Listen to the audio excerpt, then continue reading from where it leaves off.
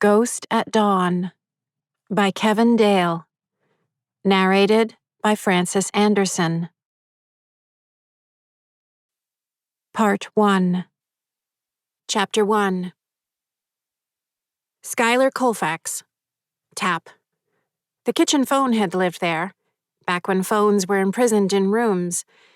Originally, it had been a beige rotary dial number made of hefty Bakelite. Good old polyoxybenzylmethylenglycolin hydride, which nobody cares, I know. That got replaced in 1972 with a space-age trimline with touch-tone keys, all the time saved with modern technology, in a sleek mustard yellow high-impact resistant polymer. Probably acrylonitrile butadiene styrene. But, again, nobody cares. A few more garish phones had clung there until they lost their evolutionary race and vanished from the face of the earth, never to be stared at all day long like their more fleet-footed descendants. The jack plate sat empty for somewhere in the vicinity of 14 years, 7 months, and 12 days before a handyman pried it up, tore out the wires, patched the hole, and painted it over. I can still see the marks. But apparently I'm the only one around here looking closely. Now there's a slate decoration hanging in the spot that reads, idiotically, "I am love.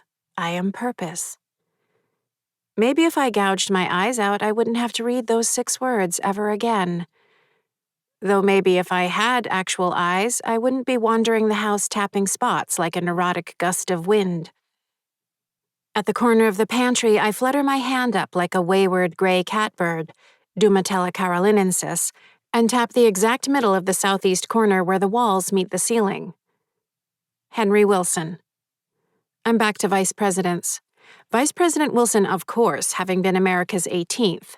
I'm also back to Vice Presidents with their actual letters. For longer than I care to admit, Henry Wilson was Renry Rilson, 18th Vice President, 18th letter of the alphabet. How clever am I? But even I have my limits. Schuyler Colfax rolls off the tongue, but I always balked at Myro Magnu for some reason. It just sounded a little, I don't know, crazy.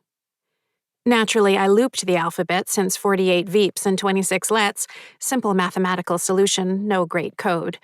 I went backward after I hit the end for a while, but that one landed me with the phonetically intolerable Han whale, and I had to stop. So now I'm back to the reassuring, measured, and completely sane, "Why are you looking at me like that?" list of correctly spelled vice presidents. Oh, and since you've doubtless warmed to the topic, I do shift them by 1 every day, because there are 42 spots I must tap and 48 VPs, 45 Ps whom I use on alternating years. I did the decimal places of pi for a few years, but since pi is better for calming myself, I decided not to muddy the waters. Tapping is tapping. Calming is calming. One keeps me from fading into nothingness, the other from going crazy. And nary the twain shall meet. Thomas Hendricks. A tap for the farthest reachable baluster before the rise of the stairs brings them past the hallway ceiling.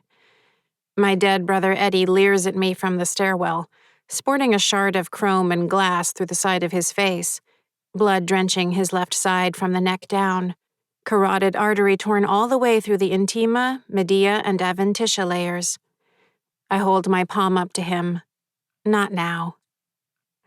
The day got away from me. I still have to get in the taps before sunset, which here on October 1st is 6:25 p.m., which leaves me 14 minutes for 23 taps, which means I need to get in, let's round it to 1.643 taps per minute. I admit to having lost myself watching squirrels and giving them voices, so they could recite A Midsummer Night's Dream, until Lysander chased Demetrius away in a crabby fit of Squirrel Peak, and I realized how late it had gotten. I give a little Levi Morton to the spot between the light switches by the front door, just past where the Jones Moseses gather. All their voices are raised. For people who pride themselves on communication and sanity, they always talk over each other. An alien Jane Goodall would probably find the gibbering fascinating, a display of ritual signaling disguised as communication. I find it less so. I squeeze through their enlightened yet not as enlightened as they tell themselves little conclave just inside the door, holding my breath as I slip through the miasma of patchouli, coffee and creamer breath, massage oil. Oh, and is that? Why, yes, kale surprise, marijuana. To give Adlai Stevenson his tap in the center of the old thermostat dial, then cut back through them for some Garrett Hobart action on the iron hook in the hall closet, third from the left. Back through the Jones-Moses bunch. I don't care what you promised him, because trust isn't a core value of the we have certain expectations, family. And by the way, those are your expectations, not mine. And aren't I supposed to? I lean into the living room and tap the right electrical outlet. Theodore Roosevelt. In the painted-over socket behind the large glass bottle holding up a branch of dried sagebrush. Tricia, the Jones of the Jones-Moseses, insists rather wrongly, it would seem, that placing said Artemisia tridentata in the kun, or partnership bagua area of the home, will, by the power of feng shui, cultivate flexibility and kindness in familial relationships. My peer review of her experiments says the study demonstrates invalid estimates, which in the cordial terminology of scientific literature means nope, ha ha ha. The exact center of the crown molding above the mantelpiece gets Charles Fairbanks, tap, and the bottom brick flush with the floor on the fireplace's right-hand side gets good old James Sherman, tap.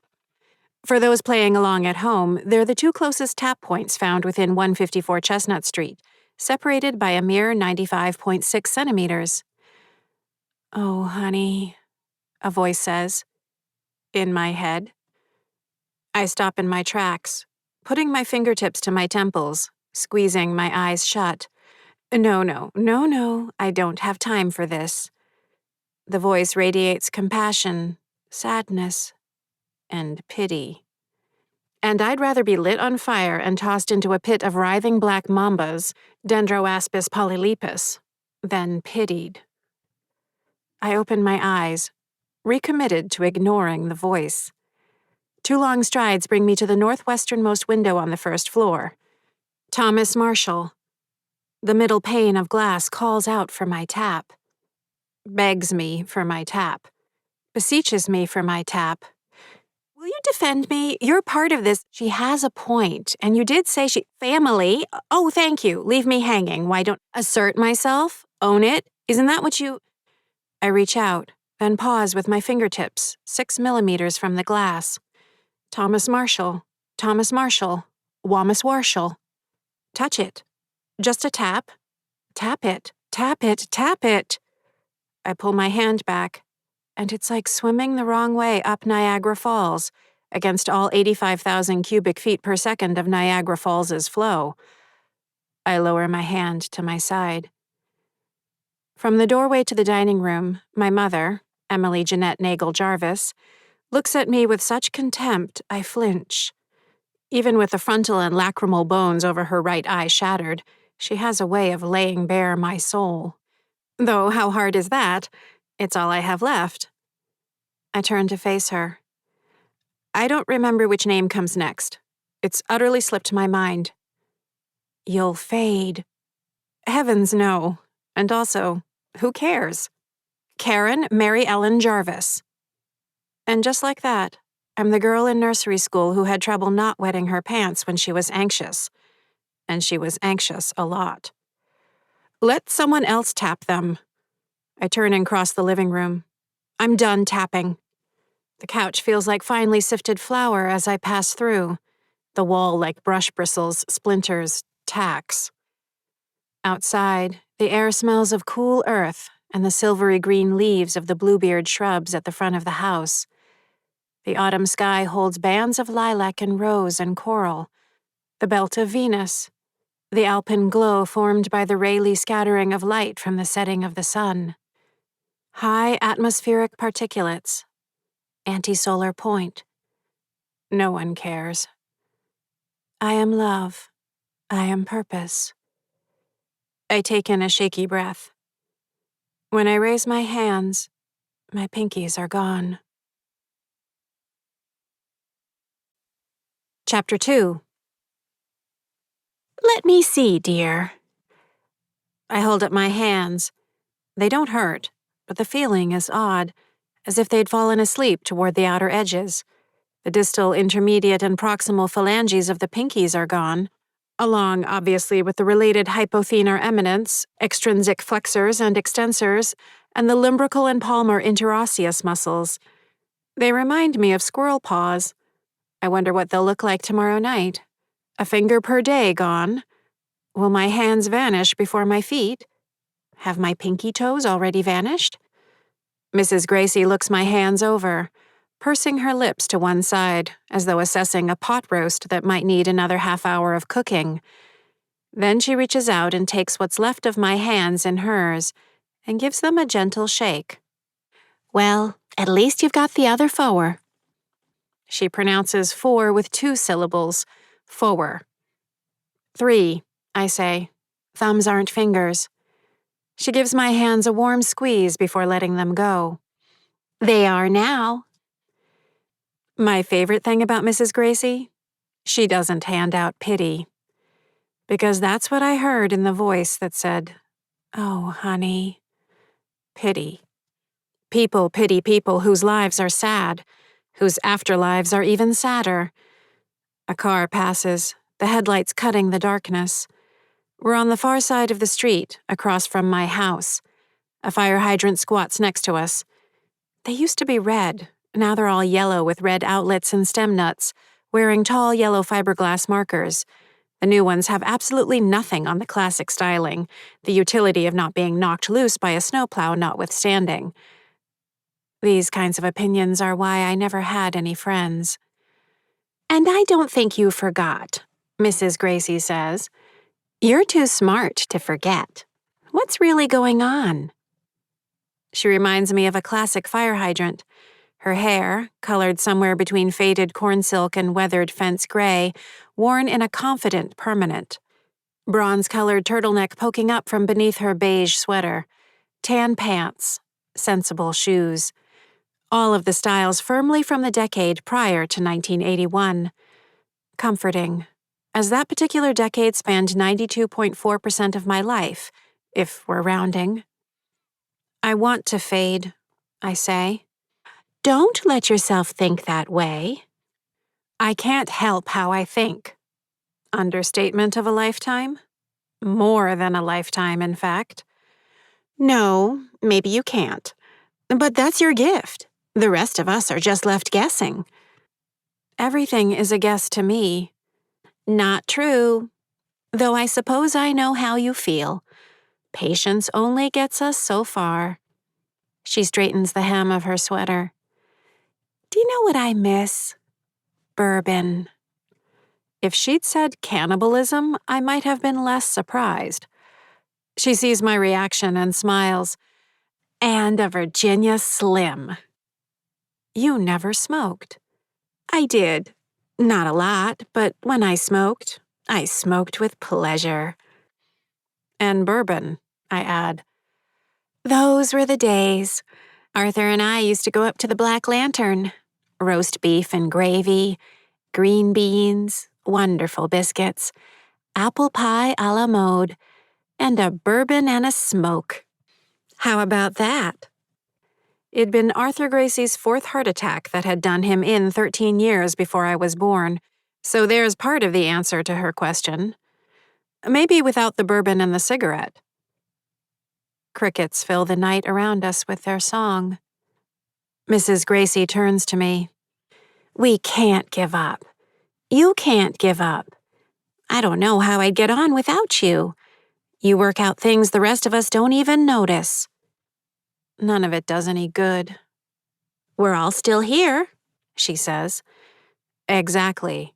We're all still here. But that's what matters. Without that, well, I hate to think about it. You're the one who's going to get us out of here. You can't let yourself fade. A fluttering shadow passes between us. A bat. Most likely Eptisicus fuscus, or the imaginatively named Big Brown Bat, swooping up a snack of a moth. With at least 356 known species of moths in Massachusetts, I won't hazard a guess, darting around the streetlight overhead. What if we're wrong? I ask.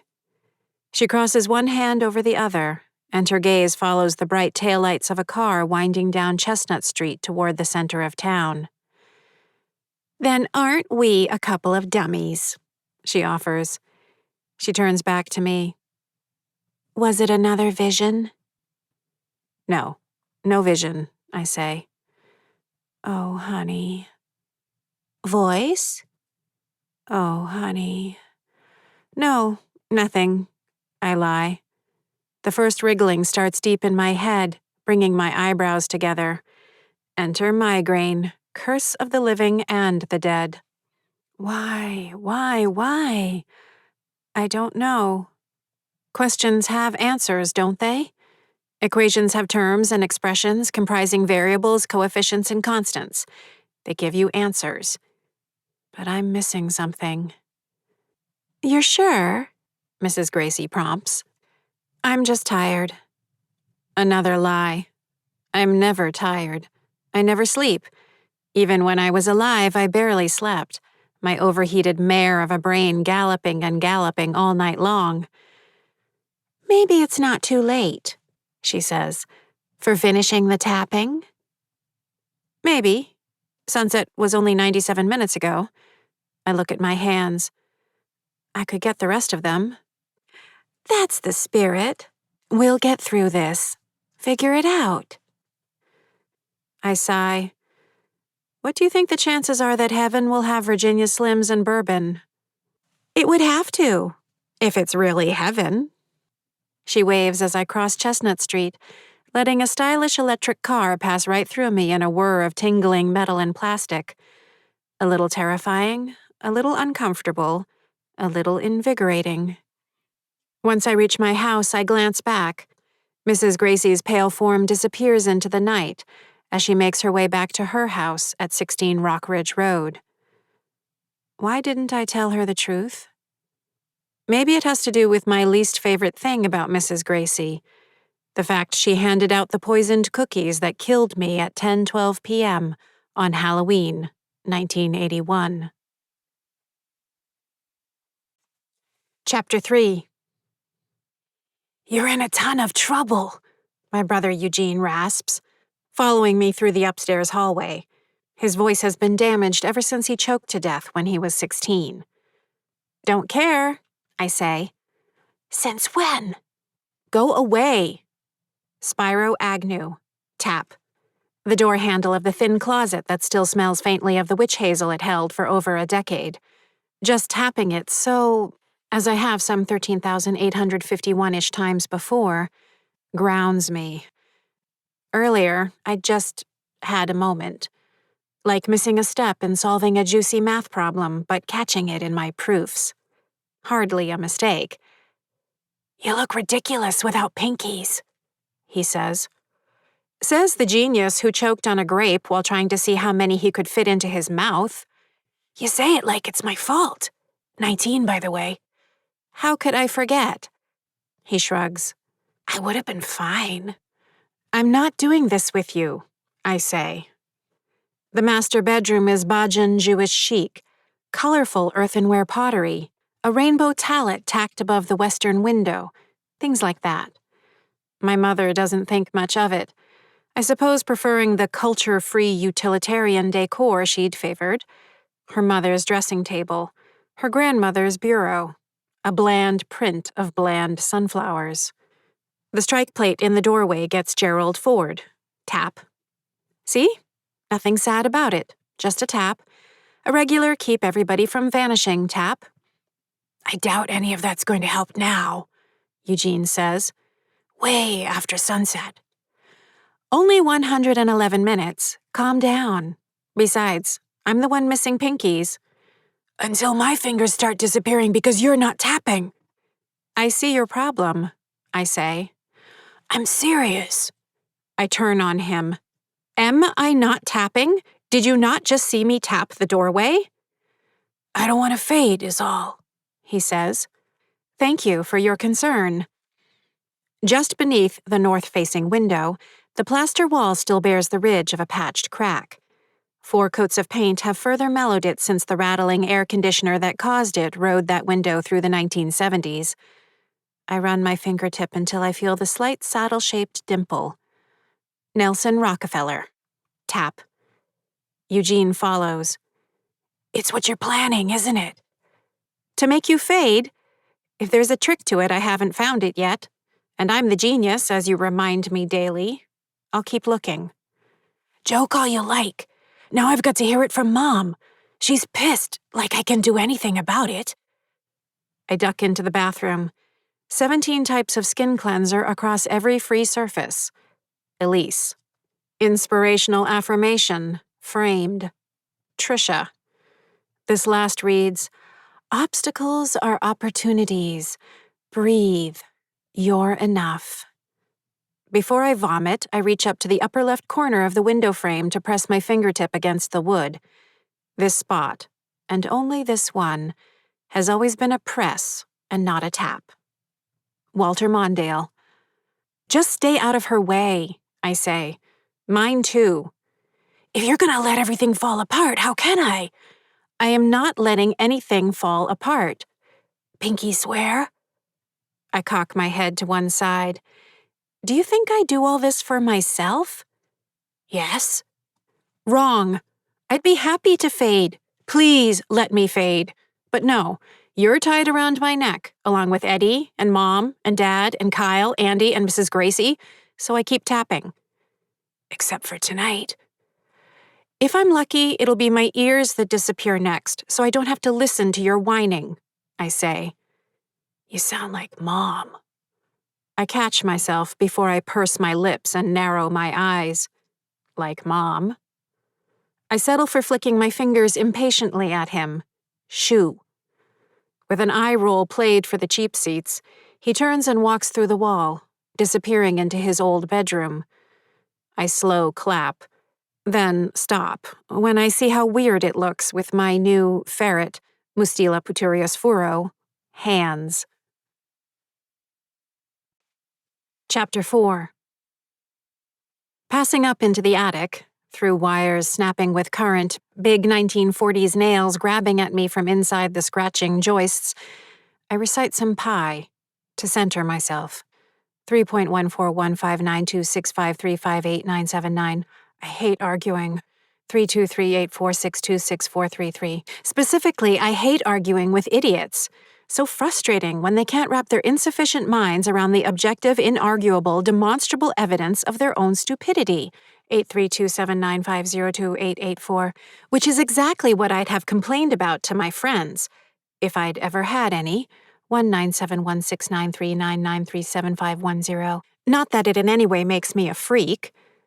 Oh, honey. No, I'm just honest. I just think clearly. Frustrating from time to time, yes, but better than the... Oh, God. Haley Jones Moses stands in front of a full-length mirror in her underwear and a half-muscle shirt, checking herself out. Posing. Flexing her triceps, biceps, listening to some insipid song blatting from a tiny speaker, and making the face. I'm sure she thinks of it as hot face or something equally sophisticated. To me, it reads more as, I'm being scrutinized by the 3 high-definition cameras broadcasting my every subtle lip purse to an audience of fascinated millions, while I have caramel stuck to my back molars that I'm working out with my tongue while trying not to fart. Yes, the afterlife is unfair. The dying, the confusion, the terror, unintentionally killing my family and then having to suffer their continued presence. Decades of tapping, the weighty expectations of others, eternity stretching out before me, unchanging. But really, seeing that face might actually be the worst part of all.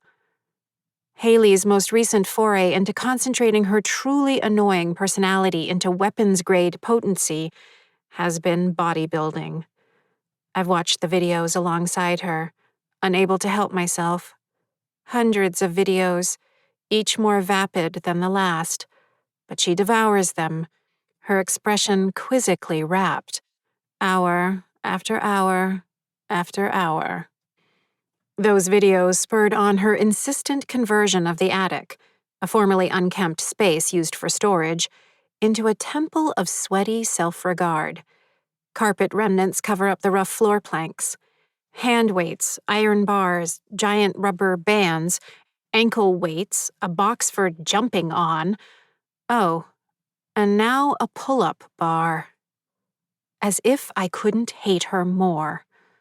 Pull-up bars were once the bane of my existence. Gym class at Doherty Elementary School was for me what a bay full of great white sharks, Carcharodon carcharius, might be to a seal pup. Let's say Phoca vitulina, the harbor seal. Yet even worse arrived in 3rd grade, when I was put into special gym, as they kindly called it. Appalling. I didn't know the rules of any sports, true. I didn't care to learn. Also, yes, my coordination was elusive, my handwriting terrible, catching a ball impossible. Though as long as my hands could hold a book in front of my face, I didn't see the problem. But to find myself segregated out with the boy with the narrow head who always had spittle clinging to the corners of his mouth, and the spindly girl who'd worn ivory-colored plastic braces on her lower legs throughout kindergarten and 1st grade, presumably to treat congenital talipes equinovarus, or clubfoot, struck me as a mortifying mistake. Even I wasn't that bad. Or was I? But as the gym teacher, Mrs. Christoph, had clinically diagnosed, wearing her track pants and whistle, no doubt calling upon her vast medical school education, I had noodle arms, which thank heavens could be fixed through heavy doses of humiliation and frustrated head shaking. Or could they? I couldn't pull myself even halfway up to the bar. Ever. Not even once. No, I didn't care. Though I was mildly curious why everyone else had been born with functioning arm muscles while I had noodle arms. Still, the whole situation was ridiculous. Beyond ridiculous. But I tried. Grunting, straining, shaking, and always surrendering. My face glowing with shame as I slunk to the back of the line in the gym class of broken toys. Elbridge Jerry. I tap the notch at the base of the plain newel post where a sliver of subflooring shows. Don't look. Haley mutters, "That's right." Drifting to the southern end of the attic, still not looking, I reach up and tap a knot in the pine joist, near the peak. Daniel Tompkins. I glance in her direction. She bends both arms, straining her neck muscles, watching herself, making the face. Tonight, I just can't. I avert my gaze. She's going through a phase, Trisha, Elise, and I have noticed. Trisha and Elise think it's a phase of questioning and exploring. They're thrilled, mostly at their own open-mindedness. Personally, I see it as no more than an extension of Haley's longer cycle of dumbassery. I've known Haley since she was a 3-year-old, eating pebbles in the backyard, exploring her nostrils knuckle-deep at 5, the Pablo Picasso of the skid mark at 7, malpracticing doll surgeon at 9, getting every flashcard wrong at 11, valiantly changing the spelling of her name from Hailey to Hayley, in keeping with a trend among her friends to, apparently, complicate every instance of documentation in their lives, staring at a simple algebraic equation as though it were a hieroglyph. This girl is not the sharpest pencil in the box. But she clearly doesn't suffer from noodle arms, so who am I to criticize? I sneak past her, trying to ignore the face as much as I would one of Trisha's saccharine affirmations. I'm ready to John Calhoun the final spot so I can put this day behind me. But I come up short. Because it's gone. I look left, right, up, down. What? Zeroing in on the pull-up bar, I see exactly what happened. And thank you, Haley. She took it down and put one end of the pull-up bar in its place. The final spot was an old bottle cap someone had nailed onto the left-hand joist alongside the dormer window alcove. I'd always guessed it was from when the house had been built in the early 1940s. The cap is orange with faded blue print reading "It's a Lulu" above "imitation orange soda" around the edge. Smaller writing confirms contains water, sugar, citric acid, oil of orange, and U.S. certified color. Of course, Haley took it down. The way it sat there, drawing the eye, a perfect target for positioning one side of the pull-up bar. An inch higher? An inch lower? No. Why think outside the box? Why even think at all? I look around and spot the bottle cap lying face down on the floor next to a battered red toolbox, a rusted nail beside it. Which leaves me with a problem. Do I tap the cap? Or do I tap the spot where the cap used to be, even though the latter is now beneath the end of the pull-up bar? Or do I tap both? The thought chills me. Are there now 43 spots to tap each day? And will I have to keep track of where "It's a Lulu" ends up? Which will probably be the trash, though certainly not from Haley's hand. Still, there's no way Elise will let a stray anything linger for very long, unless it's a hair or a skin product. And if it ends up in the trash, what then? Not good. Not good at all. If it's not there, then how can I keep tapping? And if I can't keep tapping, how can I keep everything in check? Because if I can't, who can? Haley turns from the mirror, pursing her lips and shrugging her shoulders, rolling her neck like Sugar Ray Leonard having just finished a fight. I walk over to her, ignoring 30-odd years of self-control, and blurt, "You inconsiderate jock! You bovine idiot child! Your hair is stupid, and your arms are stupid, and your face is stupid, and what exactly am I supposed to tap now?" Haley freezes. For half a second, it's like she's looking right at me, meeting my eye. Her eyebrows go up. So do mine. Her gaze passes through me again. She turns her head, looks this way and that around the attic, listening. The shiver that runs along the back of her neck is clear enough that I see it. "What?" she says. "Oh, honey." Was that what made me do it? The pity I'd heard in that voice? A pity so heart-wrenching that it shone over my life and my afterlife, like the brightest, harshest low-pressure mercury vapor gas discharge lamp fluorescing into visible light, revealing how utterly sad it all is, and was, and will always be. Hi, I'm Karen Jarvis, and I'm a freak forever. Not that any of it excuses what I just did. Haley slips on a pair of black tights and a baggy sweatshirt, still looking around. She grabs her phone and turns off the music. At the top of the stairs, she pauses and gives the attic one last, curious look. Will she trip, breaking her neck? Electrocute herself in the shower? Choke on one of those protein bars she lives on? Have a blood vessel in her brain, which I'm forced to admit she actually has, give way, sending her to the floor? Or get hit by a car when she's out on her morning run? Because she's going to die. She has 24 hours at most. Because I talked to her. She makes it down the stairs intact. The attic light goes out right before she closes the door. What have I done? Chapter 5. Haley is dull, self-involved, unspeakably disorganized. She masturbates with embarrassing intensity, spends what little time she's not staring at her phone or her computer staring at herself in a mirror, grunts when she does burpees, each time. I can't even be in the room. She does marijuana with her friend Charlie and Charlie's younger sister, manipulates her mother's sense of modern parenting like Leonard Bernstein conducting the New York Philharmonic through Mahler's Symphony No. 2. How would I not want to be rid of that? Wave bye-bye to a half-tomboy, half-moose who torments me with daily demonstrations of everything I find contemptible. Okay, maybe none of it's worthy of a death sentence. There's that.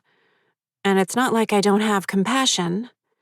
But my compassion for her is one tiny lone sprinkle atop a heaping banana split of self-interest Because the last possible thing I want is to spend eternity with Haley sulking around the house, making the face. My family is bad enough. I have to save her. Though after the last hour and a half, I'm less than gung-ho. She chugs milk straight from the plastic bottle, wiping the side of her mouth afterward. Walking across the kitchen, she tugs the back of her tights from the crack of her butt with practiced ease, accompanied by a gentle milk burp. Then comes the nightly argument about homework with Elise. A sample. What about homework? It's only 8. Have you at least started it? I did some of it during H-block. Well, what do you have left? Not sure. You need to write these things down. Do you need to check your emails? Why do you always have to make a big deal out of everything? Because you need to graduate. I'm going to graduate. With better than a D average. I only got 1 D last semester. Congratulations. That and an admissions scandal will get you into college. Who says I'm going to college? It's a different world than when you were young. Really? Because this new, exciting world will feature free housing, universal basic free trade vegan protein bars, guaranteed internet service? I'm not going to be a lawyer, much as you'd like me to be one. Elise would like her to be one.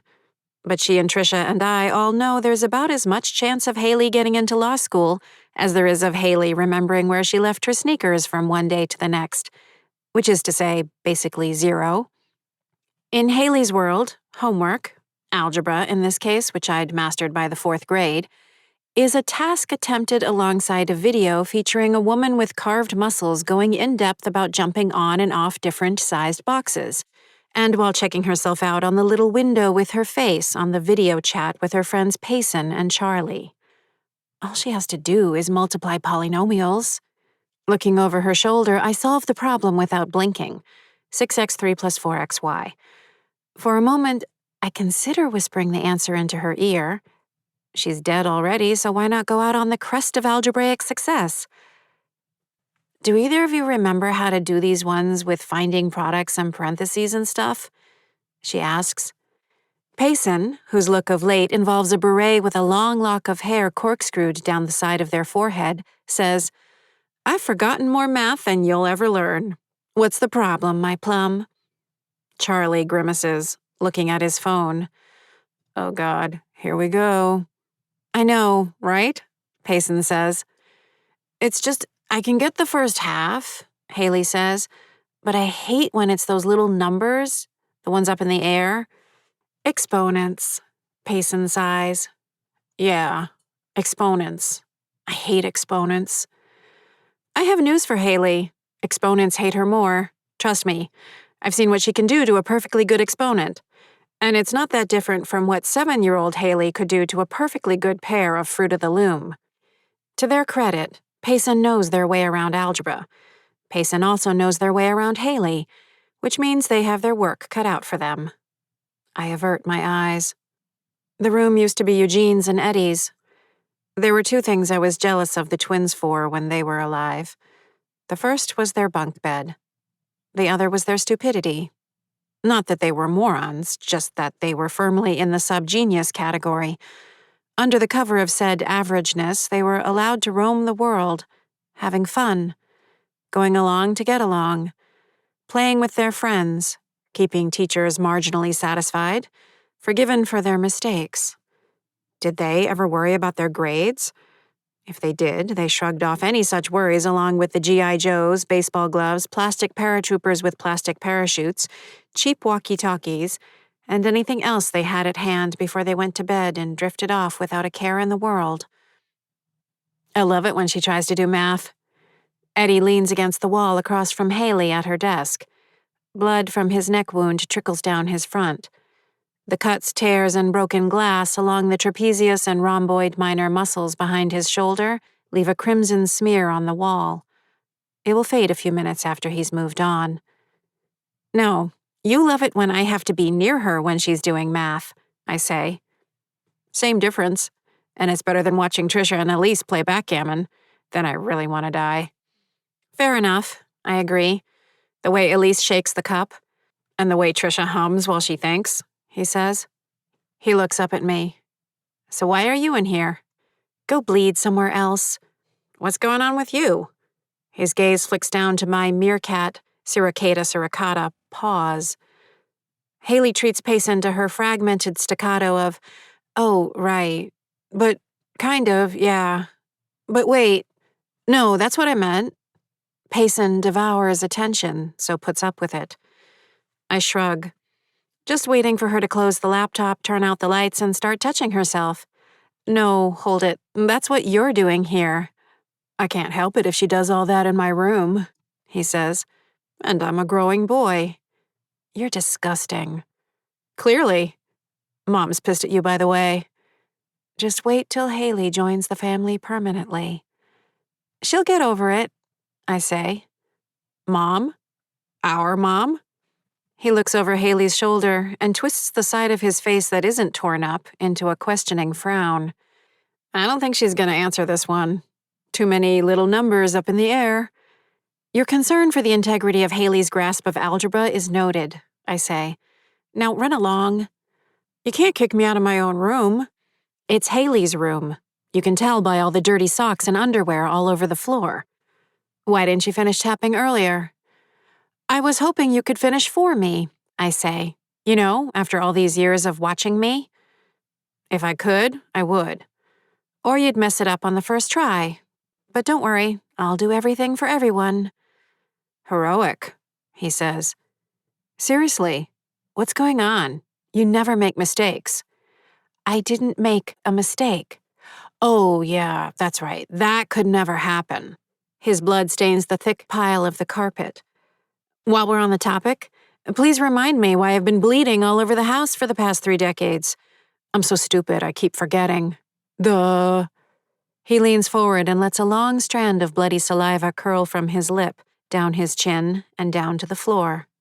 He turns and slips through the wall, leaving the bloody mess behind. Chapter 6. The homework doesn't kill Haley. It's a closer call with Payson, whose patience exceeds that of Charlie, who didn't even muster a reason to excuse himself. Payson gamely sticks it out until they drag Haley stumbling and sputtering across the finish line of the final problem.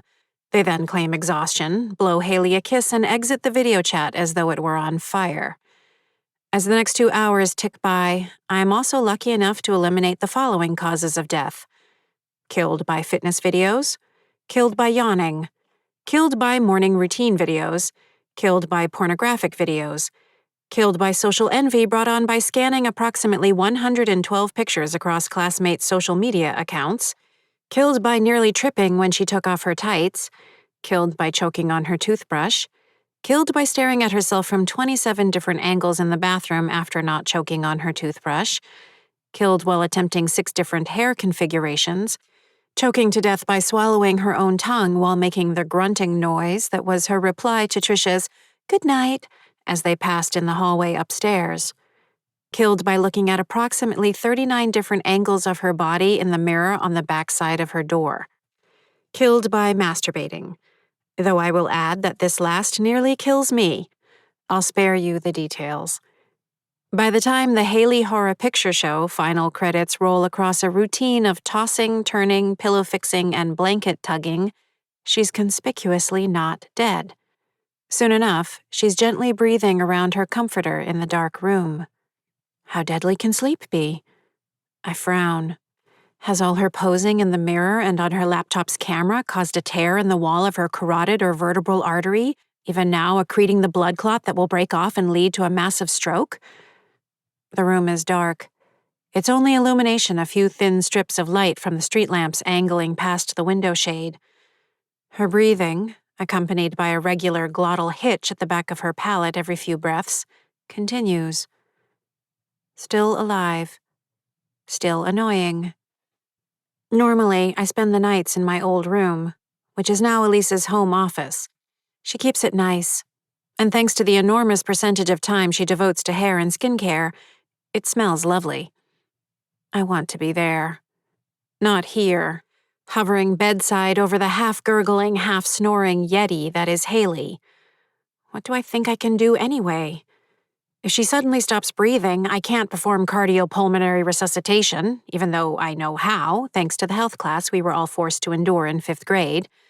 I still shudder at the memory of the horrifying torso. The alcohol wipe slid over the rubbery lips of the faux victim, the concentration of said alcohol clearly nowhere near strong enough to eliminate every last vestige of the saliva of my classmates. Were I to attempt the technique on Haley, my pinkyless hands would pass right through her pectoral muscles, rib cage, lungs, and heart, and out the bed beneath her. And putting my lips on hers? God, just no. Futile, and twice as horrifying.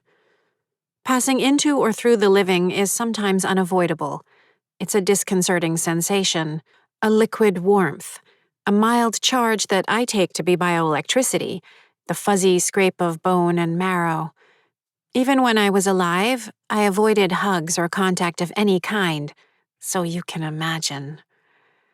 If she starts gobbling her sheet while dreaming of eating a giant version of the gross fruit roll-ups she devoured as a 9-year-old, sneaking 3 or 4 for every one she was actually allowed to have, will I be able to shout her awake? I look around the room. Is there something I can knock off, shake, or rattle that will bring Trisha or Elise running if I noticed Haley choking, gasping, seizing, thrashing, or quietly turning blue? The answer is no, and not just by dint of my noodle arms. I can pass through things, but I can't move things. Or not much. The first year after I died, I made a careful study of interactions with physical matter. Some of my findings. A falling maple leaf would slow down as it passed through my upturned palm by what I approximated to be 6 to 9% of its velocity. A soap bubble, the sort you might see at a child's birthday party, say Haley's 4th birthday party, could be forcefully deflected by up to 17 degrees in its trajectory. However, a strong, pliant bubble could not be popped. A weak bubble at the very end of its lifespan, already trembling on the edge of losing its surface tension, could be popped, though only somewhere in the area of 41% earlier than it might otherwise pop. Dish soap foam in the kitchen sink could be wavered perceptively. Not quite the stuff of Hell House. Here's a sampling of things I cannot move at all. A paperclip, a dime, the paper fortune from the inside of a fortune cookie, a garbage bag tie, a pencil. You get the idea. Here is a complete list of things I have moved. A dust bunny, a column of ash left on one of Trisha's burned incense sticks, paper punch-out tabs from a hole punch, though only with regular 75 GSM, grams per square meter, paper, not something as heavy as colored construction paper, typically 120 to 130 GSM. My most impressive feat. A white marble that an hour of my coaxing displaced by 2.5 centimeters. All of which reminds me there's nothing I can do. I should be in my old bedroom, staring out the window at the stars like I used to when I couldn't sleep, which was almost every night. Instead, I'm stuck standing at Haley's bedside, waiting for her to die. Chapter 7.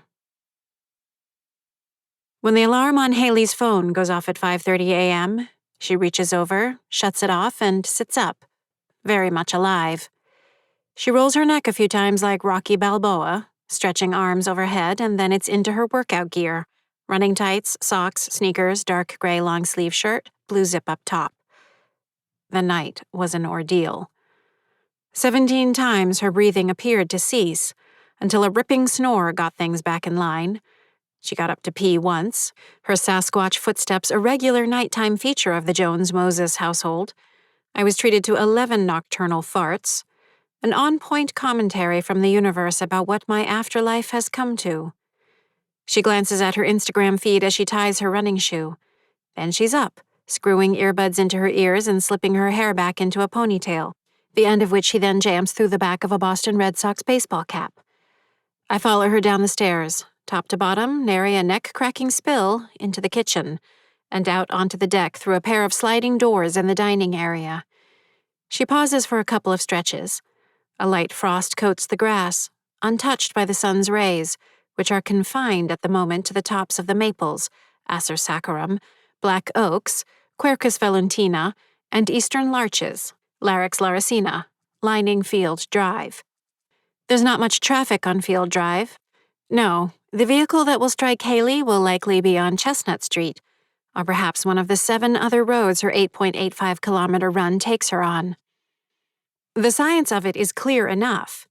The work made by impact force equals the kinetic energy of force times distance, which equals 1/2 of mass times velocity squared. In other words, impact force expressed as division of mass and squared velocity with 2 times time. Basic division of kinetic energy by distance will give us the impact force of the car, pickup truck, school bus, garbage truck, recycling truck, delivery truck, ambulance, or post office truck that will hit Haley.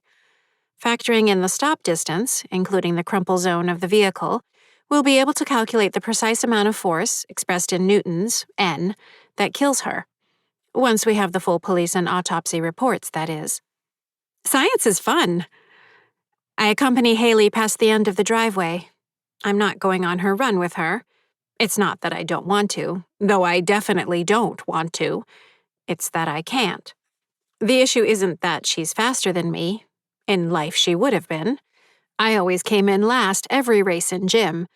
Haley has the long strides and fearsome energy of a cryptozoological beast. In death, however, I can zip along like a hilarious breeze, easily capable of pacing her, to the limit of my tether. On Field Drive, I feel its first touch. Each step becomes more difficult, as though I were walking up a curving incline, a steel cable attached between my scapulae quickly reaching the end of its slack. This is as far as I can go. Haley continues on.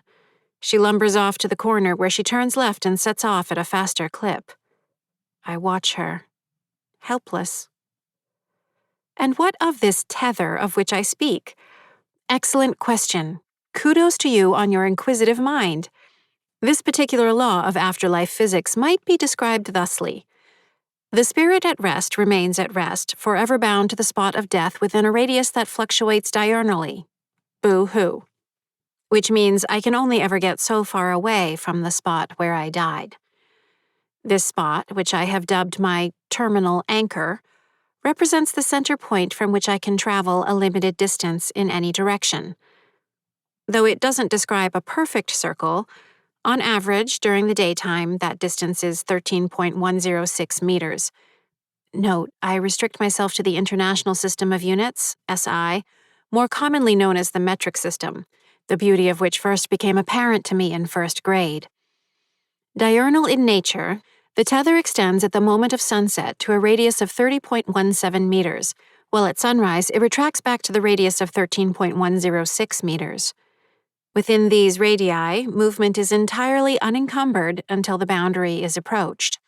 There, resistance increases at an exponential rate until the limit is reached, which is where the boo-hoo comes in, because that's it. No farther. Stuck. Bound. Imprisoned.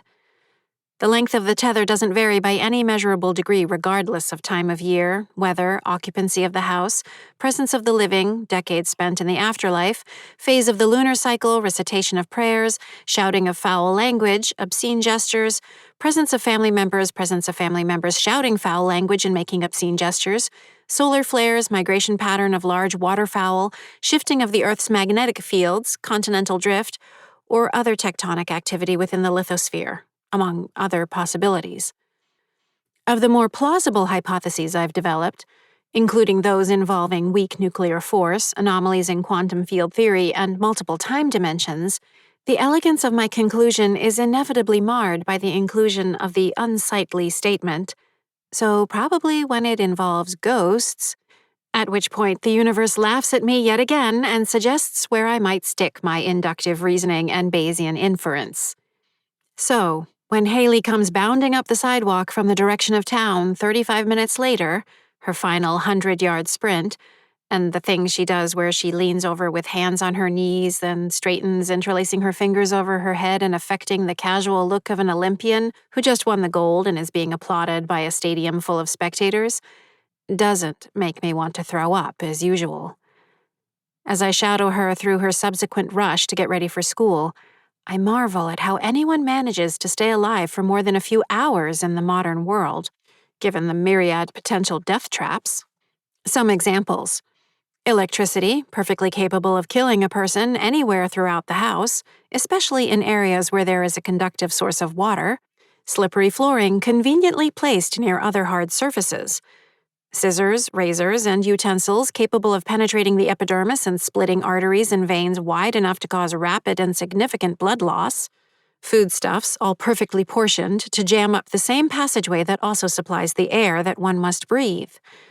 Steps, cords, sharp corners, heating systems producing invisible suffocating gases, gas lines carrying the potential for fire and massive explosion, etc. And yet Haley navigates this murder house with practiced ease.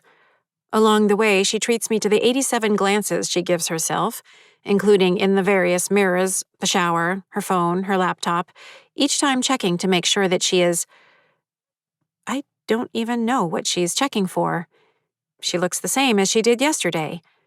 She will look the same, well, I would say tomorrow, and technically I would be right, though she will bear whatever disfigurement her death brings. Maybe I can borrow her pinkies if she still has them. I'm going to a very dark place with this. Chapter 8. The stained brass plug at the end of the weird pipe that comes into the corner of the cellar next to the oil tank is the first tapping location. So I tap it.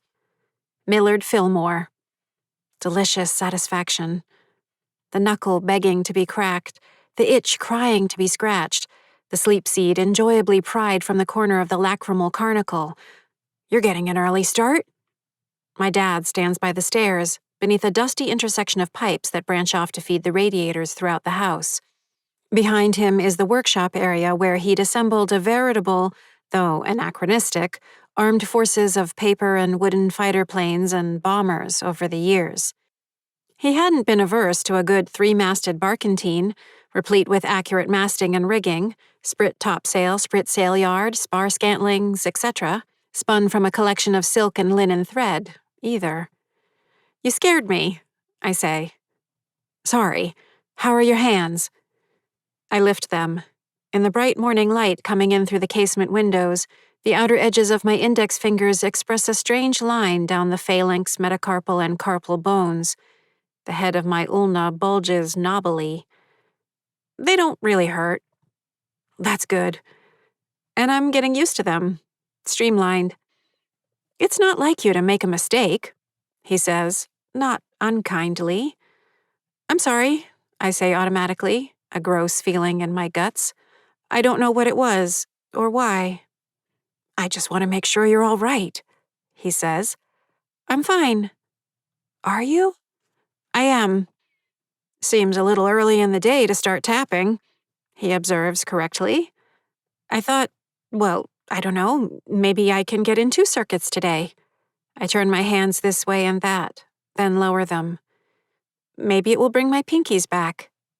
There's a thought, he says. Definitely worth that old Jarvis try, I say, smiling as if I'm really, really, really okay with whatever happens. Dad slips his hands into his pockets of his tan chinos. Your mom is worried. Are you? I trust you to do the right thing. You're smart, kiddo. Manic enthusiasm still on my face, I say. Clearly not always. Don't beat yourself up. We all make mistakes. Yep. Smile, smile, smile. My cheeks heat up. I loathe blushing. I stand there awkwardly for a moment, and then with a little chagrined, oh, I tap the northernmost bolt on the steel plate that holds the lally column to the ceiling. Who is that today? Dad asks. William R. King, I say. Unlucky number 13. He did die after only 6 weeks. Historical drama, he says. I love it. That makes Breckenridge next, right? You are correct, sir, I announce in a game show host voice. The door, a narrow-paneled number, opens to the small storage pantry beneath the stairs. Dad switched out the original brass knob with an antique rose-cut glass knob he'd found at a flea market in 1972. I'd been fascinated by it as a toddler. John C. Breckinridge, tap. He joined the Confederacy, didn't he? Dad asks. Became Secretary of War. Last one before the war ended, scorned as a traitor. Yep, I chirp. Talk later. I hurry through the last 2 tap spots in the cellar, still smiling like a lunatic. Chapter 9. Eddie appears at my arm, his gaze sharp behind the bloody wounds on his face. You talked to her, didn't you? I have no idea to what you are referring. I lie. Haley's at her desk, home from school and field hockey practice, 100% unscathed. Laptop open, she fills her face with a new workout video from her favorite YouTuber while she fills her mouth with a bowl of whole grain cereal and almond milk. Sloppy, damp crunching, grace notes of slurping. I can't wait until the sun explodes, I add. Man, I miss cereal. Eddie plays with the gash on his cheek, and she's hot when she eats it. I kind of want to be that cereal. You disgust me. You're uptight. But really, you talk to her. It's why you've been hanging around with her since yesterday. Basically every second, right? Shut up. Go away. Not that I'll mind, he says. That body. You're too young to be so vile. I'll have you know, I'm wiser in the ways of appreciating a luxurious body than you give me credit for. No longer a naive 10-year-old, let us say. Right, you are a 10-year-old with the sophistication of a 6-year-old. I'm more like a 47-year-old when you think about it. Even more disturbing, I say, when you think about it. I just hope however she dies doesn't mess up her looks. A heartwarming display of compassion. He turns to me. So I'm right. Fine, alert the authorities. His eyes widen. But I wouldn't get too excited, I continue. No more showers, no more toilet time, or whatever else you spend your revolting hours doing. Care to guess what you can look forward to? Centuries or more of Haley sulking around the house, feeling put upon and misunderstood. Grunts, obvious confusion, that whining tone, flatulence. But hey, maybe if we're lucky, she'll wrangle us into daily calisthenics. You can ogle all the luxurious body you want. Haley gulps the remaining milk from the bowl. Better than watching you march around the house with storm clouds over your head, whispering numbers all the time, Eddie says. And it's not like we're going to be here for centuries. Is that your well-reasoned conclusion? Please, go on. Elucidate the situation. How is it exactly that we're not going to be here 500 years from now? Seriously? He says. You think I have the answers? Yes, you always do. No, I really don't. You're the genius. Centuries of a luxurious body, I say. Why would you want to pass that up? Stop kidding around. I turned to him. We're stuck here, all by our lonesomes, with Haley. I lift my arms and spin gracefully like one of the models on The Price is Right. All this, ours forever. We'll be stuck here when Trisha and Elise sell the house out of desolation and grief. We'll be here when the next family moves in and grows up. And maybe, just maybe, the family after that. Quit it, he says. After that, I continue, I expect they'll knock the house down and put a bigger one up in its place. Something more modern. All the whiz-bang miracles of Jetsons technology entertaining us up close. We'll barely remember when televisions were made of stuff. And then that family will grow up and move out and sell the house to yet another family. But don't be nervous. They won't be strangers for long because we'll get to watch every day of their lives while they're here. After that, I don't know, maybe those houses will last longer. Maybe they won't. Maybe they won't even build houses after that. He glares. 10,000 years from now, I say, what do you think this spot is going to look like? Because we'll be here to see it. 100,000 years in the future. How are you going to feel about wandering around some unrecognizable landscape? There probably won't even be people left, just hints of dusty ruins, if that. And then, as I referenced, the sun will explode. That'll be fun. We'll have a front row seat. Why do you have to be like that? Eddie asks. I smile, pleased. Of course, maybe when they tear down this house, they'll also tear down the tapping spots. Then what? Another good question, the answer to which I do not know. Maybe I'll just fade. Adieu, exeunt, and you'll be on your own. Or maybe you'll fade with me. I'm more than tempted to find out if you absolutely must know. He stares at me, mouth open. That's right, I say. So maybe reconsider the gleaming excitement that was all over your face and think about what you're really saying, idiot. The looks that pass over his face are interesting. Resistance, disbelief, dawning recognition. And is that a hint of stark terror? Can he really not have thought that far ahead? I'm telling Mom, he squeaks out. I turn back to Haley. She already knows all that. When I glance to look at him, he's gone, his blood soaking into the rug.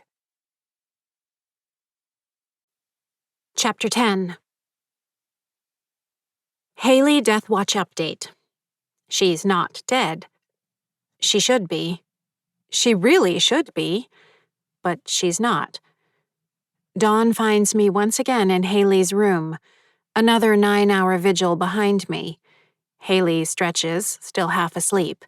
Her gargantuan feet poke out from under the sheet and comforter, cross as though she were relaxing on a poolside lounger at a resort, then retreat back under the blankets. She burrows deeper. Still alive. I don't like it. Theories for consideration. 1. My doubling of the tapping circuit yesterday has delayed Haley's death by 1 day. 2. Doubling the tapping dispersed the energies that would have led to her death. Continued tapping as normal will preserve this status quo. 3. With my incorporeal form no longer intact, look, Ma, no pinkies, any communication with the living is no longer fatal. 4. A gap of 114 minutes between the 19th and 20th tapping spots eliminates or delays fatality after contacting the living. Could also involve a significant gap between any two sequential tapping spots. 5. The intrusion of an auditory hallucination, oh, honey, presaged a disruption in the otherwise deadly effect of communicating with the living. 6. I paid too much attention to the auditory hallucination, oh, honey, instead of ignoring it, as in earlier such incidents, triggering an episode of delusion in which I imagined I spoke the words I did to Haley. Concerning. 7. In the 32 years since I last killed a living person by direct communication, the effect has been blunted by a heretofore undetected half-life. Related question 1. Does this suggest I now have a larger number of words I can communicate to the living without killing them? In other words, an issue of quantity. Related question 2. Or would all attempts be safe now, as the concentration of the effect has fallen below a fatal threshold? In other words, an issue of quality. 8. Haley is too dumb to have fully registered my communication. Conclusions. None immediately satisfy. Not even close. I slide through the door into the hallway. The smell of fresh coffee drifts from the kitchen. Eugene sits at the top of the stairs. She dead yet? He asks.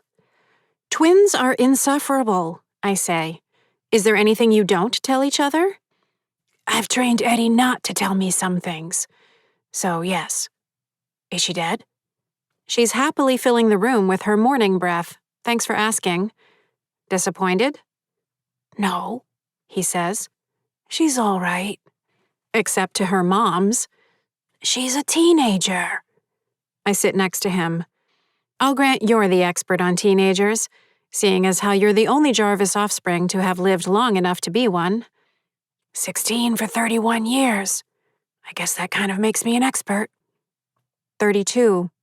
He frowns for a second, then nods. I don't question your math. But you question something, I say. We're being honest? I guess we are. Okay, he says. All this all whatever it is you're doing? I'm not doing anything, I say. Really? Not tapping, letting yourself fade, talking to Haley, tapping twice in one day, none of it is like you. Laughter floats up from the kitchen, Elise and Tricia sharing a moment. Maybe I'm tired of being like me, I say. It'd be nice for a change if I could just hang around, enjoy myself. But no, I tap every day without fail, because Karen. I make the forecasts, send the signals, because Karen. I do the calculations, take the measurements, all so we're all safe.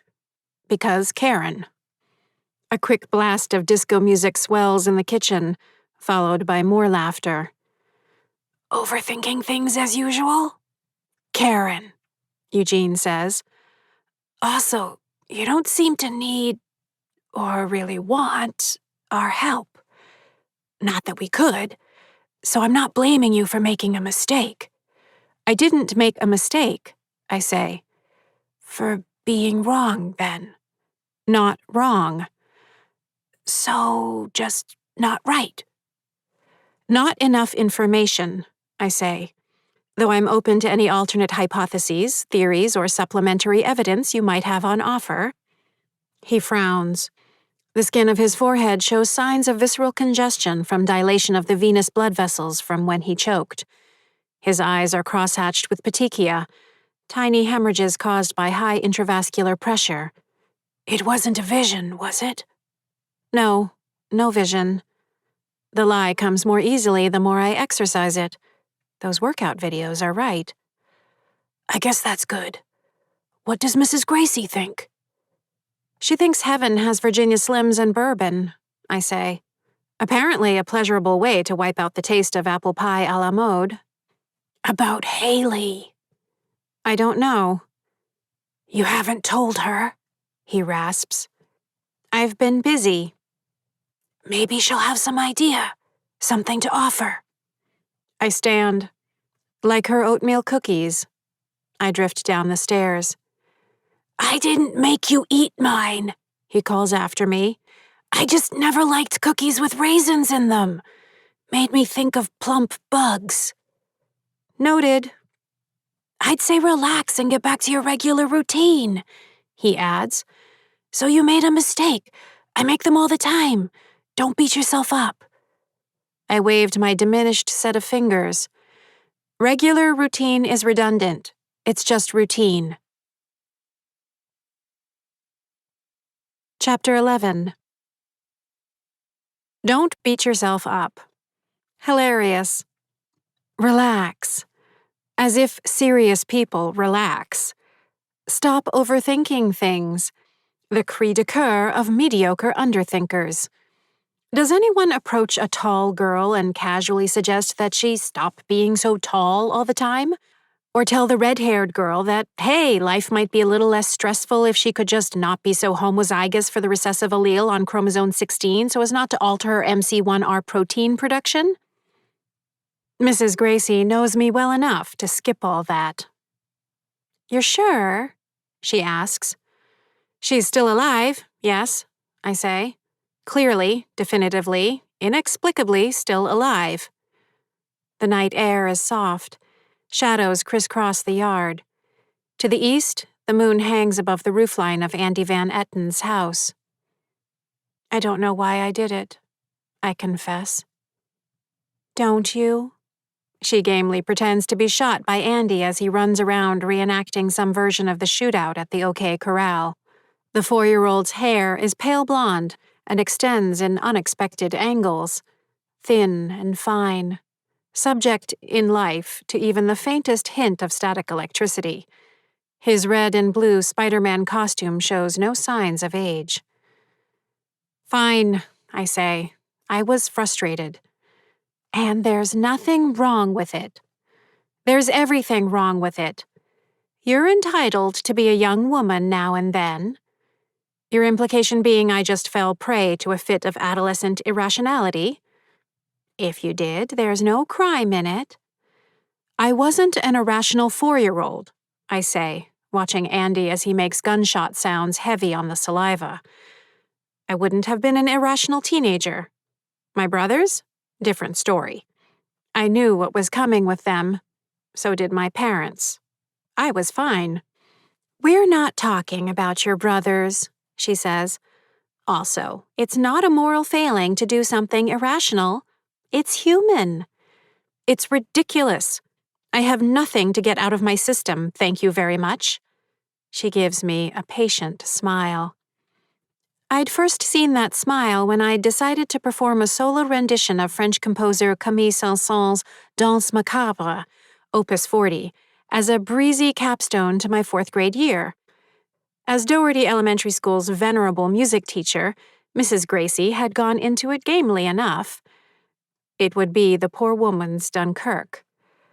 Week after week, she'd endured my practice of the haunting tone poem on the glockenspiel, an instrument whose assertive timbre spoke to me of sophistication. I approached the work with total focus, the contrapuntal section based on the second theme, the spirited quoting of the Gregorian chant Dies Irae, and whenever I reached for a note and missed, I logically started the piece over from the beginning. Again and again. Until Mrs. Gracie suggested to me that music is a living art form, a moving, flowing expression, one in which if I got one note wrong, I could simply back up a few bars and carry on. "No," I insisted. "Better to start again from the beginning." There was the smile. My eventual performance in the school cafetorium went off without a mistake, conjuring up the requisite chills and supernatural anxiety as intended. Teachers, staff, and students all thrilled. I overheard one boy in my class comment afterward that it had been like watching a robot play music, which I took as a compliment. Mrs. Gracie retired at the end of the year. I've long held I was the one who drove her into it, though she's never admitted as much. The poisoned cookies 16 months later were simply an ironic coincidence. "And your pinkies?" she says. I hold my hands up, still adorably stoat-like, Mustila Armenia-like. No change. Extra tapping hasn't sprouted new ones. "Nothing at all?" "Nope." "I'd keep doubling your tapping for a while," she says. "It can't hurt. Maybe it even helps. It could have something to do with Haley." Or not. Or not. True. But maybe at least don't skip the tapping anymore. "I'm the only one who pays the price," I say. She tugs thoughtfully at the collar of her turtleneck. "Or not." "Wait," I say. "Did something happen?" "Arthur. He came by last night." "Last night? He's not supposed to come by until Tuesday." "He must have missed the forecast," she says.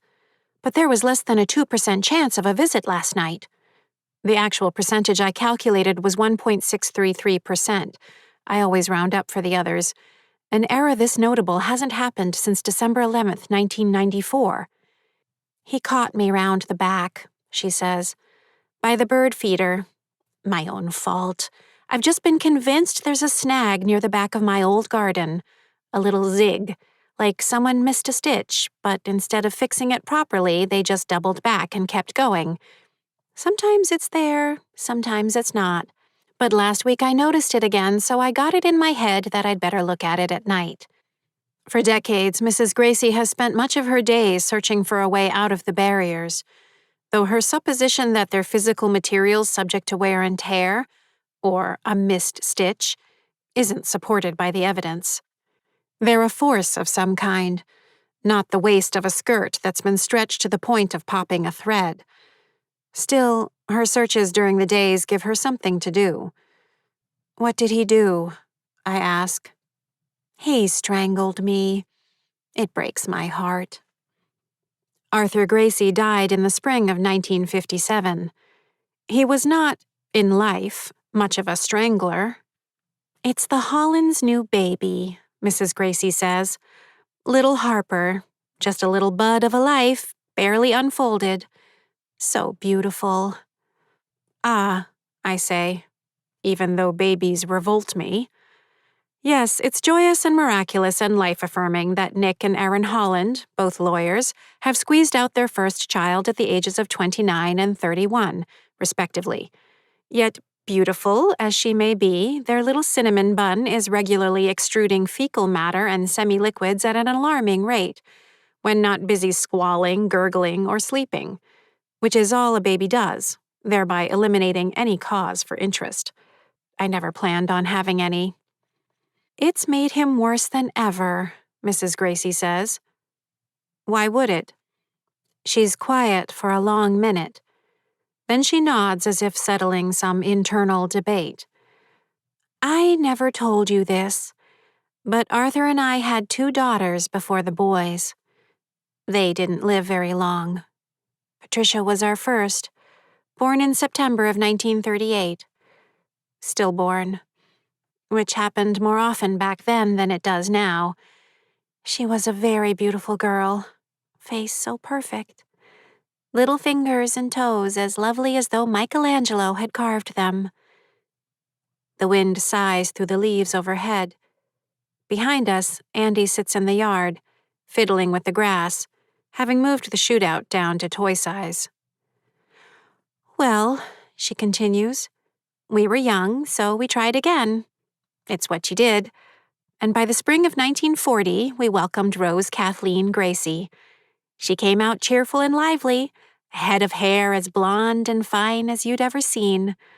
A bit like Andy's. Andy lies on his back, sweeping his arms and legs through the grass as though making a snow angel. But we only had her for 8 days, Mrs. Gracie says. Over the years, I've come to believe she just had the perfect little life. Held practically every minute, wrapped in the softest blankets and more love than you can imagine. Fed, snuggled, kissed. Arthur so gentle with her. The finest father a young girl ever had. But sweet Rose died in her sleep on May 24th. That whole month was beautiful spring weather. She never knew a cloudy day. I wish I had a tissue box or something to offer. Around us, the fall field crickets, Gryllus pennsylvanicus, sing their summer coda. We held off after that. It was all too painful. And don't forget, the world seemed to have lost its mind at that time. But we had each other. By 1943, Dawn was born. Then Ronald. Alan last in 46. She frowns, plucking at a buttonhole on her sweater. Arthur never had a cruel bone in his body. Not once. Not ever. He was kind. Far too kind for this world. A rare man. How I treasured him for it. I'm less concerned with Mrs. Gracie's feelings, though they are sad feelings and I remind myself to make an understanding facial expression, than the fact that my forecast was wrong. All forecasts can expect errors, also known as residuals, hence the formula ET equals YT minus FT, representing the variance between the actual value and the forecast value for the period in question. Since I've determined over the years that my methods of forecasting contain at least some correlations between residual values, a bad thing, I've adjusted my technique to overcome the aggregate error by factoring in the expected value of the residuals as a function of past known residuals. A good thing, generally. See, it's not as though I can't admit when I'm wrong, but I really, really don't like it when I'm this wrong.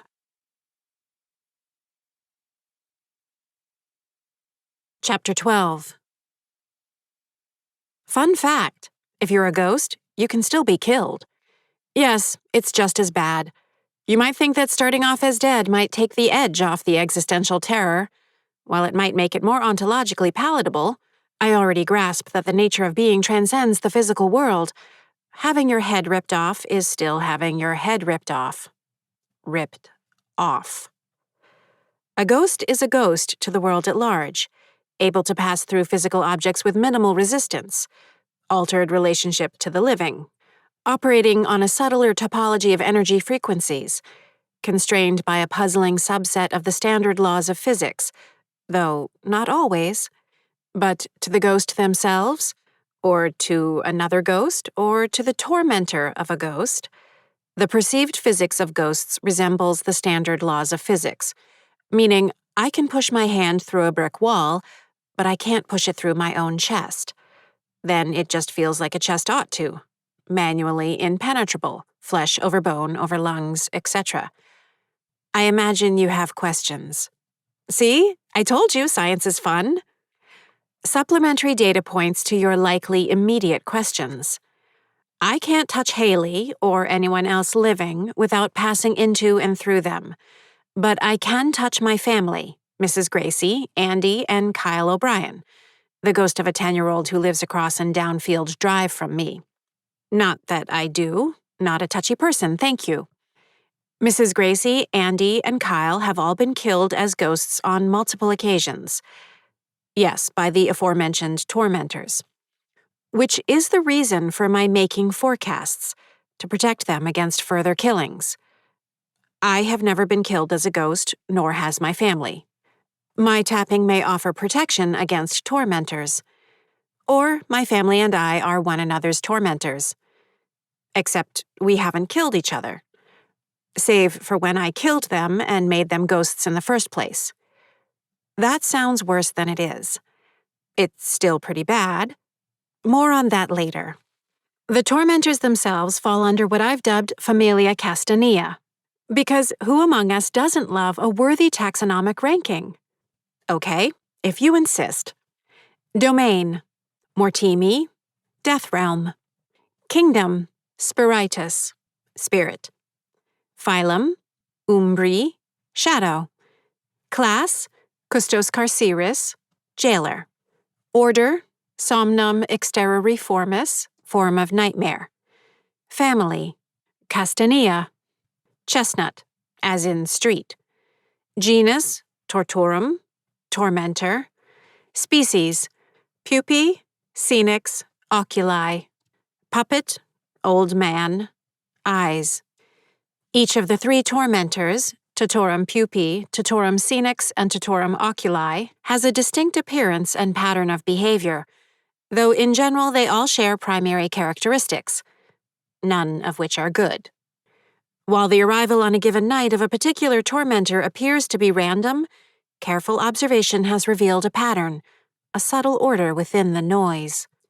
Every day, I gather the information from the night before through either direct communication or through a system of signaling I devised. From these daily reports, I estimate where in the cycle the tormentors are and generate a projection for the next week. No applause, please. And thank you. But because science is fun, I think we have time for a quick, inspiring digression. Without access to calculators, pen, or paper, I rely on the ancient technique of the memory palace, an imaginary location I concentrate on to fix data and from which I subsequently derive calculations. I use Doherty Elementary School. Starting from my kindergarten classroom, I utilize that and adjacent classrooms, moving up through the grades. Each grade contains 3 classrooms, and I assign each a value. Yes, no, maybe, expressed as 1, 2, 3. Each ghost companion is represented by a different vivid image: blue cats for Mrs. Gracie, yellow penguins for Andy, red alligators for Kyle, through which I log the value. I keep a rolling status of 7 days, each new day replacing the grade that keys to the day of the week. Based on the past 36 years of data, it took some time to refine my system, the accuracy rate for a 3-day forecast hovers around 86%. While my 5-day forecast stands closer to 74.5% accurate. I've also maintained a running record of how often one or more tormentors have appeared. Since graphs are the glockenspiel of data presentation, may I offer tormentor presence average graph. No tormentor, 26%. Single tormentor visit, 63%. Dual tormentor visit, 3%. Triple tormentor visit, 0.00076%, or 10 nights over the past 36 years. Knowns and unknowns of tormentors. While all members of Familia Castanea share primary characteristics, a significant number of unknowns, incomplete data, renders firm conclusions elusive. Knowns typically only appear between sundown and sunrise. Note, scary eyes, totorum oculi, has been seen from time to time in the late afternoon hours, engaged in an unknown activity to the south of Kyle O'Brien's house. Capable of killing ghosts. Note, since ghosts are already dead, death in this instance involves remaining in an insubstantial and unconscious state for anywhere from 6 to 36 hours. Don't always kill ghosts. Sometimes simply observe, frighten, or taunt. Unable or unwilling to penetrate the hiding spots, the only locations inaccessible to tormentors, one in each dwelling. Beneath kitchen sink, left-hand cabinet, Andy Van Etten. Small loft-like space above the attic bedroom, Kyle O'Brien. Narrow crawl space beneath sun porch added in 1971, Mrs. Gracie. Unerringly malevolent, though will sometimes attempt to deceive to the contrary. Unknowns. Location where they reside during daylight hours. Location where they reside before and after they appear. Location where they reside on nights when they fail to appear. Are they distinct entities or a singular entity that assumes different forms? No two have been observed simultaneously in the same place, though some controversy surrounds reports of contemporaneous visits. Controversy involves discrepancies in subjective reporting of time of night and, in the case of Andy, that he can't tell time. Reasons for generally only appearing between sundown and sunrise. Why hiding spots keep them at bay. Why they maintain visitation patterns that fall within reasonable bounds of predictivity. Reasons why Mrs. Gracie, Andy, and Kyle have them, while I don't. If they can be destroyed. What they want. Why us? Conclusions. Overthinking things? With the number of variables in play, I'm quite sure the opposite is true. Chapter 13. Well, I don't like the sound of any of that, Mrs. Gracie says. Andy tugs on our hands and swings himself between the two of us, regaling us with impressions of the battle he just imagined. It involves a lot of pow, pow, pow, and one large kapow. I like even less how worried you are. It doesn't matter that I'm worried, I say. I've been worried since 1970. I just want to figure out what's going on. Could it be the bottle cap? Mrs. Gracie asks. Breaking the circuit somehow. I'm treating it like 2 spots now. Should you? It's the most logical approach until I have more data. I will take your word on that. Andy's fingers clamp down on mine as though he's gripping a rope for dear life. My fingers grind together. Ow, Andy, I scold. Flibber, flibber, flibber, he shouts. He tears free and races toward his house. You wouldn't think a 4-year-old could be that fast, but terror is a remarkably efficient accelerant. He crashes through the back wall right at the spot behind the kitchen, into his hiding spot. I look around the nighttime yard.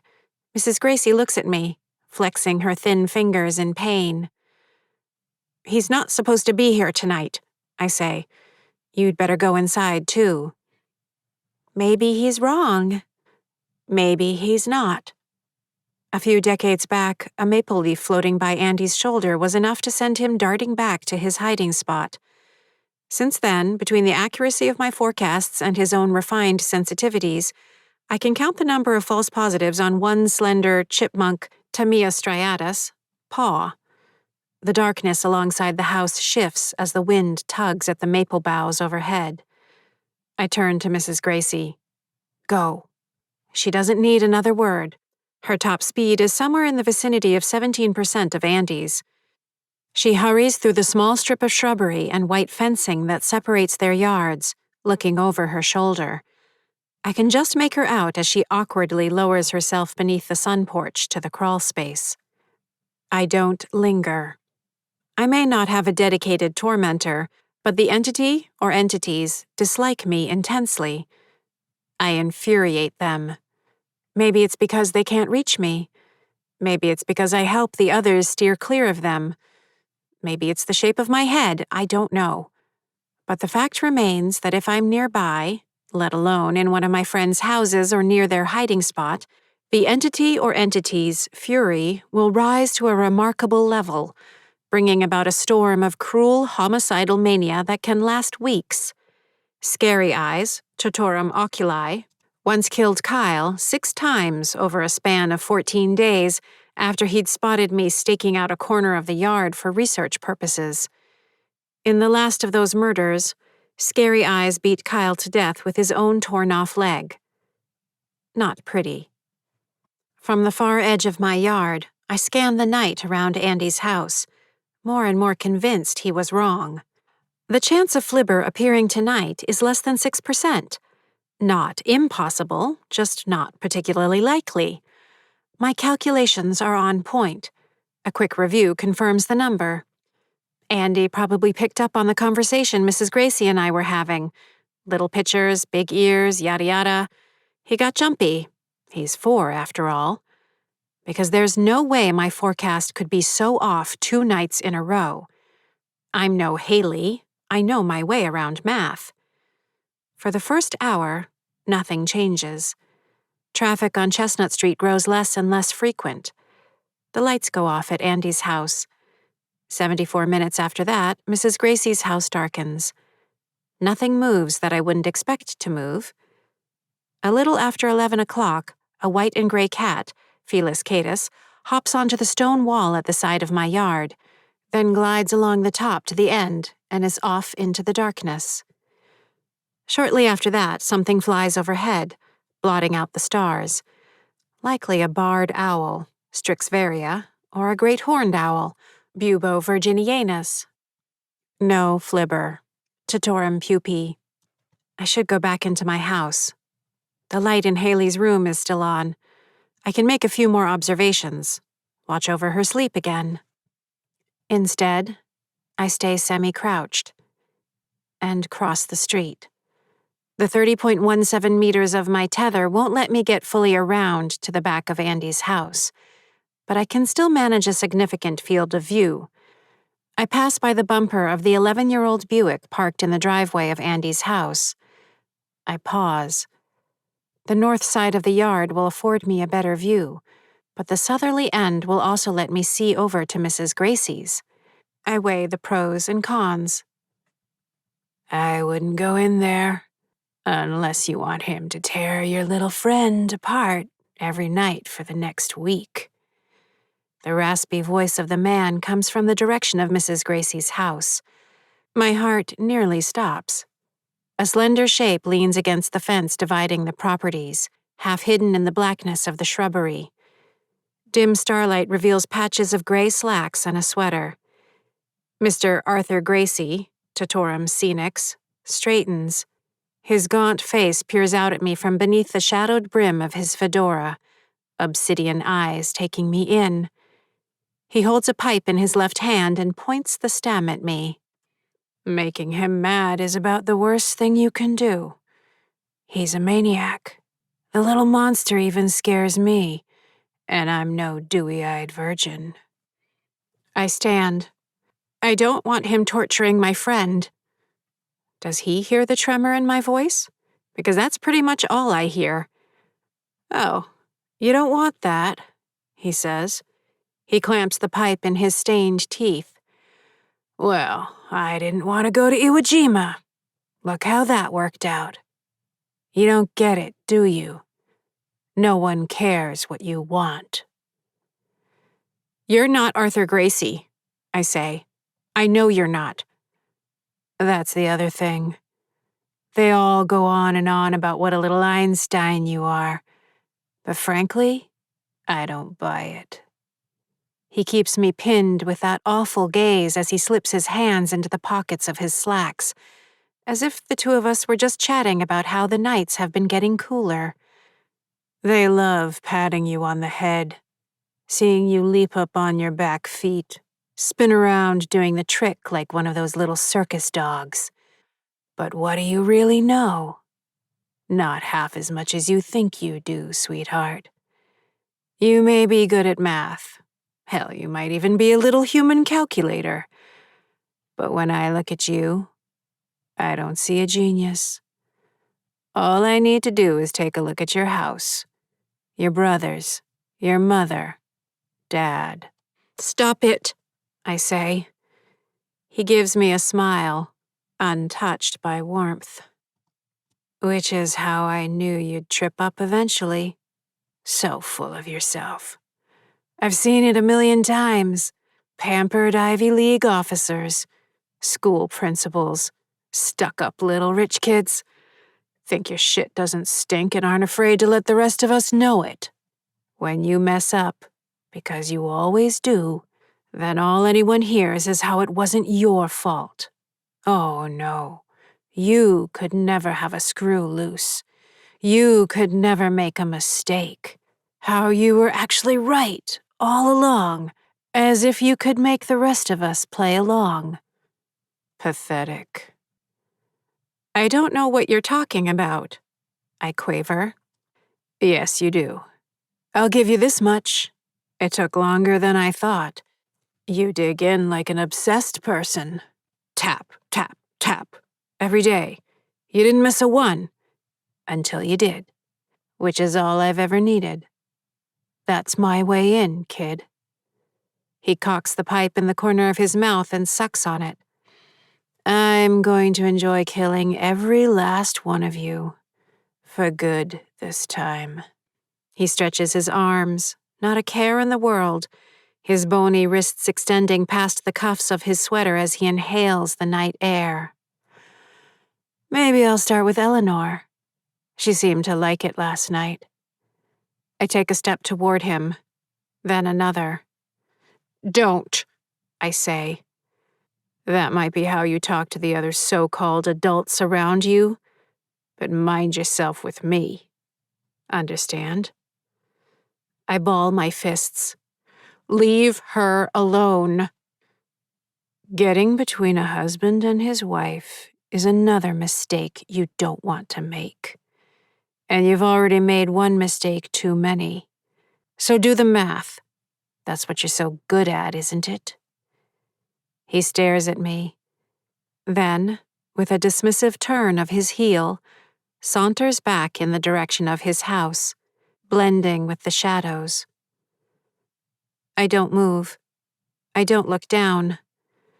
I'd held his gaze, held it as hard as I could. Not a clue in my expression. Poker face.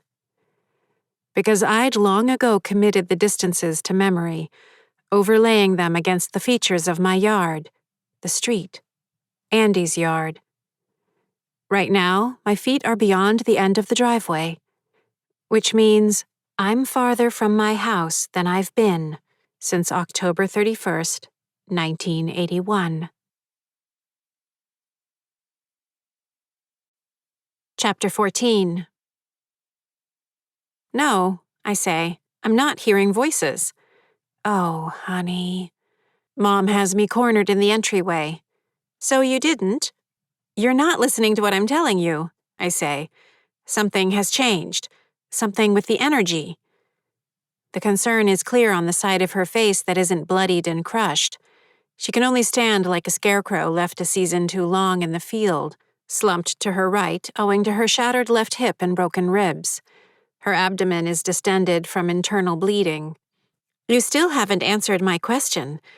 Did you hear a voice? The last part comes out drenched in accusation. Hear a voice. I still haven't answered her question. She's right. When I was young, I had imaginary friends. My indoor friend was named Beatrice Melody Queenshade, the high-most royal scholar of the fairy kingdom of Harrowdale. She excelled at every subject: mathematics, spelling, reading, the physical sciences. She was also an expert at alchemy, light weaving, and shadow dancing, and she could speak with animals, having a talking silver mink, Neogale Vison, as her familiar. She, of course, recognized my many talents as an intellectual peer, and we got on fabulously. In fact, we got on so fabulously that there existed the enticing possibility that she might bring me over to Harrowdale to become her apprentice. My outside friend was great-great-aunt Bidulacii. She was a whirlwind of pine needles, twigs, and scraps of birch bark, who led me joyously through the woods that extended out behind Field Drive. She and I spent luxurious summer mornings hopping from stone to stone in the little brook that ran through the woods, scrambling up the brambled and pine needle-strewn drumlins, the small hills formed from glacial till during the Wisconsin glaciation, which had ended some 50,000 years ago. She loved that I knew that.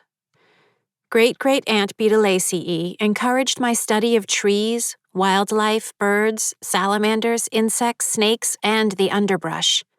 I showed her how I could shimmy up a slender pine, Pinus rigida, my hands coming away sticky with pitch after climbing through the sun-dappled aromatic branches in hopes of observing nesting blue jays, Cyanocida cristata, or black-capped chickadees, Poecile atricapillus.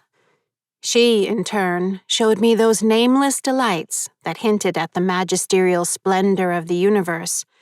The glinting ribbons of light were a braiding coil of water sluiced between two mossy stones in the brook, glimpses of iridescent color gathering in the high cirrus clouds on a chill November afternoon, the intricate filigree of frost that coats the carpet of oak leaves, and the way it begins to steam when the sunlight finally hits it.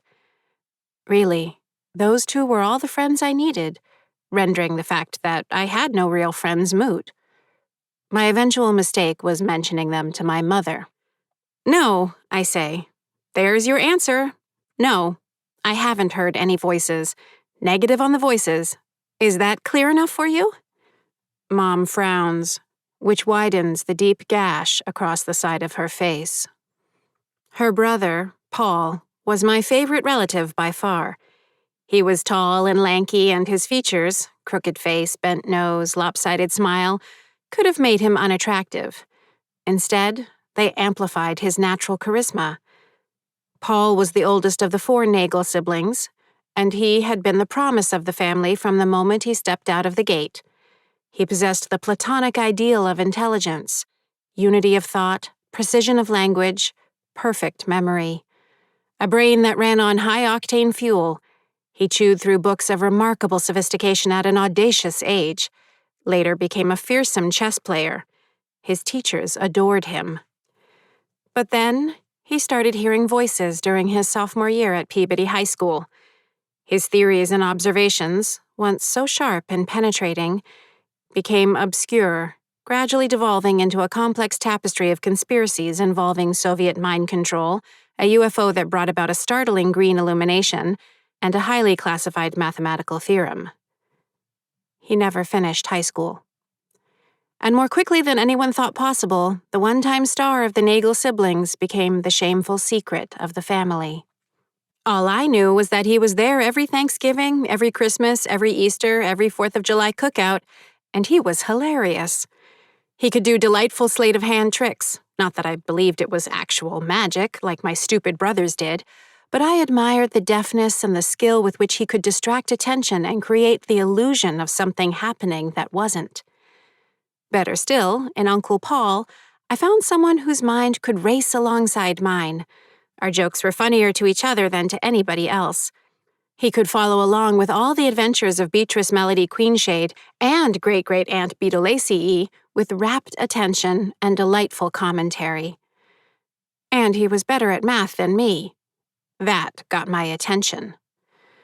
I never minded how shabby his clothes were or how deep the yellow nicotine stains between the index and middle fingers of his right hand were. Did I ever notice the dark circles under his eyes? Did I ever wonder why he was so skinny? If I did, I didn't dwell on it. Then, in November 1977, Uncle Paul died. He was 34 years old. At his chilled, dank funeral, no one mentioned what he'd died of.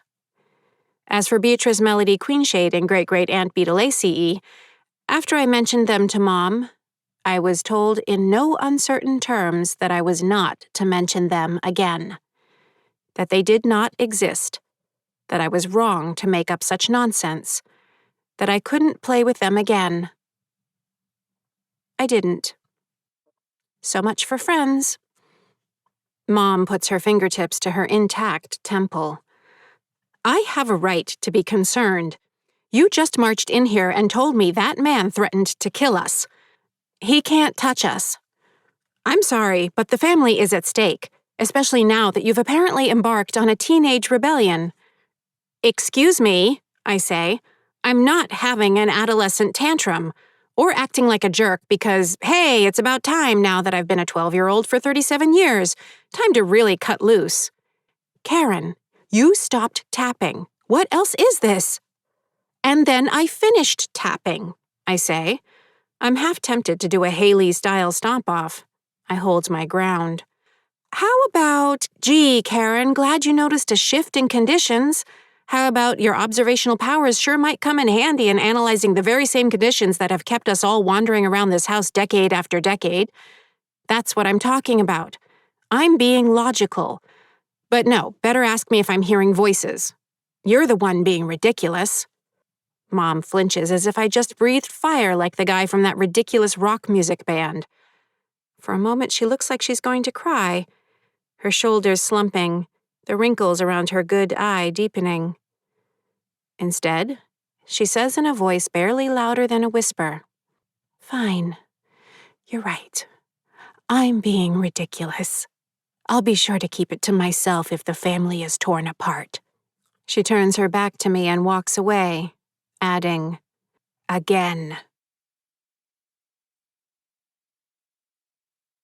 Chapter 15. Haley sits at the side of her bed, staring down into her running shoes. And staring. And staring. Her face? More blank than usual. Why are you still alive? I say. Except I don't actually say anything. No need to start another death watch. I just stare at her, annoyed and mildly curious. I wandered up here figuring we could share some quality teenage angst time together. She's devastated because her mother's maybe suggested she can do better than a D average in Algebra 1, or that eating edible marijuana after field hockey practice isn't a worthy goal, or that she has to start doing her own laundry. We're so going through the same thing. Get this.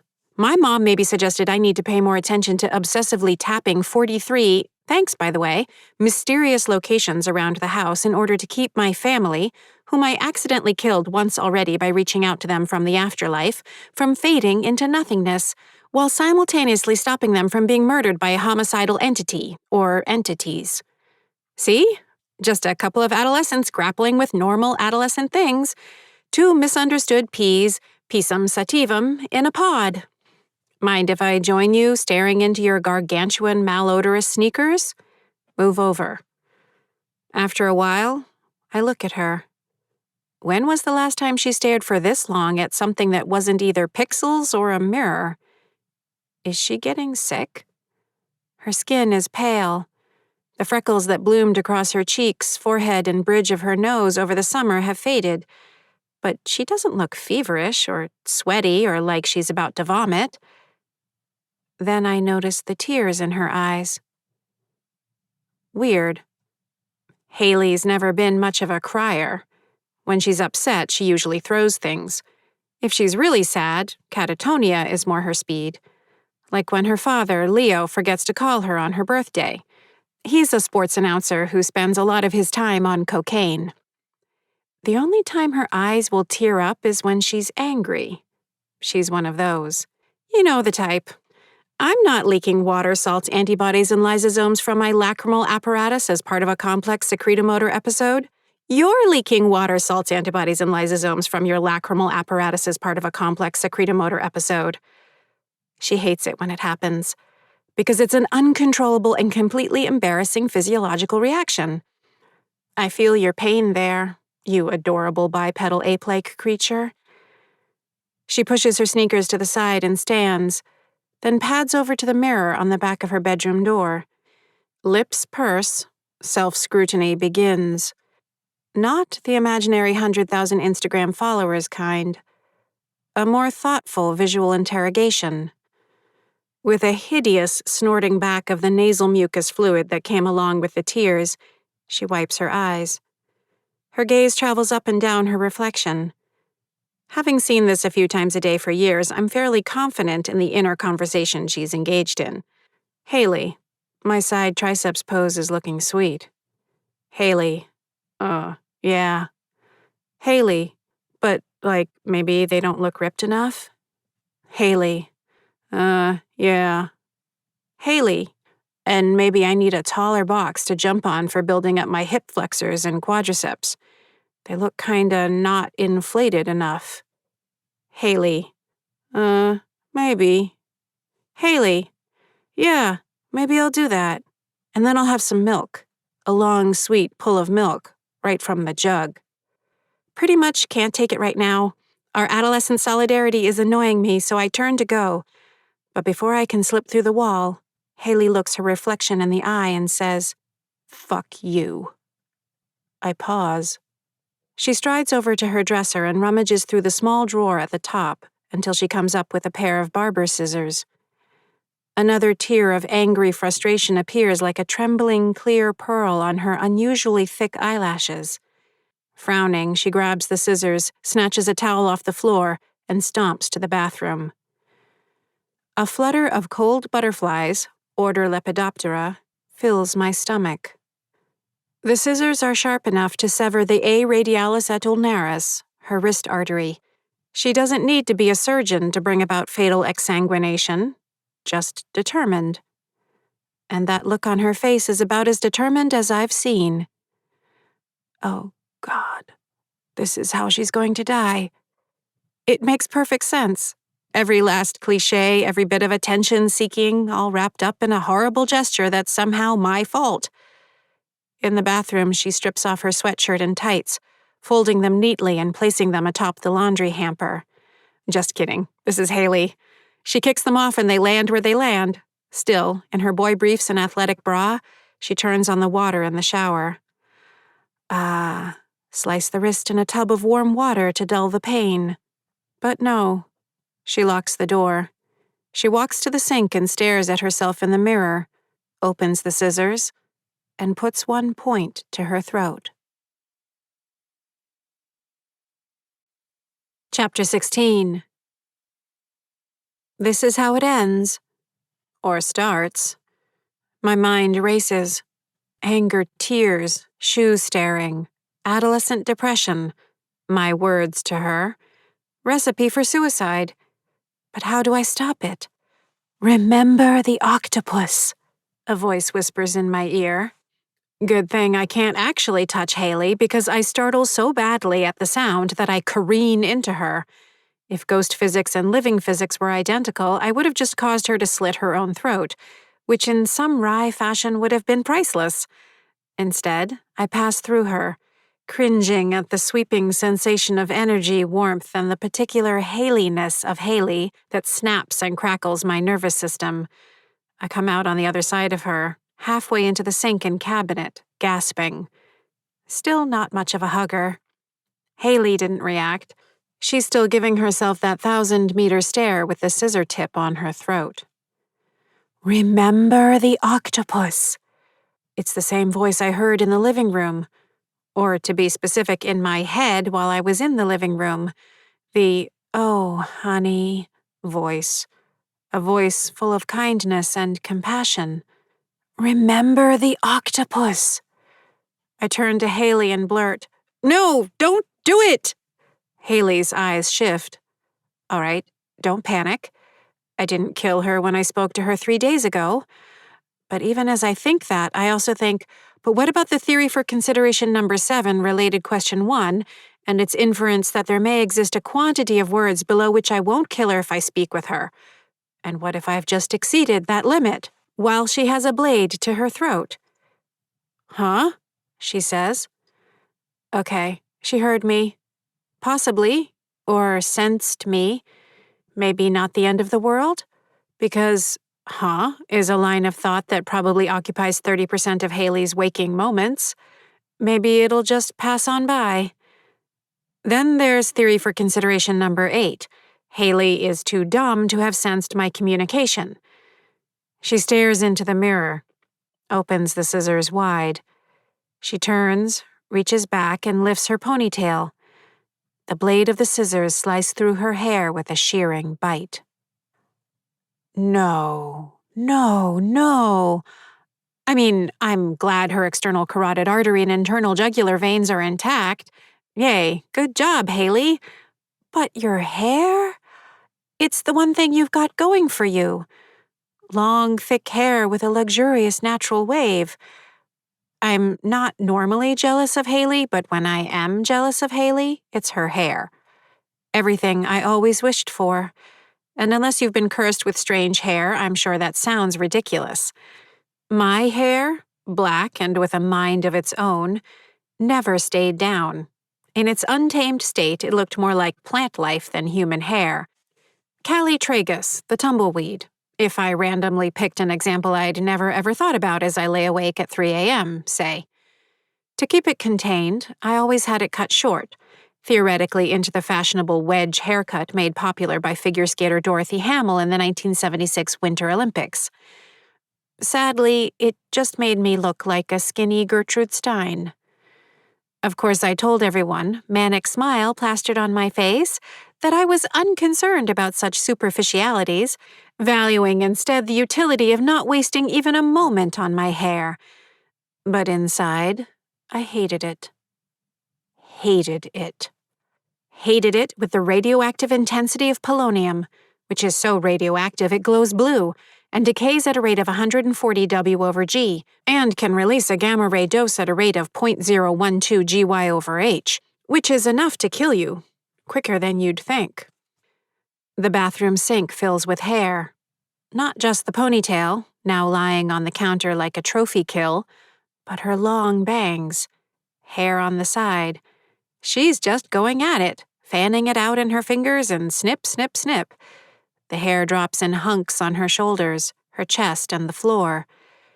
It's kind of like watching her attempt to solve a basic physics problem, except somehow more terrifying. She's sniffing and frowning and getting closer and closer to looking like a deranged person. I look around to see if my brothers are catching any of this, but it's just me. Remember the octopus. Haley slows down, a little more careful. She leaves the front long in places, sort of like bangs, but bangs from the world's worst barber school. She evens out the sides, angling her head, using the mirror. If I had pinkies and could hold scissors, I could really help her out about now. By the time she finishes, a process involving the use of a narrow hair trimmer most definitely not designed for use on the head. Go, Haley. I've never seen anything quite like it. Okay, she didn't kill herself. That's nice. Data. More data is a good thing. And I suppose it's not actually the worst thing in the world. My combination of horror and curiosity transforms into a more critical appreciation. She's kept a long wave of hair in the front, while the back and sides are uniformly shorn. It's not a look that says, I don't care. It's a look that says, I care, weirdly. Even though Haley didn't kill herself, I'm convinced that Elise will now do the killing. She'll at least have a seizure of some kind. If you were a pie graph, who among us doesn't love pie graphs, Elise's thoughts on an annual basis, the slice that comprises hair, hair care, hair products, hairstyles, hair judgments, and the hair of everyone she sees in person or in the media, I would conservatively put that slice of the pie at least 56%. This is going to be bad. When Haley finishes cleaning up, flushing most of it down the toilet like she's disposing of several grams of heroin just as the police batter down the front door, she jams the large ponytail into a white plastic CVS bag she finds in the back of a drawer. With that, she takes off her underwear and gets into the shower to wash off the rest of the clippings that decorate her shoulders and cleavage. Remember the octopus. I turn and flee through the wall, though not as would normally be the case, because naked Haley is my cue to leave. Chapter 17. In the spring of my second grade year, I'd been led by my teacher, Mrs. Newey, to a strange part of Doherty Elementary School. Offices stood along a hallway connecting the main building to the section that held the library, my favorite part of the school, and the art room, where, while I enjoyed the smells of clay and finger paint, I never saw anything in the way of talent among my classmates. Mrs. Newey brought me instead to a narrow office tucked 3/4 of the way down the corridor, where I met Ms. Marchitelli. A striking woman. Not obese, but large all over. Wide face with a prominent nose and full lips. Big eyes decorated with eyeshadow and mascara looked out from behind enormous glasses in red plastic frames. Thick, curly hair, black, extended in a wild halo around her head. Her fingers bedecked with rings. Her wrists clanked with bracelets. She wore what appeared to be a suit coat and matching pants of purple leather. Her extremely ample bosom strained at the front of her black turtleneck sweater, cradling a cascade of necklaces. Red opened-toed shoes with platform heels completed the outfit.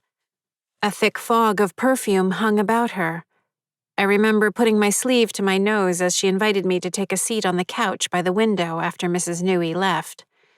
A number of toys covered the far end of the couch, next to a small cardboard treasure chest that held more toys. I didn't know what I was doing there, so I sat on the couch and looked at her expectantly. She smiled at me and told me to make myself comfortable, that she'd be with me in a moment. She turned back to some papers on her cluttered desk, making a note on a form on a clipboard, then swiped the tip of her index finger with its ruby-colored nail polish across her tongue before flipping through the pages underneath. Disgusting. I wanted to leave. The 14 pieces of jewelry on her hands and wrists knocked as she wrote something down. She glanced up at me. "You can play with any of those toys if you like," she said. I didn't want to play with toys. I wanted to keep doing math. But since Ms. Marchitelli was evidently a teacher, or something like a teacher, I looked the toys over and selected a blue octopus.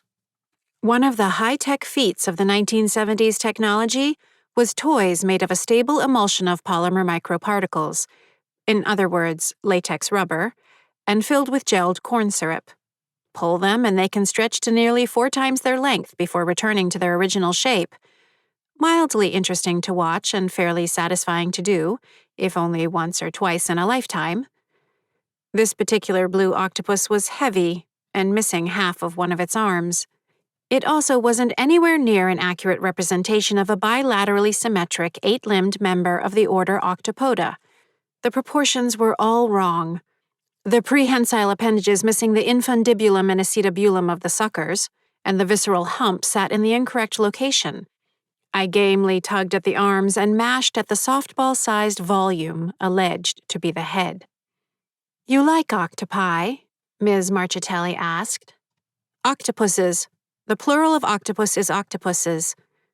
She smiled. "I stand corrected. It's a Latin third declension noun, not a second declension. Cactuses are the same. Most people don't realize it." "How interesting," she said. "I love to learn something every day. Do you?" "Learn something every day?" "Yes, I try to learn at least 6 new things every day." I wasn't sure what kind of answer she was looking for. I smiled and pulled the broken arm of the octopus. Stretching it, stretching it. Look how fun it is to stretch things. "I don't know if I'd be brave enough to pick up a real octopus," she said. "They don't like to be handled. You're better off just observing them." Duly noted. "What else do you know about octopuses?" I told her everything I knew about octopuses. 17 minutes later, I finally suggested I'd have to consult more resources to get her additional information. "That's fine," she said. "You obviously know a lot about them." It seemed a self-evident thing to say, given that I'd just told her everything I knew about octopuses, which was copious. "Do you like telling your friends about octopuses?" Ms. Marchitelli asked. I wondered what she was getting at. It wasn't like I had any particular octopus agenda I was intent on spreading throughout the second grade. While I found octopuses interesting, there were dozens and dozens of things I found just as interesting, or more interesting. And she'd been the one with the broken octopus toy in her office. I don't enjoy communicating with people who aren't my intellectual peers, I said, though I am quite happy here at school. She smiled and pushed her glasses back up her nose. I love that you're happy here. Thank you. Stretch, stretch. Smile, smile. Who do you think are your intellectual peers here? Out of curiosity? Here at school? Sure, that's a good place to start. By then, her perfume was starting to make my eyes water, so I reached for the answers I thought might get me out of there most efficiently. Well, my teachers, obviously. Strictly speaking, that wasn't true. I was better at mathematics than my kindergarten teacher, Mrs. Heller, my first grade teacher, Miss McCarthy, and Mrs. Newey. I'd seen them each make obvious errors, which was why I'd taken it upon myself to quietly sneak up to the second floor of the school, home of the 4th, 5th, and 6th grades, to gather and correctly complete all the laminated learning packets of both the SRA cards and the Alpha and Beta mathematics sets using a series of borrowed vis-a-vis markers. There are some very smart teachers, Ms. Marchitelli said. What about the other students, your classmates? Are any of them your intellectual peers? Was she serious? Just at that morning's recess, I'd witnessed Mike Long and Danny Butler comparing dried nasal scraps beneath the geodome. Chrissy Moore announced to Karen Collins and Suzanne Gautier that she planned on having a cat named Manx, which was ridiculous because a Manx is a breed of cat. I could find 24 similar examples from that week alone. Probably some of them, I lied, sensing the truth wouldn't do. Like who? The moment stretched out. I smiled some more. I'm probably the best at the subjects. That's what I hear, she said with a warm smile. Your teachers are all impressed. You learn everything and you're always hungry to learn more. I enjoy learning. I drove my thumbs deep into the octopus's head. Tests and quizzes, packets, projects. She put the clipboard down and leaned forward. Then you, my new friend and octopus expert, are in luck. Because I have some tests that you and I are going to take down the hall that ask all kinds of questions. How does that sound? While I was still leery of her inquiries, I'd never met a test I didn't get a perfect score on, so I was intrigued. The series of tests I took established definitively, as if there had been any question, that I was a ridiculous freak, or in the lexicon, profoundly gifted. Each afternoon of that week, I went to Ms. Marchitelli's office, where we would chat for a few minutes before heading off to a small testing area set up at the end of a hallway past the library. A pair of desks stood there, along with clocks, blocks, writing instruments, and all kinds of booklets and answer sheets. Much better than sitting through the portions of class when I wasn't allowed to work at my own pace, but was also told I wasn't allowed to answer every single question the teacher asked. I hated sitting there screaming the answer inside my head while my classmates screwed up their eyebrows and bent their lips as they got the simplest answers wildly wrong. That Mrs. Newey didn't pound the chalkboard in frustration amazed me. So the testing with Ms. Marchitelli was more than fine. The tests kept me interested. Every now and then there was a concept I struggled with, but not for long. She also kept a glass jar of individually wrapped peppermint candies I was allowed to take from while I did the testing. Most agreeable. Ms. Marchitelli wasn't a stickler for the clock like Mrs. Newey, and she sometimes set aside time just to talk. She let the conversation go any which way, even telling me stories about her friends, her family, her life outside of Doherty Elementary School, which was, I confess, something of an eye-opener because until then I hadn't really conceived of teachers as human beings with their own lives. As for the results of the testing, she didn't tell me anything.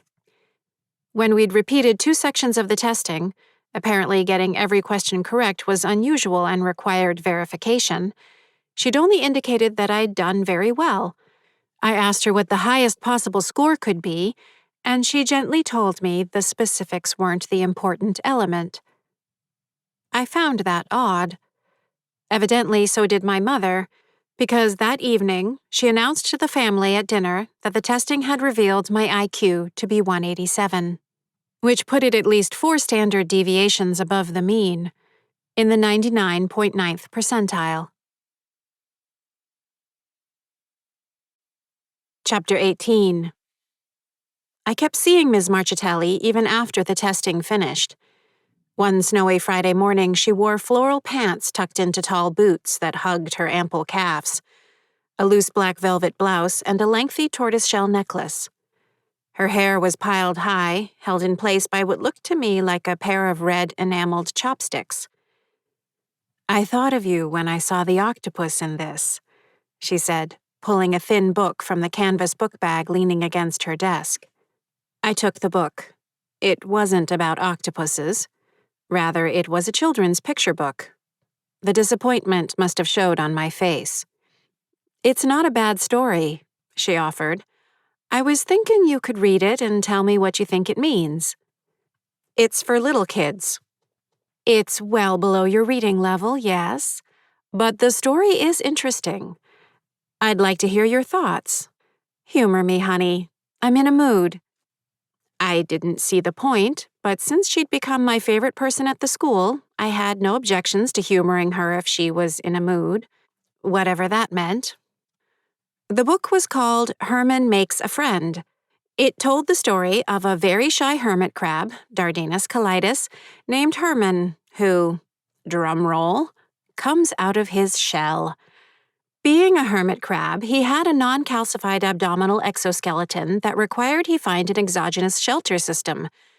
My words, the book breezed right by such details. Hermann was so shy that he stayed away from other crabs, afraid to abandon his current shell, which I assumed to be the shell of a sea snail or perhaps a bivalve or scaphoid. Again, the book was vague. Until a series of mishaps forced him to retreat to a beautiful outcropping of a coral reef. He goes in one hole and encounters a terrifying sea snake. He tries a different hole and finds a frightening eel, yet another hole, and the tip of a barracuda's nose. And since you can probably see where this is going, they weren't snakes or eels or barracuda noses after all. They were the different arms of Ollie. Say it with me. Ollie the octopus. You might not be shocked to learn that Ollie was just as lonesome and shy as Hermann, and that after a series of predictable misapprehensions and hijinks, they become the closest of friends. It took me 3 pages to understand everything. And I don't mean the story of Hermann and Ollie. I figured that out from the cover. I mean why I'd been brought to see Ms. Marchitelli in the first place. I was livid, shocked, appalled. The main issue wasn't, and had never been, how smart I was. It was that I had no friends. No friends and no interest in making any. Someone, and I immediately suspected Mrs. Newey, had had the temerity to look at me and not see the best and most conscientious student who had ever passed through the lobby of Doherty Elementary School, instead deciding there was something wrong with me. Wrong with me? I was every teacher's dream. After all, school was there to teach children. And which child learned better than I did? I didn't stumble over answers. I didn't stare out the window, lost. I didn't get test questions wrong.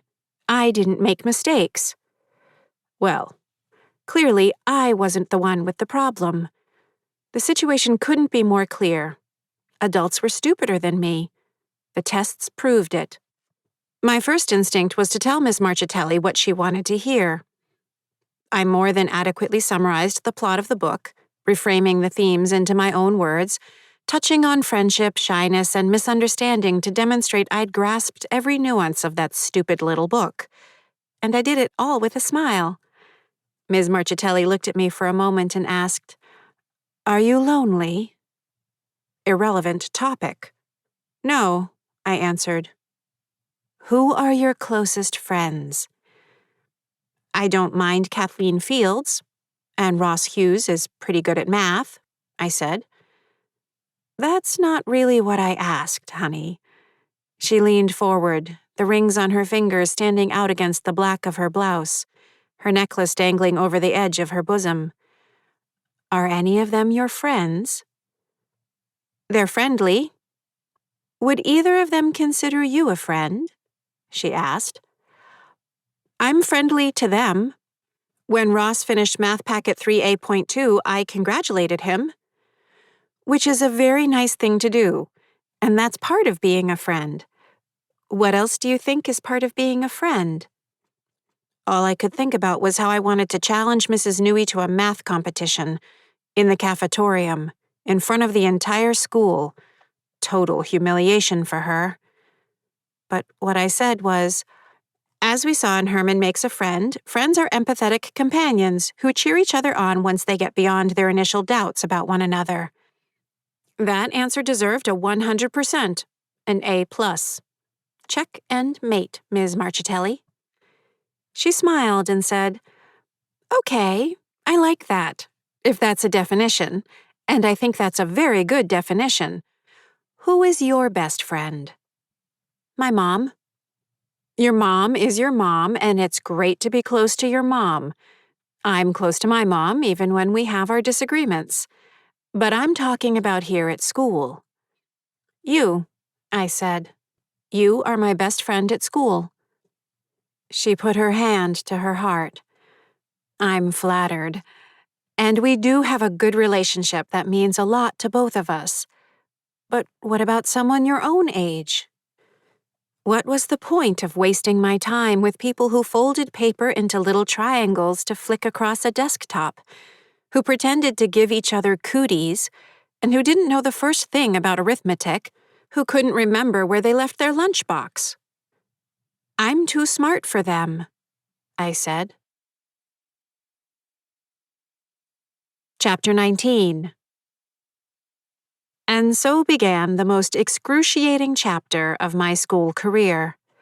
Ms. Marchitelli, Mrs. Newey, and seemingly all the pertinent players within the administrative structure, including the principal, Mrs. Bell, became intent on seeing me make a friend. I hated every second of it. Lunch groups, skipping sessions around the playground, circle discussions. Amy likes horses, and don't you like horses, Karen? I would play along because that's what they all wanted. I would discuss the taxonomic rank of Equus caballus, anatomy, colors, breeds, markings, sizes, behaviors, life stages, and locomotion, the differences in temperaments between hot blood, cold blood, and warm blood breeds.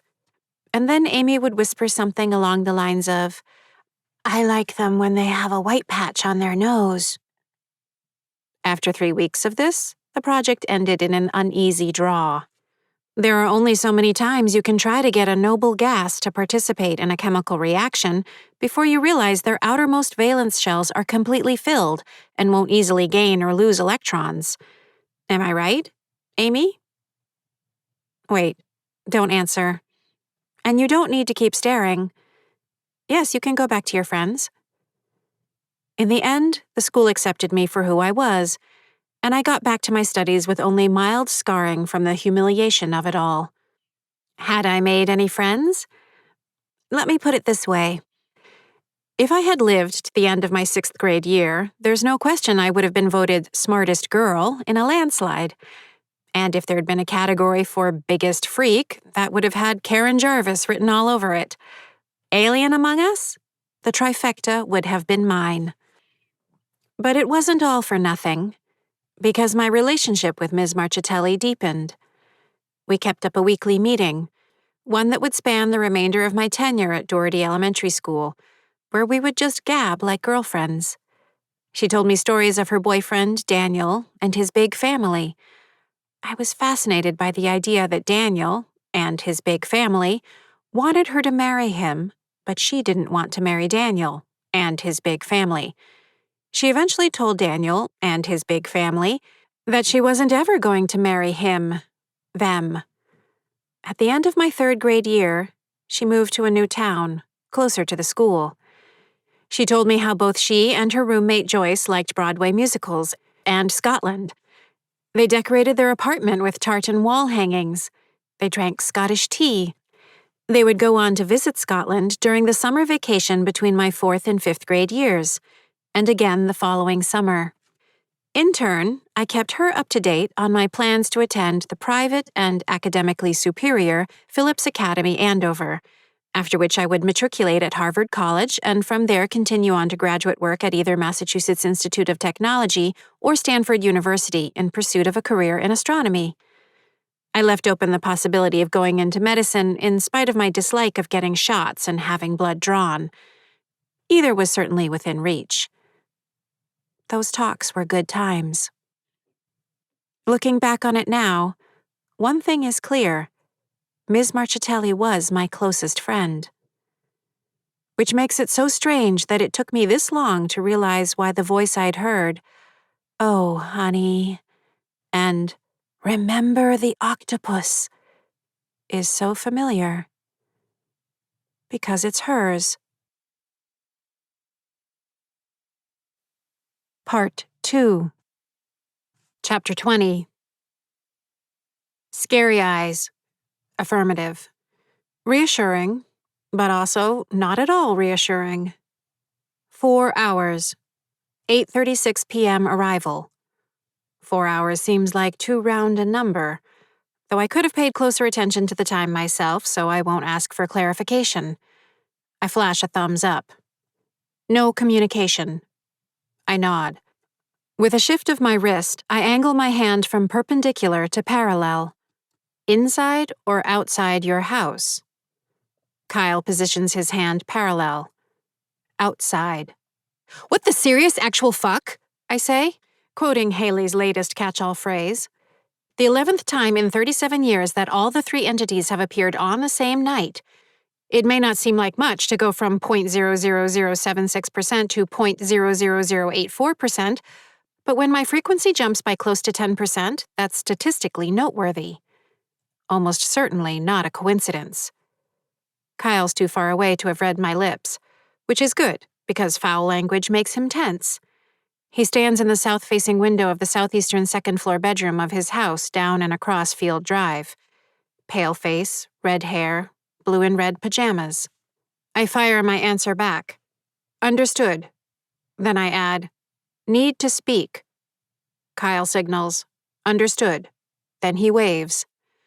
When I first devised the system of signals, I disabused him of the need to start and end each report with a wave, assuring him that it was already well established that we were companions and allies, and that we could get right down to declaring and acknowledging the data of the night prior. Despite that, he still reflexively waves every now and again, which I pointedly ignore. This morning, I indulge him and wave back, even though we're about to speak in person. Kyle is sharp. He understands logic. He's not a genius, but he'd easily have been one of the smartest kids in his class. I can work with that. You're sure? I ask. Morning sunshine dapples the tarmac. Kyle is slightly closer to his house than I am to mine, his daytime tether extending 11.54 meters from the spot he died on Halloween in 1981. Between that distance and my own 13.106-meter radius, we can almost have a normal conversation, standing a mere 2.3 meters from one another in the middle of Field Drive. And here, at the end of my tether, I note that it's exactly where it's always been. Nothing different. Nothing shifted. Why? Maybe my face is extra intense because Kyle flinches. Why wouldn't I be? Because Mrs. Gracie and Andy both had visits too. But they weren't supposed to, he says. Were they? No. Weird. He looks off across Chestnut Street. And you didn't know they would? Pretty sure I'd have mentioned it. Weird. Yes. Yes, Kyle. It's weird, Kyle. It is weird. I take in a long inhalation, steeling myself against the possibility that he'll announce for a third time how weird it is, because Kyle's weird really means, why didn't you know that? Scary Eyes didn't say anything to you? I say. Anything, I don't use the word weird, unusual? Like what? I don't know. Anything. Or did you notice anything else different? He twists his mouth sideways in thought. No. Well, he did his blink approaching, which I guess he hasn't done in a while. You mean something like that? What Kyle calls blink approaching is one of Scary Eye's signature moves, being in one spot one moment, then suddenly appearing closer, making it difficult to track his whereabouts. To his credit, that Kyle waited long enough to notice the blink approaching is impressive. Early on, when I told him there was a high probability of a visit that night, he wouldn't even wait to get into his attic loft hiding spot, often spending the last hour of daylight there to be safe. When was the last time he did that? I ask. I don't remember. Maybe the start of summer? I steeple my fingers, bringing to mind what the normal schedule should be. There's a strong likelihood that Scary Eyes will appear again tonight. Assuming that's still accurate, it might be a perfect— What happened to your hands? Kyle calls out. I open my eyes, realizing he noticed that my church steeple now contains a few less people. It's nothing. Don't worry about it. Are you fading? He says in a tone of growing panic. No, I'm not. Then what happened to your fingers? It's my own fault. I lower my hands, and it's not going to happen again. Immaterial. Something's changing, isn't it? That's why you're asking me all this in person. Splashes of color appear on his cheeks. Kyle is a true redhead. His hair and eyebrows the color of a freshly minted penny. His skin as pale as plain yogurt and prone to reddening with emotion. Because you can't fade. Again, I'm not fading. But your hands. And if you fade, what about the rest of us? What could I do? How will I know when Scary Eyes is going to come? He looks back at his house, then at mine. I'll have to spend every night in the loft. Every single night. Because I won't know. I'll never be able to predict like you can. This is horrible. Kyle, I'll be all alone. I can't even see Andy's house except in winter when the trees don't have their leaves. It'll be like that forever. Kyle, I raise my voice. Calm down. You don't need to keep doing whatever it is you're doing right now. He looks up at me, on the verge of tears. Forever. I lift my hands. This was an accident. 100% my own fault. I made a mistake. His brows come down as though I'd just announced I am Disco Duck. And I'm not going to let anything happen to us, I continue. But it's important that we figure out if anything else has changed. So something did change? I'm going to enjoy killing every last one of you, for good this time. Any anomaly in the data is worth noting, I say, and all we need to do is get ourselves more data. Remember the octopus. More data? How? Kyle asks. Tonight, Scary Eyes is probably going to come by again, standard forecast model, and I need you to watch him carefully, and I'll be observing from over here. It'll be perfectly safe. Perfectly safe? Why do you say it like that? Because you're going to be somewhere he won't expect, I say. You'll be in the garage, up just on the other side of that little window with the slats. I point. Kyle's house is no longer painted colonial white as it was when we were alive. It now bears the grayish-beige hue that has spread like a virus through the neighborhood over the past 5 years. The one-car garage stands to the right of the house, attached by a breezeway. Up in the top of the garage's peak is a small window with wooden slats and a screen to allow the air to circulate. He'll know, Kyle says. Not necessarily. Necessarily? And he'll catch me.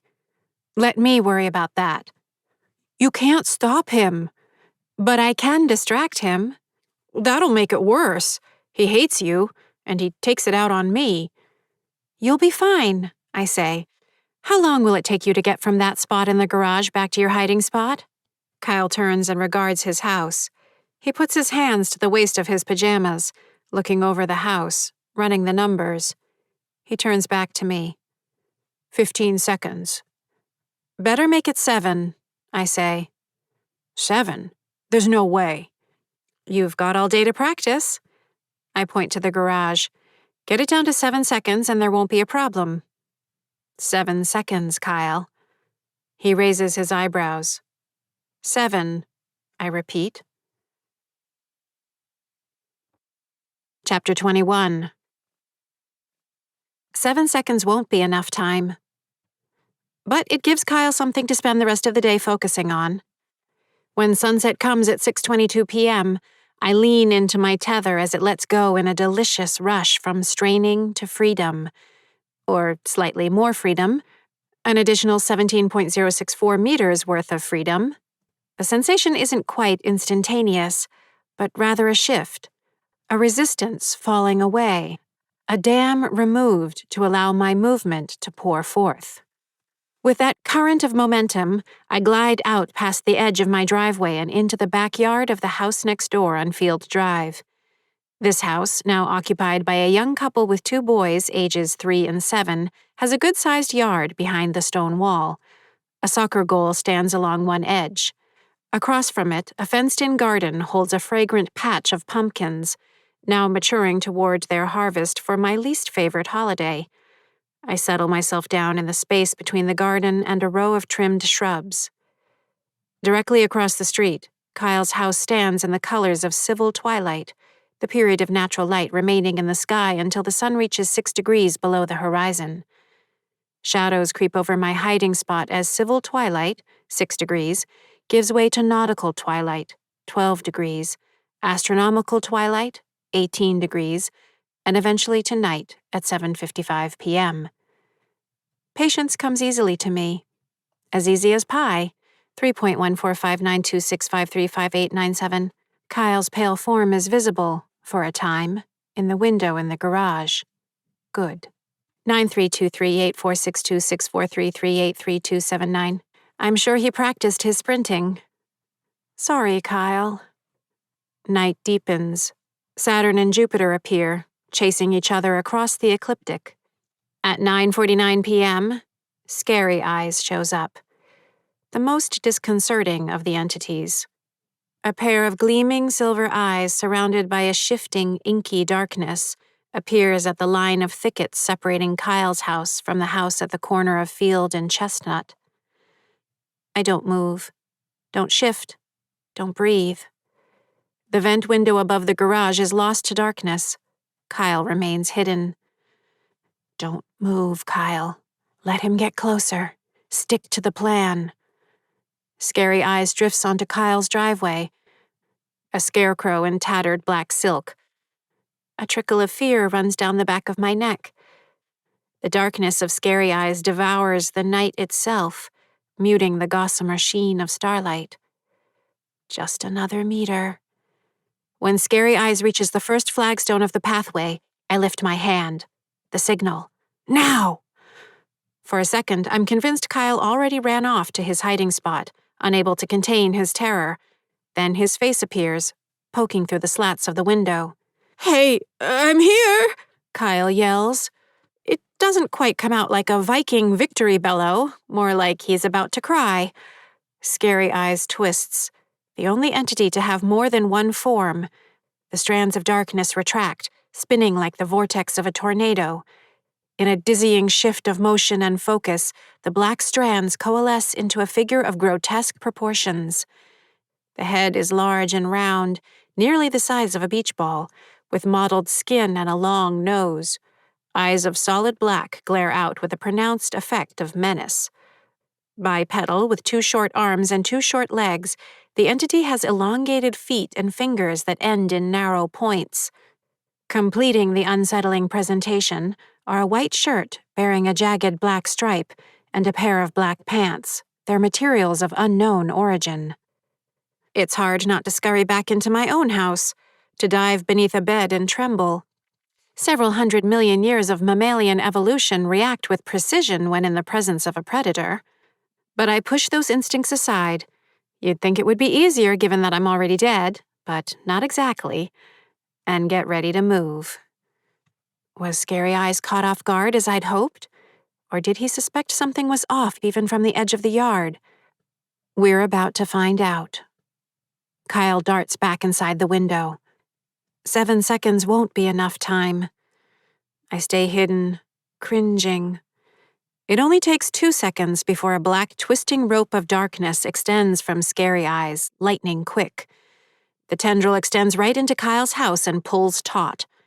A moment later, Kyle emerges, kicking, struggling, scrabbling for purchase as he's dragged through the wall and outside, then slammed to the ground with a bone-jarring grunt. Scary Eyes pulls him close. Kyle fights and wheezes, groaning, clawing fruitlessly at the earth. When he's a meter from the fiend, he's forcibly yanked upright, bound with curls of black energy around his arms, shoulders, and throat.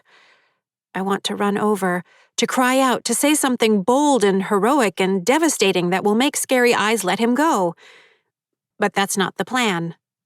We need this data. Kyle's eyes bulge as his face darkens to the color of eggplant, Solena melongena. Scary Eyes waddles up to him and grabs him in his horrid but powerful hands. I force myself to watch. I'm sorry. We need this data. When Kyle hits the wall, the snapping of his bones carries all the way across Field Drive. A pitiful, strangled cry rises and dies in his throat. The two of them slip through the wall, into the house, leaving blood to drip in trails, nearly black in the starlight. From inside the house comes the sound of smashing, breaking, and banging as Kyle is murdered. I sidle back to the rear of the house, then race along the back edge out of sight from Kyle's, heading west, past the garden, through a decorative wall of fieldstones, into the next yard. The mailbox by the driveway marks the limit of my nighttime tether, exactly 30.17 meters from my bedroom, where I died. I angle over, starting to feel the tug. Or do I? By the time I hit the limit of the tether, the mailbox is behind me. Using my feet, 22.5 centimeters, as a reference, I heel-toe back to the line perpendicular to the mailbox. 6 and a little more than 1/3 of a step. Approximately 1.43 meters past the historical limit. Even farther than last night. Kyle's house is dark. The night has gone quiet. I look across the backyards to my house. The lights shine, downstairs and upstairs. Haley is in her room, alive. All 3 entities showed up last night. I heard Miss Marchitelli's voice. This is all related. I'm not sure how, yet, but I do know what's going to get me to the correct answer. The scientific method. 1. Observation. Heightened tormentor activity, possibly instigated by a cessation pause in tapping resulting from a disturbing auditory communication, has coincided with an expansion of the tethers. 2. Hypothesis. A connection exists between the energy expenditures of the tormentor entities and the radius of the tethers. 3. Prediction. Provoking an even greater tormentor response will result in another expansion of the tether radius. 4. Testing the prediction. Sorry, Kyle. 5. Analysis. After Totorum Oculi was lured into expending additional energy in the killing of Kyle, the nighttime tethers expanded to 31.6 meters, an increase of approximately 4.7% from their historical length, which includes the approximate 0.9 meter increase observed in the presence of Totorum Scenix the night before. 6. Refine the hypothesis. The relationship between the tormentors and the tethers may be that of a fixed energy system. Further investigation merited. I stare into the darkness, my mind racing through the possibilities. Chapter 22. Nice going. I open my eyes, wrenched from some fairly complex mathematics. Eddie glares at me from the top of the stairs into the attic. I'm in the middle of something, I snap. Yeah, well, I was in the middle of something too, he says. More blood than usual streams down his side. The side of his face opposite the embedded chrome and glass is gashed open, along with a part of his neck. What happened to you? Oh, this? He says, pointing to his new wounds.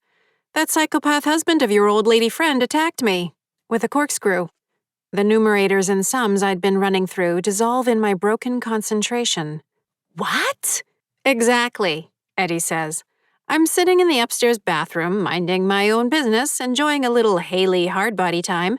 Love the new haircut, by the way. When he freaking pops through the wall like a maniac and grabs me by the back of my neck. Stab, stab, stab. Asshole. What? Wait, he grabbed you?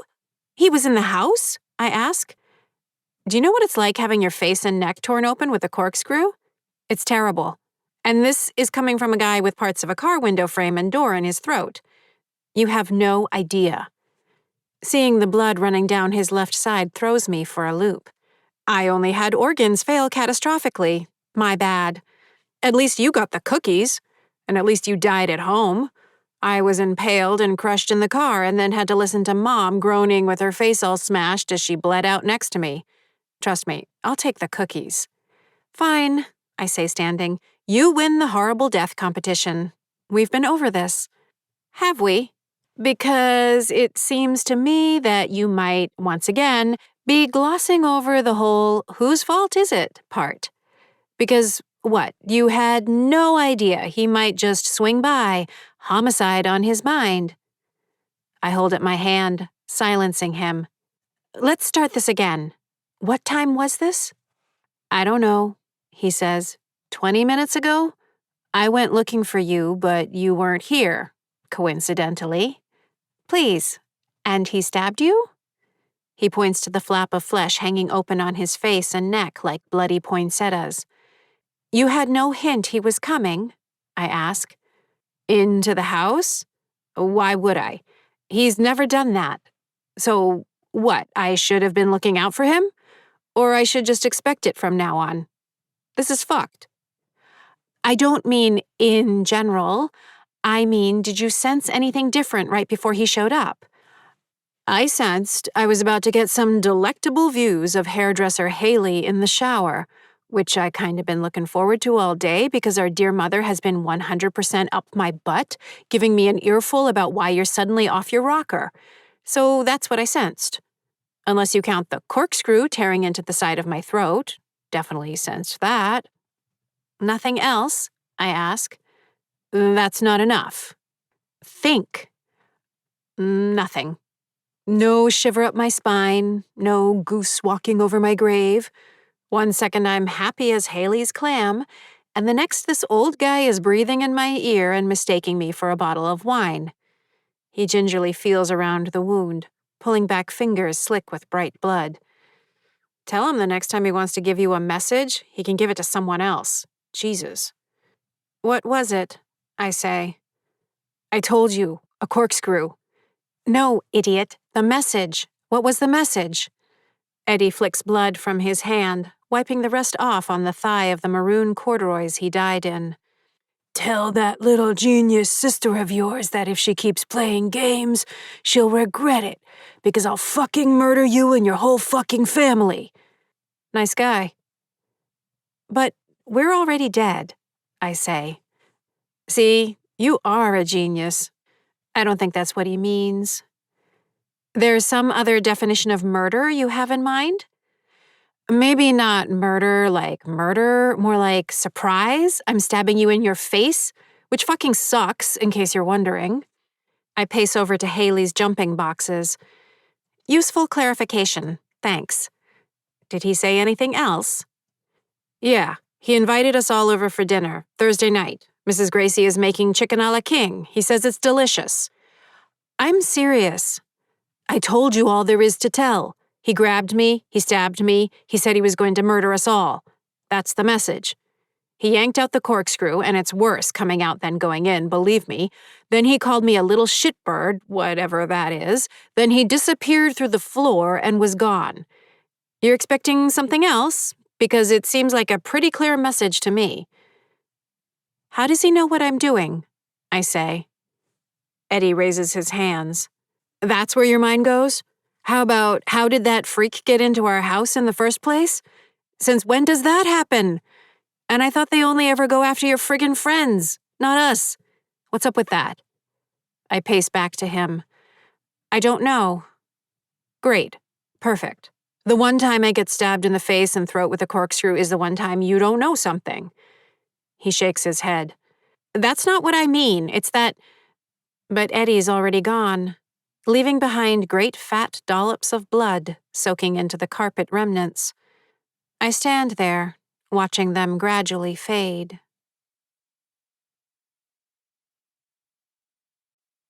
Chapter 23. I owe Kyle an apology. At the window of the guest bedroom, from which I signal him every morning, I wait. The window he signals me from stands empty. He could have reconstituted by now, though that would be on the quick side. 20 to 30 hours is the median range. What determines how long it takes for a ghost to take form again? Unknown. Where a ghost goes when they're killed? Unknown. Why they go anywhere when they're killed? Unknown. Why ghosts can be killed? Unknown. Why there are ghosts in the first place? Unknown. Could Kyle be back but sulking and not showing himself? No, Kyle wouldn't do that. Not Kyle's style. But I'll still apologize to him. Cheer him up with a hearty bravo for his contribution to science. Not that it will make it better. But Kyle's the kind of kid who knew how to smile and thank his grandma for the sweater, even when he'd been hoping for Stop Thief, the electronic detective board game he'd been praying for in 1979. He'll be fine. I assume he'll be fine. Before I can let myself consider the possibility that, given all else that's changed, Kyle may never be fine again, I leave the window and carry on with my tapping. I'll check again later. J. Danforth Quayle. The top trim around the closet has a small groove approximately 43 centimeters from the northerly end. Tap. While I'm there, I feel around along the rest of the trim and wall nearby. As with several of the other tapping points I've tested this morning, my fingers meet more resistance than they have in the past. It's not consistent. The emergency shutoff switch faceplate on the cellar stairs landing, tapping spot number 6, and the corner of the utensil rack in the kitchen, TS11, evidenced no change. But when I tapped Richard M. Johnson on the bottom bolt of the Lally column in the basement, the entire plate, including the 3 other bolts, showed more resistance than before. Not solid like the tapping point itself, but almost as though it were made of thin bamboo or balsa, strong enough to sustain a little bit of pressure, though fragile enough that it felt as though a good push would make it give way. Which was never the case before. Never. At each spot I tap subsequently, I don't go backward, so the previous spots will get investigated tomorrow, I conduct a quick survey, committing the results to memory. I'm using a 0 to 5 scale, let's call it the Jarvis scale of transplanar material resistance, based on how significant the apparent change is at each spot. Once I quantify the results across, say, 1 week's worth of logging, I might have enough data to begin a proper analysis. I give J. Danforth Quayle a rating of 3. To track this information, I've added a new dedicated wing to my memory palace, a long corridor constructed entirely of white Vermont marble, a tip of the hat to a regional metamorphic rock. In my visualization, it glows with late morning sunlight. The addition of atmospheric lighting conditions, particularly ones that are conducive to my best levels of mental energy, i.e. late morning, reinforce the images for better recall.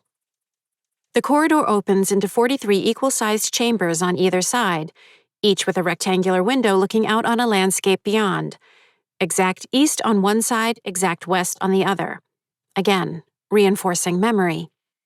Each chamber is adorned with a number carved into the marble above the doorway, and inside I place solid polished marble bricks. A single marble brick is sky blue. 5 marble bricks are midnight blue. The integers in between move along that spectrum, enabling me to memorize the count with the assistance of both the quantity and quality of the bricks. Easy as could be. Confession. I was a tapper long before I died. I don't remember when I started. Possibly before I learned to walk. Certain spots in the house just called out from me to tap them. Throughout the time I was at Doherty, I maintained a satisfying collection around the school. the top of the handle of the door propped open outside the audiovisual center, the bottom of the first-floor fire alarm box, the curled end of the wrought iron railing outside the back entrance. More. To be clear, I didn't seek them out, nor make any kind of regular circuit of them. The world was simply filled with taps of opportunity. Going through the kitchen door, tap the strike plate. Passing the fire alarm, swipe of the finger, tap. It's hard to explain without making it sound like I was crazy. Ha ha ha. There was just a strange energy always building up in me, and tapping released it. Honestly, it seemed the most natural thing in the world. A more interesting question to me was why everyone didn't tap. In the middle of 3rd grade, my habit expanded enough to catch the attention of someone. A teacher, a teacher's aide, my parents. I never knew exactly. Mom, no surprise, was not pleased. She sat me down at the kitchen table and interrogated me about it. I laid out my case, calm and rational. Mom carefully explained it wasn't what we did, that it was something someone who was unwell might do. I wasn't unwell. So after that, I stopped tapping. In front of anyone. Pleasant surprise. It turned out that surreptitious tapping was all the more delicious. Albert Gore. The stretch of ceiling between the 2 westerly windows is home to a barely discernible irregularity, about the size of a $quarter coin. Tap. I feel around the dimpled paint. My fingertips slip unevenly through the plaster to the slats above. Meeting resistance extending out by several centimeters, I give the spot a JSTMR rating of 4, aligning 4 azure marble bricks in the center of chamber TS38. At the doorway, I pause. No one's around. I lean out into the hallway. Haley's bedroom door is closed. She's off at school. Trisha and Elise left the house some 20 minutes ago, heading to work at the same time. Dad's in the cellar. Eddie and Mom both are pointedly not speaking to me, off somewhere on the 1st floor. Eugene is probably at the window in Elise's office, watching the traffic. I turn back into the guest bedroom. A pair of crows, Corvus brachyrhynchus, squabble somewhere along Field Drive. The silence in between their jagged coal squawks takes on a weighty quality.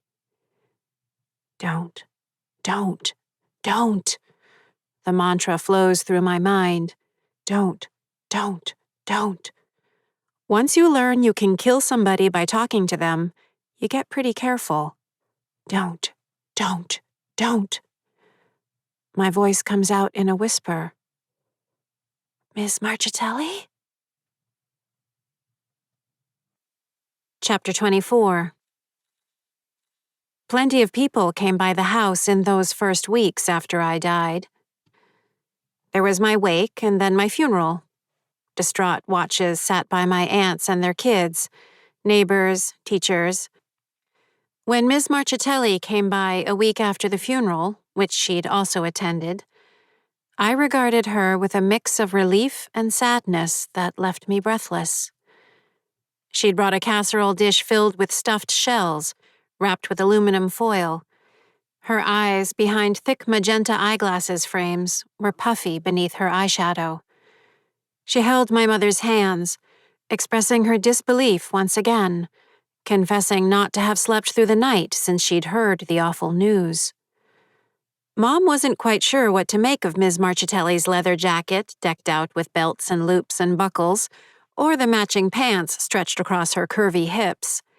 But when Ms. Marchitelli crushed her in a sniffling, perfume-drenched embrace, Mom allowed herself to be comforted for nearly a minute. That night, I had the first flash in my head of Ms. Marchitelli, an image so vivid it was like I was actually seeing into her life. Her crying, her legs curled beneath her on a couch, a tartan wrap around her shoulders, lots of smudged makeup and damp tissues, smeared lipstick and running mascara. I freaked out and pulled back, to find myself standing by the downstairs hall closet, where I'd been when the vision had pulled me away like some gravitational daydream. The next morning, I had a second vision of her, this time of her crying without any makeup on, the sight of which I'd never experienced in real life. In that moment, her grief was somehow more terrible, too intimate, too raw. I recoiled, coming back to myself in the kitchen, where Mom listlessly scrambled eggs. Visions and voices, that's not what we do. Remember Uncle Paul? So yes, I remained conscientious about keeping visions at bay. Although I may have found a loophole, visions? Not exactly, per se. More like imaginings, a dramatization. A way for me to keep my memories of Ms. Marchitelli alive while not putting her in any danger. Fine. I've imagined the ongoing story of Ms. Marchitelli's life, in real time, every week since the casserole dish with stuffed shells. There. I said it. The Ms. Marchitelli of my imagination took some interesting turns in her life. She never did reconcile with Daniel, or most of his big family, in spite of his repeated entreaties for her to reciprocate his ardor. She was kind enough to him and in fact stayed in touch with his mother from that point onward, even bringing her plastic containers of homemade Italian anisette cookies when the elderly woman was a frail featherweight thing of no more than 90 pounds, whiling away her days in a retirement home. Ms. Marchitelli stayed in public education. She ended up taking a district-wide position for the better part of a decade. From there, she ascended to a statewide role coordinating special education throughout Massachusetts. Surprisingly, she never married or had children of her own. She continued to share her apartment, a small Scottish outpost by the looks of it, with her roommate, Joyce, who worked at the town offices. Sunday nights were reserved for Masterpiece Theater on PBS. Saturdays and Sundays for antiquing, for going to readings, for visiting museums in Boston and Cambridge, for driving up the coast of Maine. They had 3 cats, Penelope, Molly Bloom, and Samson. Joyce's niece, Cassidy, fed their cats when the 2 of them took their annual trip to the United Kingdom each summer. As time went on, they devoured television shows about prime ministers, police investigators, wealthy people and their servants, and cake baking. They became docents at a local museum of textile manufacturing. They drove a series of oddball cars after giving up on a short phase of Italian scooters. They volunteered to keep the trails through their town conservation lands clear. Neither of them dated. And yes, it only took me 9 more years to realize I'd turned them into lesbians. It wasn't anything I'd planned. It just happened. Even as I constructed this imagining of Ms. Marchitelli's life, month after month, year after year, decade after decade, I knew it was a little, shall we say, eccentric. I like to think of this hobby along the lines of the 19th century English boarding school owner and amateur mathematician William Shanks, who spent his free time calculating the digits of pi. Over time, he calculated pi to 707 decimal places, an unheard of feat in the century before calculators and computers. Fun, horrifying fact: he made a mistake after the first 527 digits, and the rest was incorrect. He died without ever realizing his error. Ms. Marchitelli's life story is my pi, though without the mistake. A private, obsessive creation that keeps the existential dread at bay.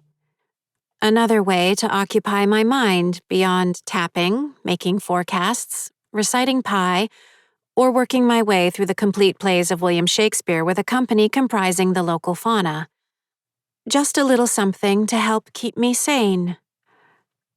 I know, right?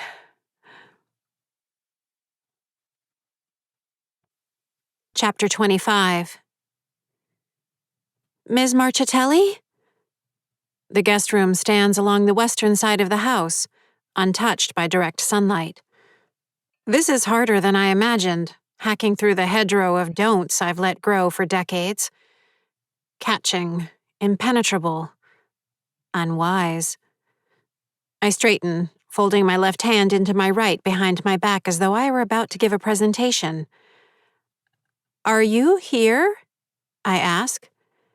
The crows outside take their argument elsewhere, their calls fading. The clock on the wall, the face a bright pastel drawing of the Buddha in colorful repose, ticks. Maybe I need to picture her. I close my eyes. A towering spill of curly black hair, Rubenesque figure, expressive and exuberant lips, tear-inducing cloud of Charlie by Revlon, silk scarves, plastic jewelry, clinking bracelets. Nothing. Okay, that imagery was from when I first saw her. I fast forward. In my ongoing story, Ms. Marchitelli's fondness for Italian food, baking in particular, pushed her up through several sizes of clothing. Whatever tries at jogging, aerobics, or yoga she made in subsequent decades couldn't compete with her undiminished love for bolognese sauce and Bardolino wine. As her hair grew classically streaked with gray, after 5 years, 3 months, and 2 weeks of having it professionally colored, her blood pressure edged into concerning territory. The colorful blouses she favored didn't hide her thickening abdomen and hips. Her full face extended downward like a water balloon slowly filling. I lock that image in my mind. "Ms. Marchitelli," I say. Between the windows, the wall shifts with the barest hint of a ripple, like I'm seeing it through a thin layer of water. "Honey." The word floats in the air, in the room, in my ears. For a moment, I can't speak. That's her voice. A voice I haven't heard in person in 13,849 days. The span between the windows comes alive, as though a strange combination of molten glass and giant, quivering raindrops. My words falter. "It's okay." The air bends. Flecks and streaks of light appear. Behind me, a voice says, "Should I ask?" "Gah!" I cry out, adrenaline flooding me with the speed of a lightning strike. I spin. Eugene leans against the doorframe, eyebrows raised. "Don't ever do that!" I sputter. "What the hell? God!" "If you're not used to ghosts by now, that's on you," he says. "Who are you talking to?" "I'm not talking to anybody. I'm tapping. I'd ask you to pitch in, but you're useless if you haven't noticed." "Nice. Thanks," he says. "Remind me to not keep defending you to Mom and Eddie." I stay facing him, but all my attention is on the spot where I'd seen Miss Marchitelli? Had I seen Miss Marchitelli? I'd heard her. I'd definitely heard her. But now there's nothing. The air looks fine. The wall looks stupid and boring just like it always does, and my brother caught me talking to myself. Or to my imagination. Or to Miss Marchitelli. "I don't need defending," I say, "and never sneak up on me when I'm tapping." "You weren't tapping." I was taking a moment to myself between taps. Crime of the century. "Are you okay?" he says. "Seriously." Just standing in an empty room talking to a vision? How's that not okay? I storm past him into the hallway. "Move." "What about Eddie's face?" he says, following. Consistent with the entry and exit of a corkscrew. What about it? "He showed it to me." He would. I barely slow at the door to the attic, leaning down to tap Richard Cheney along the underside exact center. I mash my hand to the spot, not lingering for a detailed investigation with Eugene hovering over my shoulder. Maybe it's more solid than before. I'm too annoyed to get specific. I give it a JSTMR score of 3. Arbitrary. I straighten and take a breath. No, it's more of a 4. "I suppose I'm not allowed to have an opinion on that," Eugene says, "sneaking up on you and all. But I definitely have an opinion on that." "You can have any opinion you like. I pass through the door and head up into the attic. "A corkscrew-jabbing old man," Eugene says, trailing me. "In our house." "I'm working on it." "Should I be reassured?" "You should be somewhere else," I say. "I'm busy." "Eddie told Mom." "Why not? He's been doing that since he was 2. "She hasn't said anything to you?" he asks. Coming to the top, I reach over and tap the base of the balustrade, right in the notch that reveals an irregular rectangle of subflooring. Joseph R. Biden. Solid, along with several centimeters on either side of it. Remarkable. JSTMR 5. The strongest I've felt in any TS in the house. "I'm thankfully receiving the classic Nagel-Jarvis silent treatment," I say. "Sorry. Dad?" I haven't gotten into it with him. "You should. He can talk to her. Keep her from giving you icy stares and pointed silence for the next month." I can live with pointed silence. I crave pointed silence. Better than another lecture from another family member telling me what I should be doing, because I'm clearly not doing enough. Near the peak of the unfinished ceiling on the southern end of the attic, I reach up and give a little Michael Pence action to the prominent pine knot in the joist. Tap. Run my fingers around its circumference quickly. Jesus, it's coming in at a 5. Maybe more. Do I need to recalibrate the scale? "Come on," Eugene says. He looks out the window, then turns and glides his foot through one of Haley's workout boxes in an unconvincing karate kick. "I'm on your side." Then maybe you should go talk to Mom. Work your Eugene magic on her. Simple problem, right? "I never said any of this is simple." Didn't you? I turn to him, hands on my hips. Because that's what I keep hearing from everyone. "Karen, what's wrong? Karen, why did you whatever? Karen, I just got stabbed in the face. Karen, when are you going to fix everything?" Eugene flinches. I press on. "It'd be nice if, for once, I could be the one sitting up in the bleachers commenting on everything, critiquing everything, a professional audience member, a passenger on the bus, grading the driver, a visitor to the world, a tourist. Entertain me, amuse me. But whatever you do, don't count on me to make a decision or lift a finger or weigh the options or be responsible for anything other than a lazy opinion. So go on. Go smooth things over with Mom. How about that's your problem now? I'll be here with my feet up and my mouth running." "Solved it yet?" I pretend to look at my watch on my wrist. "What's taking you so long? I'd just solved it if it were me." He stares at me. "God, I would have solved it by now." I continue. "Why aren't you solving it? Well, Eugene, should I be reassured? Should I?" "Why are you being such an asshole?" "I don't think that's going to get us there. What's with the attitude? Time is ticking." He shakes his head and passes down through the floor, out of sight.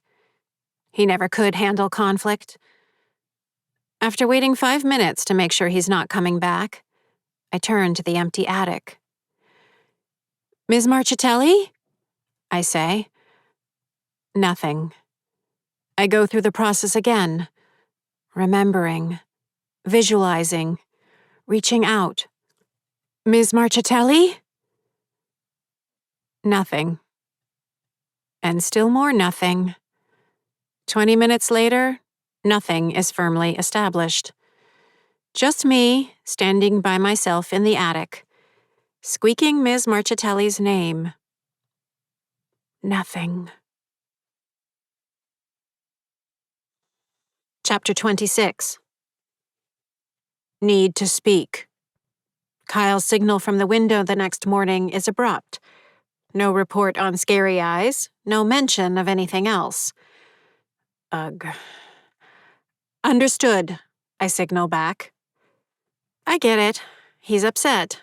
Of course he's upset.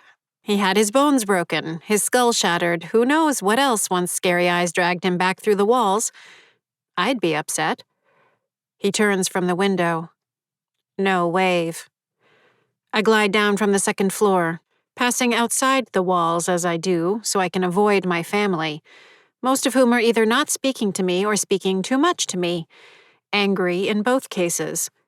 At least Kyle isn't going to give me the silent treatment. Fine. I deserve to hear it from him.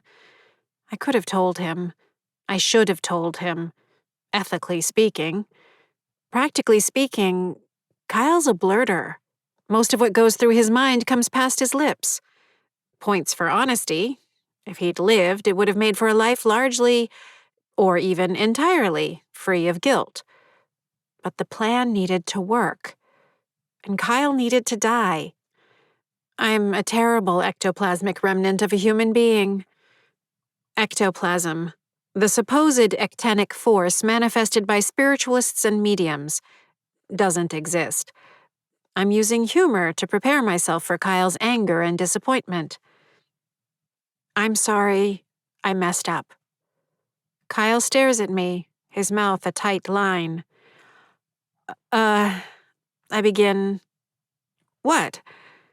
His red eyebrows reach for each other. I should have practiced harder. I could have made it if I'd done it a few dozen more times. He was just so fast. That's okay. I mean, sure, you did your best, I say. It was a great try, and you almost had it. Should we try again? His eyebrows haven't lost interest in one another. We don't need to. His face relaxes as though I'd said, let's forget the guillotine. No need for that bloody mess again. We don't? Take 2 steps back. What? 2 steps, backward. Kyle takes the steps. Now what? I take 2 steps toward him. He looks at my feet. I don't get it, he says. I'm going to take 4 steps backward, I say. Then I want you to take 4 steps toward me, but wait for 5 seconds. I step back. Now, he says after a silent count of 5. Yep. But I'll only be able to 4 steps. But the edge, 4. He takes 2 steps and pauses. That's 2, I say. But I can't. I just did. He glances at the asphalt and its black squiggles of repairs, then at my feet, then at his. He takes 2 more steps. Are we? He says. Not yet we're not, I say. Though we could be. If I take 2 more steps toward you, we'll be 4.01% closer than we've ever been during the daytime. But I think it's better if we keep our regular distance. He looks back and forth between our feet. How? Undetermined. Did you make this happen? Was it our test? Probably not. Is it all the way round, in every direction? He asks. This is why I like Kyle. He thinks. Neither Mrs. Gracie nor Andy would make that leap without prodding. That's what we need to find out, I say. Today, but discreetly. And tonight. In fact, we're going to need to make twice daily measurements from here out. Is it going to keep changing? If it does, we'll record it. This is amazing. Let's not get too excited yet, I say. The data is what matters. Percentage increases in the radii. Right. Percentage. Radii, he says. What else? Oh, not much. A homicidal elderly man stabbed my brother in the face and is threatening to kill the rest of my family. Haley is still breathing and whining after I spoke to her in violation of every rule of the afterlife. I'm hearing an old counselor's voice and seeing visual distortions, or maybe just going crazy like my uncle who killed himself. And naturally, everyone is blaming me for all of it. I could tell him. I really should tell him. Let's just focus on this, I say cheerfully. But this is good news, right? The front steps of Kyle's house hold a collection of autumnal gourds and pumpkins. Yes, I say. It's a good thing. It might actually be a very good thing.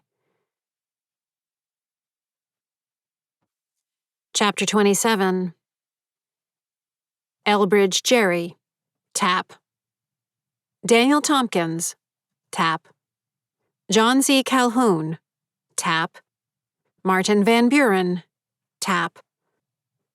When I straighten from feeling around the broken portion of the linoleum tile in the northeastern section of the cellar, my dad stands by the paneled door.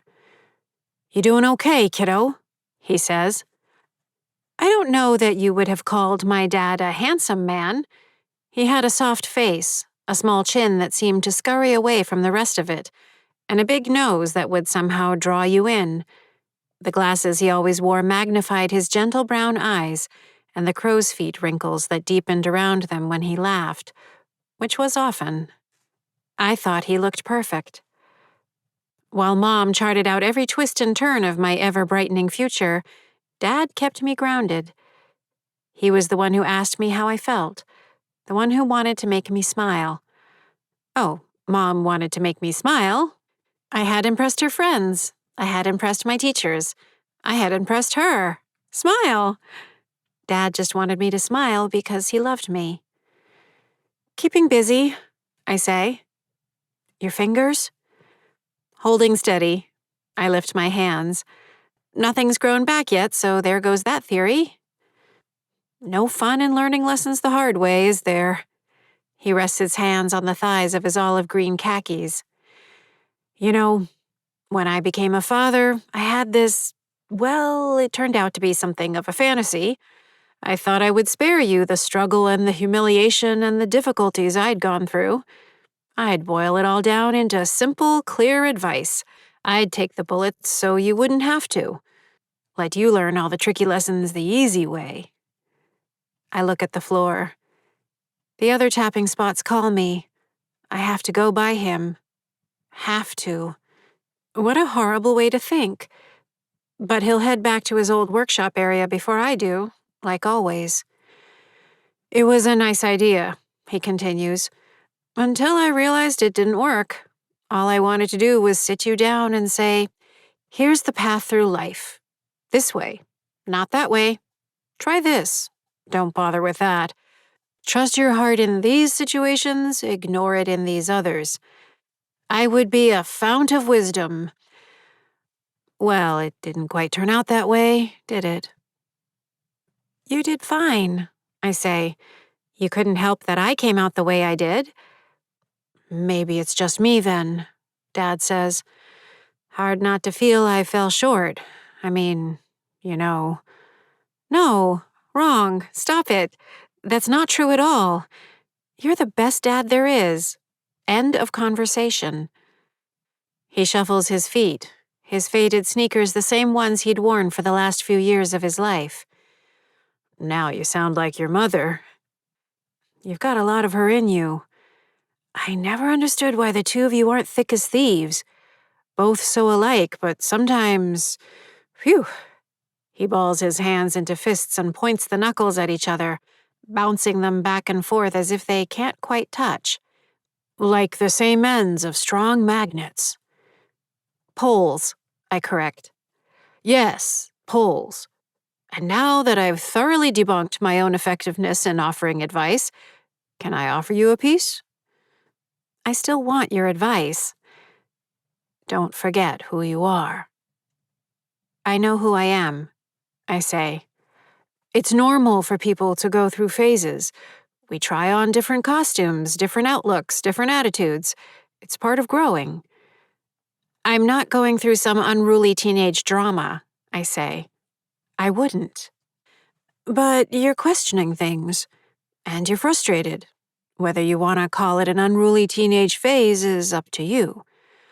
I'm not going through whatever you want to call it. Maybe you're not, he says. My point is, you're still careful, thorough, smart, and you know how to avoid making mistakes. Stick with that. I hope that doesn't come across as overbearing. Like we're magnetic poles repulsing one another, I say. I don't give myself that much credit. I'm more like a pile of steel filings, helpless around the strong females in my life.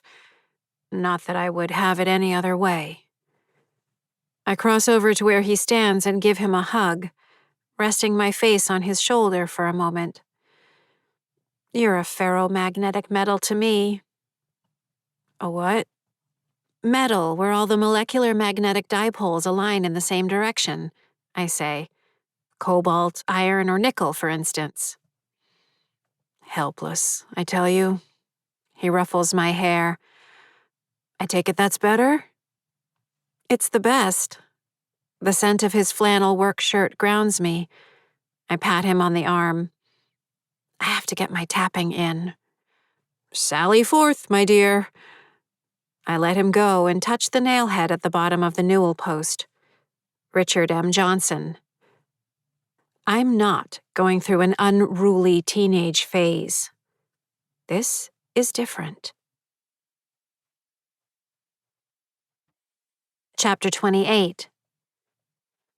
I thought he was bluffing, Mrs. Gracie says. Just finding another way to be cruel. We stand by the white outdoor patio table by the side of Andy's house. Andy runs up and crashes into my legs, pressing his face against the side of my thigh to blow a raspberry onto it, then races off to dive back into his fort in the bushes. No sign or forecast of flibber tonight, so this is the game. I mostly ignore it, rhythmically dropping my hand down to pat him on the head at the conclusion of every sloppy eruption of hilarious faux flatulence. My hand still has 3 fingers and a thumb, even though I'm more than 12 hours past the skipped tap. He wasn't, I say. Just ask my brother's face. Arthur could have killed him. This was the message, yes. Something is making him stronger. She clasps her thin fingers together, pursing her lips. I don't know how you can stay so calm about it. Getting upset won't help me think any more clearly, I say. Andy slams into me again, shaking his head back and forth as he spits all over my leg. Pat on the head, run along. But what if the tethers have been keeping Arthur and the others away, and now they've found a way in? They've never shown up like this before. I just don't like where this is heading. Any of it. Your brother, Kyle. We need more data, I say. Her knuckles whiten. I'm not sure we have time for more data. Arthur is furious. I've never seen him like this. Wait, he was also here last night? He threatened to kill me once and for all. Pull you from this world by the roots, was how he put it. The look in his eyes when he said it. It was like looking at the devil. She shudders. I almost told him to go ahead and try, but I reminded myself, Eleanor, it's not just about you. This little band we've put together, the 4 of us, we need to look out for one another. Where did he come from? I ask. Did you see? She leads me to the edge of Andy's yard. Before us, a thick pair of rhododendrons form a natural barrier to the property beyond. The streetlights shine at even intervals, marching down to where the road curves off to the right. Double that distance, and Chestnut Street reaches the center of town. The ambient light from the heart of Main Street dulls the night sky, an illumination that's grown brighter over the years. That wasn't all, Mrs. Gracie says. He told me he's going to murder your family, one by one, make them suffer, shred them so small they'll never move on to anywhere, was how he put it. She puts her hand to her mouth and shakes her head. I'm so sorry. This isn't Arthur, I know that. You've explained it. But sometimes I get so confused. This isn't your fault, I say. Isn't it? Isn't it all my fault? Stop it. I reach over and take her thin hand in mine. We're not giving up. In fact, we're just starting to fight back. That seems to be exactly what Arthur wants. Andy scoots up next to me, sees we're holding hands, and takes my free hand in his. He follows our gaze as we look out into the night toward downtown. Stars silhouette the black treetops and rooflines. Or that's what he wants us to think, I say quietly. Chapter 29. Up in the attic, I examine the last tapping spot, the irritating TS-43, the asterisk, the is it or isn't it spot that's haunted me since Haley decided to focus on her guns. Luckily, Haley decided to keep the bottle cap, picking it up and putting it on one of the exposed studs across from the pull-up bar. Late afternoon sunlight climbs the inclined ceiling. Neither one of the spots demonstrates much resistance. Both come in somewhere between a 1 and a 2 on my JSTMR. If I could get them both back to the same location, would that double the results? But how would I do that? I can't, so I feel around. The resistance behind and around them is quite faint, like passing my fingers through spider webs. When Haley bounds upstairs behind me, her expression intense and unhappy, I don't flee as normal. At least she won't talk to me, not passive-aggressively, sibling-aggressively, or animal-cryptid-aggressively. I'm happy to work through some theories in the corner while she grunts and pants in her workout area. Nice to have a little company, in a weird way. While I manage to mostly shut out her ape house noises, I look over when I notice she's been holding a plank position for nearly 5 minutes, which I couldn't have managed for 5 seconds. I grudgingly admit she has talent. Haley does crunches, leg lifts, strengthens the muscles of her back by raising her torso while lying on her stomach, jumps off and back onto her box, lifts weights, stretches, and works herself into a sweaty display of physical prowess utterly beyond my reach. When she gets to the pull-ups, I admire her biceps, though not as much as she admires her biceps. When she finishes her last set, she heads over to take the requisite gander at herself in the mirror. Yes, those are your triceps. See how they pop out when you turn your arm in that unnatural way. Maybe an inordinate amount of additional effort will one day allow them to bulge further. Yay. Fine. Maybe I'm a little jealous. Even though looking at Haley is like looking at another species. She's tall, coming in at 1.83 meters.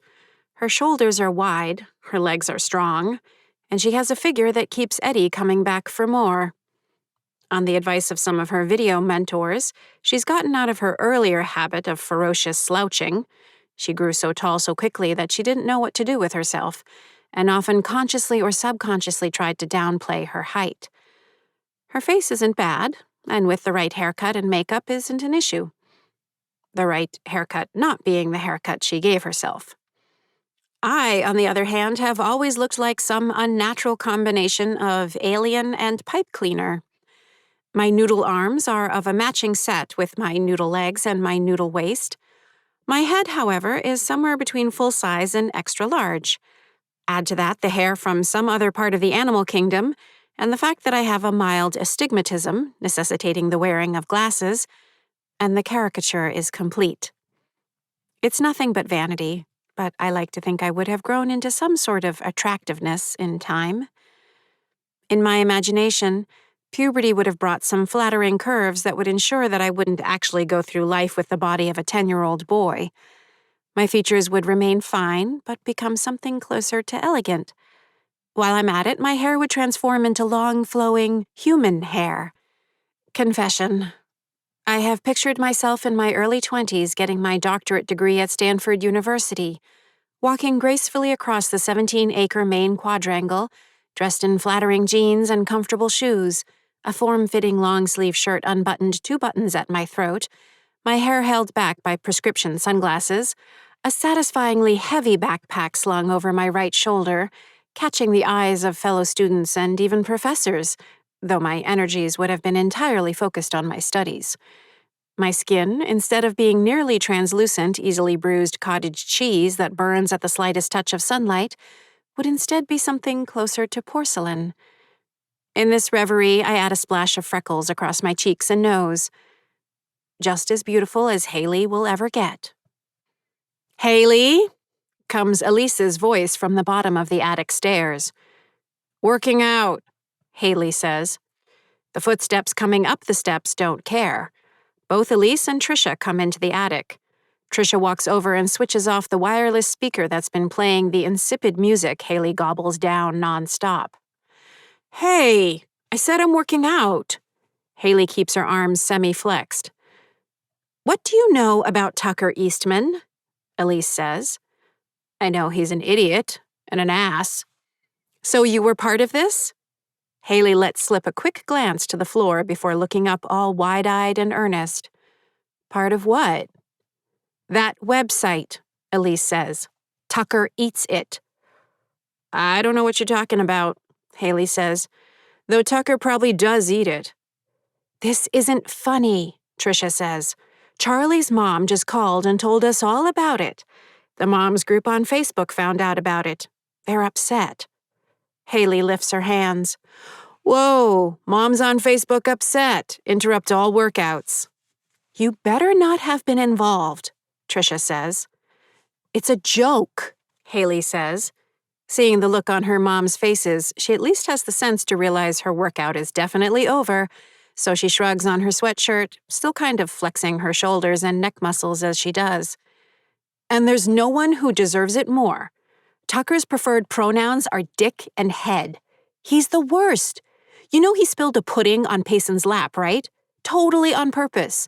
And he's always telling everyone Charlie drops deuces in the bathroom. He's a freaking jerk. He actually brags about how his family's been here in Andover since the Mayflower, basically, so he thinks he's better than anyone whose family wasn't. That's not the point, Tricia says. How is that not the point? He's everything you taught me to hate. We don't teach you to hate. We never taught you to hate. Haley yanks the hood of her sweatshirt up over her head. Fine, whatever. Not hate. Feel superior to. Look down the nose at. See for what they are, Tricia says, and have some compassion for their ignorance. Like he showed Payson compassion by ruining their skirt? That's for the school to deal with, Elise adds. Not like this. You realize there are legal implications for putting together something like this and making it public? It's bullying, Tricia says. Bullying? Haley says. Not even. At most, it's mocking. There's one lawyer in the family, and it's not Haley. Defamation is defamation, Elise says. This Tucker boy isn't a public figure. He's a private citizen and a minor. Are you seriously telling me that the moms group has decided we're the bullies here? Haley says. What do I care what a bunch of gossipy moms think? He's the bully. Fuck bullies. You filmed him without his consent, Elise says. Then you made it look like he was eating you-know-what, however you managed to do that. Then you turned it into a website. Then you sent the link around to everyone in school. How would you ever think that was okay? If you knew him, you'd know it was fine. Meaning what? He's in on the joke? He is the joke. Haley jams her hands into the pockets of her sweatshirt and hunches her shoulders. But it's fine for you to say everything you do about Uncle Marcus. Completely cut him out of our life because of who he voted for. But when we play a little joke on a douche who makes Uncle Marcus look like Barack Obama, suddenly I'm the bad guy? What planet is this? You guys obviously don't get me. I have to admire the way she pulled that grenade out, gleefully pulled the pin, and dropped it right on the floor in front of herself. If there's one thing that crystallizes the parenting approach of Tricia and Elise, it's the belief that they get their child, on every possible frequency. Worse, the drama surrounding Tricia's brother Marcus has been the most careful, caution, warning, sensitive topic of strife to have engulfed the family since I've known them. Tricia and Elise both give Haley the silent death stare. Although, personally, I'm with Haley. Fuck bullies. Chapter 30. I am not, shall we say, unfamiliar with bullies. And since I left my humility aside sometime shortly after I left my rodent poison-induced organ failure aside, I'll just come right out and say it. Being extremely intelligent in a world that is often, at best, of average intelligence, paints a bright red target on one's back. I never understood it. When people are faster runners than others, they're admired. When people are prettier than others, an accomplishment that's not any accomplishment at all, everyone likes them automatically. Good at kinetic physicality of hitting a small ball that's moving or maybe not moving? Hooray for you! Know how to smile? Get along as part of a group? Know your place? Welcome. Come on in. All the riches of friendship shall be yours. Yet of all the pathways to popularity, grasping trigonometry in 4th grade is not one of them. Did I maybe, possibly, potentially bring some of it onto myself? Here is an actual quotation of mine from when Kimberly Carter, fellow 2nd grader, asked me if I wanted to join the game of tag she and her friends were having at recess. Thank you, but I prefer the company of my intellectual peers. And another from when my 5th grade teacher, Mrs. Watson, asked me which other student I would like to partner up with to do a report on a United States president. I prefer to have no partner, thank you. I don't believe any of them could grasp what I'll be going for. There was also this gem from Thanksgiving 1980 when my Aunt Patty scooped some of her sweet potatoes with marshmallow, which I would never eat because of the texture, onto my plate and asked me if I was having fun. It's difficult to have fun without sufficient mental stimulation. I believe we've established, quite convincingly, the motive. The prosecution rests, Your Honor. So there was the general dull group shunning, which, even if self-inflicted, functioned as a sort of background bullying. I also suffered through the occasional more personalized bullying, 2 boys in my 4th grade class using me as an example of grotesquerie as a romantic interest. Kristen Murphy pointedly commenting on the flatness of the front of my sweater during the first week of 6th grade, eliciting a wave of knowing glances and snickers among her clique of popular girls who'd matured over the summer vacation. My cousins Sean and Darren chasing me around their backyard with hunks of dried dog feces speared on branches. The only time I've ever dealt with a targeted and sustained campaign of bullying was when an older boy, 2 grades ahead of me, found it endlessly amusing to torment me. His antics ranged from infantile, spitballs projected from a straw to the back of my head, to personal, when I began wearing prescription eyeglasses and stepped onto the school bus for the first time with them. This boy announced from the back of the bus, "Hey, nice glasses! What are they made of? Human poo?" Yes, that's what he said. Human poo. Inane. Yet I heard, or imagined I heard, the phrase, human poo, whispered in my proximity for much of the next week or 2, which at the very least left me questioning whether I'd made the optimal frame choice. There were further incidents with him involving puddles, snowballs, and wadded chewing gum on chairs. Imagine my delight in 3rd grade when he took my pencil box and tossed each and every pencil up into the exposed orange-painted metal brackets that lined the ceiling of my classroom, then handed me back the empty box with an apologetic, "Whoops." Or the next month when he took several sand dollars, the skeletons of the flat burrowing sea urchins, Echinarachnius parma, I'd brought in for show and tell, and then claimed to have no knowledge of the crime. The sand dollar incident culminated in a phone call from my mother to his mother, followed by an exchange of the stolen shells wherein he claimed to have misapprehended an offer on my part for him to borrow the shells for the night. I did manage to land him in Principal Bell's office. After several incidents involving him dumping my books down the stairs at school, nudging the pile out from my arm with the toe of his shoe or his knee, I told him in no uncertain terms that he wasn't going to dump my books again and that he was going to leave me alone for good. Then, I simply worked out the proper timing, positioning myself several days later on the main stairs beyond the lobby with an enticing collection of notebook, binder, and 3 library books under my noodle arm while I waited for him to appear behind me. Moments later, the books took flight, fluttering out in an avalanche of worksheets as he whispered a smirking, "Careful," and passed me by. Only to find Mrs. Bell staring up at him from the bottom of the stairs, where I'd calculated she'd be at that exact moment. Even then, I'd been good at forecasting.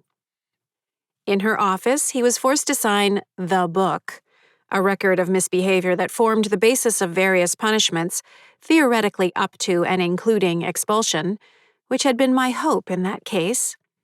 He then offered me a foot-scuffling, eye-contact-avoiding, humiliating apology, diluted to the minimum viable degree worthy of satisfying Mrs. Bell. I was not at all satisfied, and silently wished death upon him. Why Tim Lane chose me as his target of persecution, I didn't know then, and don't know now. The saving grace of all of this was that because he was 2 grades ahead of me, he moved from Doherty Elementary to East Junior High after the spring of 1979, gifting me all of 5th grade and the beginning of 6th grade, until I died, free from his infuriating and ridiculous bullying.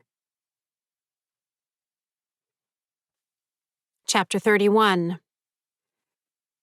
This isn't how we handle things, Tricia says. Not cool. So we should what? Haley says. Hide? Try to stay out of his way? No. You're the ones who taught me that we don't have to accept that things are just going to be the way they are and we can only hope for the best. No, we have to take action. Get into good trouble. Tricia and Elise exchange a look. Nice try, Elise offers. This isn't about civil disobedience. And you're not getting out of this that easily. There's a line and you crossed it. You know you crossed it. Now it's up to you to own up to it. She's not a lawyer for nothing.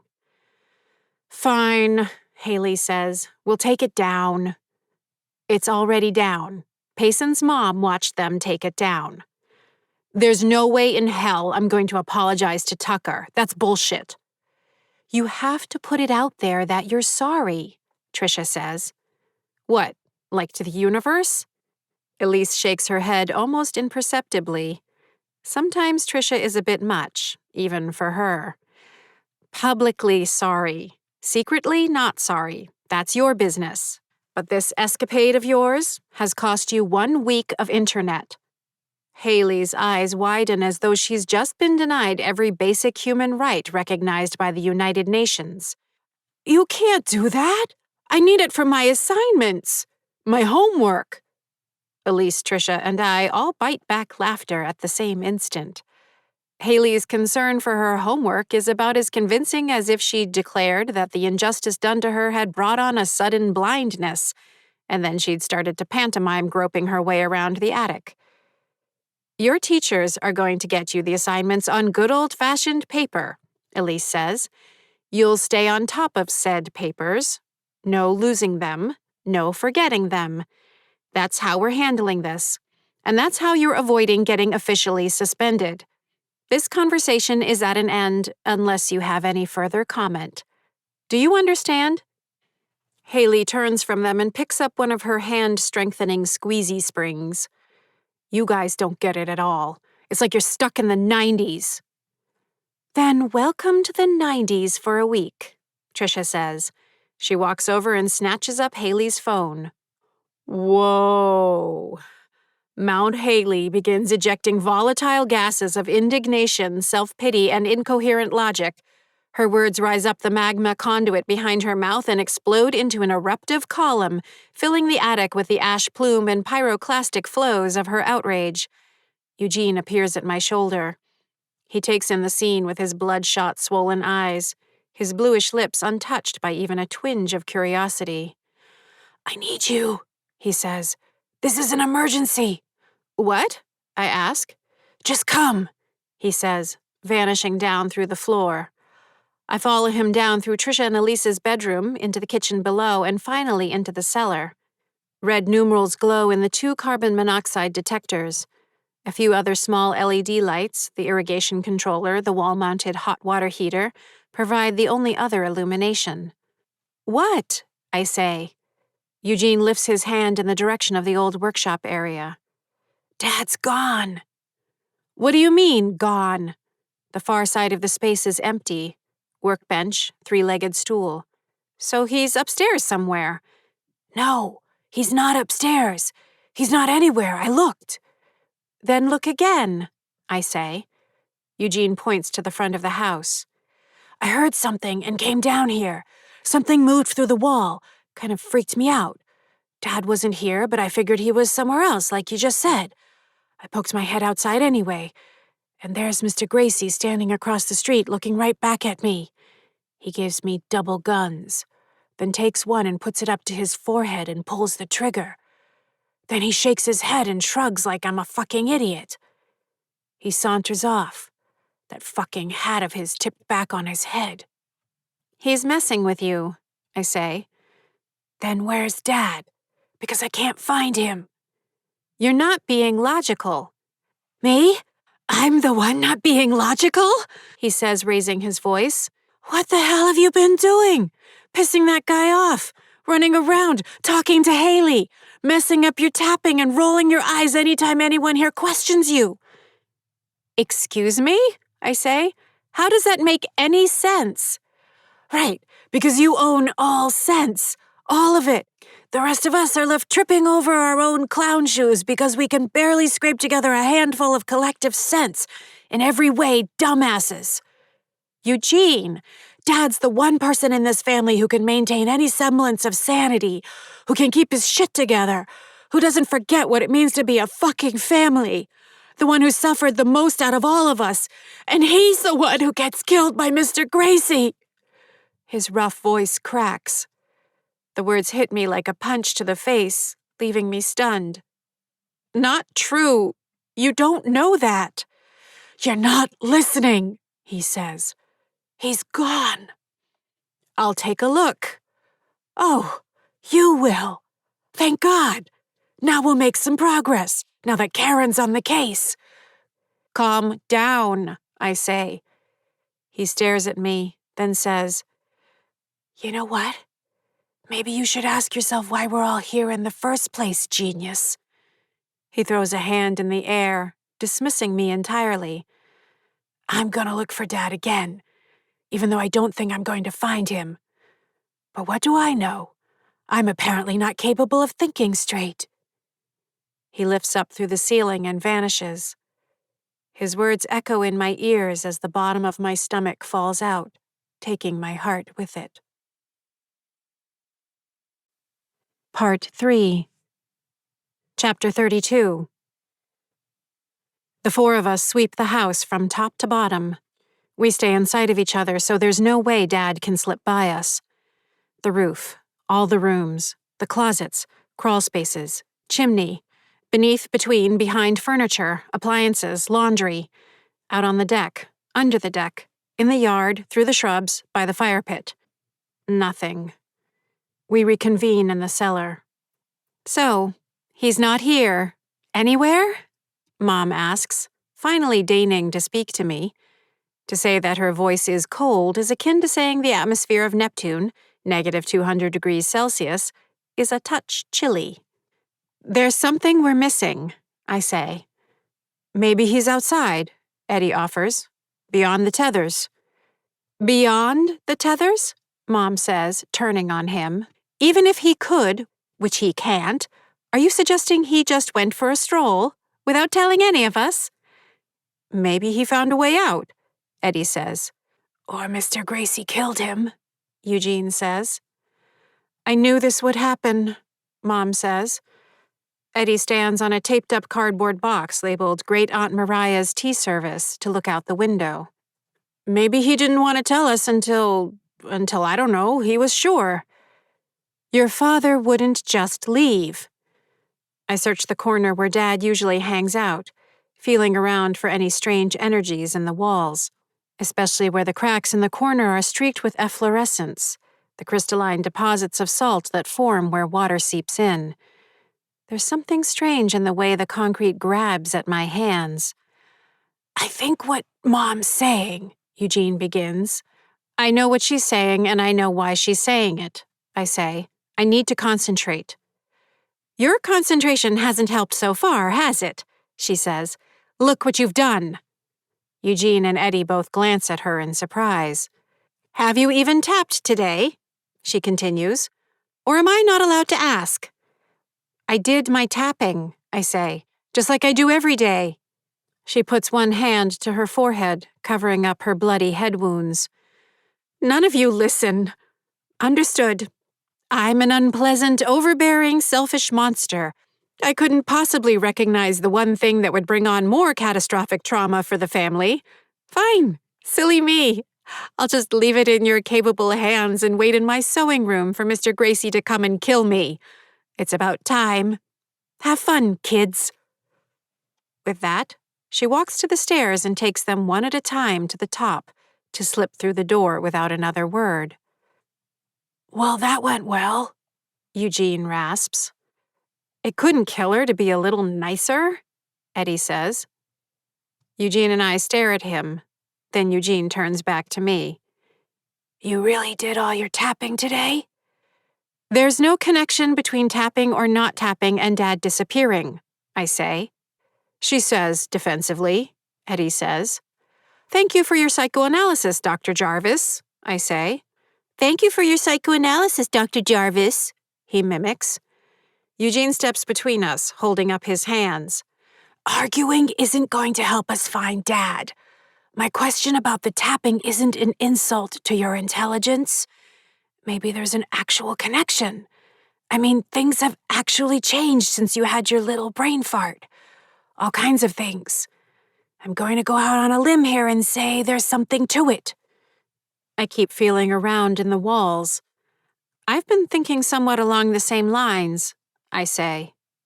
Nice, Eddie says to Eugene. She's almost giving you credit for a good idea. Maybe I'll even have a smart idea all on my own one day, Eugene says. Yes, message received, I say. Could we just stay focused? Or must we indulge in another one of your little twin talk routines?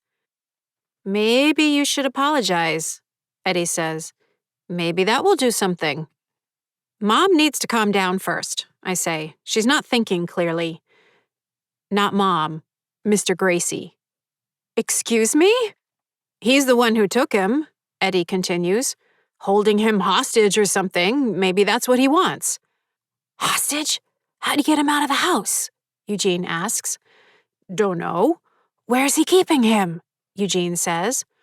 I don't know. Maybe at his house. Maybe in the woods, Eddie says.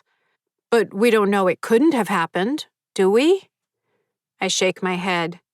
Do you seriously think he's going to send over a note made from the cutout headlines of newspapers and magazines demanding we fork over, what, money? Our heartfelt apology? The steak and potatoes and green beans he's been missing? That doesn't make any sense. It might not be that ridiculous, Eugene says. Mr. Gracie couldn't just sweep in and abduct Dad. He swept in and stabbed me in the throat, Eddie says. What's the difference? You're still here, Eugene says. Oh, good. Another genius sibling, Eddie replies. How about we stay focused? I say. Yes, Mom. Okay, maybe, Eugene says. We should at least explore the possibility. Fine, I say. I agree. Eddie rolls his eye. So Mr. Teenager says it and you agree. Of course. Does it matter whose idea it is? I ask. Let's just see what we can come up with, Eugene says. As awful as it is, or even if Mr. Gracie did manage to, kill him, it's still better than the other possibility. What other possibility? I say. Eugene looks at me for a moment and can't quite hide the ripple of sadness that moves across his swollen face. That he made himself disappear, willed himself gone. Again. Chapter 33. The 10 Worst Days of My Life by Karen Mary Ellen Jarvis. You might, logically, expect the day I died, October 31st, 1981, to be the worst day of my life. It's the 3rd worst day of my life. Countdowns are often considered enjoyable to many people, so here is a countdown of the 10 worst days of my life.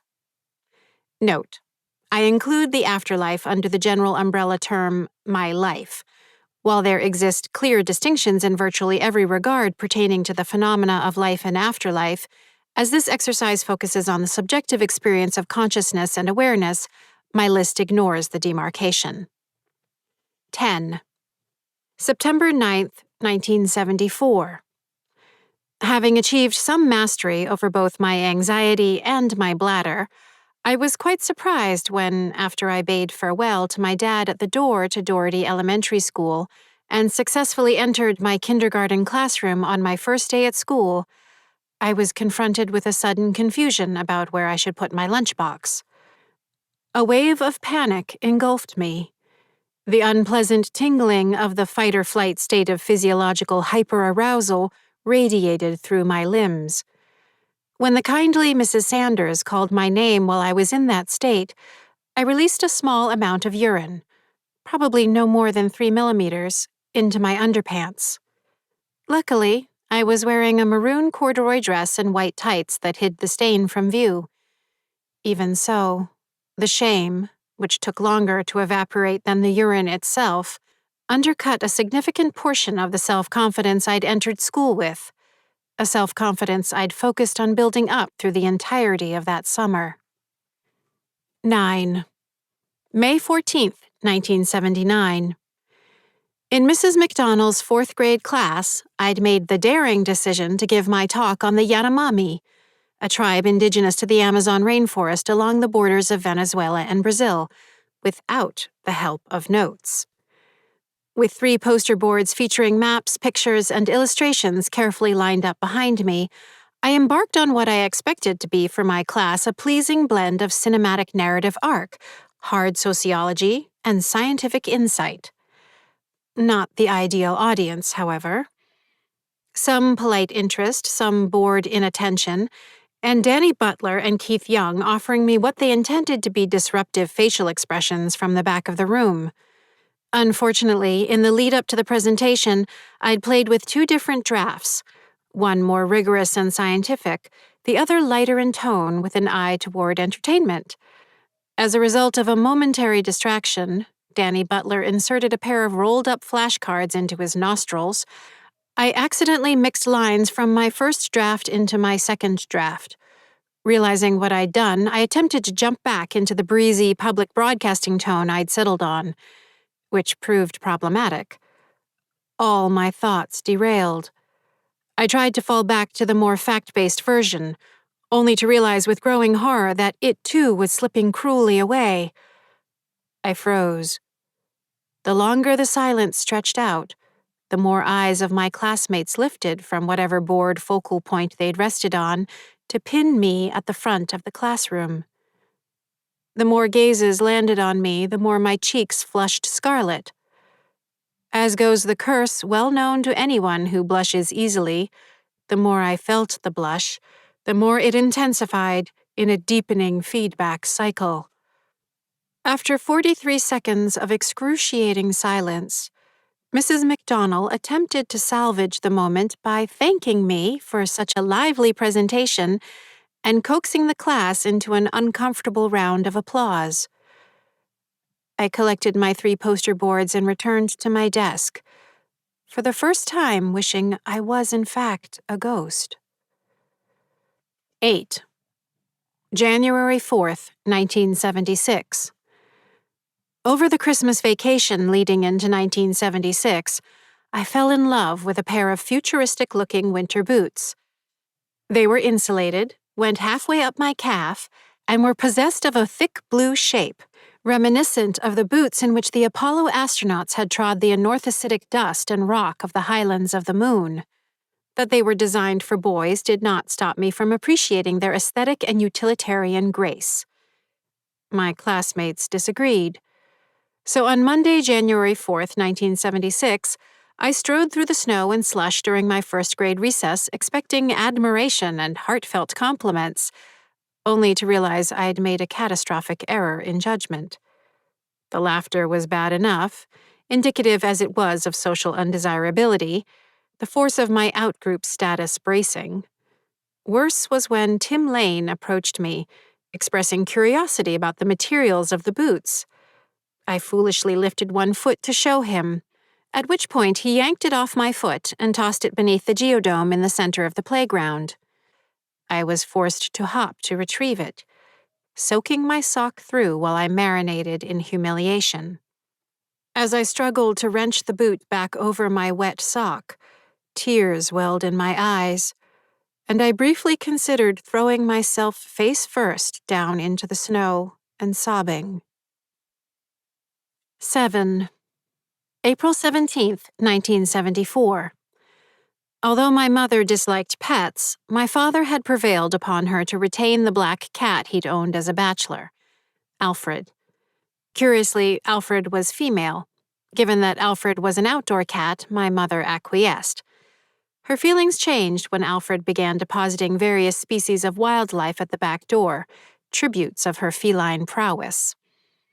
At one point, Alfred gave birth to her sole litter of kittens. To my mom's disgust, Alfred dragged in a young rabbit she'd caught and proceeded to tear it up for distribution to her offspring.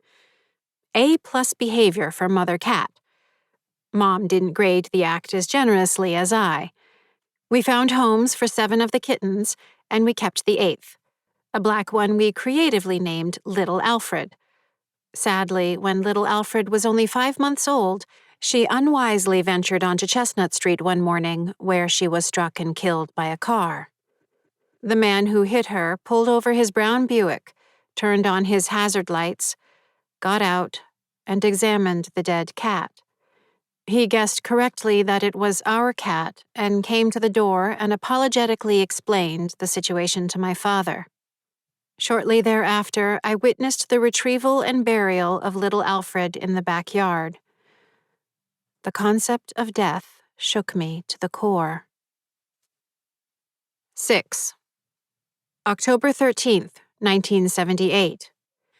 In 4th grade, I'd taken on the duties of caring for the classroom guinea pig, Amenhotep.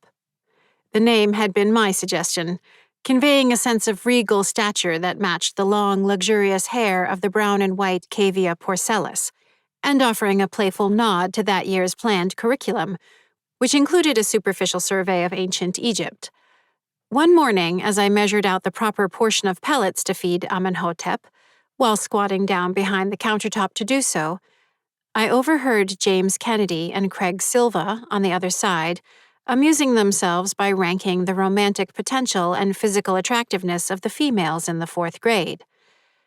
As they went lower and lower down their list, I kept expecting to hear my name. When I finally did, I realized with dismay I was ranked dead last, behind one girl who I shall not name, who was both overweight and had a facial defect. 5. June 3rd, 1980. After receiving what I felt to be a mistaken assessment on one of my custom math assignments, I raised the issue with Mrs. Watson.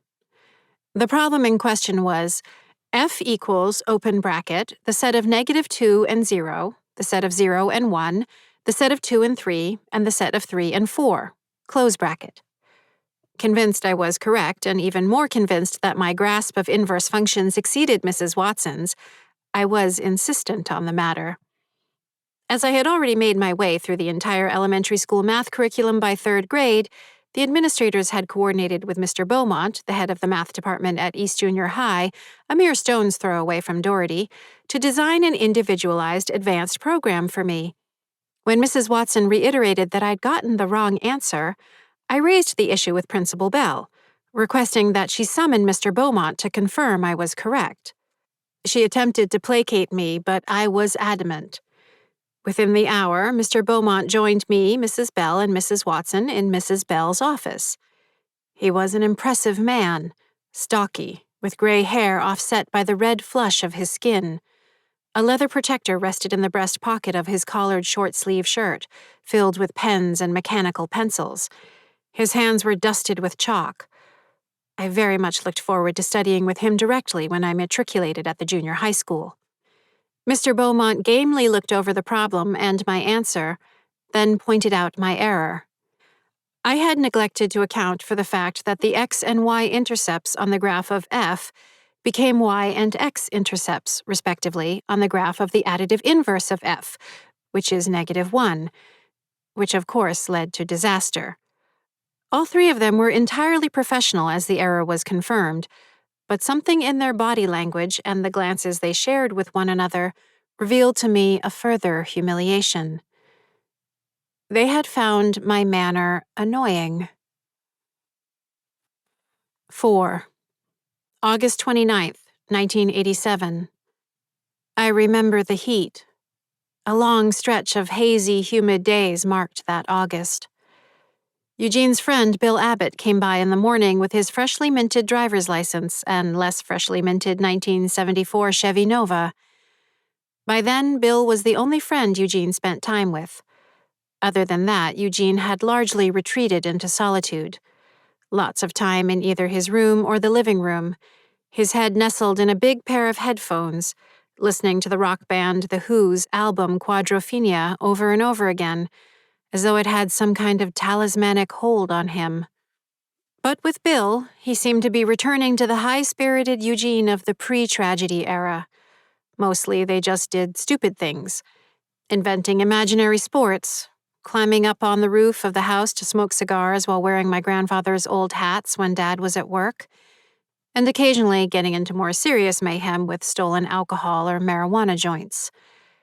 This day, driven inside by the heat, they set about amusing themselves trying to write and record a song. Inspired by 10,000 listenings of Quadrophenia, Eugene was learning to play the red Fender Stratocaster electric guitar that Dad had bought for him for his birthday the year before. He could play okay, and Bill had a nice voice. Their moody, primitive song was enjoyable. I spent most of that morning in their company, at times almost forgetting I was a ghost. They took a break around 11, sitting at the kitchen table with the patio doors open, the screens letting in the heavy, warm air. Eugene grabbed a bunch of green grapes from the refrigerator and brought them to the table. Thus was born the grape contest. Eugene suggested it, daring Bill to stuff as many grapes into his mouth as he could. Bill was game and soon had 14 grapes in his mouth. Eugene was convinced he could top that. The two of them looked ridiculous and the hilarity only grew. As Eugene approached Bill's score of 14, I got caught up in the moment, silently cheering him on. When he reached 16, I joined Bill in egging him further on, actually saying out loud, "Do it! You can do it!"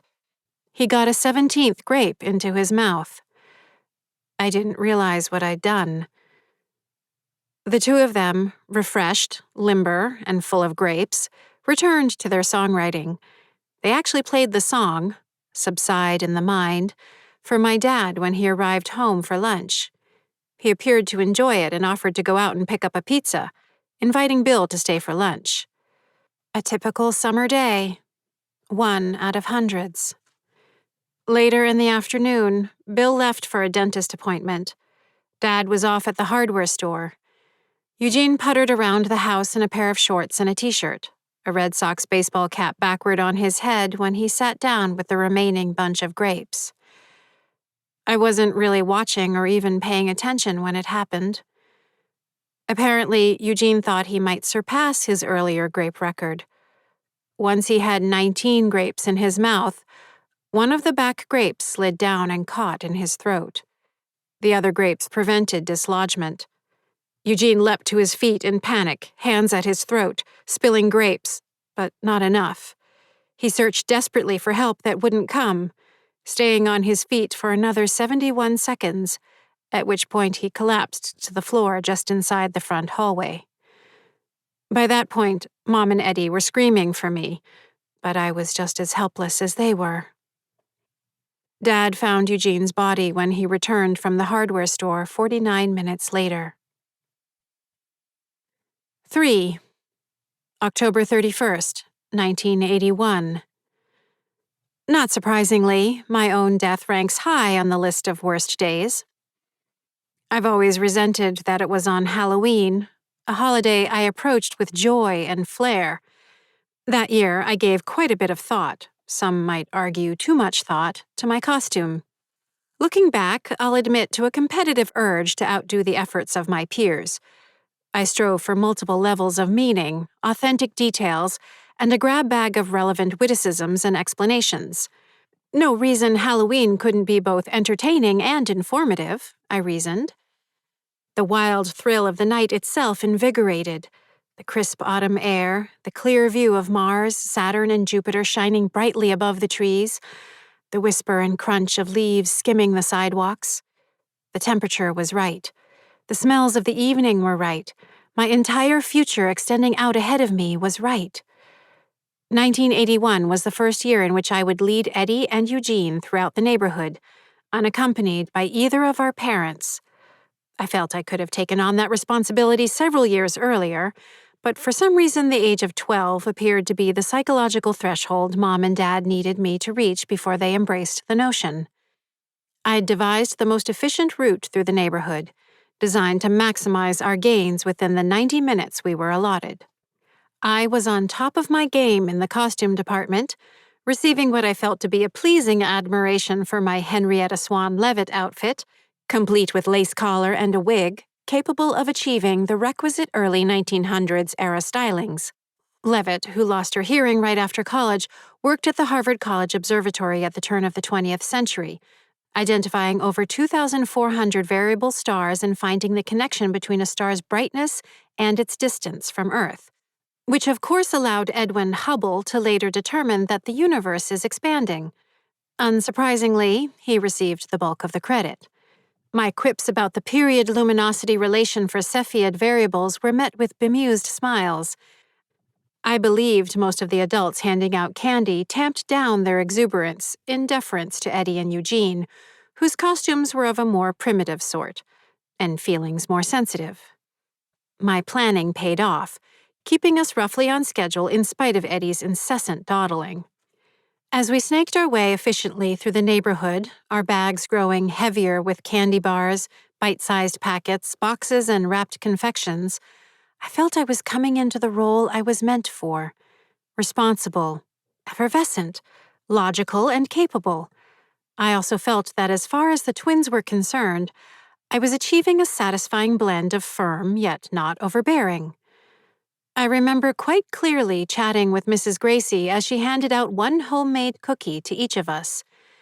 The only unusual thing I noticed was that she had a lock of hair flying loose, giving her a somewhat disheveled look, which was unlike her. Still, it seemed a small thing at the time, and we finished off our route with precision, arriving back at our own home with less than a minute to spare. Mom and Dad thanked me for doing such a terrific job. I believe I saw a trace of deepening respect in their eyes, knowing they could rely on me to help watch over and manage the boys. Not quite as a co-parent necessarily, but maybe as something more than just an older sister. The next part of my plan for the evening involved directing a careful redistribution of the take based on our particular preferences. Eddie disliked coconut, so the almond joys and mounds went to me in exchange for an equitable number of peanut M&M packs, which I didn't care for. And so on. It was made difficult by the twins' increasing blood sugar levels, but in the end, I think I achieved both a decent balance of treats and a worthwhile lecture on the inherent flaws found in laissez-faire capitalism and state socialism as theories of distributive economics. As a result of the arrangement, I ended up with all 3 of Mrs. Gracie's cookies. I made the unfortunate calculation that their being homemade, at close to optimal texture and flavor, I should eat all 3, then and there. I didn't notice any problem at first. The taste was disappointing, though not alarming. Tetramethylene disulfotetramine, the main organic compound in the rat poison, is both odorless and tasteless. As to why 3 cookies killed me, sola dosis facit venenum, as Paracelsus said. The dose makes the poison. Recall my condition of noodle arms. You may extend that to noodle legs, noodle hips, and noodle chest. Noodle everything except my large head. My pediatrician had persisted in prattling on that I could use more meat on the bone at every checkup, ever. As I'd already made the decision to pursue a life of the intellect, I was less than concerned about his opinions. So yes, I was underweight for my height. In the 9th percentile, if I recall. By the time the tetramethylene disulfotetramine began attacking my central nervous system, I was already in my pajamas, getting ready for bed. Admission. I convinced myself it was nothing, even though I disliked the feeling coursing through me. The tingling in my fingers and toes, cramps in my intestines, a drying of the nose and mouth. Tetramethylene disulfotetramine has a profound effect on the mucous membranes. Worse still is the poison's effect on the autonomic nervous system, which regulates breathing and the electrical impulses of the heart. By the time I brushed my teeth and used the toilet, something was definitely wrong. But you know me, and being wrong. So I convinced myself I'd just had too many sweets, that the excitement of the evening had taken more out of me than I'd anticipated, that the chill air had triggered my allergies, that my hormones were changing as I neared puberty. One after another, I clamped on to these rationalizations for how I felt. I forced myself to go to bed with a smile. It was 96 minutes later when I realized I'd made a calamitous error. But before I could do much more than crawl to the edge of my mattress through the unexpected, copious vomit, calling weakly for Mom and Dad, my heart went into a fatal arrhythmia. And I died. 2. January 14th, 1982. The problem started with the 2 packages Mom kept ignoring in her closet. I first noticed them sometime toward the beginning of December during my tentative explorations early in my afterlife, when I was just getting the hang of things. To say it was a confusing time would be an understatement. My emergence into the afterlife wasn't seamless. I didn't just stand up in spirit form out of my body as the last flickers of electrochemical sparks made their final leaps between the dendrites of my neurons, following the cessation of my circulation. Hi, I'm a ghost! No, it was much more disorienting and uneven. Startling blasts of awareness, as though someone were flashing a spotlight on and off an inch from my face. Jolting eruptions of white noise, a splice in the film. Images, fragments, sensations assaulted me in the oblivious depths I kept sinking into. These shards of awareness were deeply unpleasant. They mixed with confusing images, stabs of empathy, fear, and unmitigated grief. A sense of movement and dislocation, glimpses of my family, but mostly it was smothering darkness. Imagine a swimmer caught in a riptide, during a gale, desperation and exhaustion, panic and resignation, sometimes above the water, sometimes below, battered by forces both unforgiving and malign. By the time I reached the shore, as it were, I could do little more than lie face down in the dank sand and groan, lucky to be there. It was well past Halloween before I had any stable reintegrated awareness, a sense of self. Only then could I begin to formulate some theories about the afterlife. First among them, communication with the living is impossible. Of course I tried. It was the first thing I did once the bewildering dislocation retreated enough for me to do anything at all. Even then, my voice was a weak, breathless, muted thing. Barely anything came out. When I tried to get the attention of Mom or Dad, they didn't register anything. I could stand in front of them shouting with all I had, but nothing. Could I manipulate material objects such that I might communicate even a hint of my presence to them? That was what led me to the tapping. The first spot I found was in the kitchen, the trimline phone. I might have been trying to use the telephone for communication. Please, don't judge. My parents sat at the table going through a pile of bills associated with my death. Casket, burial, headstone. When I touched the phone and my hand slipped through it, the pad of my thumb caught on a small area behind it. Real. Solid. The first firm touch since I'd died. Shivers ran through me. Electrical. A surge of optimism. Maybe this is how it starts. Would the entire house, the entire world soon come back to me? Was there some way out of this lonesome and terrifying situation in the offing? From that moment on, I set about investigating every square inch of the house, bit by bit, uncovering the locations of 42 tapping points. Not only did each one give me the same sense of grounding and connection, but doing them in a specific sequence multiplied the effect substantially. It took 3 weeks to catalog the complete set, and another 3 weeks to confirm to my continued satisfaction that no other such spots existed in the house or within the range of my tether outside. The 2 wrapped presents had been no more than a curiosity as I'd hunted for tapping locations. I simply assumed they were presents for the upcoming holidays. Eugene and Eddie both bore the curse of twins, share your special day, receive identical presents, or worse, one large present for both of you, and the curse of a birthday, December 24, right next to Christmas. This is for both your birthday and Christmas.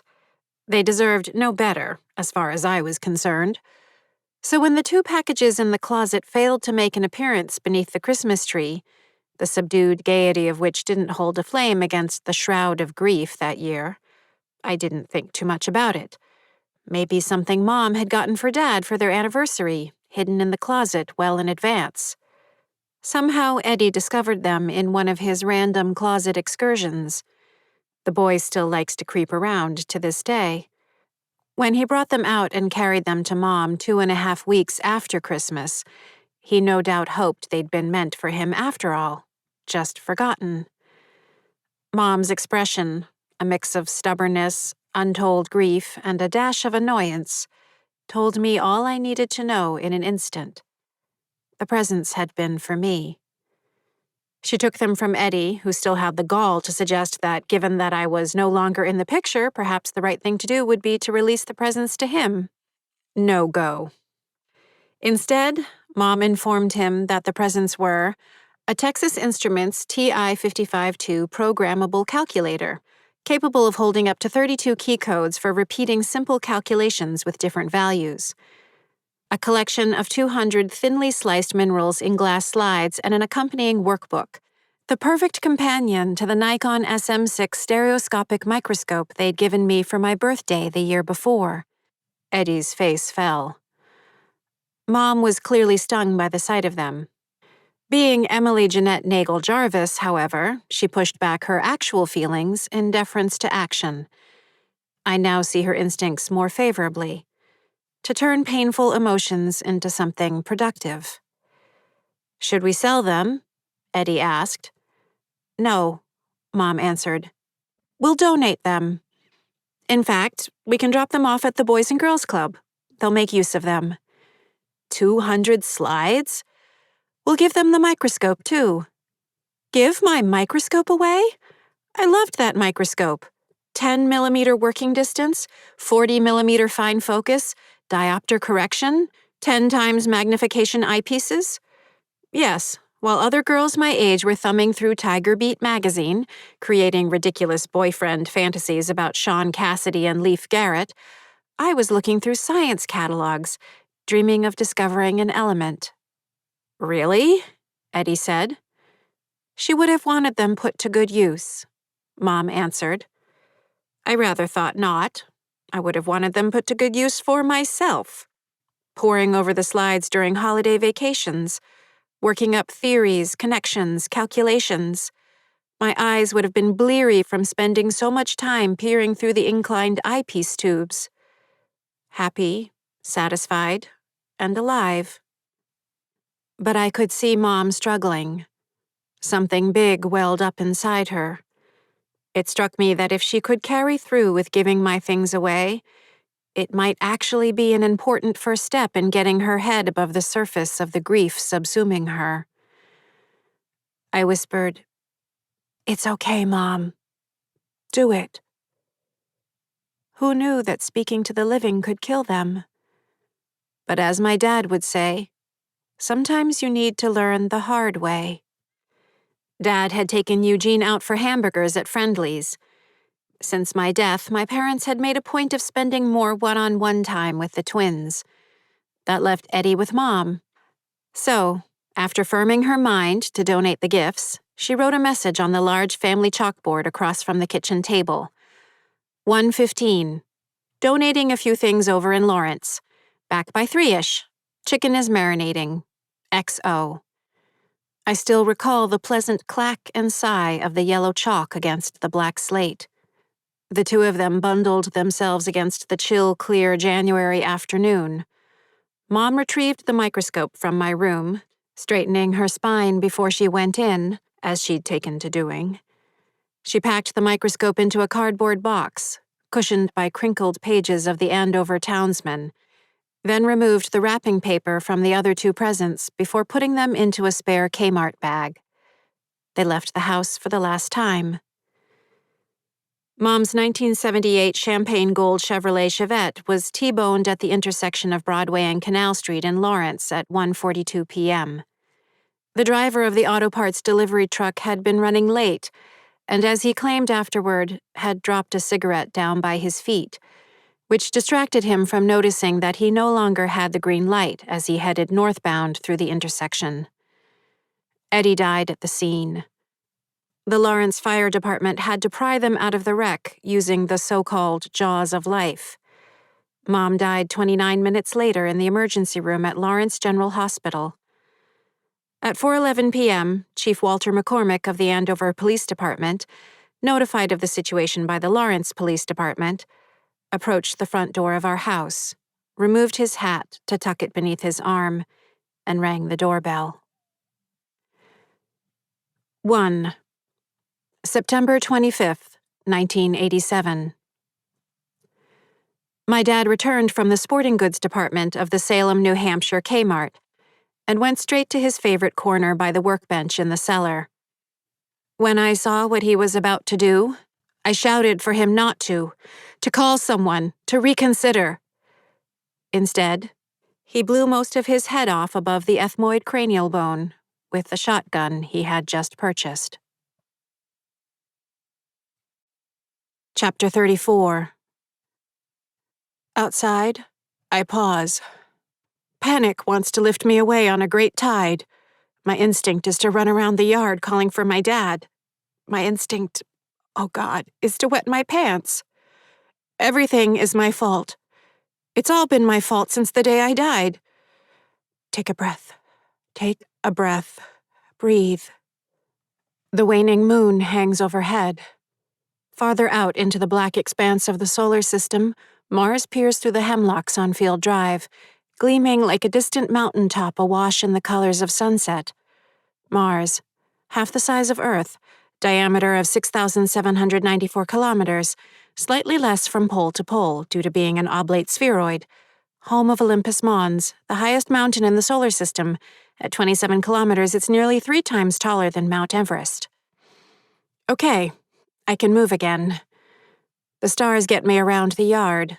I name them whenever the panic touches the brim again. Vega, Deneb, Altair, Alpheratz. Dad? I call out. Dad? A pair of cars pass each other on Chestnut Street. Someone's back door closes. Leaves rattle. Behind it all, the silence of the glittering night sky. A universe of wonder with no great concern for my particular problems. I spin in a circle, peering into the darkness. The only thing I want is to feel Dad's presence. And I don't.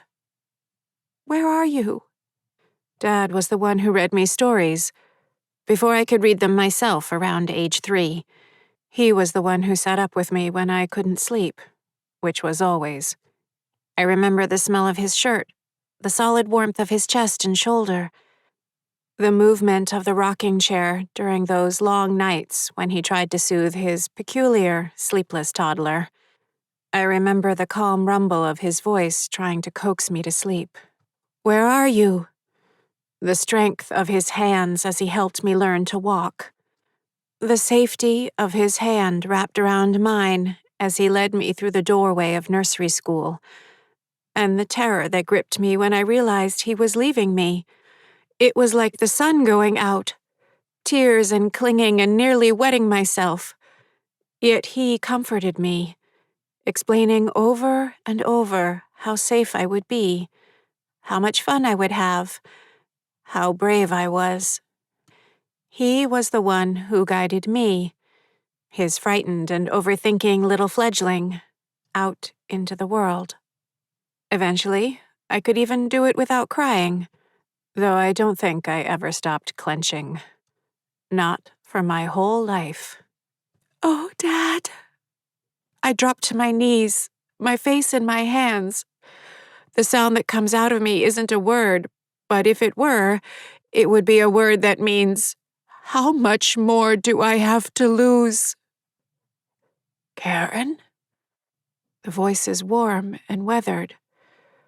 I suck in a breath, trying to stem the tide of sobbing. "Dad? Karen? Where is he?" I stagger to my feet. Left, right, I turn in a circle, searching.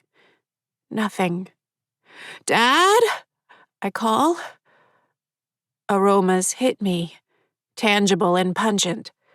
Wood glue, the sweet bite of freshly sawn pine.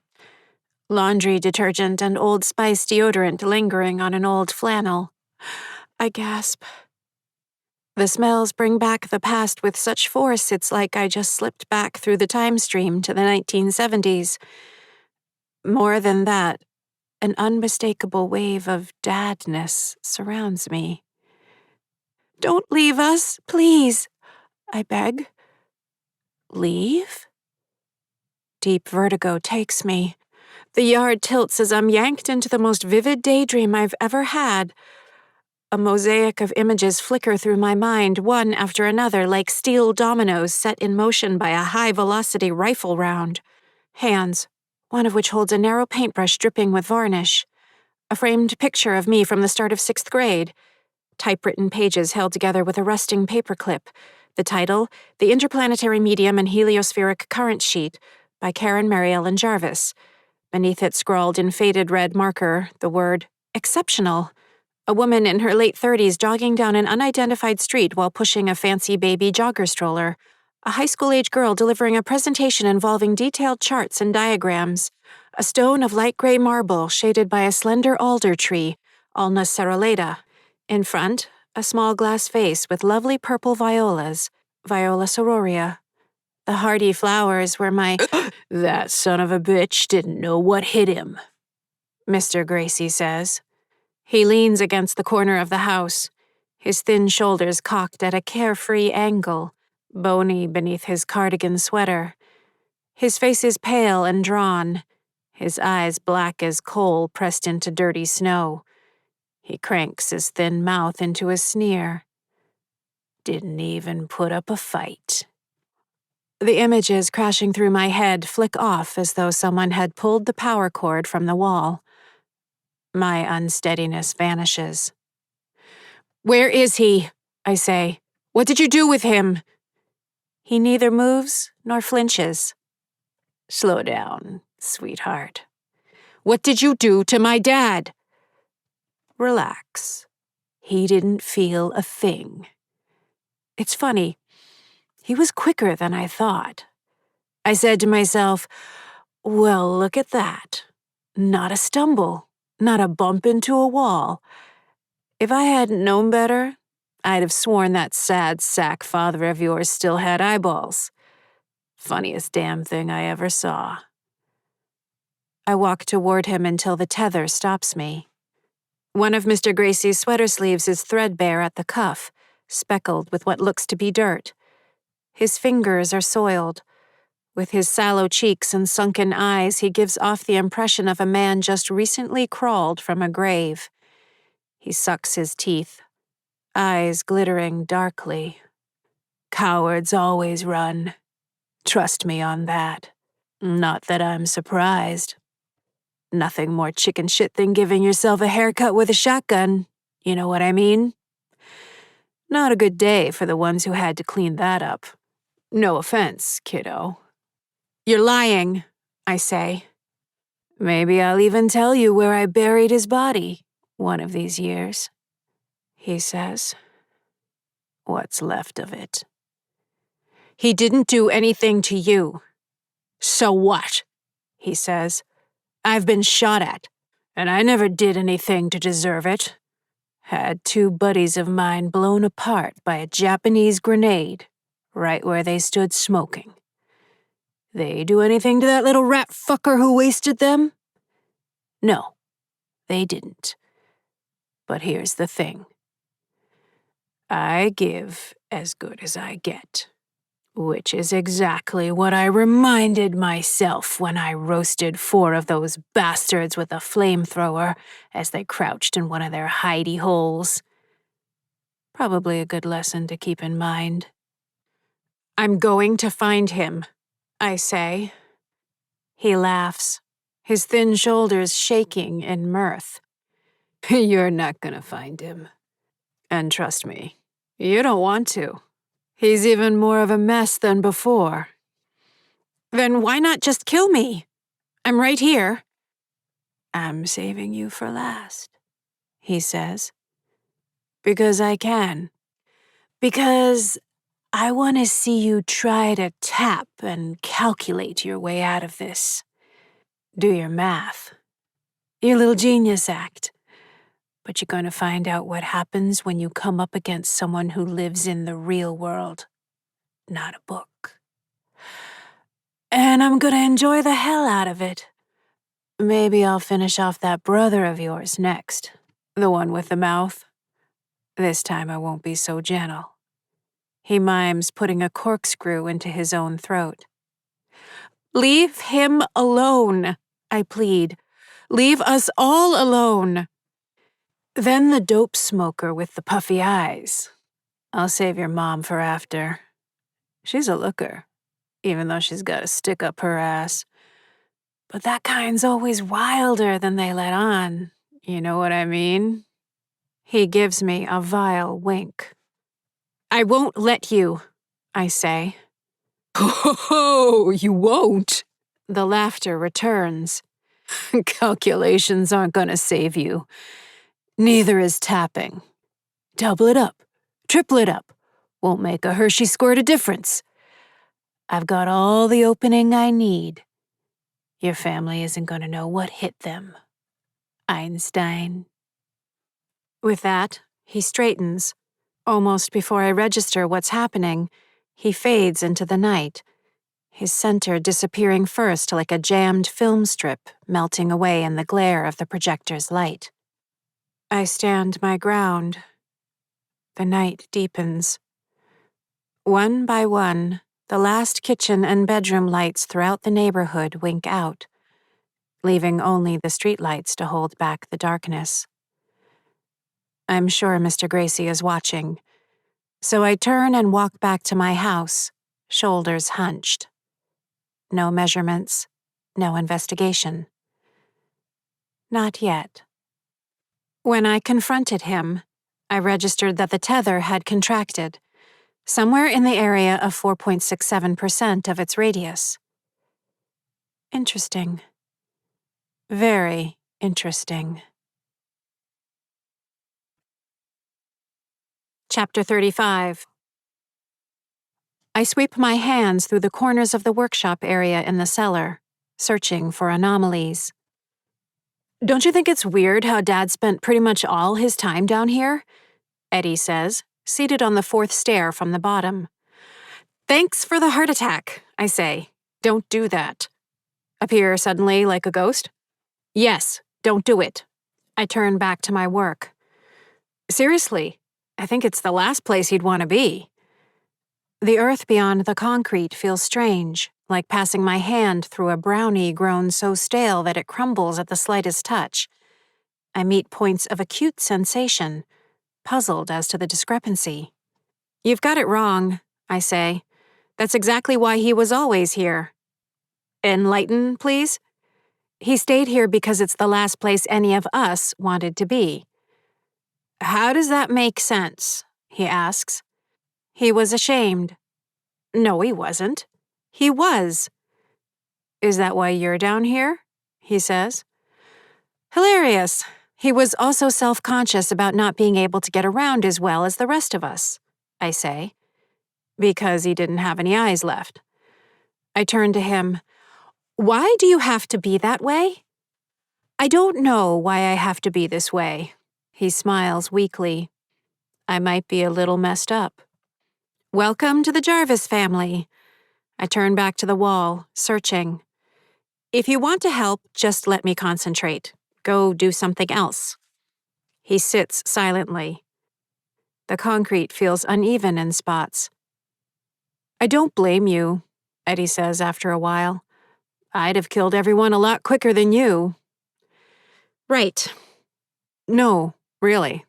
I tried. You what? I say, looking up.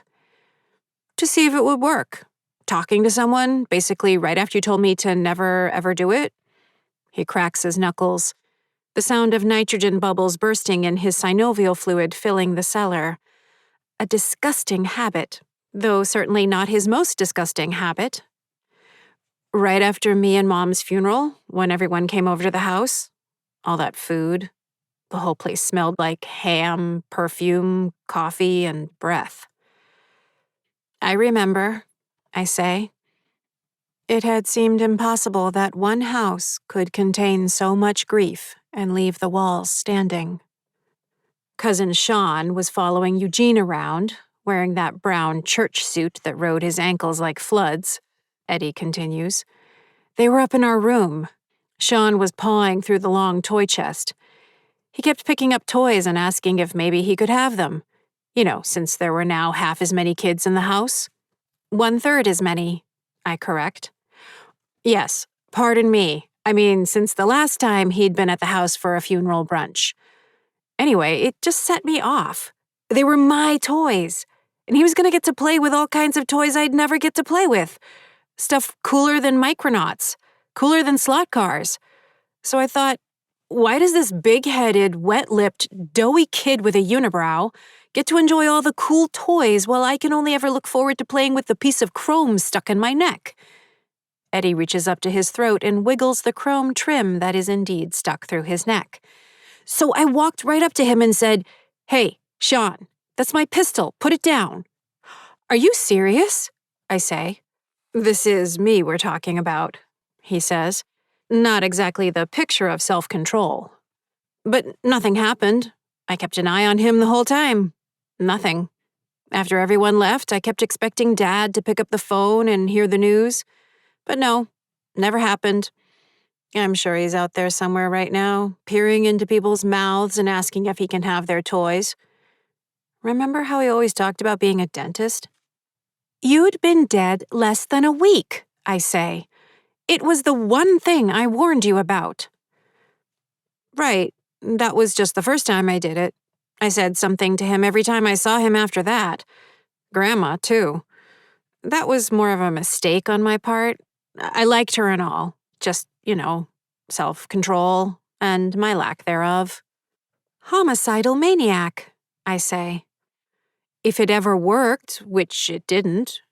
He adjusts the chrome shard, and a pulse of bright blood spills over the collar of his shirt. I'm kind of not surprised nothing happened to Haley when you, spoke with her. You didn't. Or maybe I did, like a million times, he says, lowering his brow as though to ward off the smack I should give him. I mean, only ever since she, He makes an unappealing gesture in front of his torso, indicating breasts. Yuck, I say. I never told anyone. Do me a favor and don't mention it to Eugene or Mom. I see how stupid it was now. How mature. My point being, I don't blame you for any of it. You actually tried not to talk to living people, so don't beat yourself up. He gets up off the steps and wanders over to the utilities area, passing his hand in and out of the lally column. You don't think Dad's in hell or anything, do you? Dad isn't in hell. He did kill himself. Suicide is a one-way ticket to hell, according to the church. Since when are you Catholic, Mr. I make the boobs gesture. First of all, I'm not. Secondly, healthy interest in romance and procreation, totally normal. Third, Well, what if the rules are just the rules? I mean, we know rules, right? We're all stuck here because of rules. You haven't ever thought about it? No, I say. I'm not a ridiculous person. He doesn't say anything, just waves his hand up and down through the column. I cross behind him and lean down to touch the first tapping spot, hearing that last sentence of mine echo in my head as I do. Millard Fillmore. The brass nut of the sewer drain access cap feels extra solid, so I move my hand around and find the resistance extending by 6 to 7 centimeters from the center. Tap. You ever think, like, what if we're already in hell? Eddie says. His voice quavers. I go over to him. The torment is clear in his eyes. I put a hand to his unbloodied shoulder. This isn't hell, just hellish. I wish I was that sure, he says. I'm that sure. I'm not going to let anything happen to you or anyone else in the family. I'm going to fix this, okay? I just need time. I gently push him aside, since he's right in front of the second tapping spot. I also need to get tapping. So scoot. When I tap the bolt, it's like touching solid steel. I smile at Eddie. Before I tell you all about William R. King, the shortest-serving vice president in United States history, the R stands for Rufus, in case you were wondering, from the Latin rufus or red. Anywho, King died of tuberculosis 45 days after taking the oath of office in Havana, Cuba, which incidentally made him the only vice president to be sworn in on foreign soil. Good talk, Eddie says, just before rising up through the ceiling and vanishing, leaving droplets of scarlet behind on the floor. I look after him for a moment, then reach down and feel around the steel bolt again. Chapter 36. My fifth-grade teacher, Mrs. Watson, once told me I had a fine math brain. I'd smiled and accepted the compliment, though given that I was deep into trigonometry, I thought it fairly obvious, while privately disputing her assertion. I had a fine brain. The better your brain is, the better you are at math. So really, the better you are at math, the better you are as a person. Self-evident. As the great Russian mathematician Sofia Kovalevskaya said, it is impossible to be a mathematician without being a poet in soul. Math is a place where I hear the satisfying click of opening a little logic gate that allows me to proceed to the next step. Levels of connectivity and association ascending through multiple levels of intuition, mapping reality into elegant, useful cartography. Except when it doesn't. A week's worth of searching for Dad. No sign of him. A week's worth of measuring the tethers. Minor fluctuations, nothing of the magnitude of last week. A week's worth of cataloging the tapping spots, shifting results on the JSTMR. Reasons unknown. No discernible pattern.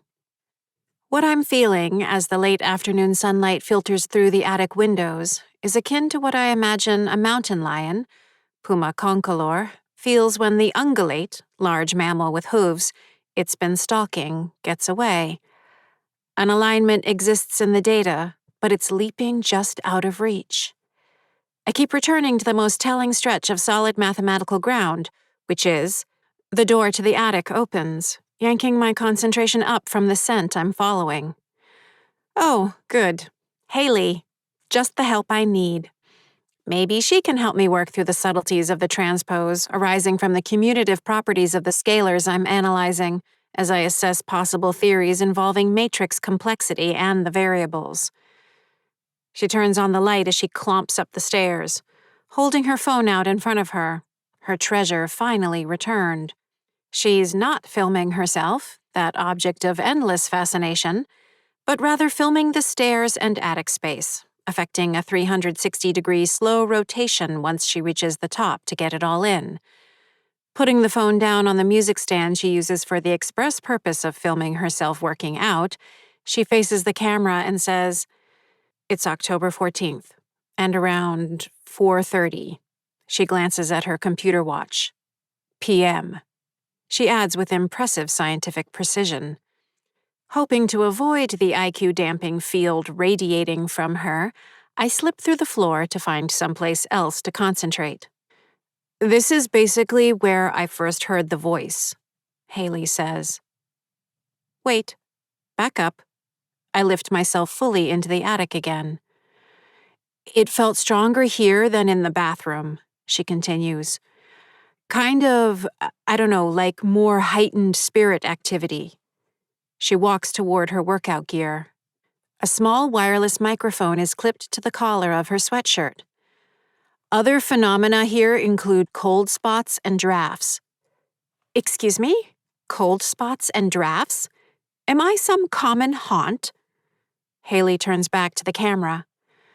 Other sensations include being watched while I'm doing the push jerk and air squat, among other occasions.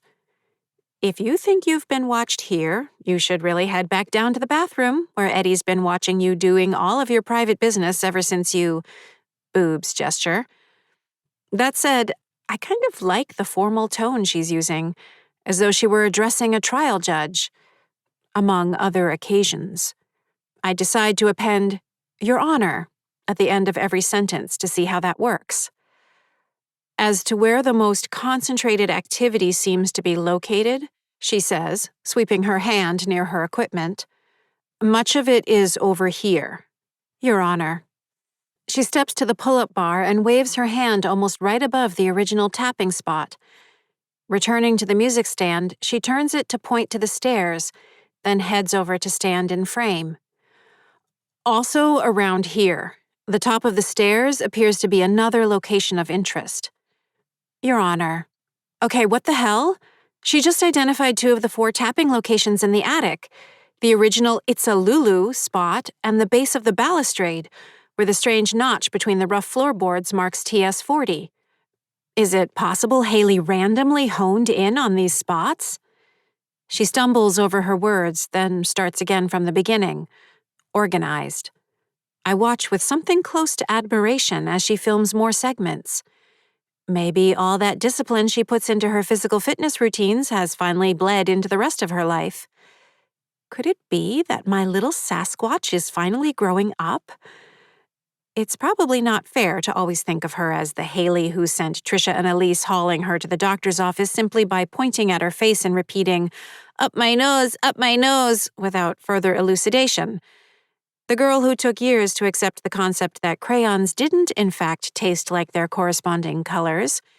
The girl who even to this day maintains a system of organization for her school backpack that involves discarding it in a unique location each day, and then growing furious and desperate each subsequent morning as she marshals both her mother's help in locating it afresh. And she's ghost hunting for me. Color me impressed. Chapter 37. Down in her bedroom, Haley transfers the files from her phone to her computer. Her tablet leans against the desk lamp, Payson's face filling the screen. Just as long as you promise me that if this turns into some amazing, Koppel-esque white whale obsession that's going to grow and mutate and basically consume your entire life until you're clutching desperately to your inscrutable masterpiece, I can help you release it to the world, where it'll wring tears out of everyone who sees it, they say, and we both become mysterious and rich. Yeah, Haley says, paying attention to the files. That's not at all going to happen. Stop it! You're a fabulous visionary. Or an obsessive head case. Please, you're not obsessive. Thank you. Hold it. You're only obsessive. This is going to be magnificent. Payson glances down at their phone, tapping the screen with an unbelievable thumb dexterity. Need me to come over? I'm good. If I can pull all this together and figure out some way to leave one of my cameras filming overnight, maybe I'll catch something. You'll run out of memory by 1 o'clock. Haley squints at the screen, watching the download status. You think this is stupid? Who's to say what's stupid and what's genius? Payson asks.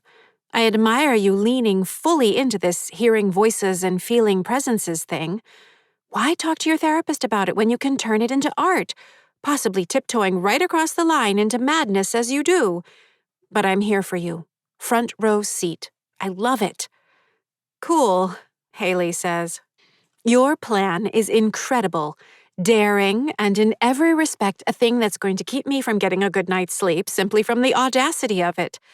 But on the minuscule off chance that you fill your iPad with a night's worth of audio that doesn't have anything but the sound of your furnace going on and off, would that maybe, possibly, remotely point us in the direction that everything is, in your head? It's not in my head, Haley says. Yes, the common refrain of those who hear things in their heads. Payson waves their hands in front of their face and raise their manicure eyebrows. Statement officially retracted. I'm getting carried away. Of course I believe you. Honey, you are not crazy. You are the least crazy person we know. You're tough. Badass tough. I want you to take all those thoughts of crazy out of your head right now. You're strong and fabulous and as sane as the day is long. You're just making a little movie about how ghosts are haunting your little house. How is that crazy? I know, right? Haley says. A little pro tip here, though. Maybe don't mention it to your moms or your therapist. They might think it's crazy. Yep, then it'd be pills to the gills for me. Meds to the head, Payson says. Juice to the caboose. I love that, even though I have no idea what it means. Payson fans themselves again. Gosh, but now I just want to be the caboose. They go on like this for a while, in what I recognize as the banter of friends. True to her word, Haley sets up her tablet in the attic to record any sounds I or my family might make overnight. As she leans over the device, the glow of the screen illuminating her face in the darkness, I consider just speaking to her. It hasn't killed her yet, and it might be easier than struggling to generate an electronic pop or click she'll fail to decode. At least someone's looking for a ghost, Eugene says. Jesus, how long have you been there? I ask, annoyed. Long enough to wonder if you were about to start talking to her again. Haley snaps her fingers 3 times, testing that the tablet is recording properly. I'm sorry, I say, do you mean Haley? This Haley right here? The one who's still alive, who's setting up her thing to do whatever right in front of us? Is that the Haley you're referring to? You know who's not right here in front of us? Dad. He's gone. I give a little laugh. Those 2 things have nothing to do with one another. Unless there's some kind of connection. A family connection. So you could talk to Haley all day long every day and she's not gonna die. Ask Eddie if you don't believe me. He already told me about how he talked to her, I say. Exactly. But that's him, not you. When you do it, someone dies. And maybe when you talk to Haley, one of us dies. Ridiculous. We're already dead. Then maybe there's something worse than being dead. Maybe your decision to talk to Haley is what made Dad disappear, sent him to someplace worse than dead. If there's some logic to what you're saying, I'm missing it. Sorry, I say. It was almost a week in between. No connection. And your scientific method has concluded that the time for reaction is what exactly? Not almost a week. All I know is that everything was fine, and then you decided to talk to Haley, and now Dad's gone. Haley gets up from her setup and heads to the stairs. Eugene and I step out of her way. And you were about to talk to her, weren't you? Eugene says. I'll answer for you. Yes, you were, because you're such a genius. But what if a week from now, Mom's gone, or I'm gone? Do you think I want to burn in hell or whatever fucking happens next? And what if Dad comes back changed? What if I come back changed? You're messing around with stuff you shouldn't. You have no idea what I was about to do, I say. Or not do. Doesn't take a genius to realize you're hiding something, he says. Maybe you're hiding it from yourself. That'd be just like you. No offense. You're not being fair. He throws his arms in the air. Look around, big sister. What does fair have to do with any of this? Just don't talk to Haley again. And while we're at it, maybe don't talk to me for a while either. He slips through the floor at the same moment the attic goes dark, as Haley closes the door at the bottom of the stairs. Chapter 38. In the story I created of her life, Linda Marchitelli spent the better part of a decade quietly working on a novel inspired by her work with a profoundly gifted girl in the public school system, who might have died tragically young, possibly on Halloween. In 2006, Ms. Marchitelli went into a severe depression when one of her nieces, Maddie, 23 years old, lost her life in a plane crash en route back from volunteer work she'd been doing in Turkey. While still maintaining a facade of jubilant engagement with life and food, Ms. Marchitelli suffered long private moments of agonizing grief. Instead of working on her novel about her work with a profoundly gifted girl in the public school system who might have died tragically young, possibly on Halloween, she would open her laptop computer and simply stare at the words she'd written years earlier. Her hands, swollen and not as nimble as they'd once been, placed on her thighs, not moving. Of course, I rooted for her. And when Joyce finally pushed her into seeing someone about her feelings, I felt confident she'd be able to start a new chapter in her life. In many ways, she did. With the help of pharmaceuticals, she tamed the black dog of depression. Even more promising, the hours she spent in talk therapy allowed her to come to grips with the unseen but powerful emotions driving her appetites. Touchingly, she spent many sessions discussing me. I'd been such a promising student, a meaningful chapter in her own career. So much promise, tragically cut short. It turns out Ms. Marchitelli had developed something akin to a maternal connection with me, emotionally. It was tied in with her own upbringing and the conflicts that arose from her own private struggles with identity. Coupled with the decision not to have children of her own, she unwittingly wrapped me into the loftier themes of her own life and self-image. Confession. I found it all rather flattering. She kept me in her thoughts. Halloween was always difficult after I'd died. Her thoughts often returned to the morning of November 2nd, 1981, when she'd arrived at Doherty Elementary School to learn in a staff meeting in the school's lobby that I was one of the victims, along with Kyle, from the school.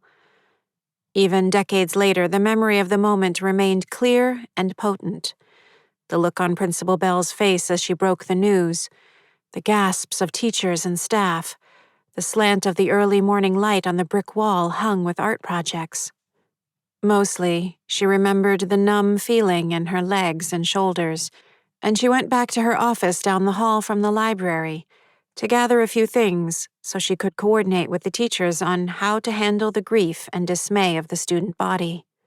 Stepping into her office, purposeful but trembling, she cast her gaze on the small couch perpendicular to her always cluttered desk, the spot where I'd always sat for our satisfying hours of conversation over the years. She put her face in her hands, replete with rings and maroon-painted nails, and broke down into uncontrollable sobs that she tried valiantly to stifle so as not to disturb anyone else in the shocked state they were already in. It's all the little details that bring a story to life. At the end of this September, just a few weeks back, the story took a dark turn. I don't know why I did it. Logic, I suppose. Realism. Honesty. Respecting the truth within the story. And the truth is that no one lives forever. In the end, you have to let everything go, no matter how much you love it. The thought of time had been on my mind a lot over the summer, how everything in a given moment seems so solid and real, yet most moments end up as no more than wisps of dream, slivers of memory, until it's all gone. So Ms. Marchitelli suffered a stroke. I didn't go for the dramatic, She wasn't in the midst of a heartfelt speech to the state legislature, or reacting to the latest political outrage of the day, or even making a final glorious batch of biscotti while finishing off a glass of dark wine. No, I underplayed it. She and Joyce had taken up the habit of an early morning walk, 6:30 a.m. For the prior few weeks, however, Ms. Marchitelli's posterior tibial tendinitis, I paint with a fine brush, flared up again, requiring her to wear a brace on her right foot and ankle, which prohibited her from taking the walk. Joyce left the house on her own, leaving Ms. Marchitelli lightly sleeping. At 6:43 a.m., 1 minute after the intracerebral hemorrhage occurred, she came to full consciousness, knowing immediately that something was dreadfully wrong. A buzzing filled her ears, and she experienced a sensation of tremendous pressure in her head, accompanied by a disjointed confusion. Her heart raced. She tried to get up, but found the left side of her body unresponsive. Her struggles attracted the attention of her 2 cats, but they were of no use. In her panic, she managed to tumble off the side of the bed to the floor, where Joyce found her when she returned from her walk at 7:17 a.m. The situation was more dire than either of them feared. There were, of course, frantic phone calls, an ambulance ride, acute medical intervention to relieve the bleed in her brain. Yet in the hospital over the next week, she suffered 2 subsequent minor strokes, followed by a disastrous one. Joyce made the heart-wrenching decision to end life support after it was clear that Ms. Marchitelli would never recover consciousness again. When she died, she didn't die alone. Joyce held her hand the entire time, brushing the hair from her forehead. 2 of Ms. Marchitelli's siblings and 4 of her nieces and nephews were in the room, along with 2 of her closest friends. It took less than an hour after the doctors disconnected the life support. After an overcast and drizzling early afternoon, the sun poked out from beneath the clouds and filled the hospital room with liquid light for the last dozen beats of her heart, each weaker and more distant from the one preceding it, until even that stopped. A very moving scene, I thought. At that moment, I'd shaken myself out of the dreamlike state I'd slipped into, ready to finish my tapping. The sun had indeed slipped beneath the restless skies and lit the tremulous drips falling from branch and gutter, turning them into shimmering gold beyond the west-facing windows in the kitchen. It took me a few moments to come back from the scene I'd imagined. Something about the tightness of my chest felt cathartic after the rush of emotions I'd felt picturing that beautiful and terrible scene. From somewhere in the house, an argument. Something about marijuana. Just another normal day at the Jones-Moses home. Schuyler Colfax. Henry Wilson. William A. Wheeler. Chester A. Arthur. Until suddenly, it wasn't a normal day at all. Because as I stood in the living room a few minutes later, just having tapped James S. Sherman, my mind flooded with memories of the hours Ms. Marchitelli and I spent together in her office. All that she'd become, all that I'd become, reeling from the intensity of the loss I just imagined. And I heard a voice. Her voice. "Oh, honey," which made me, for the first time in almost 4 decades, fail to get in all my tapping before sunset. I stand in the dark attic, Eugene's words echoing in my ears. "Doesn't take a genius to realize you're hiding something. Maybe you're hiding it from yourself." Am I hiding something from myself? Oh, honey. I don't think I was hiding anything from myself. But now, I'm starting to wonder if I haven't been stupidly, idiotically, foolishly, laughably, senselessly, brainlessly, pointlessly, unthinkingly, disastrously, grievously, heartbreakingly, shockingly, crushingly, ruinously, woefully, and tragically wrong about everything I've understood the afterlife to be.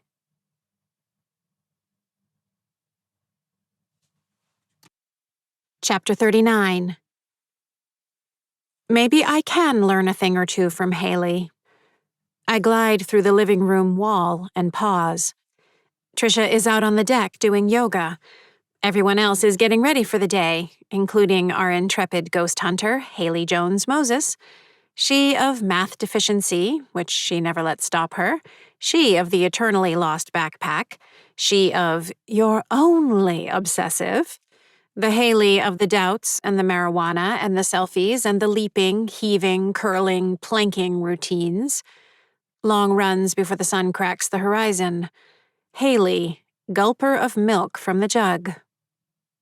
She isn't paralyzed by any of the 10,000 mistakes she's made. Did she pretend she hadn't heard my voice? Did she worry about losing her marbles? Did she imagine one wrong move would send her careening off the road into the yawning abyss of utter failure? Did she torture herself, an indecisive, gargantuan, ripped Hamlet? No.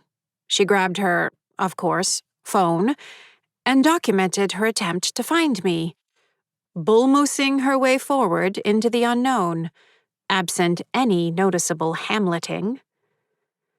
So, if she can do it, I can do it. Remember the octopus. Of course I remember the octopus, a toy. A broken, stretchy toy I hadn't really enjoyed deforming as I talked with Ms. Marchitelli. I remember the story of Ollie and Hermann the hermit crab, a book that happened to be there when we had our weekly talk. Our weekly talk not about how the school might better accommodate my curriculum to my genius-level learning needs. Our talk because I was obviously a friendless, nervous wreck. Until it turned into a friendship. A real friendship. My only real friendship. Miss Marchitelli? I whisper. I step nearer to the spot where I'd first heard her voice, facing the far window. Ms. Marchitelli? Nothing. Not a shiver. Not a warm feeling. No sense of her presence. I think again of Ms. Marchitelli's death, the gut-clenching grief, the time-slowing clarity of her final breaths, the receding ripples of her pulse. The story I think I made up, the story I'm starting to wonder if I made up, and then I sense her. How? I don't know, but the room suddenly holds the essence of her personality, how she occupied space, the energy that emanated from her, the texture of her clothes, the smell of her hair, the comforting jingle of exuberant costume jewelry clacking against painted fingernails. It's unmistakable. She's here. Here. Honey. The word floats in the air, half in my ears, half in the room. I suddenly can't speak. That's her voice, not a hallucination, not my mind turning against me, her actual voice. In the space before me, the middle of the living room, she appears. She's not solid like one of the Jones-Moses family, nor is she like my family. She's something less precise, but somehow more real. The boundary around her seems to pull at the fabric of the room itself, stretching to reveal somewhere else. Linda Marchitelli stands in the center of the distortion. She flickers in and out, luminous like a quasar, a scattershot reception on some undreamed-of device. I feel a tug, as though everything around her, including myself, is being pulled inward toward her. She watches me. It's her, both as I remember from the 1970s and as I imagined her in subsequent decades, even as the 71-year-old woman whom I'd pictured in her deathbed. She's all these forms, simultaneously. One more than the others one moment, another the next. I can't quite make sense of what I'm seeing. But on a more profound level, I understand perfectly. I I begin. My words fail. It's okay, she says. I want to justify everything, where I made the errors in logic, how everything that fell apart wasn't really my fault. I want to turn it around, to weave it into yet another display of genius. Aren't I clever for having figured out the totally understandable error on my part? Can't you see the big smile on my face, how eager I am to show how in control I am? Because that's what I do. I impress. Aren't you impressed? Instead, I say, I was wrong. Please help me. Honey, it's okay, she says. Her face shifts, younger, older, much younger, much older. Her eyes remain kind. No, it's not, I whisper. I shake my head, my voice too gummed up to continue. I don't have much time, she says. Her voice thins out, a strange amalgam of vocal cords and wind sliding through pine boughs.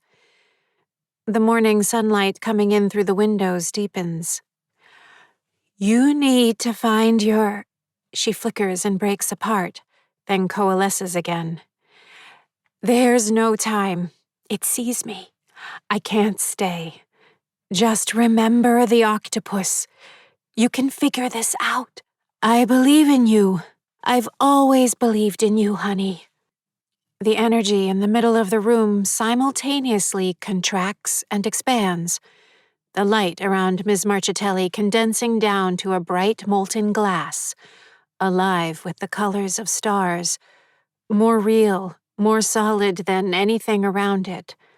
I'm engulfed in a wave of familiar vitality.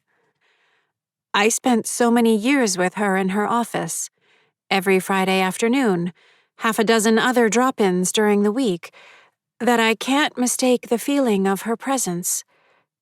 It's an embrace, a communion, brimming over with love and hope and sadness, grief and memory, a connection that never broke, no matter how much time passed. Friendship.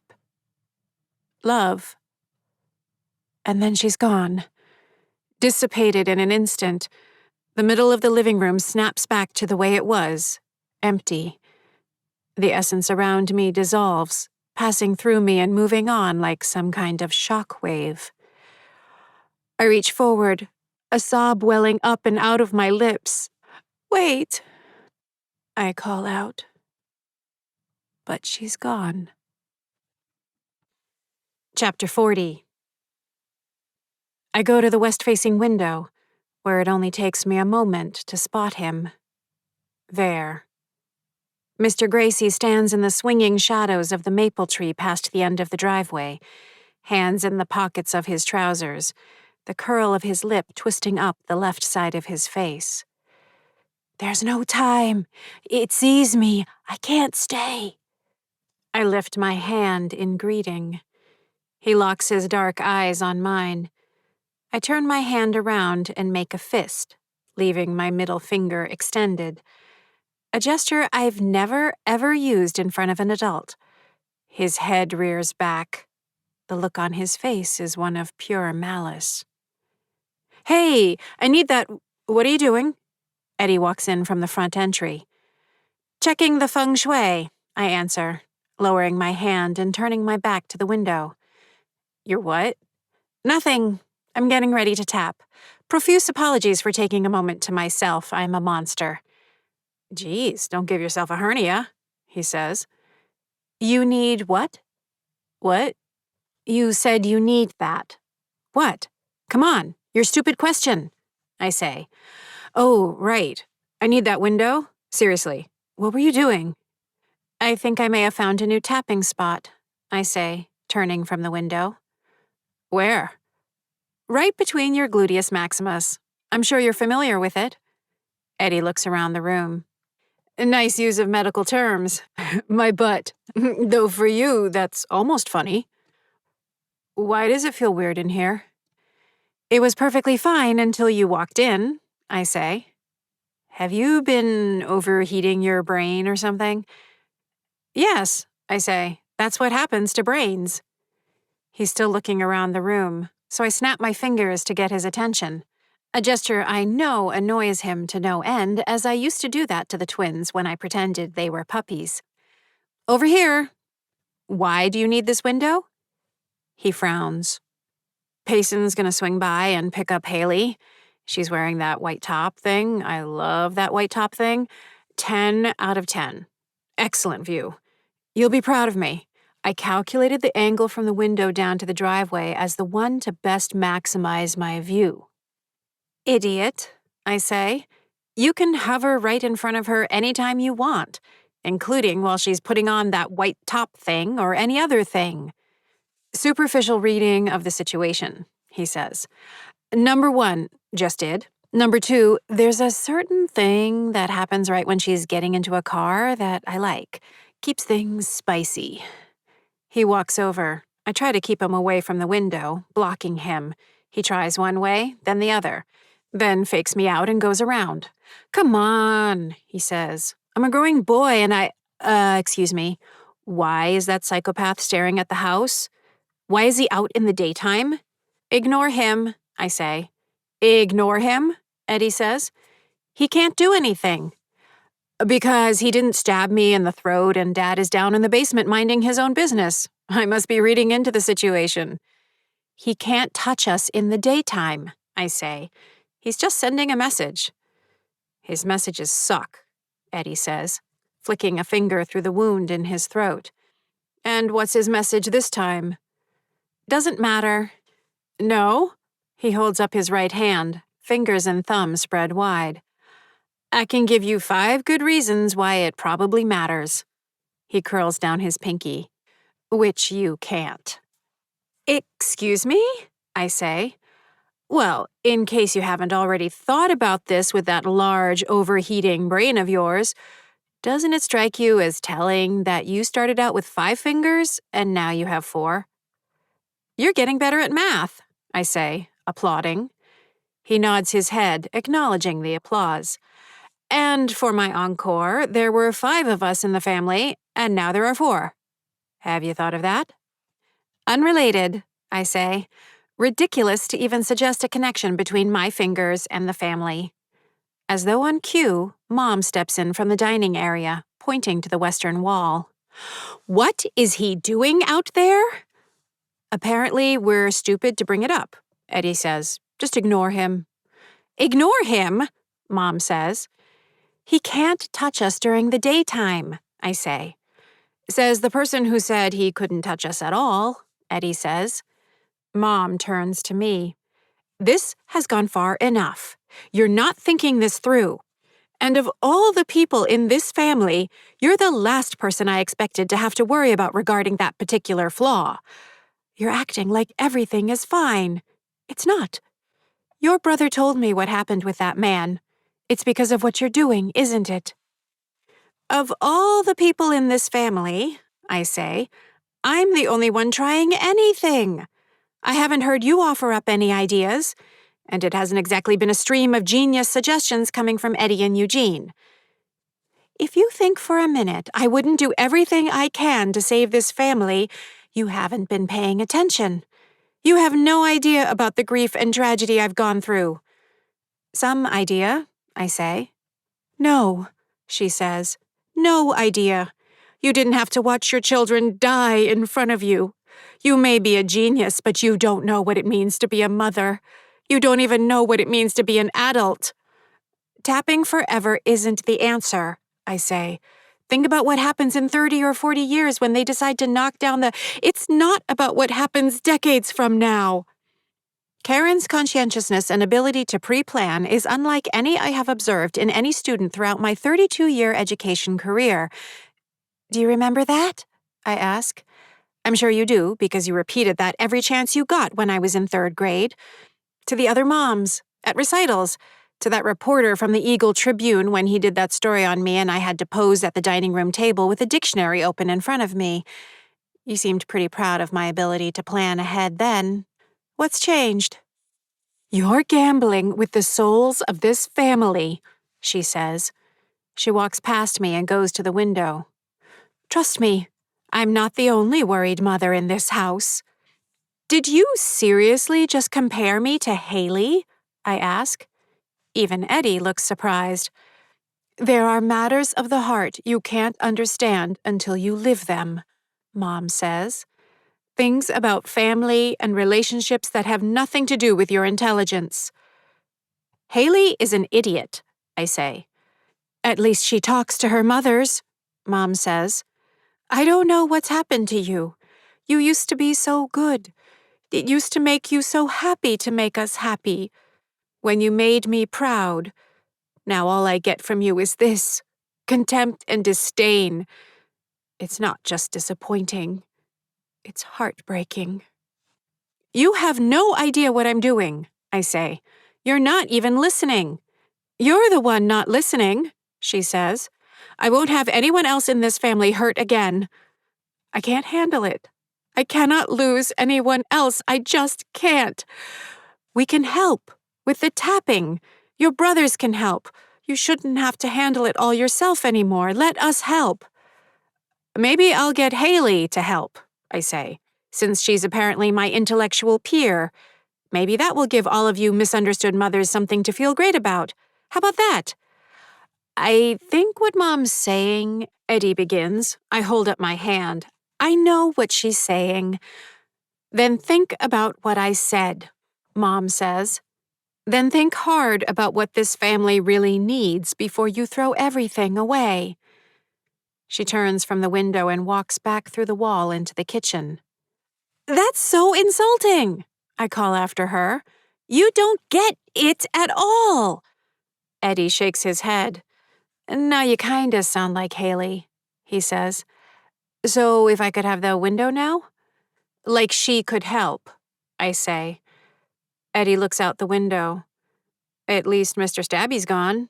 He points. I follow his gaze. The end of the driveway is clear. The patch of ground where Mr. Gracie stood is empty, carpeted with red and orange leaves. Payson's car pulls into the driveway, exhaust condensing from the tailpipe. Chapter 41. I'm not the only daughter in the house looking to be alone. The door to the attic opens. The light comes on and Haley stomps up the stairs wearing her annoyed, determined face. I prepare to take my leave. Freudian stupid bullshit, she mutters. Mom troubles? Yep, me too. Look at us, a couple of misunderstood freaks. I'm tempted to say it out loud. I don't think it would kill her. And maybe I've just about had it with everything anyway.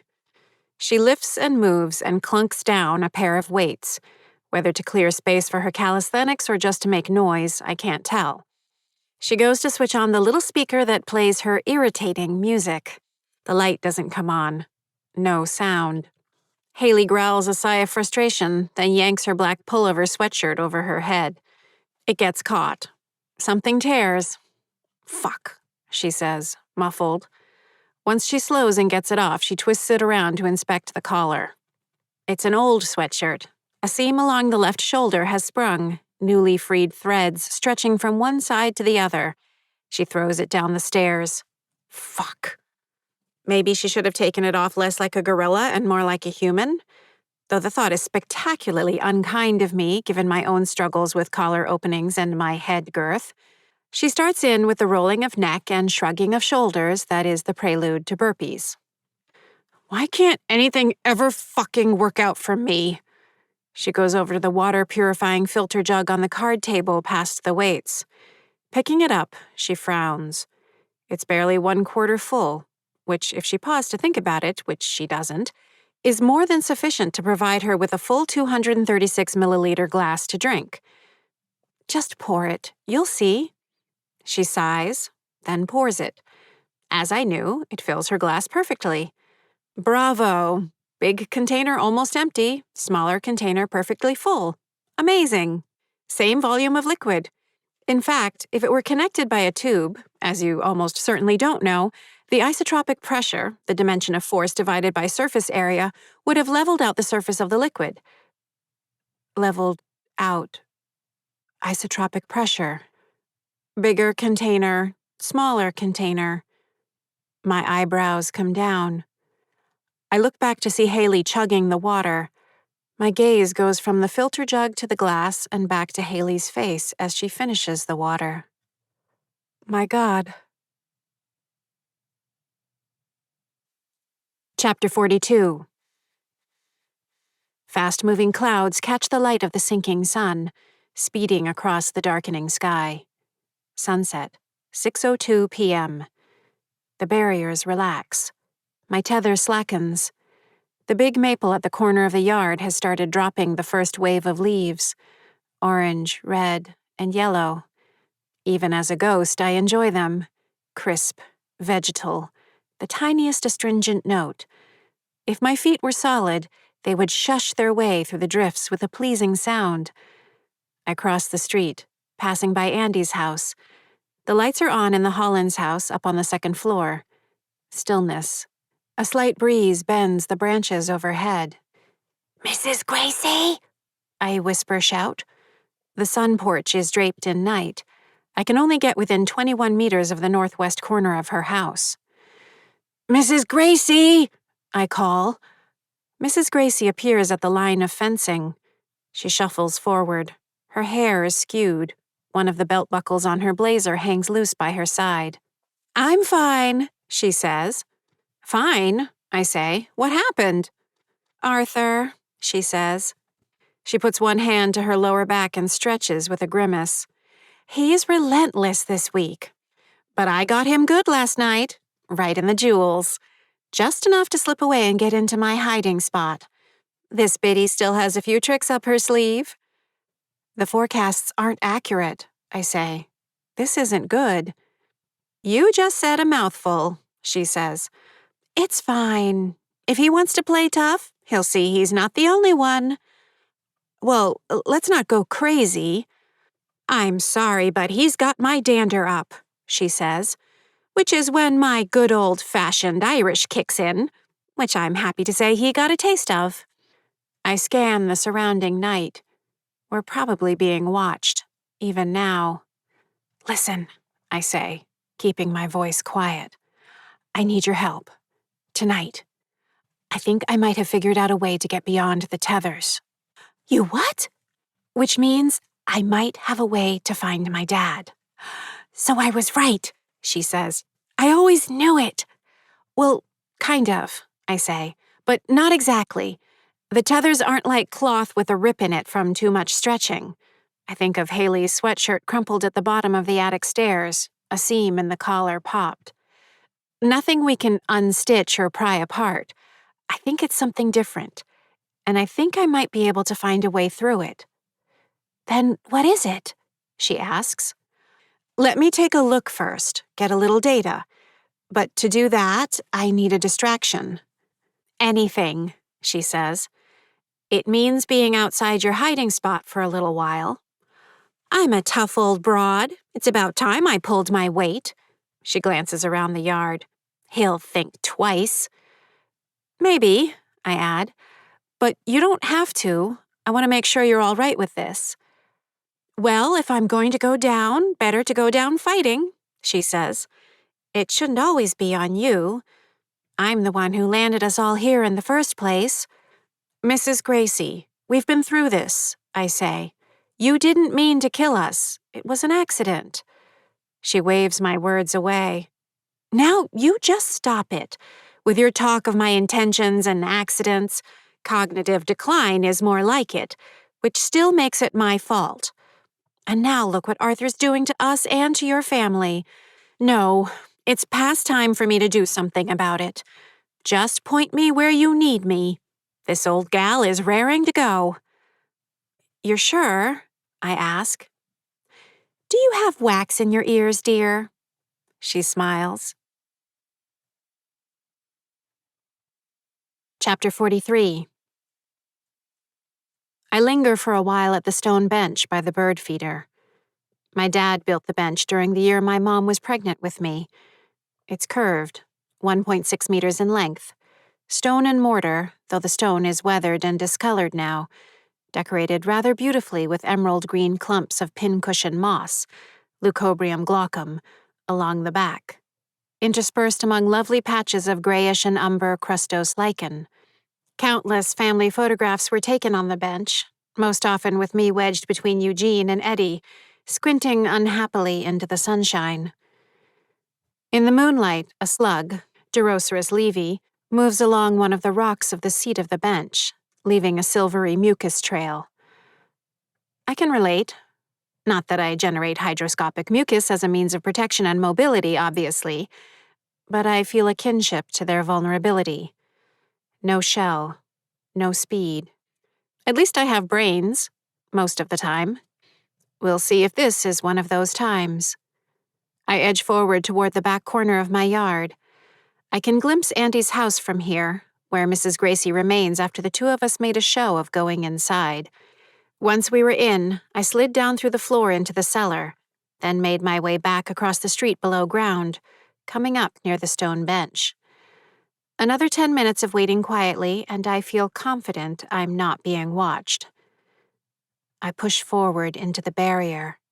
When the first resistance of the tether brushes me, I slow. As always, the resistance increases in a logarithmic fashion. Forward progress impeded exponentially. So each decimeter of progress sees not just a linear increase in strength, like an incline going from 2% to 3% to 4%, but a logarithmic increase, said incline going from 4% to 8% to 16% to 32%, until, despite your visual senses saying differently, the possibility of moving forward is akin to the possibility of walking vertically up a wall. The physics of the afterlife on vivid display. However, if the barrier isn't a physical feature, one related to a tear or weak spot in a barrier, but instead is related to the distributed volume of a changing energy system, then what? I lean in even harder, pushing forward against the resistance, which is indistinguishable from the way it always is. My progress slows, then stops. This is where I'd normally give up. I remind myself that it's not material, but energy, and the power of the energy is in its volume. And what does volume generate? Surface tension.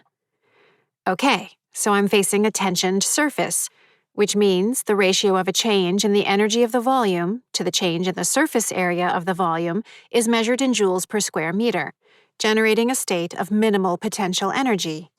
I do a quick dimensional analysis of the energy per unit area against the force per unit length. If the surface tension and inward force are equal, it's going to be balanced by the surface tension forces on either side. Which means that if I decrease the angle of contact, the surface tension will also decrease. Visualizing the contact angle and balance of forces between the volume of the barrier and the medium outside of it, I calculate the contact point of the vertical and horizontal forces and reach. The resistance stretches around my hand, but as I minimize the angle of contact, my fingers slip through until the forces cancel each other out. As I push farther in, the pressure difference alters the curvature, shifting the capillary pressure sustained across the interplay between the volume and the area outside of it, until my hand slips through. I shimmy sideways, minimizing my surface area as much as possible. The powerful surface tension gives way. I hit a few points of tangential stress, namely my big head, but once I get that through, I'm outside the barrier. The force falls off much more quickly leaving it than entering it, which I note as I stagger forward. And then I'm out, beyond the barrier. Chapter 44. Halfway through the next yard, I take a few more hesitant steps. No touch of resistance. My house looks smaller, the angle and perspective unfamiliar. Same with Andy's house. And Mrs. Gracie's. I feel lightheaded, unsteady. Calm down. Think clearly. I lift my hands. My pinkies are back. Excuse me? I flex my hands, then bunch them into fists. The pinkies feel as solid as ever. My theory suddenly seems a whole lot more correct than when it was just in my head. "Dad!" I yell. "Dad!" The stars shine bright. As I head deeper into the neighborhood, a dreamlike quality takes hold. Over and over, some part of my brain is telling me I must be imagining this, that I've finally gone full Uncle Paul and am actually banging about the kitchen, exclaiming to my befuddled family that I've reached Westbrook Drive. But at the same time, it's more intense, more real than anything I've felt in a long time. Sharp detail everywhere I look, invigorating energy sweeping over me. Fairly sure I can dismiss dreaming. "Dad!" I call out again. I wander nearer to houses I haven't reached in nearly 4 decades. Trees, walkways, mailboxes. Memories flood back of pedaling on my bike, of school bus rides, of bird-watching expeditions, of my stint as the president and only member of the Doherty Elementary School Tree Identification Club. Although 3 other students had put their names on the mimeographed sign-up sheet, none of them had shown up at my driveway on that sunny Saturday morning for the inaugural meeting, or any subsequent meetings. Still, I'd managed to catalog 23 species of trees and major shrubs between my house and school. Several times, I think I see someone by the edge of a house or passing through bushes, but each time it turns out to be a trick of night, shadows, and breeze. I worry I'll come across Dad sprawled on the ground, or parts of him, the truth of what Mr. Gracie did turning out to be much worse than he'd implied. Maybe just leaving enough of him to allow for a wisecrack about why it took me so long to find him. But nothing. No sign of Dad. No answer to my calls. I stick mostly to Chestnut Street, assuming he'd have done the same. To where, though? Maybe he wanted to cover as much ground as possible. Was he trying to lure Mr. Gracie away? Drag the threat to our family out of range in hopes that he might… what? Prevent Mr. Gracie from getting back? Where Chestnut Street bends to the right, I stop. Check my pinkies. They're still there. Welcome back. I look in the direction of my house, now just under 1 kilometer away from me. Streetlights pool between the darkness. I turn the other way, where the street curves and rises slightly. Hints of orange sodium lights silhouette the tree line in that direction, no doubt from the downtown area some 2.36 kilometers south. A curious chill passes through me. I lift my gaze by another 10 degrees to a shimmer in the night sky. Shifting patterns of faint gold pulsate, varying in intensity. For a moment, I'm deeply confused. It looks similar to the aurora borealis, the northern lights, except I'm most assuredly facing southwest. And instead of wide arcs, curtains, or coronas, the rays reach upward within a relatively narrow band. Natural phenomena? Artificial? Some kind of signal from my dad? And now look what Arthur's doing to us and to your family. Mrs. Gracie's words come back to me. I look away from the strange glow in the sky, turning back toward the neighborhood. Arthur Gracie. Maybe I'll finish off that brother of yours next. The one with the mouth. The way his eyes glittered when he'd said it. Your family isn't gonna know what hit them, Einstein. I weigh my options, looking back and forth between the illumination and my house. Mr. Gracie might not even know I'm gone yet. Then again, he might have been watching me all along. I race back up Chestnut Street as fast as I can. Chapter 45. I blast through the wall of the kitchen. Eugene stands by the head of the table in the dining area. "Mr. Gracie," I say, "have you seen him?" "Jesus, how about knocking first?" he says. "Have you?" "Why would I? Is he hanging around outside again?" "Where's Mom and Eddie?" "I don't know," he says. "Mom's probably upstairs. Eddie, who knows, peeping somewhere, bleeding somewhere. What'd you do?" I didn't do anything, I say, but he's coming for us. Now we're in a fucking horror movie? The caller's inside the house? He shakes his head. Whatever's going on sucks. Go get Mom. I'll find Eddie. Everyone should stick together. I fly through the rooms of the house looking for Eddie. He's not with Haley, who's in her room moping in front of her homework. Trisha and Elise are listening to a podcast while sorting through bills at the kitchen table. He's not with them either. My increasingly frantic searching brings me to the cellar, where I find him in the dark by the workbench. Thank God, I say, looking around. No sign of Mr. Gracie. Why are you down here? Why do you care why I'm down here? We've got a problem. Wow, you really are a genius, he says. We should all get upstairs. I'm worried about Mr. Gracie. He's coming for one of us, isn't he? Maybe, I say. Probably. So we need to be careful. Not hang around by ourselves. What we need to do is kill him, he says, before he kills us.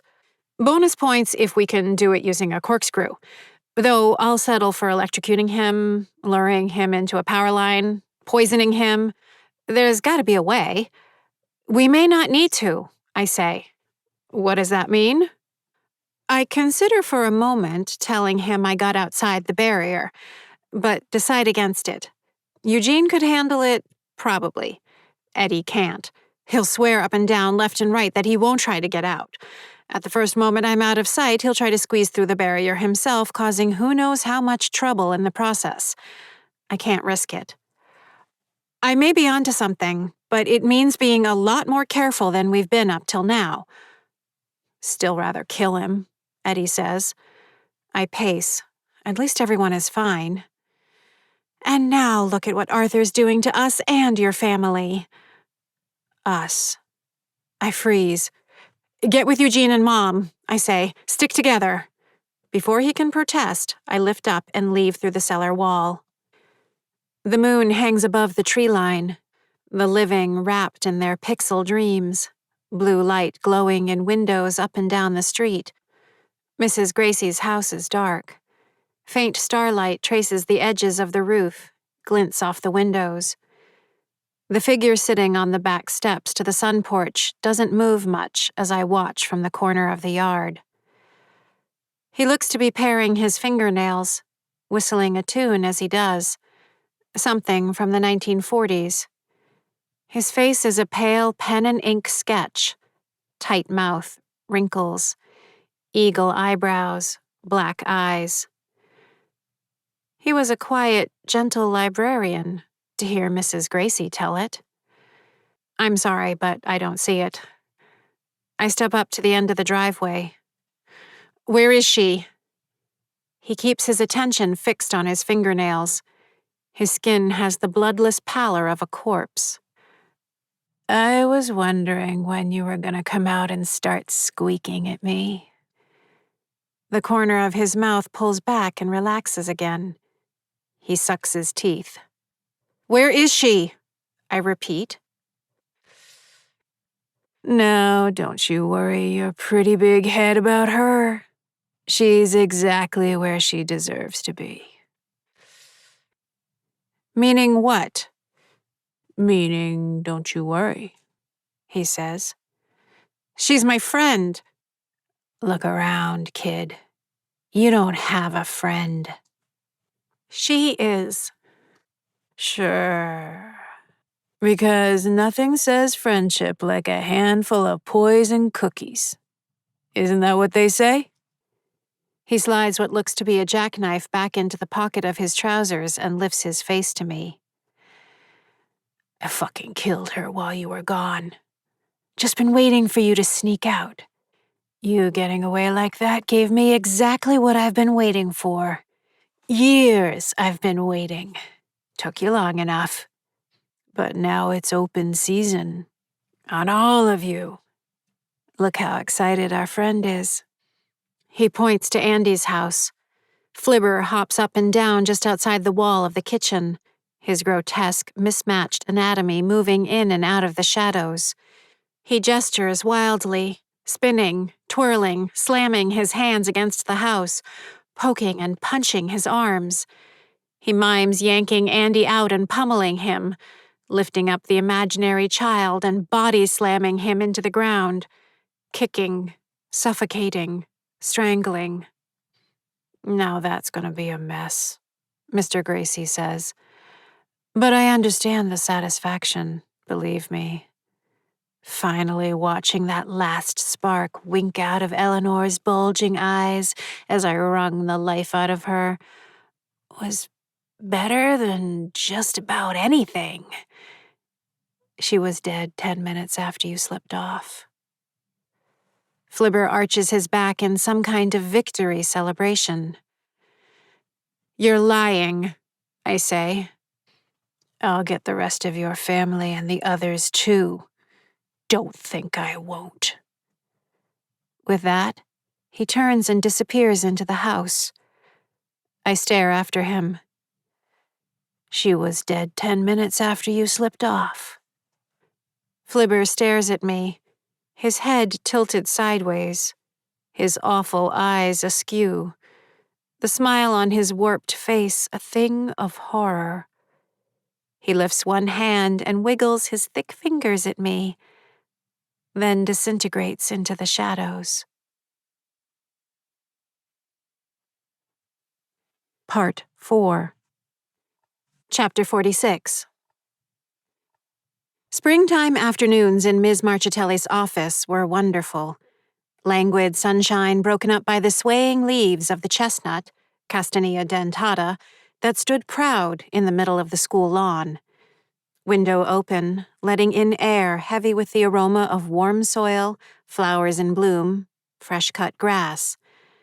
The open window also served to diffuse Ms. Marchitelli's eye-watering perfume, at my request. "What if you're using the wrong variables?" she asked.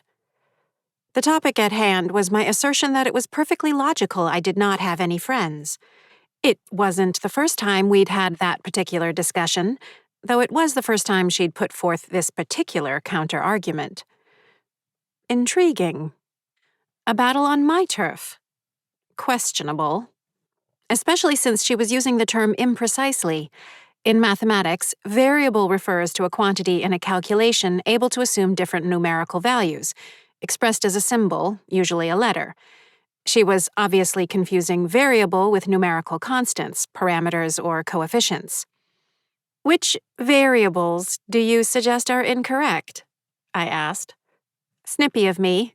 I'd only recently begun to grasp that many, if not most, adults made obvious and obtuse errors in mathematics, a most unexpected development. "You're the mathematician," she replied, rather ingeniously.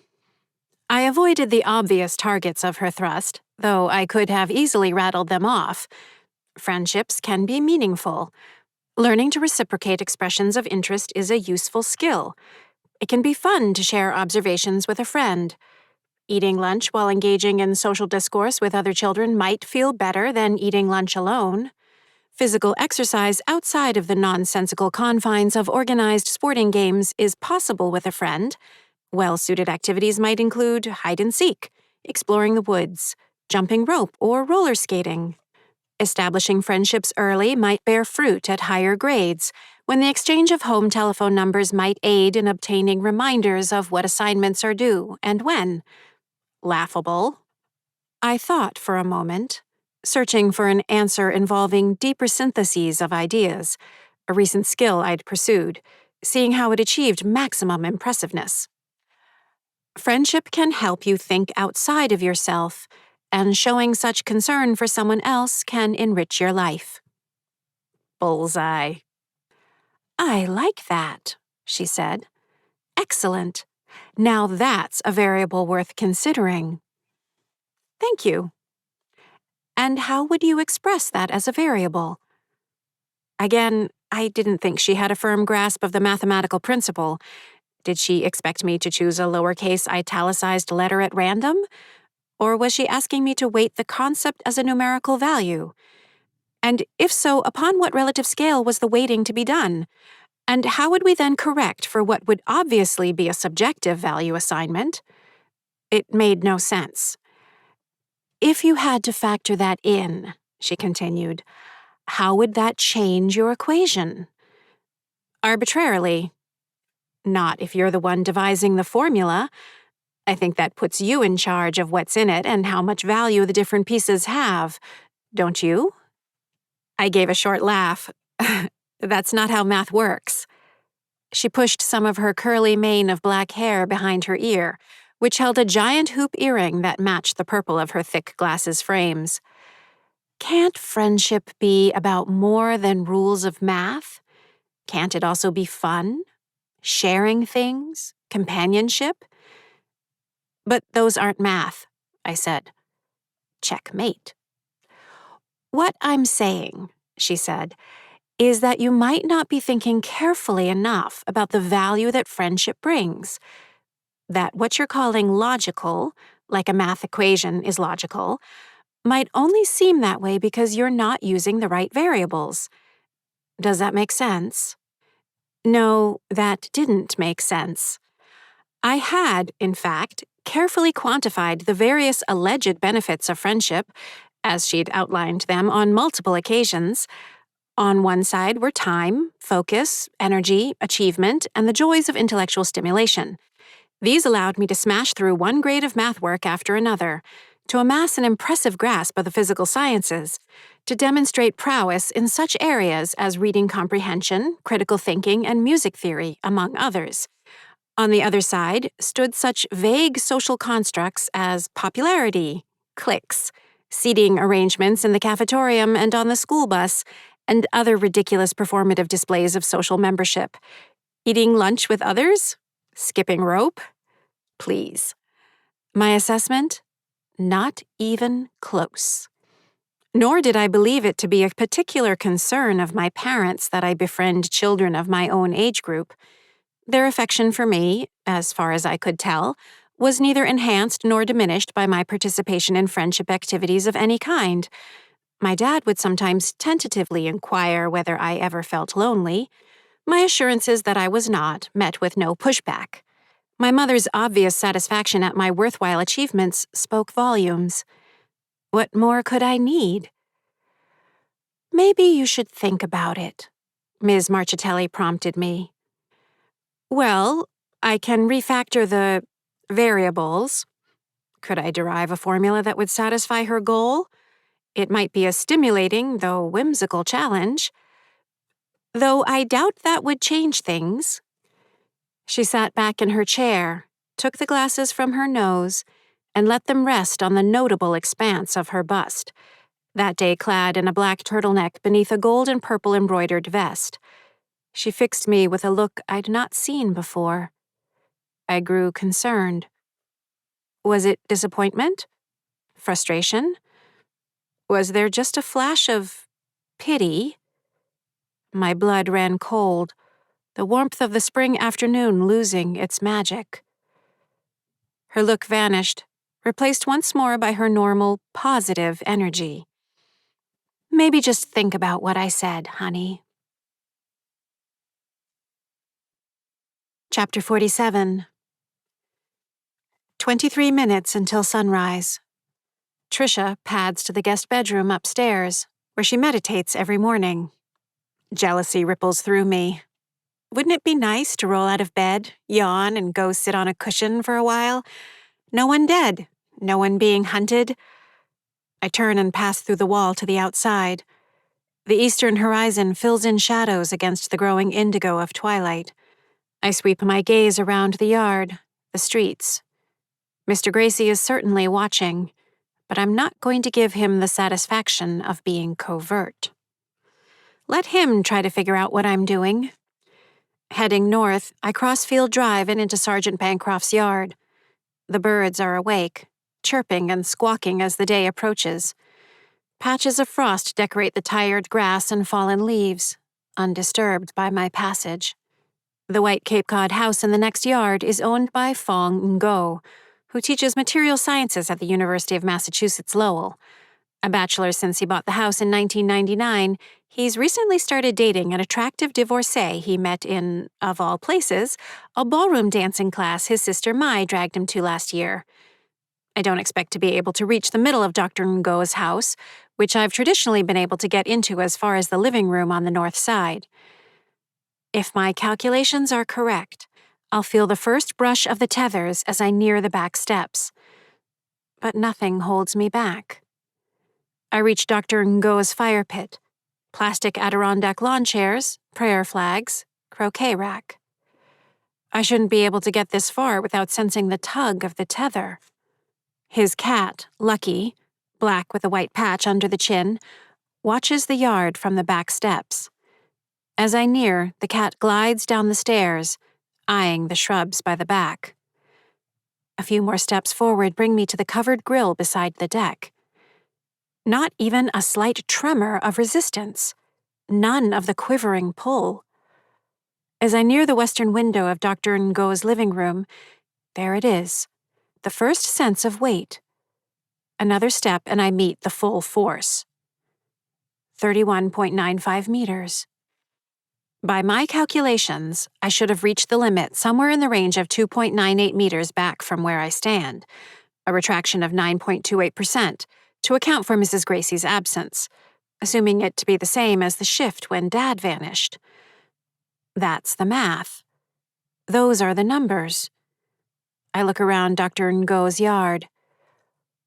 What if you're using the wrong variables? I think back to Haley chugging water, and then my experience passing through the barrier. The barriers aren't a linear material phenomenon, not a fence, not a chain. They're volumetric, distributed volume in a changing energy system. And the volume V of a sphere is 4/3 times pi times the radius cubed. Wrong variables. Volume. So the 9.28% decrease in the radius of the tethers after Dad vanished in terms of volume?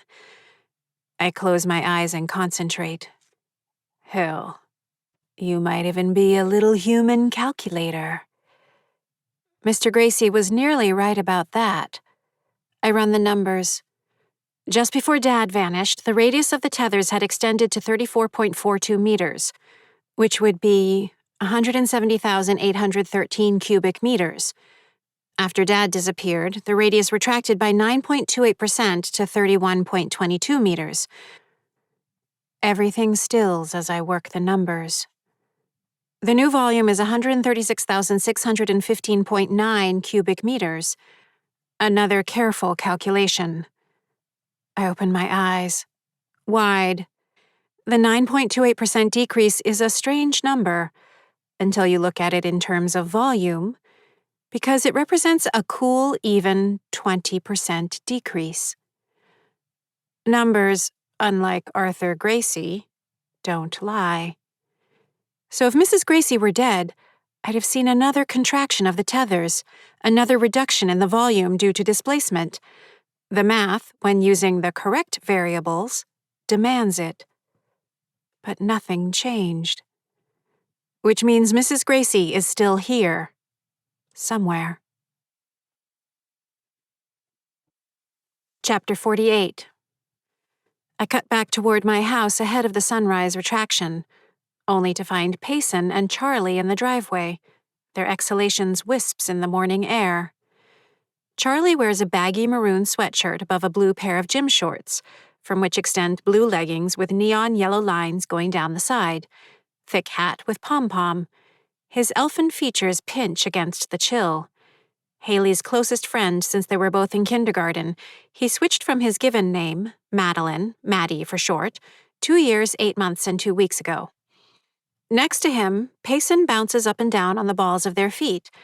Their outfit includes neon pink flat sneakers, mismatched socks, silver tights that run up beneath a form-fitting skirt, and a blue satin zipper jacket with the word bowling in white letters across the back. Their hair is pulled into a bun. I've never seen Payson awake at this time of day. Jesus, they say. 7:15 means 7:15, if you're going to meet at 7:15 in the cold. Charlie looks at his watch. It's 6:44. Why did you make me get here so early? The back door opens and Haley comes out, wearing her normal running attire, a well-weathered collection of subdued blues and blacks in synthetic fabrics. A black wool hat holds back the uneven side of her hair. "You look like you're going to rob a bank," Payson says, shivering. "I'm not sure what you look like you're going to do," Haley says as she comes down the steps to the driveway. "Those are your running shoes?" "What? I love them. And they're sneakers. I can run in them." "You should get real running shoes. You'll regret running in those." "I didn't realize running was such a hostile activity," Payson says. "Besides, I haven't decided if I'll do it again. Please tell me there are running shoes that look at least semi-fabulous instead of sad and like something you'd see in PE. "I'll help you find better ones," Haley says. "And you promise me we don't have to pick teams?" Payson asks. "I've already picked, and you're my first pick." Payson puts their hands on their hips and swivels them in an absurd circle. "I feel fierce already." Haley walks them through her warm-up stretches. Her advanced physical prowess, as seen in obviously gifted motor skills and spatial awareness, stands in clear contrast to that of the other two. Charlie, not as bad as Payson, copies Haley's moves. I head to the house. "Hey, we did a little digging into your ghost situation," Charlie says. I pause. Payson continues their peculiar improvised foot-grabbing and adds, "You'll probably need to move. You and your moms." "As long as I don't need to move to the same place as them," Haley says.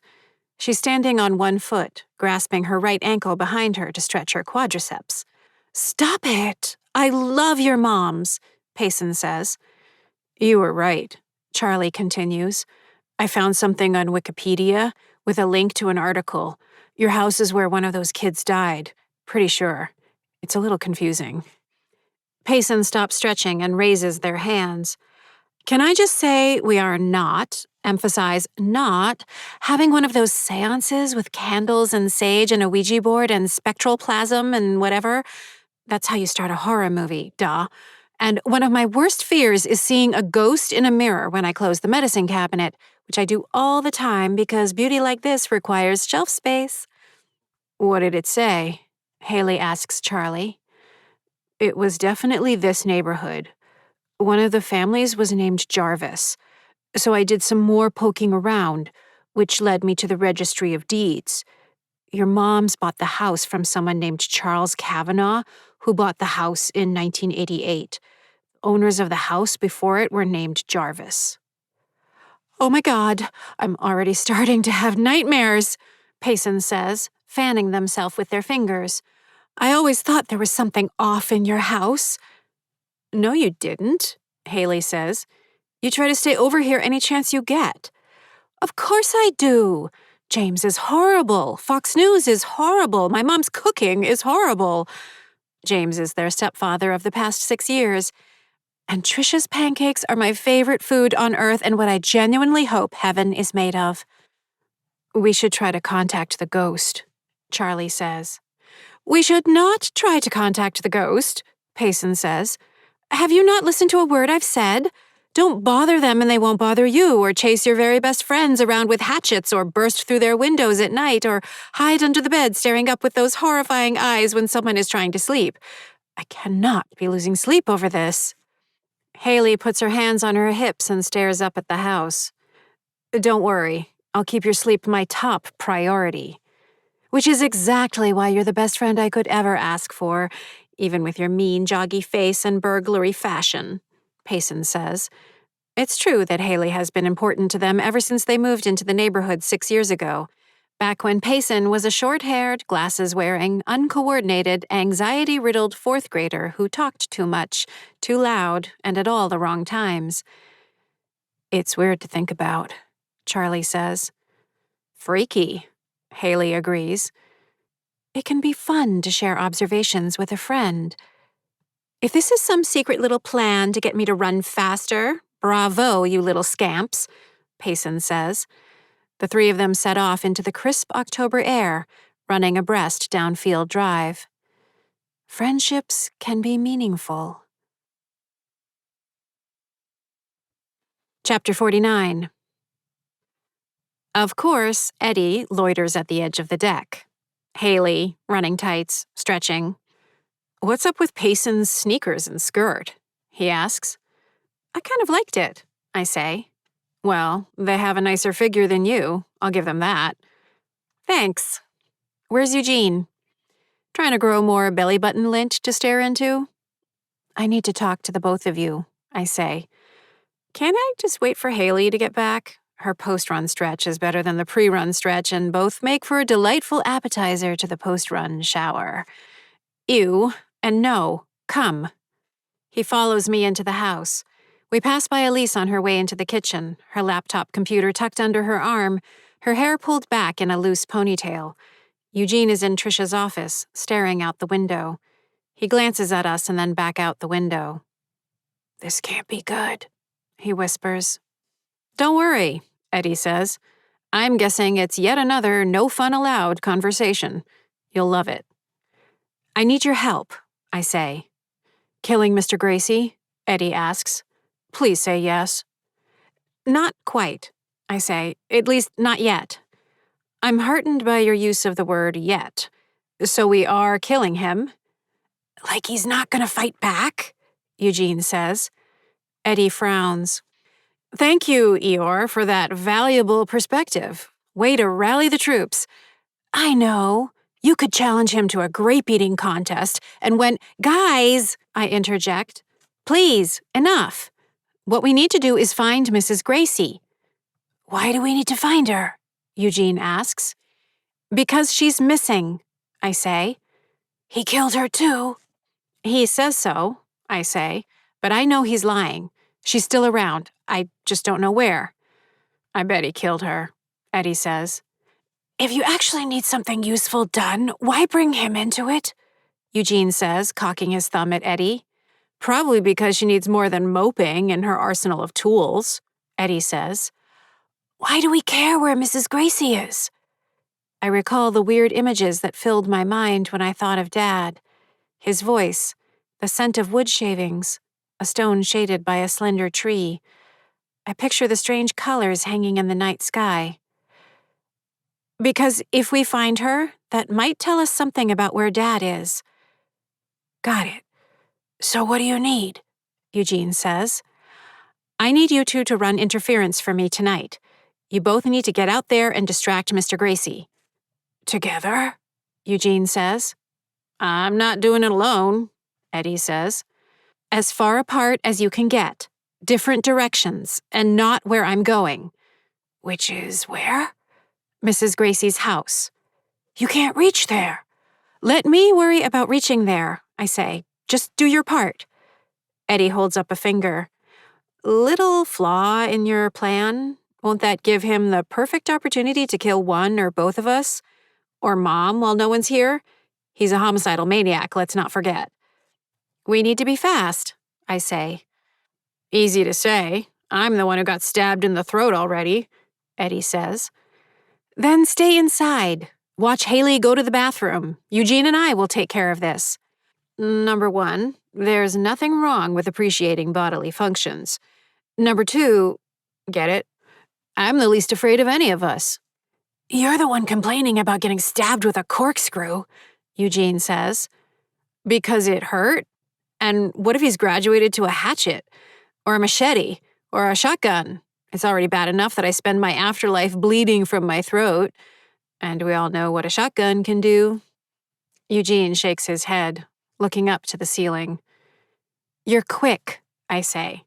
"All I need is time. So distract him. Taunt him. Keep out of his reach. I don't know who could be better qualified." They exchange a look, falling back into the creepy twin communication I'm deeply grateful not to be a part of. Eugene looks at me. "What if he catches you?" "I'll take that as a yes," I say. "Wait until an hour after sunset. Don't say anything to Mom." "She didn't answer the question," Eddie notes. "He's not going to catch me," I say. "He's not smart enough." Chapter 50. The last tangerine and lilac washes fade from the western sky. As darkness deepens, I make my way to the edge of the tethers to the northeast, sticking to the trees and shrubs. I pause, keeping watch for 20 minutes. Patient. Focused. Neighborhood dogs bark at one another. Cars pass by on Chestnut Street, with the sound of gentle ocean surf, cresting, then pulling back. Okay. Can I do it again? I lean into the resistance of the tether. Like last night, the pull increases and increases, but with less intensity. Definitely less. Why? A touch of strain, and my legs and torso go from immobile to moving through taffy, then wet concrete, then slush. Over the course of just under 2 meters, it's like I'm walking through knee-deep water. Then I'm out. Sprinting across the street, I leap into yards I've never wandered. I navigate past a small deck and a pile of quartered firewood stacked beneath a blue tarpaulin, 2 faded Adirondack chairs, a standalone basketball hoop, a tetherball pole, and a plastic playhouse with a slide extending from one end. A stretch of ornamental holly marks the property boundary. Continuing eastward, I cross another yard, keeping low until I reach Rock Ridge Road. A small residential street, it sees little in the way of traffic, even during the day. The street comes to an end 2 houses to the north, across from which had once been the empty fields of the small college there.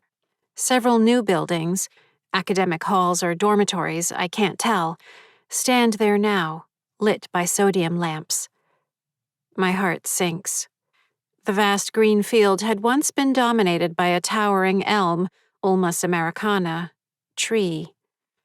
I spent precious afternoons there with Dad, flying kites made from kits or ones I designed myself. The science and aeronautics were fun, but having it just the 2 of us was the real magic. Being away from Mom's relentless, intense attention. None of the incessant boy energy of the twins. Leaving all that behind allowed us both to relax as we savored the atmospheric conditions, thermal drafts, and wind patterns, calling out the various bird species whose airspace we now shared. Dad reveled in the crafty aspect of the kite construction, how the materials and arrangement allowed the kite to withstand and leverage the physics of an open field on Earth. For half a moment, the buildings disappear, and I once again see a sun-drenched, windy field, shared by a father and his daughter. And then I'm standing on Rock Ridge Road, facing Mrs. Gracie's house in October. The last time I stood here had been less than 3 hours and 45 minutes before I died. My knees begin to shake. Unexpected? I ignore the psychosomatic waves of dizziness that threaten to unscrew my head and send me to the pavement. It's not 1981, not Halloween. The twins aren't stepping all over my heels, their faces sweating in spite of the cool air behind the injection-molded plastic masks held onto their faces by cloth-wound elastic strings and tiny aluminum T-shaped bobbins. It's almost 40 years later. It's a Wednesday night. Most of what I see before me, the leaves, the grass, the trees, have recycled hundreds, if not thousands of times ever since, while the Earth itself has whirled around the sun, spiraling its way along with the rest of the solar system through the local interstellar cloud, dragged through the interstellar medium as part of the Orion arm of the galaxy. Nothing ever really stays the same. This isn't even remotely the same as October 31st, 1981. Do you hear me, knees? Chapter 51. The short, level driveway extends to a detached single-car garage. A flagstone walkway parallels the house from the driveway, making a short right-hand turn to the front steps. I avoid the path, and it's all too near memory of the rustle of candy in our bags. This had always been my favorite stop on the Halloween circuit. The tasteful autumnal wreath of multicolored Indian corn, the cast-iron statue of a black cat with an arched back, and the best treats, always. Caramel apples mounted on popsicle sticks, fresh-baked cupcakes topped with orange, white, and black frosting, homemade brownies, each with a bat-shaped cookie somehow glazed to the top, rich oatmeal cookies dressed with orange and black sprinkles, still holding the warmth of the oven. I pass through the mist of nostalgia with slightly more difficulty than I do the front door, but then I'm inside the entryway. Gone is the oval-shaped braided rug of farmhouse green, subdued brown and pumpkin orange. No delicate bench at the side wall. No brick-red painting of a rooster silhouette. Across the entryway, a trio of rolled-up yoga mats and cylindrical foam rollers have replaced the antique grandfather clock. The brown and gold patterned wallpaper is gone, and the walls a clean bone white. And the smell is different. Mrs. Gracie's house always smelled like an old-fashioned coffee percolator, hints of dried flowers, perfume from the big band era, cedar trunks, and mothballs. With the Hollands and their infant, it mostly smells of apple juice and the contents of a hard plastic diaper bin. Sneakers lie askew near the door. An empty cardboard box with inflated packing material stands at the bottom of the steps. 2 paint cans and tools by the cellar door. I don't linger. Erin Holland sits in the kitchen, talking with a woman of near her own age on her computer. Her sister, perhaps? She's a small, fine-boned woman, and she's complaining about how Tiffany, other sister maybe, brags about her own child hitting her milestones more rapidly than is believable. The kitchen door looks out toward Andy's yard. I can just make out the top of my house across the way. Turning back, I pass the newish double oven with brushed steeled surfaces. A vision comes to me in rich instamatic colors. The old oven, open. A slightly confused Mrs. Gracie sliding a cookie sheet into the oven, already anticipating the parade of local children, most of whom she's known since they were born. The western sunlight filling the kitchen, alighting upon the bag of rat poison she'd mistakenly taken from the pantry, her apron dusted with powder on what would prove to be the last afternoon of her long life. I shudder. It's because of Connor. It's all about him. That hyper-competitiveness just rubs off on her. You know how she is, Erin says. I snap back and start searching. First floor. No, Mrs. Gracie. I reach the bottom of the stairs. Hon, she threw up again, comes a voice from the second floor. Okay, hold on, Erin Holland says from the kitchen.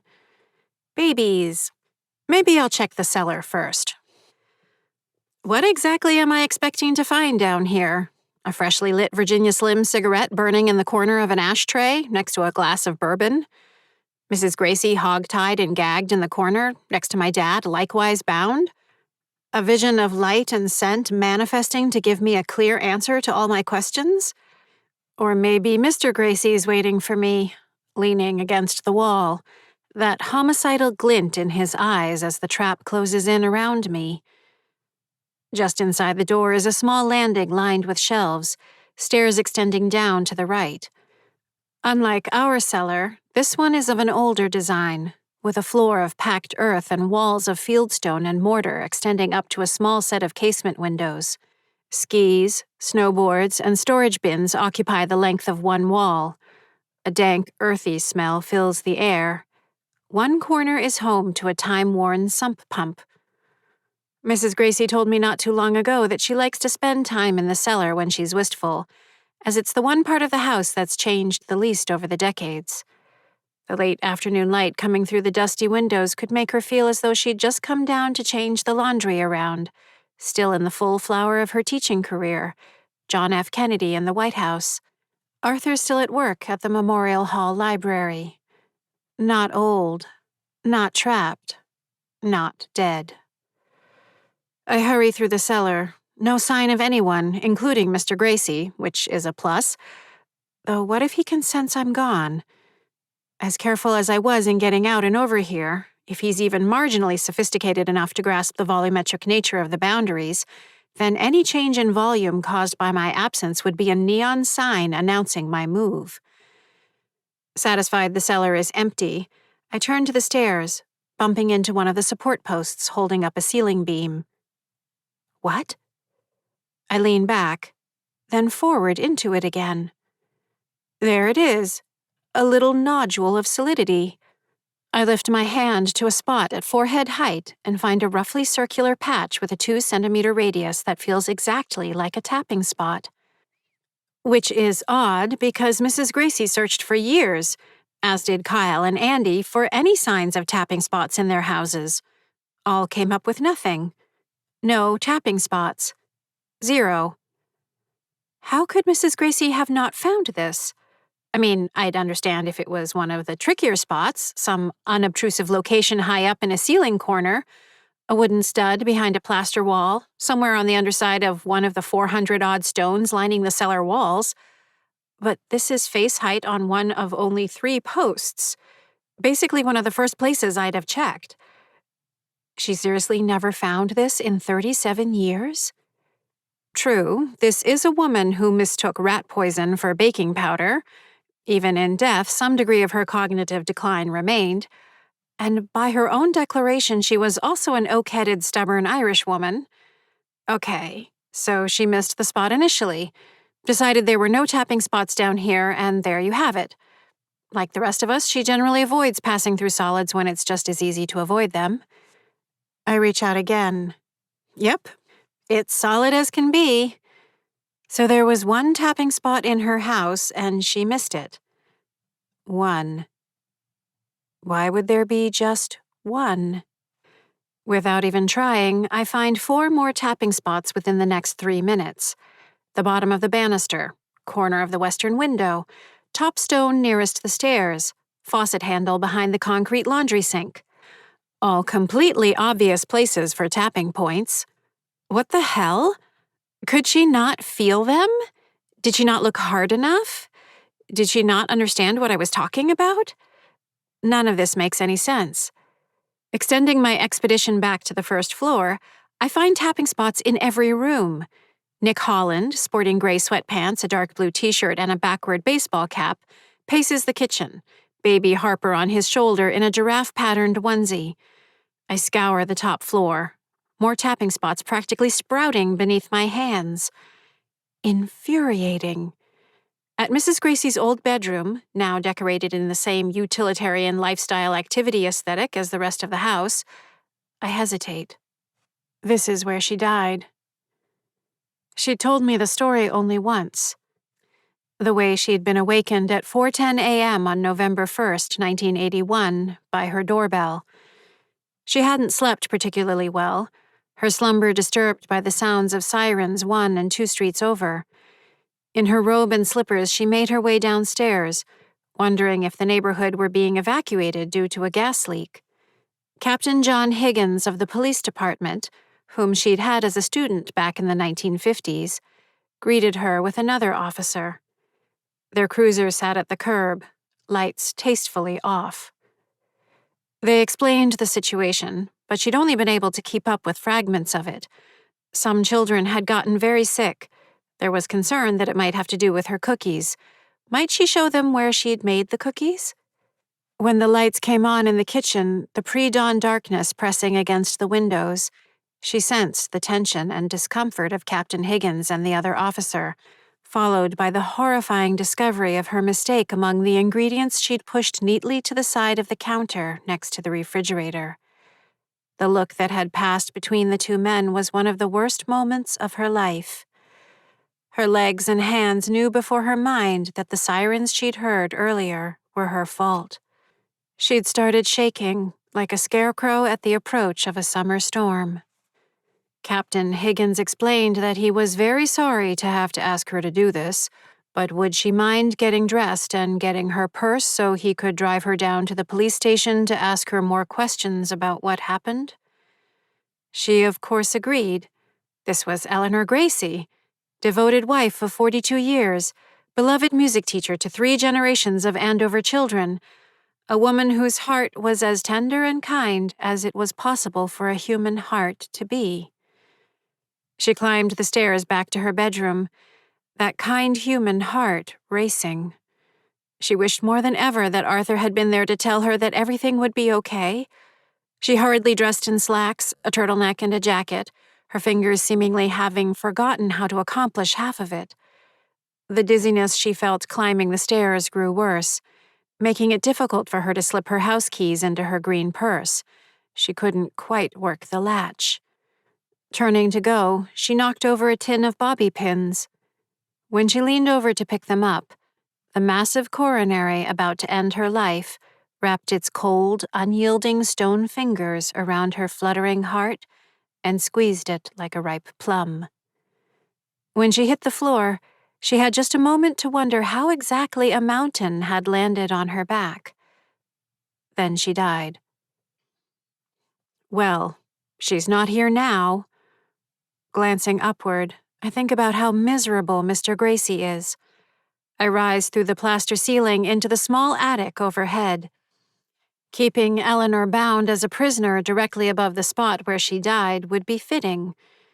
The space is small and unfinished, a crawl space stinking of mouse droppings, old insulation, and the ancient crystallized resins of the beams, joists, and slats.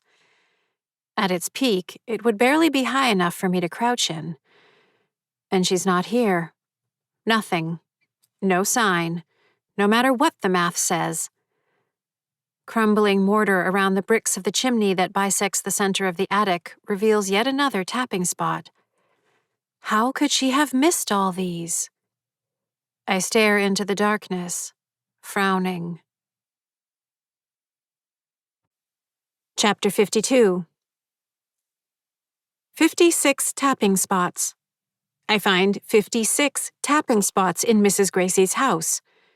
JSTMR ratings range from 0.08 all the way to 4.6. And that's just in one semi-thorough search.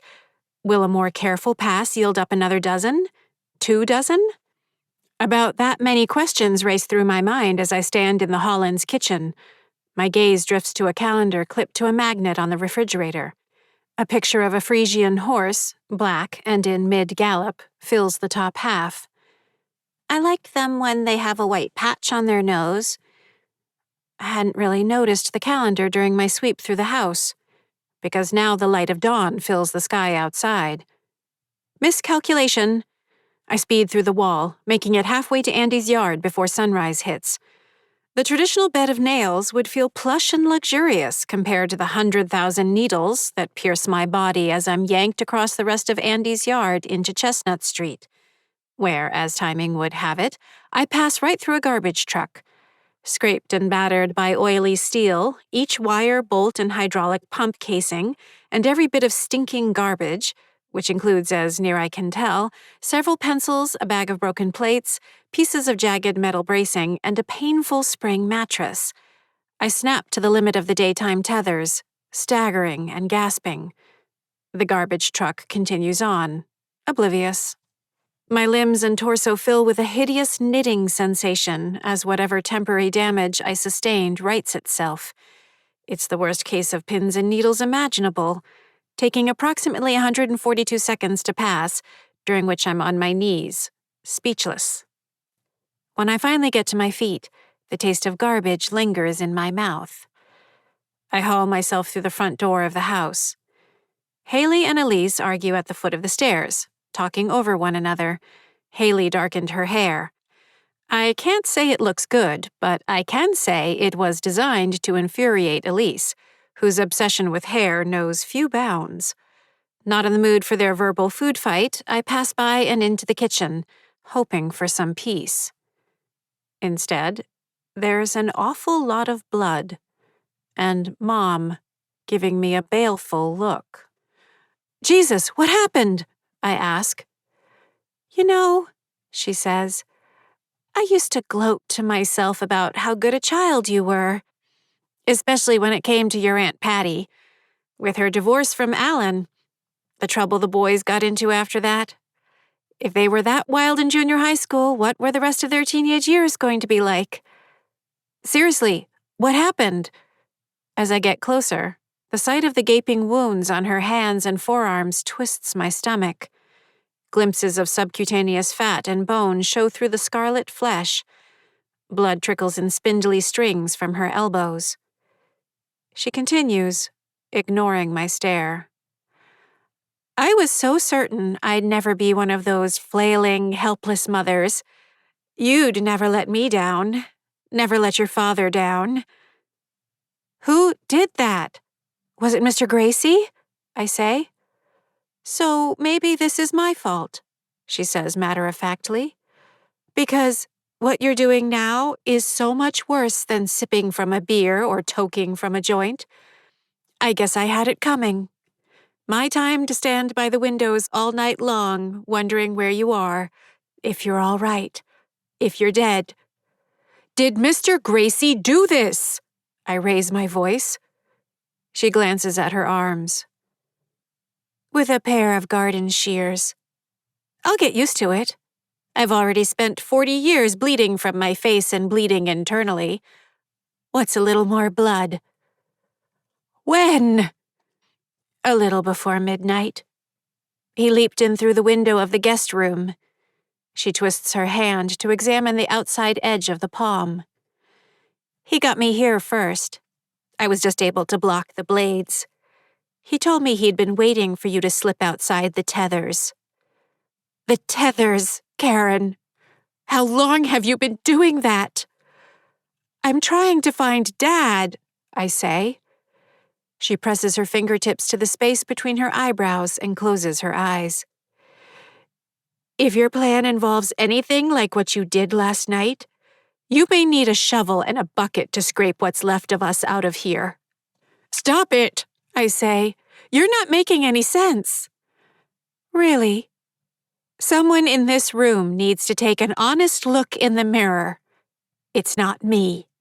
Because that's just what I spent the last 6 hours doing. I know what I did wrong. Do you?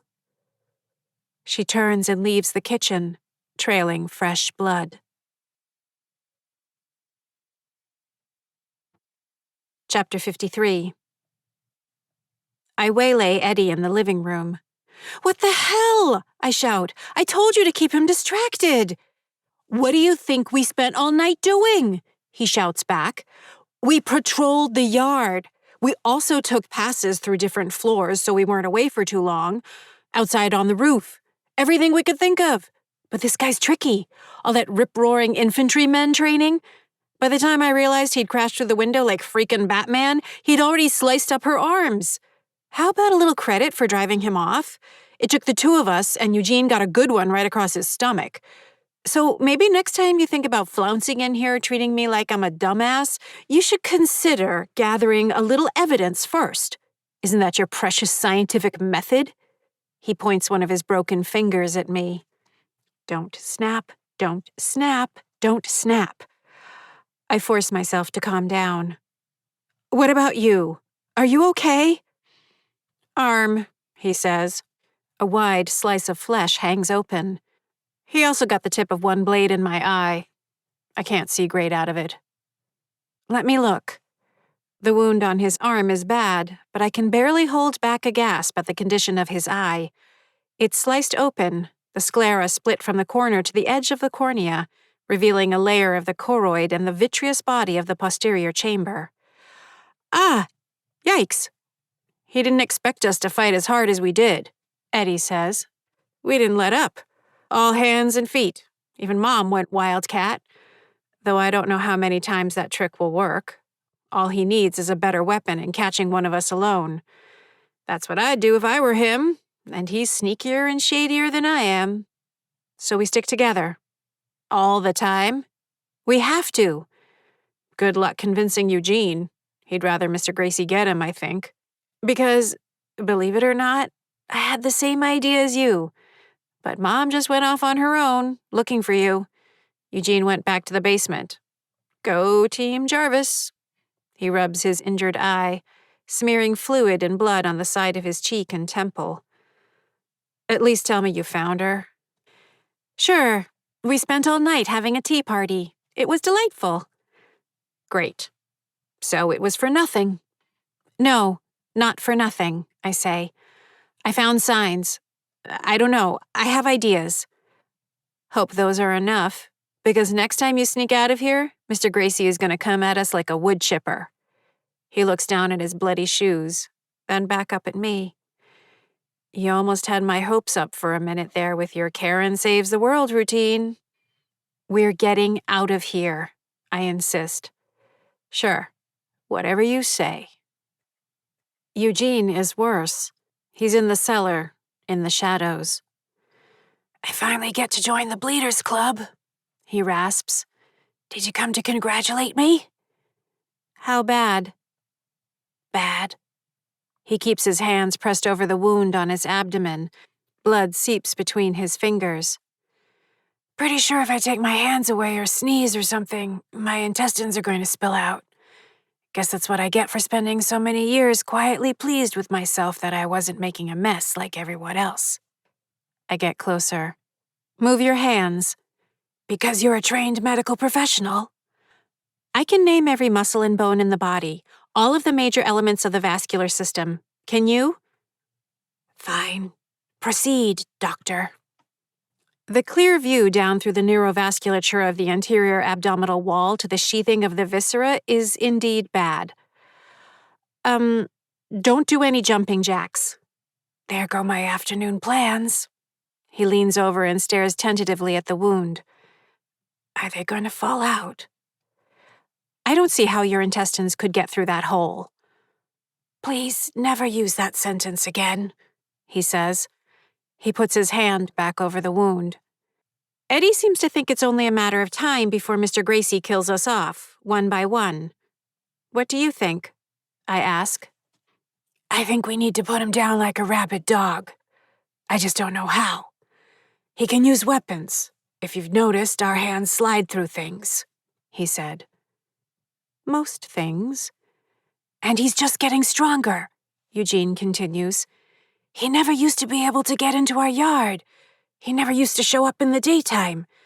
When he killed Mrs. Gracie, she'd be back in a day or two, which I take from your hangdog face isn't the case now. Look at everything he's doing. This isn't going to go well. We're all screwed. We're not screwed, I say, my distaste for foul language overridden in the heat of the moment. I'm telling you, we're going to find a way out. Maybe you will. Everything's always different for you.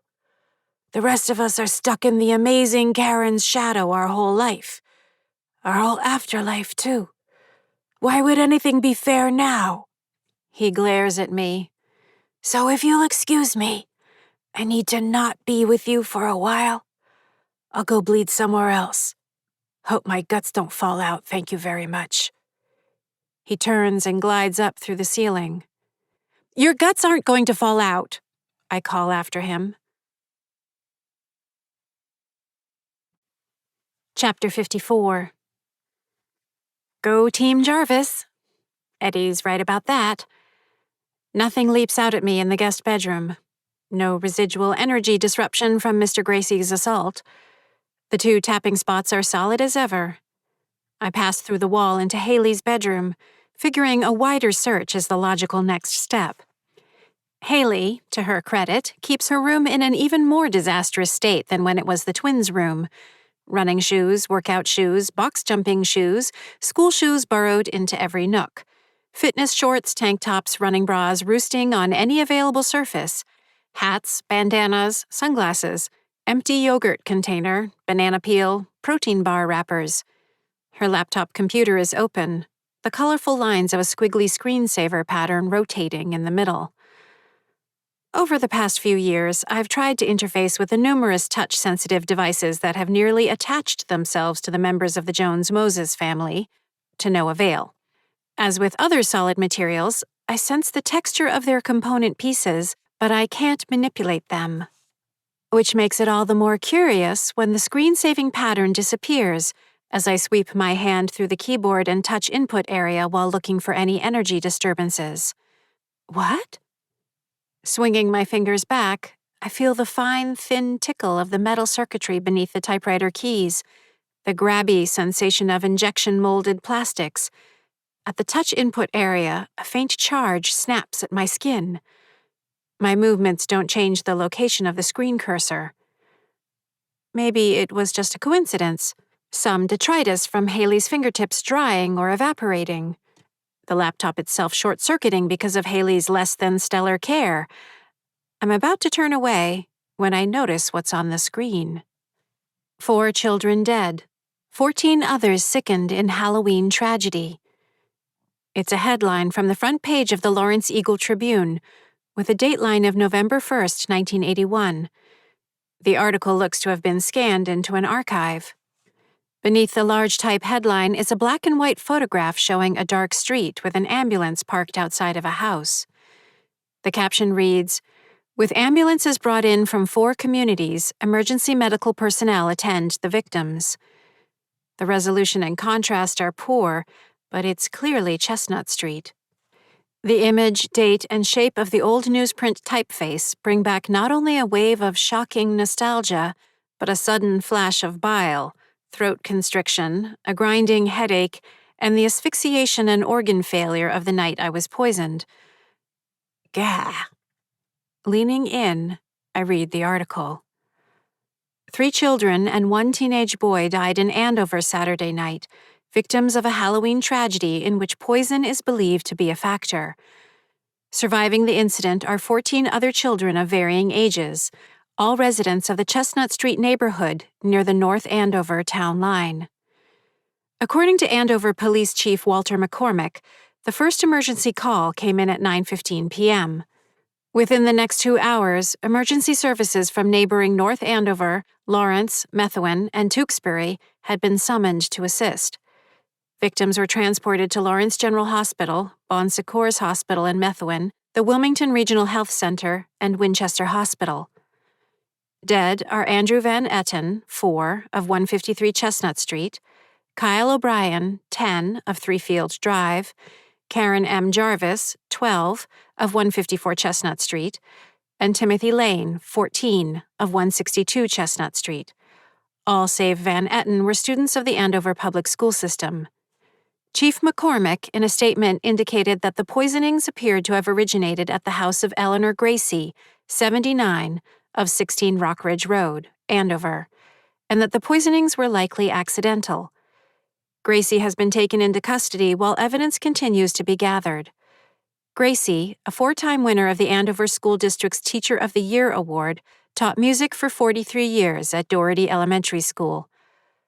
As of Sunday morning, the other victims are listed in fair to good condition, many suffering from intestinal discomfort and throat injuries. A second photograph shows a gurney being lifted into the back of an ambulance, the caption reading, "Survivor, Ross Dolan, 7, being loaded into an ambulance." I reread the article. 4 dead. 4. Mrs. Gracie taken into custody. Even before I sit down to do the math, I see the elegance, the balance, the precision, and my mistake. "Oh my God," I whisper. Chapter 55. Kyle meets me 2 hours after sunset in the middle of Field Drive. "Any sign of scary eyes?" I ask. He straightens, half a second away from sprinting back to his hiding spot. "You said he's not coming tonight." "Forecast is out the window," I say. "The window? Out what? Isn't that terrible? Is it even safe to be outside? We should get inside." He turns and starts back into his house. I reach out and grab the shoulder of his pajama tops. Wait. Not panic time, though close." He stops, but his features pinch up. "Why would the forecast suddenly stop working?" "I have to talk to you about Mrs. Gracie," I say. "Is she okay?" I let go of his shoulder. "Hilarious story there, Kyle. Turns out everything about her existence has been a lie from the start." What?" he stammers. "Better to just let me get this out," I say. "So just listen. Mrs. Gracie's ghost was never here at all." He stares at me, uncomprehending. "Remember how I used to spend all that time wondering why you, Andy, and Mrs. Gracie all had tormentors, but I didn't?" I plunge ahead. "Have to admit, I decided that it was because I was too smart. No offense. So you almost have to admire the insidious logic used against me for almost the past 38 years, because I fell for it. So smart, so without a friend, so full of the overwhelming need for validation from adults. People pleaser, teacher's pet." "Teacher's pet?" he whispers. I don't get it. "I do. The genius was in how she encouraged all my worst traits all along. How do you ever think of such things? Tapping spots. You really are a genius. A warning system for tormentors? How in the world did you ever get so smart? You care about us all so much. What would we do without you? Well, it worked its magic. Turns out, Kyle, hang on to your hat. That's how you torment Karen Mary Ellen Jarvis, child prodigy. She's not a ghost? He asks, his features pulling closer. Bingo, I say. Give this lad a prize. Mrs. Gracie and Mr. Gracie are and have always been one and the same. 2 for the price of 1. A custom curriculum for the afterlife. My advanced placement tormentors. Fitting, right? Kyle stares at me, mouth open. Her little obsession, you remember that? I ask, looking for a way out, the little seam she thought she felt in her backyard. Yeah. She was out there doing something. I missed it the whole time. Never even thought about it. Just figured it was guilt or wishful thinking, a harmless obsession. But I've managed to interrupt whatever it is she's doing, which I think I have an idea about now. There are lights in the sky, colors, and they have something to do with what's happened to us. Kyle shakes his head. I don't get any of this. I'm not sure I do entirely, I say. Not yet. But I'm going to figure it out. But we need to change things up. How we communicate in the daytime. Not from the windows anymore. We need to do it from the rooftops. I'm scared of heights, Kyle says. Kyle, think about what you just said. You can't fall off. I know, it's just that I really don't like heights. You'll get over it, I say. We need better angles and sight lines. We need to be able to see what's going on in the daytime. If we extend vertically by another 10 meters, we increase our vantage to approximately 130 degrees, thereby increasing the distance we see by another 34 meters. I can walk you through the calculations. Calculations? Or just trust me, I say. We need to see what's going on in the daytime, whether Mrs. Gracie or Scary Eyes or anyone else is at the edge doing anything. It's important. He's not happy about it, but he'll do it. You sure it needs to be on the rooftop? He asks. It might give us some information, true. It will also allow for a clear line of sight between Kyle's rooftop and the yard of 162 Chestnut Street, where I'm convinced Tim Lane resides, just as trapped as we are. Great, I say. We'll start tomorrow. Make sure to take a good look around when you're up there. I could tell him about Tim Lane. Maybe I should tell him about Tim Lane. But I don't tell him about Tim Lane. Because right now, that's the most important variable in my plan. The one thing I can't let Mr. Gracie know I'm aware of. The secret so critical I can't trust Kyle with it. Not yet. Too risky. So getting Kyle up onto his rooftop once a day is my insurance policy. It might be the signal the despised Tim Lane will see. Even if something happens to me. Chapter 56. Seriously, we have to kill him. Eddie dogs my steps as I tap. The middle of the metal grate of the air vent in Elise's office. Tap. Harry S. Truman. Stop playing with that, I say. It's disgusting. Eddie looks up from the flap of skin and the white fatty layer exposed beneath, the wound from his most recent confrontation with Mr. Gracie. It's disgusting, true. Also fascinating. I kind of want to peel it right off the bone. Like pulling up the worst sunburn ever. That's the bone, right there. That's fascia, not bone. Also, gross. Don't pick. Do I bother you? He makes the wound open and close, as though speaking the syllables. Moist squishing pumps blood out with each closing. Very much so, yes, I say. It's not like it's gonna get infected and kill me. May as well have some fun with it. He flaps quickly, generating a wet paradiddle. But we really should kill him. We just have to get good at utensils, like him. A rope around his wrinkly neck or an electric cord. Screwdriver through the back of his skull. Rig up a sledgehammer to nail him right in the nuts, then smother him with a pillow. Work with me here. The recessed lighting fixture by the window. Tap. Alban Barkley. You've watched too many cartoons, I say. None of that will work. We haven't tried. We've tried 1,000 times. No, we haven't. We've never tried to kill him. We've tried 1,000 times to manipulate physical objects, I say. Sledgehammer? You can't even make a dust bunny hop half an inch. You're not thinking straight. If you were the one getting stabbed all the time by this freak, maybe you'd be thinking a little harder.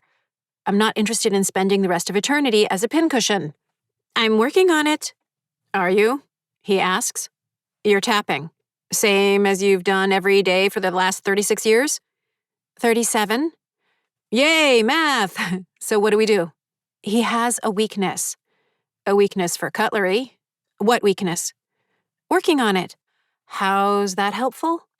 I turn to him. You seem to think the afterlife is like one big Looney Tunes cartoon. All we have to do is find a 5-ton Acme weight, hang it from a rope, lure Mr. Gracie underneath, and flatten him like a pancake. Or maybe we can trick him into running off a cliff where his legs will spin around in circles right before he makes a penny whistle sound and then splats to the ground. I tap my temple with my index finger. There! Now I'm thinking. Why didn't we take care of him decades ago? A little harsh, he says.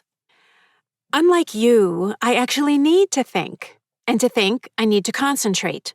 And to concentrate, I don't need you clomping around a foot in back of me spouting off every stupid idea that pops into your head. Seriously, it's like having Daffy Duck sitting on my shoulder. I flick my fingers at him. Go. Leave. I don't take Daffy Duck as an insult, he says. He grabs the loose flap of skin hanging from his forearm and treats me to another series of squelching noises. Of course you don't, I say. He turns and slips through the wall. Lyndon B. Johnson. The steel of the metal latch at the bathroom window feels solid along its length, but the edges of its base crumble like dried frosting. I press my fingers, hard. The edges give way even more. I turn to the cracked tile near the towel rack. It should feel solid, like the ceramic that it is. Instead, it feels more like a stale cracker. Weird. Looking back the way I came, I don't think I noticed anything different in the other tapping spots, though with Eddie yammering in my ear the whole time, I wasn't paying full attention. I'm tempted to go back and check, but tapping only works in one delicious, satisfying order. I don't go back. Ever. It would feel like a wrinkle on a crisp piece of paper, a short circuit in a wire, a wrongness powerful enough to make my teeth ache and skin crawl. I feel around the latch again. Definitely smaller. Decayed. Can I assign a percentage to the amount of degradation? Crude estimate, somewhere in the range of 12 to 14%. Such gross imprecision would have bothered me in the past, rendered me unable to move on until I devised a system that could accurately generate a more definitive representation. I would have refused to speak to anyone until I worked it out, then checked, rechecked, triple-checked. No mistakes allowed. Now I'm just going to call it 12 to 14%. This must be what it feels like to be Eddie. The painted-over tack hole in the doorframe for Haley's room offers a similar amount of corruption. By the warped floorboard on the other side of the room, Gerald R. Ford, I pause, glancing out the window. The afternoon sunlight is nearly level with the ground, the days growing shorter each day. The shift is more pronounced day to day at this point, just past the equinox, than in high summer or winter, due to the Earth's 23.5-degree tilt and its elliptical orbit around the sun. That daily shift in length of daylight is hard to notice, unless you know what to look for, unless you know what causes it. Shifting a little every day. The way the tethers have been shifting, a little every day. But the tapping spots, have they been shifting a little every day? Going from solid to not quite as solid? Decay in an energy system. And if the tethers and the tapping spots are both demonstrating some attenuation in strength, that would imply a connection between the tapping spots and the tethers. Hold the phone. Tapping prevents fading. Nothing to do with the tethers. But when I hold up my hand, there's my pinky again. So no, not quite. You can't let yourself fade. Maybe it's not too late for finishing the tapping? Mrs. Gracie. All her encouragement about tapping. But I've discovered all the tapping spots myself. Then again, I also discovered tapping spots in her house when she claimed she couldn't find any. How much of what I believed about the tapping came from her? That feeling of ice water is back in my stomach. Manipulated, distracted, redirected. I flex my pinkies. Okay. A multivariate system of energy, disparate but interconnected elements, all impacting the overall strength. Some form of natural decay over time, one possible element. Tapping points connected to, possibly even strengthening, the tethers. A second possible element.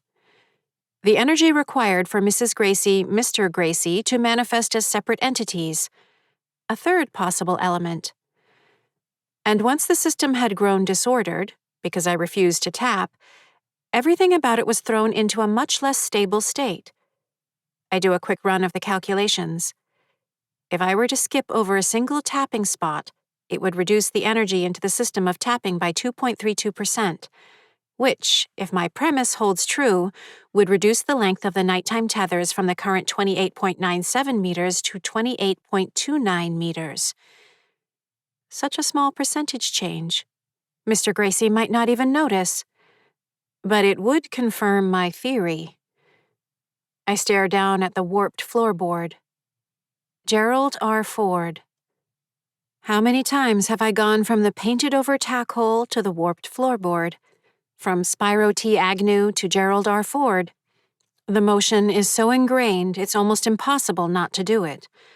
Gerald R. Ford. Gerald R. Ford. Gerald R. Ford. I glare at the spot, then turn, move through the wall to the closet of the guest bedroom. Stare at the groove in the frame of the closet door. I want to go back. Everything about me wants to go back and tap properly. My skin crawls. Nothing about this right. Reaching out to tap the spot. Wrong order. Wrong order. Pause. Forcing myself to wrong order. Breathe. I can still go back. This is the wrong order. I jam my fingers forward into the groove. Gerald R. freaking Ford. Urgh! Mistake.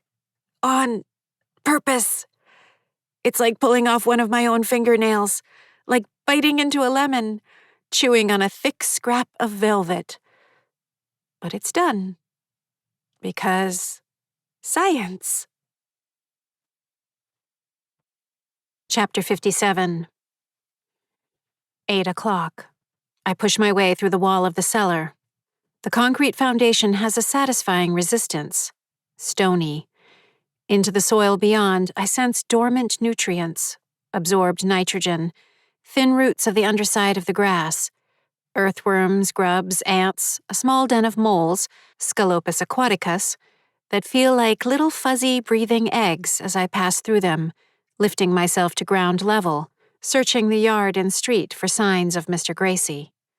I don't see him. From the northwest corner of the yard, I head out onto Field Drive. Using my exact foot length as a fixed reference, I measure the distance until I feel the brush of the tethers.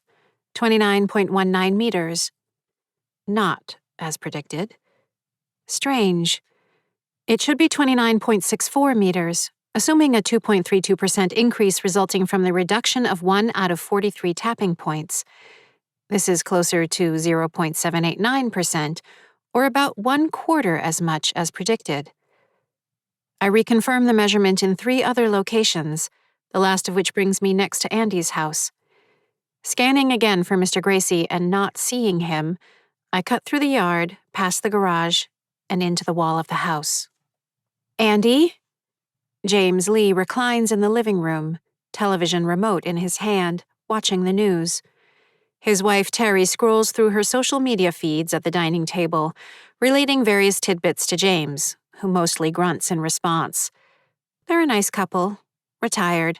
He of the local water treatment plant, she of the United States Postal Service. Terry collects blue glass bottles. James listens to bebop jazz on a vintage record player. They winter in Florida. Andy? I call again. I leave the Lees and head down the hallway to Andy's old room. He spends much of his time there wedged in the canyon formed by the wall and the edge of the queen-sized guest bed. He'll sit cross-legged, pretending to play with toys, mostly fire trucks and Hot Wheels. Hey, where are you? I say. The guest room is dark and empty. From the window, Mrs. Gracie's house is visible to the left.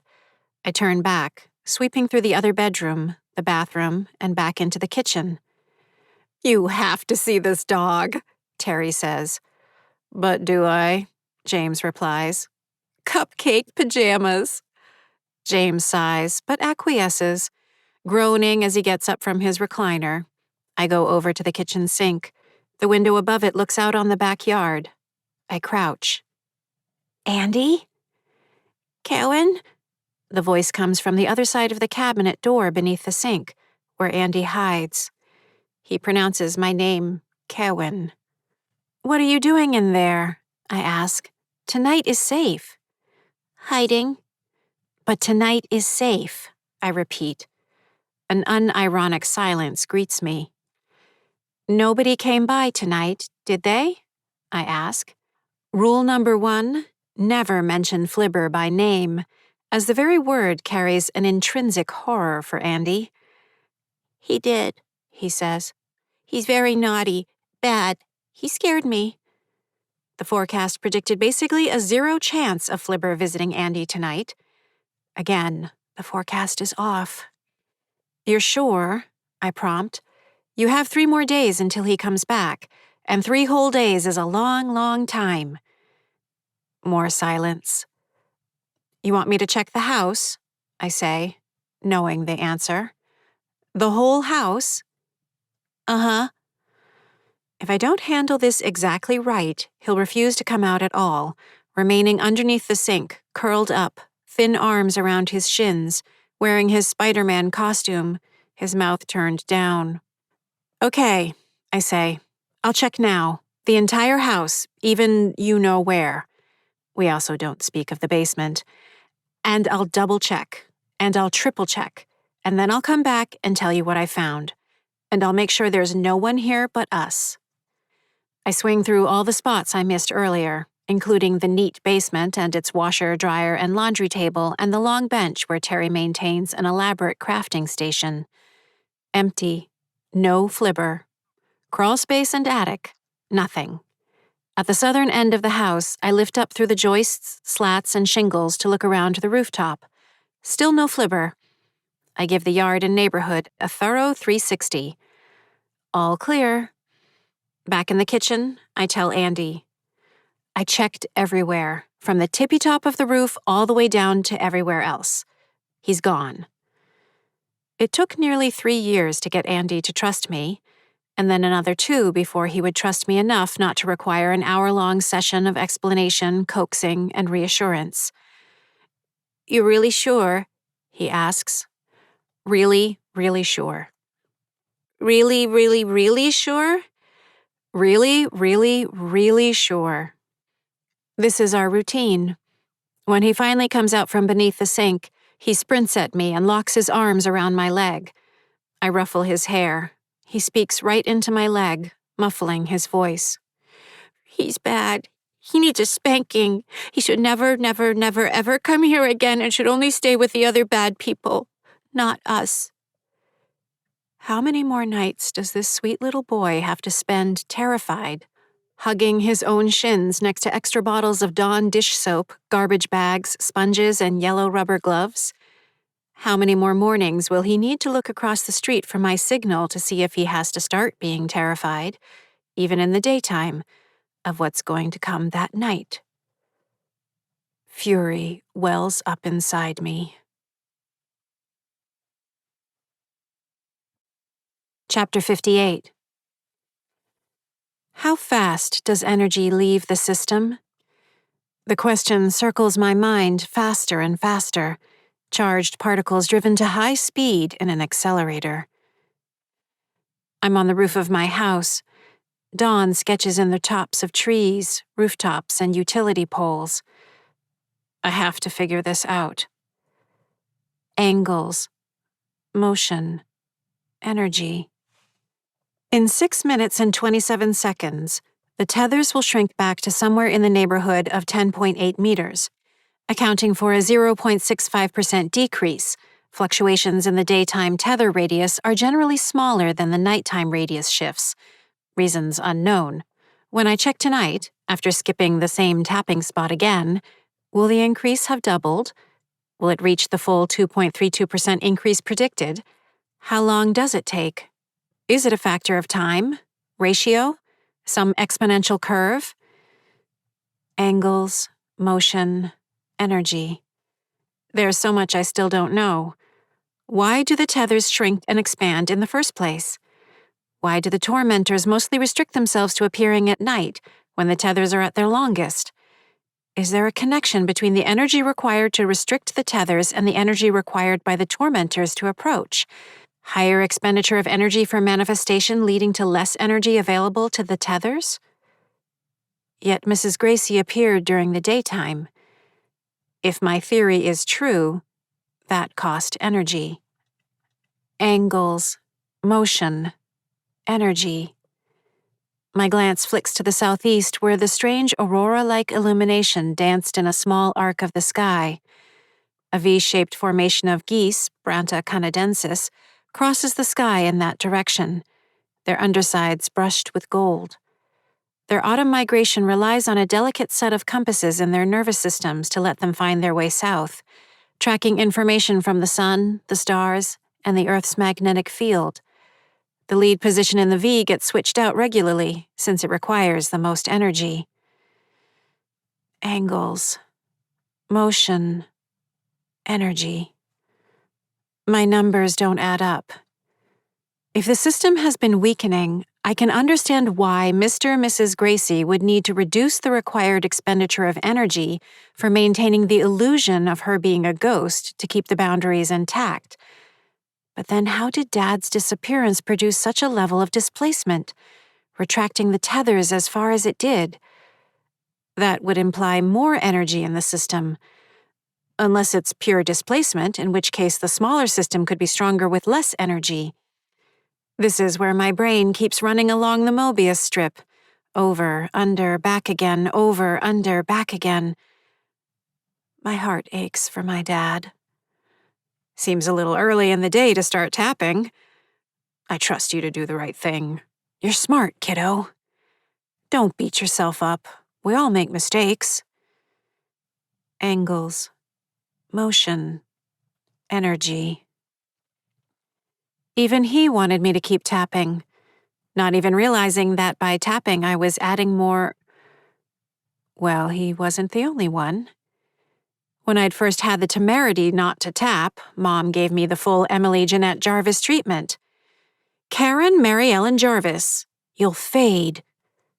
And it wasn't just her. Eugene. Until my fingers start disappearing because you're not tapping. Eddie.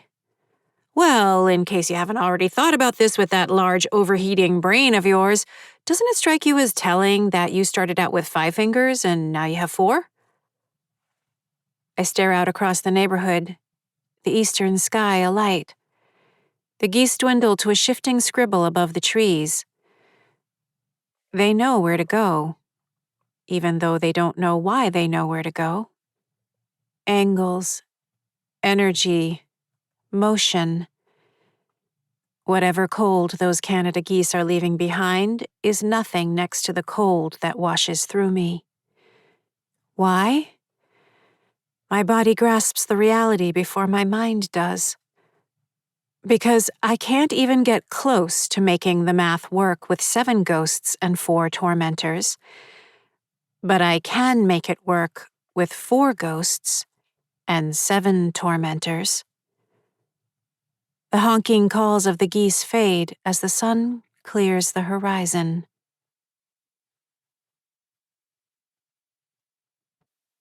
Part 5. Chapter 59. I just hope you're right, Eugene says. He sits on the bottom steps of the cellar stairs, elbows on his knees, his swollen face downcast. I'm right, I say. Yeah, well, he's definitely planning something big. If we stick together, it doesn't matter. I tap the middle of the Lally column. Thomas Jefferson. Big if, Eugene says. Mom's throwing a constant shit fit. She doesn't have quite the same confidence in the plan. If she doesn't want to listen, what am I supposed to do about it? You know how she gets. About as well as anyone, yes. I tap the bottom of the doorknob plate on the paneled door. John Adams. And I know you pretty well, too. Since when do you hang out down here all the time? It's weird, right? He says. I used to be scared to come down here. Remember when Eddie flung himself down the stairs and broke his wrist? He told me at the time it was because he'd seen a ghost. Ironic. It took me a while to figure out that it was just a bullshit excuse he'd made up, instead of just admitting he'd been trying to fly like Superman with a cape around his shoulders, which was actually a towel. And then with everything with Dad, I don't know, I just didn't want to be here. This is where I feel Dad the most.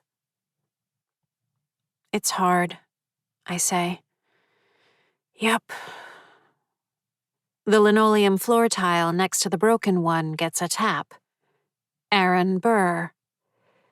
If he's gonna get anyone next, I'd rather it be me, Eugene says.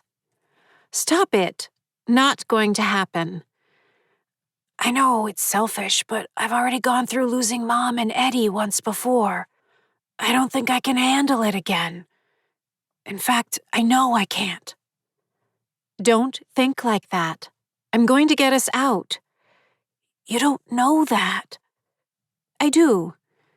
I glide past him, tapping the top of the newel post as I do. Elbridge Jerry. Maybe don't hang out down here. It's bringing out your gloomy side. The sun's shining. Perfect October day. Spoken like the caring older/younger sister you are. You're the best younger/older brother I've ever had, I say. At least think about it. Thank you for your service, he says. He makes no move to leave, remaining a stubborn shade in the dusk of the cellar. Upstairs, Haley has a soccer practice and can't find her cleats. Elise can't be late for her local coffee clatch of female entrepreneurs. Trisha sees her sacred time for yoga evaporating as the clock turns mercilessly, while her wife and daughter can't get their shit together. A classic Jones-Moses morning. Martin Van Buren. John Tyler. Richard M. Johnson. Bang, bang, bang. You'll never build a life if you live like this all the time, Elise offers unhelpfully from the top of the stairs, slipping on her own boots. Haley, kneeling in the front hall closet, tossing aside shoes and knee pads, calls back. That's not helping me find my fucking cleats. Maybe a little less life lessons and a little more looking around? Your cleats are not my responsibility. Trisha, standing with her arms crossed while leaning against the doorway to her office, says, Where did you have them last? A war cry of frustration bursts from Haley. She puts her fists to the side of her head and squeezes her eyes shut. If I knew that, why would I be looking for them? God! And just like in one of those scenes in an old Western film where the saloon erupts into bottles being broken over heads, chairs cracking down on backs, and pistols, punches, and grunts flying in every direction, Everyone in the Jones-Moses family is shouting recriminations at one another. I tap the light switch by the door. George M. Dallas. Eddie watches from the end of the hallway, a pleased smile on his face. I love this. You would, I say. In my fantasy, they're all about to take their tops off and start wrestling. Because women fight better with their tops off. The very definition of fantasy is that it doesn't make sense, he says, but is deliciously entertaining all the same. Don't you see most of their breasts on most days? I don't see the point. I duck into the closet and tap the wooden molding that holds the row of hooks. Millard Fillmore. You may be great at math, Eddie says, but you are terrible at imagination. I must get it from Mom. Mom? Not that she wants to see a bouncing topless pillow fight, at least I don't think she does, but in just the past 12 hours, I've heard 7 different scenarios from her in which you fuck up and Mr. Gracie kills one or all of us. That takes some imagination. Her details are impressive. I'm not fucking up anything, I say as I head into the living room. Eddie follows. My collection of new stab and puncture wounds would beg to differ. Why am I even here in the first place? Is it because I fucked up, broke a rule, or was it, oh, I don't know, you who broke the rule? Yes, please, let's tread this well-trodden path once more, I say. Floor in front of the electrical socket. John C. Breckenridge. I too had no wish to die and find myself stuck here. But do I march over to Mrs. Gracie's every time I'm annoyed to declare to her that she fucked things up? No, I don't. It's useless and obnoxious. Any questions? It is her fault, he says, and I'm glad she's dead again. Hooray for you. Must be nice. But maybe if you took even half the energy you spend ogling every available breast in the house and applied it to helping me, you could actually be useful. Unless you have more critiques. Blood pools around the soles of his Adidas. I'm starting to think Mom's right. Hey, I put a hand to my ear and tilt my head. Is that the sound of a brassiere unhitching? I turn and tap the corner of the mantelpiece. Hannibal Hamlin. When I look back, Eddie's gone, the trail of blood leading back through the wall. I keep my gaze straight ahead, not looking at the center of the mantelpiece, or any of the other false spots I tapped, with a sleight of hand worthy of my late Uncle Paul. Chapter 60. Pow! Gotcha! Andy's small fist lands in the center of my upturned palm. I feign excruciating pain, waving my hand around dramatically. He laughs, then holds his hand up, fingers spread wide. It reminds me of a starfish, Pisaster ocratius, of the sort my third-grade class was allowed to handle one memorable field trip to the New England Aquarium. Fun fact, my supplemental commentary on the scientific names and behavioral highlights of the various sea creatures, mammals, and seabirds we observed was rewarded with the discovery on the bus ride back that someone had put a handful of French fries into the side pocket of my backpack. I ball my hand into a fist and smack the center of Andy's palm. Pow! Gotcha! I say, as part of the game we've played 36 rounds of since sunset. He leaps to his feet, bounding around the kitchen. I use the break in the game to wander over to the window next to the Lees' front door. The house is dark, save for the violet-hued nightlight shining from an outlet next to the kitchen sink, so James doesn't have to fumble around when he gets up in the middle of the night to take a tablespoon or 2 of applesauce from the fridge to ease his indigestion. Outside, nothing moves. No lurching figures. No gliding shadows darker than the surrounding night. Across the street, no lights shine in my house. Guess which animal I am, Andy says, continuing to bounce. Panthera tigris, the Bengal tiger, the males of which can weigh up to 260 kilograms? I offer. Nope. Could it be the Pan troglodytes, the chimp, with whom we humans share 97.3% of our DNA? Nope. What's BNA? DNA. It's the sequence of nucleotide proteins that tells our cells whether to be people cells or chimpanzee cells. Mine aren't monkey cells. Are you sure? Spring, spring, spring. Keep guessing. Are you the Patagonian mara, the large rabbit-like rodent found in Argentina? A little inside joke, as the herbivorous caveat has a face that quite resembles that of a kangaroo. Nope, I'm a kangaroo! He continues bouncing down the hallway toward the bedrooms. Shadows wrap him. I glance back at my house. In the light of the street lamps, it reminds me of an Edward Hopper painting. If Hopper had painted suburban tragedy. Andy's loping stops. Kevan, he says. It's so pretty. Pretty. I scan the outside once more. No Flibber tonight.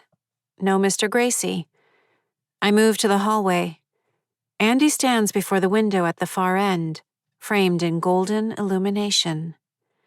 He lifts his arm, pointing. Like an upside-down sunset. When I reach him, I gaze out the window. To the southeast, the sky roils with light in a shifting atmospheric blaze. Cascading whirls of luminescence shimmer and twist. A towering cumulus cloud alive with coursing energy. The edge of a spiral galaxy descended from the stratosphere to touch ground. My heart staggers. The crisp essence of it fills me with the same sharpness, the piquant nostalgia and remembrance I'd felt on my escape outside the barrier, except raised by several orders of magnitude. Numinous. Those fleeting moments when the grandeur of the universe hinted at its true nature. This is what they pointed to. It calls me, undeniably. Golden upside-down rain, Andy whispers. His face shines with the living colors, sharp sparks in miniature reflecting in his eyes. He grabs my hand. Is that what it is? Not exactly, I say. Outside, Andy sticks to the shrubs at the side of his house, keeping me in sight. I push my way through the limit of my tether, through the barrier, finding it significantly longer and weaker than before. Reaching the other side is no more difficult than cresting a hilltop in a strong wind. Exactly what I predicted from not having tapped a single true tapping spot during the day. And Mr. Gracie, in the guise of Eddie, Eugene, and my mom, was so busy tormenting me that he didn't even notice. So without that energy, the system weakened. Has he figured out what I did? Does he even suspect? I'm guessing not.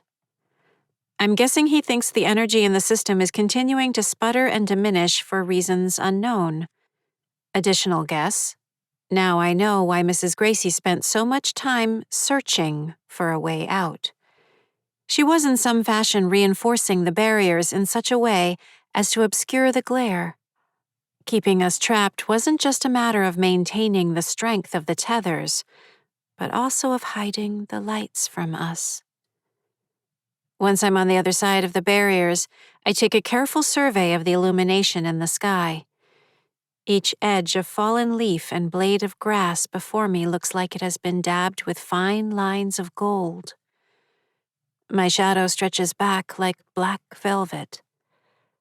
I estimate the astronomical arc to be in the rough area of 14 degrees, originating beyond the trees, houses, and topography to the southeast.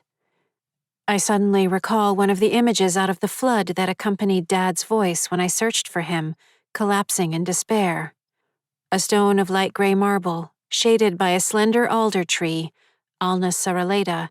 In front, a small glass vase with lovely purple violas, Viola sororia, and Ms. Marchitelli's voice when she appeared in the living room. You need to find your... She didn't quite finish her sentence. I was convinced she was telling me to find my dad. You need to find your dad. But she wasn't. I'm certain of it. More certain than I've been of anything. Staring at the light in the sky, I can finish her sentence now. You need to find your... Because that's where the light points toward. Grave. Chapter 61. Haley and her moms slept through the bloodbath. Streaks of maroon decorate the kitchen floor. Spatters dot the walls. A garish and disturbing trail stretches across the floor of the dining area to the door to the cellar. I follow the trail. Bloody handprints smudge the doorframe. On the landing, I'm assaulted by the sharp, warm scent of blood. Faint illumination from the streetlights falls in through 2 casement windows. Electronic lights glow in the corners. The electric water heater, blinking green buttons on the cable box, carbon monoxide detectors. Mom sits at the bottom step, hunched over. She clasps her face in her hands. Eddie stands off to her right, pale and shaking. Fresh blood falls in thick dollops from a ghastly set of wounds on his forearms, the backs of his hands, and a cleft in his side that looks like someone swung a cleaver at him with all their strength. Viscera, his abdominal wall, the curve of a rib, and what looks to be a portion of his liver are shockingly visible when he turns to me. What happened to sticking together? He spits at me. You promised. I was only over at Andy's. Where's Eugene? Over at Andy's isn't sticking together. Reading him a bedtime story isn't sticking together. How do you not get that? Where's Eugene? I repeat. Mom takes one hand from her face, leaving a row of thin crescents where she'd been digging her fingernails into the skin by her temples, and extends her index finger in a gesture worthy of one of the fates of Greek mythology, full of portent and doom, to the corner where Dad shot himself. Eugene, my older/younger brother, who, though he'd shared the womb with his fraternal twin Eddie, came out diametrically opposite, gifted with a concern for others, an aching empathy, a smooth, understanding sense of humor, the sibling forced into being an only child by the agonizing blade of tragedy, lies slumped in the corner. A horrific mural of blood arcs in great smears behind him. I leap down the stairs toward him. If you're wondering where his... Eddie begins, only to swing toward the window, bracing himself as a spattering jet of blood and regurgitation heaves past his lips. He groans and flings away a long strand of dangling bile.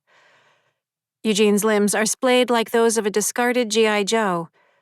For a moment, confused, I look around for the shotgun he'd used to blow his own head off. Getting closer, I see his head hasn't been obliterated, but rather separated from his body. His collarbones, sternum, and ribs have been cracked open with jagged efficiency. Tatters of skin and the t-shirt he died in hang damp by his side. His eyes stare dully out from where his head nestles deep within his chest cavity.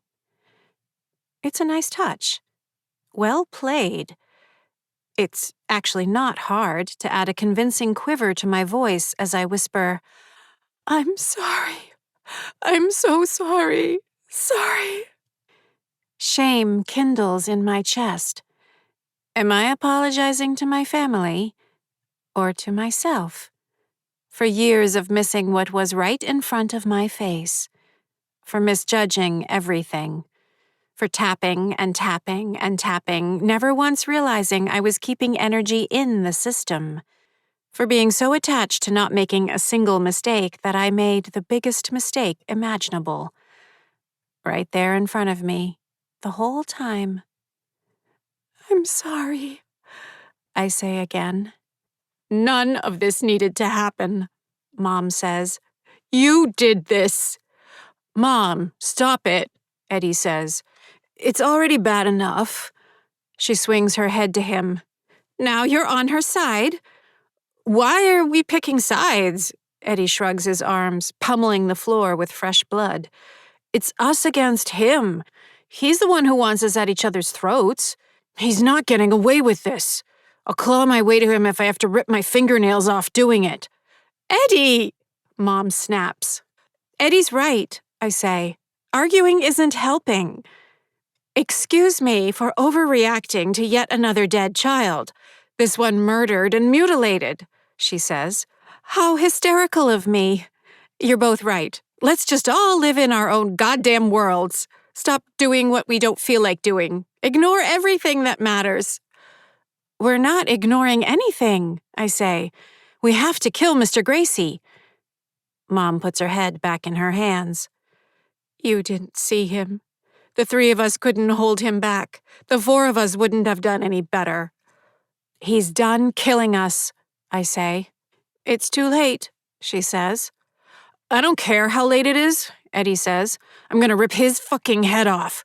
We make a trap for him. No, I say. Better than a trap. He's expecting that. Our plan is something he can't even grasp. It's already starting to work. Mom sobs, great wordless heaves of grief. Eddie watches her, then looks back at me. Who? Remember Tim Lane, I say. Rode the bus with us, lived just a few houses up the street. And there it is. The smallest pause, a flicker in his eyes that slips out before he can catch it. What about him? Eddie asks. He died on Halloween, when I did, I say. And he's been trapped ever since, just like us. Since when? I just told you. We've got a plan, and Mr. Gracie doesn't have a clue. He doesn't even know we've made contact. He's not getting away this time. We know what he's hiding, how he's hiding it, and how to take him out. How? Eddie says. Impossible, Mom says. She staggers to her feet, shaking her head. Listen to yourself. He's cutting us down one after another. My family is ruined. My daughter is losing her mind, just like my brother did. The one thing that worried me more than anything is happening at the worst possible time. This is all nonsense. Take him out? Can't you see what's going to happen? No plan is going to stop anything. We're in hell, all of us. With a despairing look to the ceiling, she turns and stumbles up the stairs, bitterness and grief rolling off her in waves. That was quick. I'd better, Eddie begins. Go after her, I finish for him. Make sure she doesn't hurt herself or anything. His gaze searches my own. I want to be there when we kill him. 100%, I say. Eddie starts back after Mom, as I figured, which means I probably bought myself an hour or two of precious time. As for Tim Lane, sorry, buddy. Mr. Gracie is on his way over there right now, and he's not happy. No, not happy at all. Whoops. Chapter 62. I sweep into Kyle's house like the outer band of a hurricane, up through an unoccupied bathroom on the second floor and straight to the attic. Opposite the stairway stands the door to the spare guest room. Kyle's hiding place is directly above it. No way around it. I have to scare the crap out of him. Hey! I whisper as I glide up into the space. His entire body lurches and he flies up through the ceiling with a yell. It's just me, I add. After a few moments, he comes back into his hiding spot, tears of fear and embarrassment in his eyes. Gosh, you could have maybe called to me from outside or something? Jeez. The space is no bigger than a pup tent. Its unfinished walls are replete with tiny nail ends from the shingling. Translucent plastic bins filled with what appear to be old correspondence and papers neatly line one side. I apologize, I say. You'll survive. Very funny. You need to come with me, right now. What, now? Why? Because I think I figured out a way to short-circuit the entire system, I say. And we may only have one chance to do this right, so come, now. I duck back through the attic. I'm not worried about running into Eddie or Mom. I'm quite sure if I were to head down to the cellar, the mutilated corpse of Eugene would be gone, just like the smears of blood in the kitchen are gone. The system of manifestation relies upon a certain amount of equilibrium and stasis to function properly. Equilibrium and stasis I have completely disturbed. I don't expect to see my family in the house for a little while. As for how long exactly, well, that's what Kyle's for. He follows me through the kitchen. When I stop at the bottom of the stairs, he walks right into me. "Kyle, please." "Sorry, where are we going?" he says. "I need you to stay here and keep watch. Don't go too far from the bottom of the stairs. The windows over there are your best bet for seeing him come." The living room is dark. Outside the windows, the night seems bright with moonlight and the glow of street lamps. Kyle looks toward the windows, then back at me.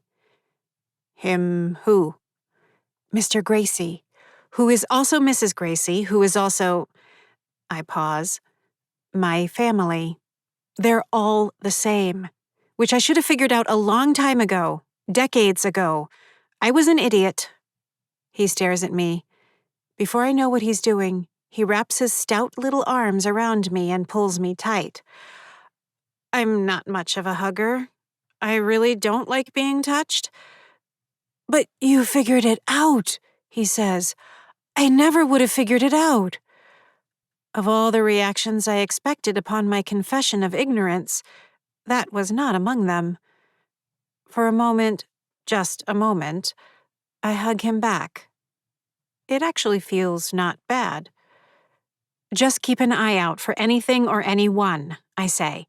"Shout as loud as you can if you see anyone, if you feel anyone. Trust yourself."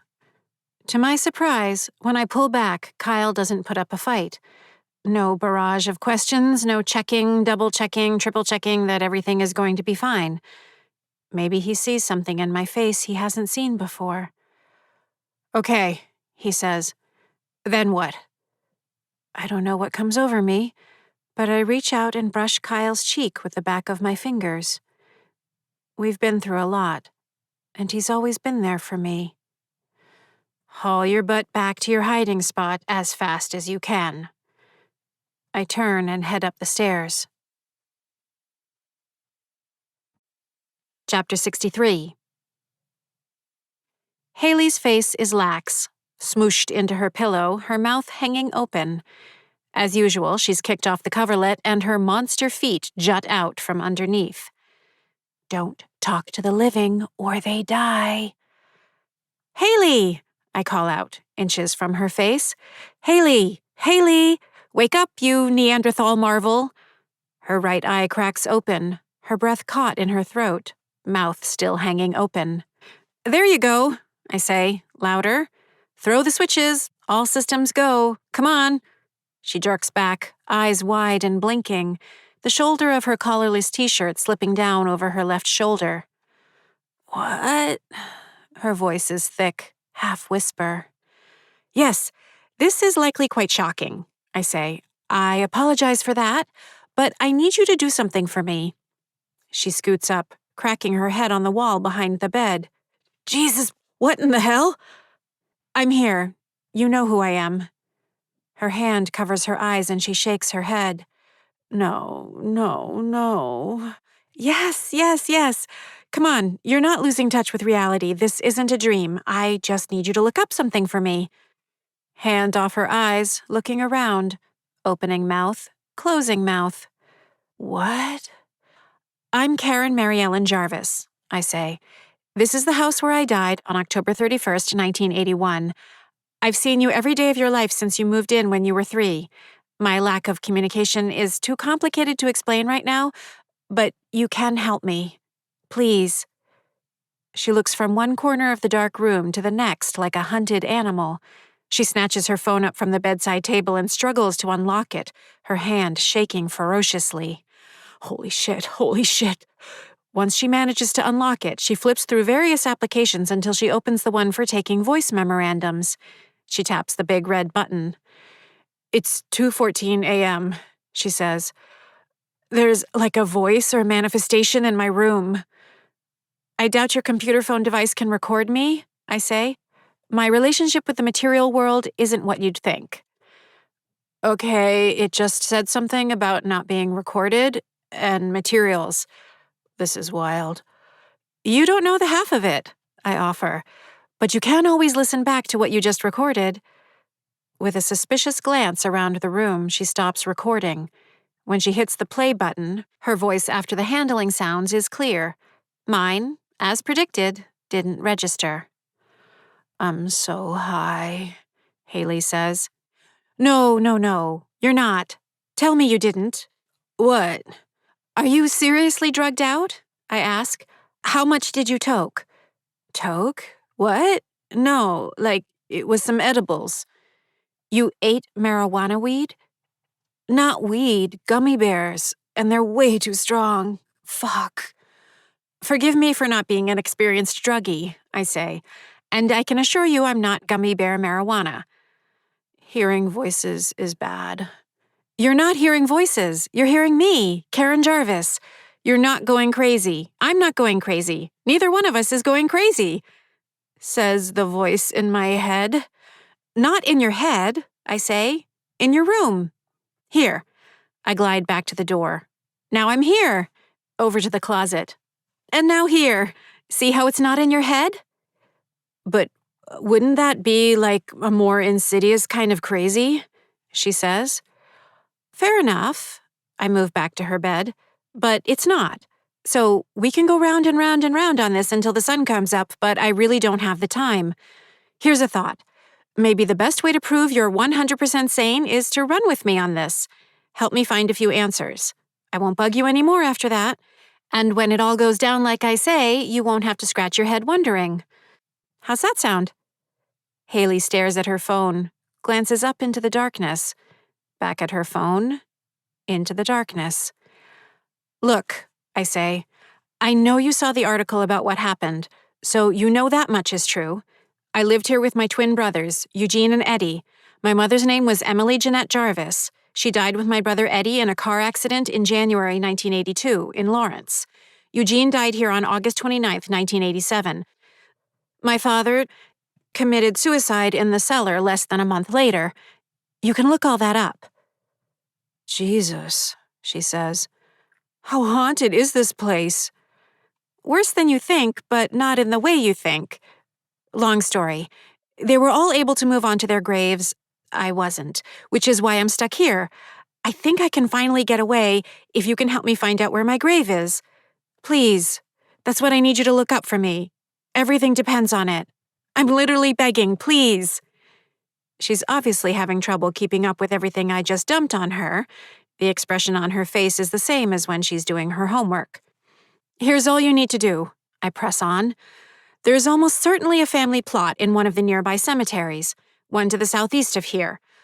Look up the obituary of my brother and Mom. That's probably the quickest one to find. Like, right now?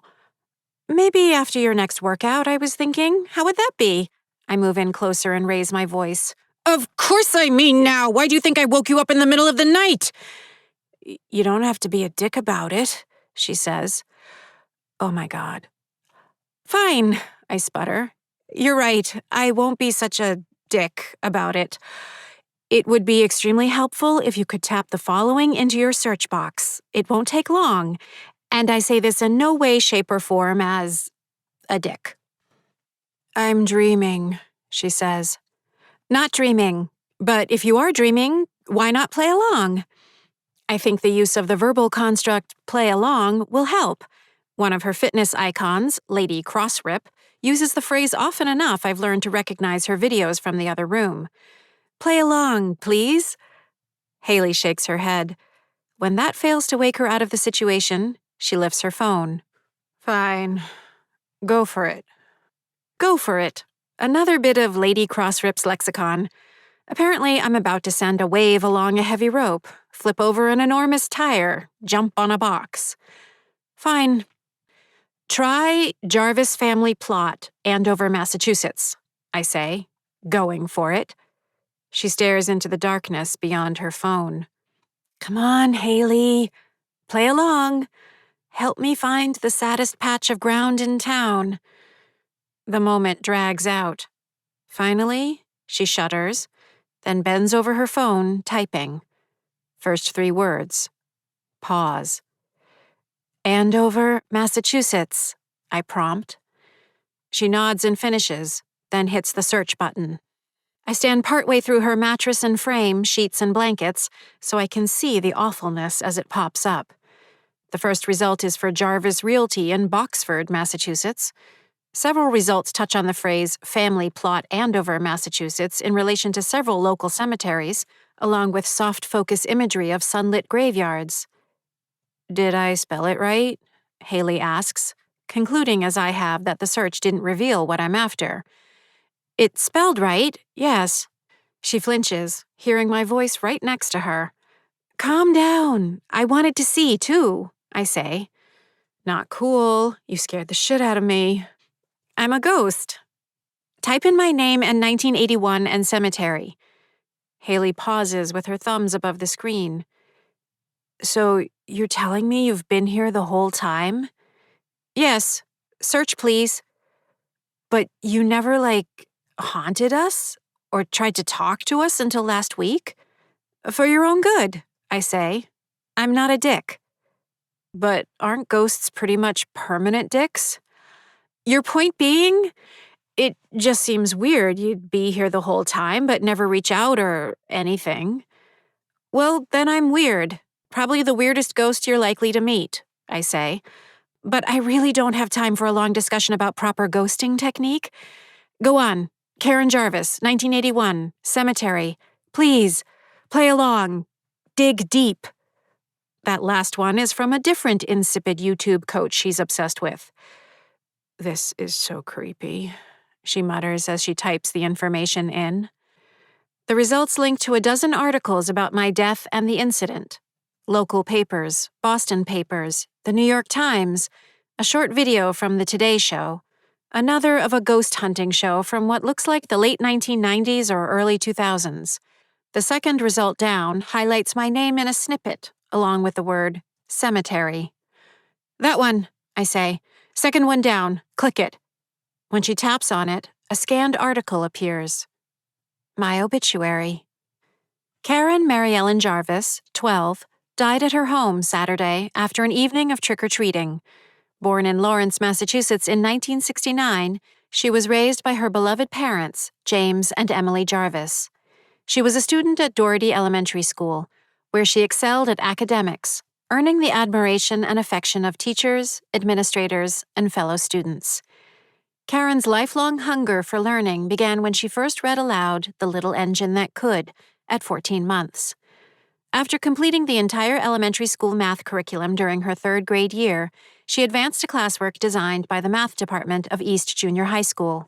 While mathematics was her forte, she excelled in all disciplines, delivering memorable presentations on the indigenous peoples of South America, the failure of presidential leadership in the decades preceding the American Civil War, and the role of astronomy during the Chinese Ming Dynasty.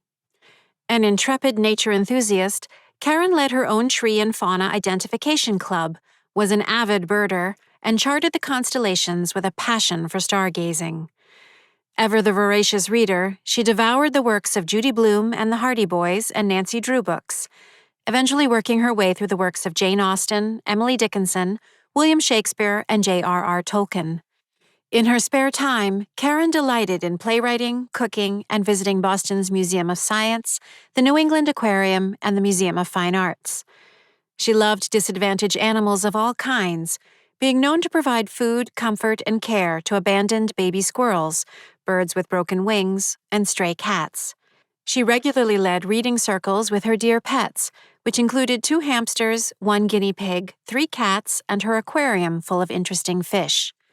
Karen had big plans for her life. Those who knew her understood her boundless potential.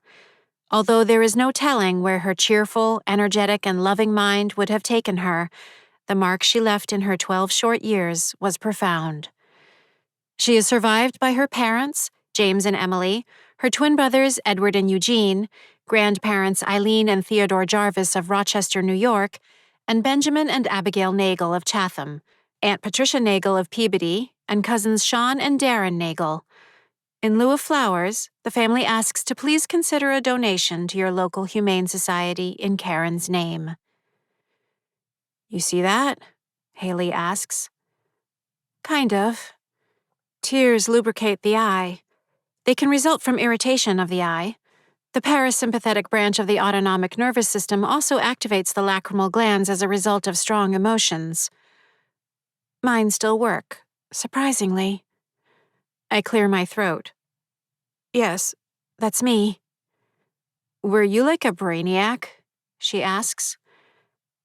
I have tapped 42 spots, until it became 43 spots, thank you very much, sequencing them for fun with lists of the chemical elements, the vice presidents of the United States, and the presidents of the United States in entertaining variations, approximately 13,140 times. To calm myself down, I recite pi through the first 50 decimal places, which I can also do backward.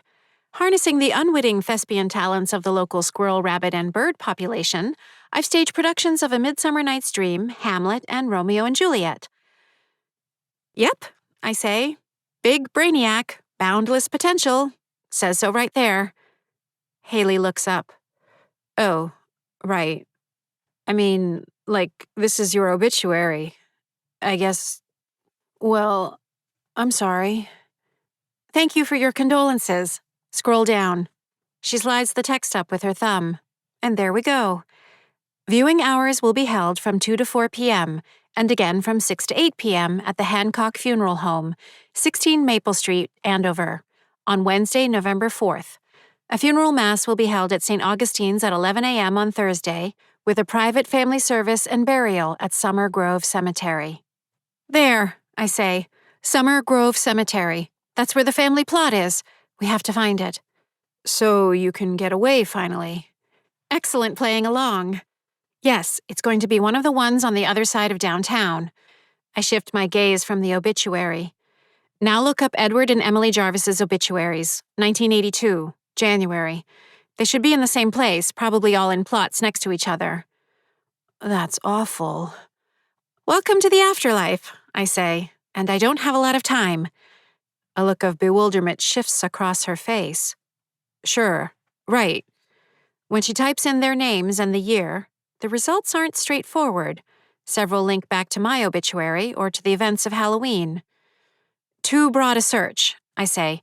Just put in Edward Jarvis, 1982. Again, the results aren't substantially different. Maybe the year is confusing it? Try just Edward Theodore Jarvis, I say. To her credit, Haley's not putting up a fight. For a moment, my heart swells with something like sisterly love for her. I've watched her grow up, after all. Watched her come into her somewhat limited potential. As she puts in the search, I cringe at the thought of reading Eddie's obituary, and then even more at the thought of poor Dad, who must have developed an unwilling talent at writing obituaries for the people he loved most. When the results come back, I stare at the screen, confused. Haley frowns. Top result, Edward Jarvis, sports physiologist, director of the New England Center for Physical Development.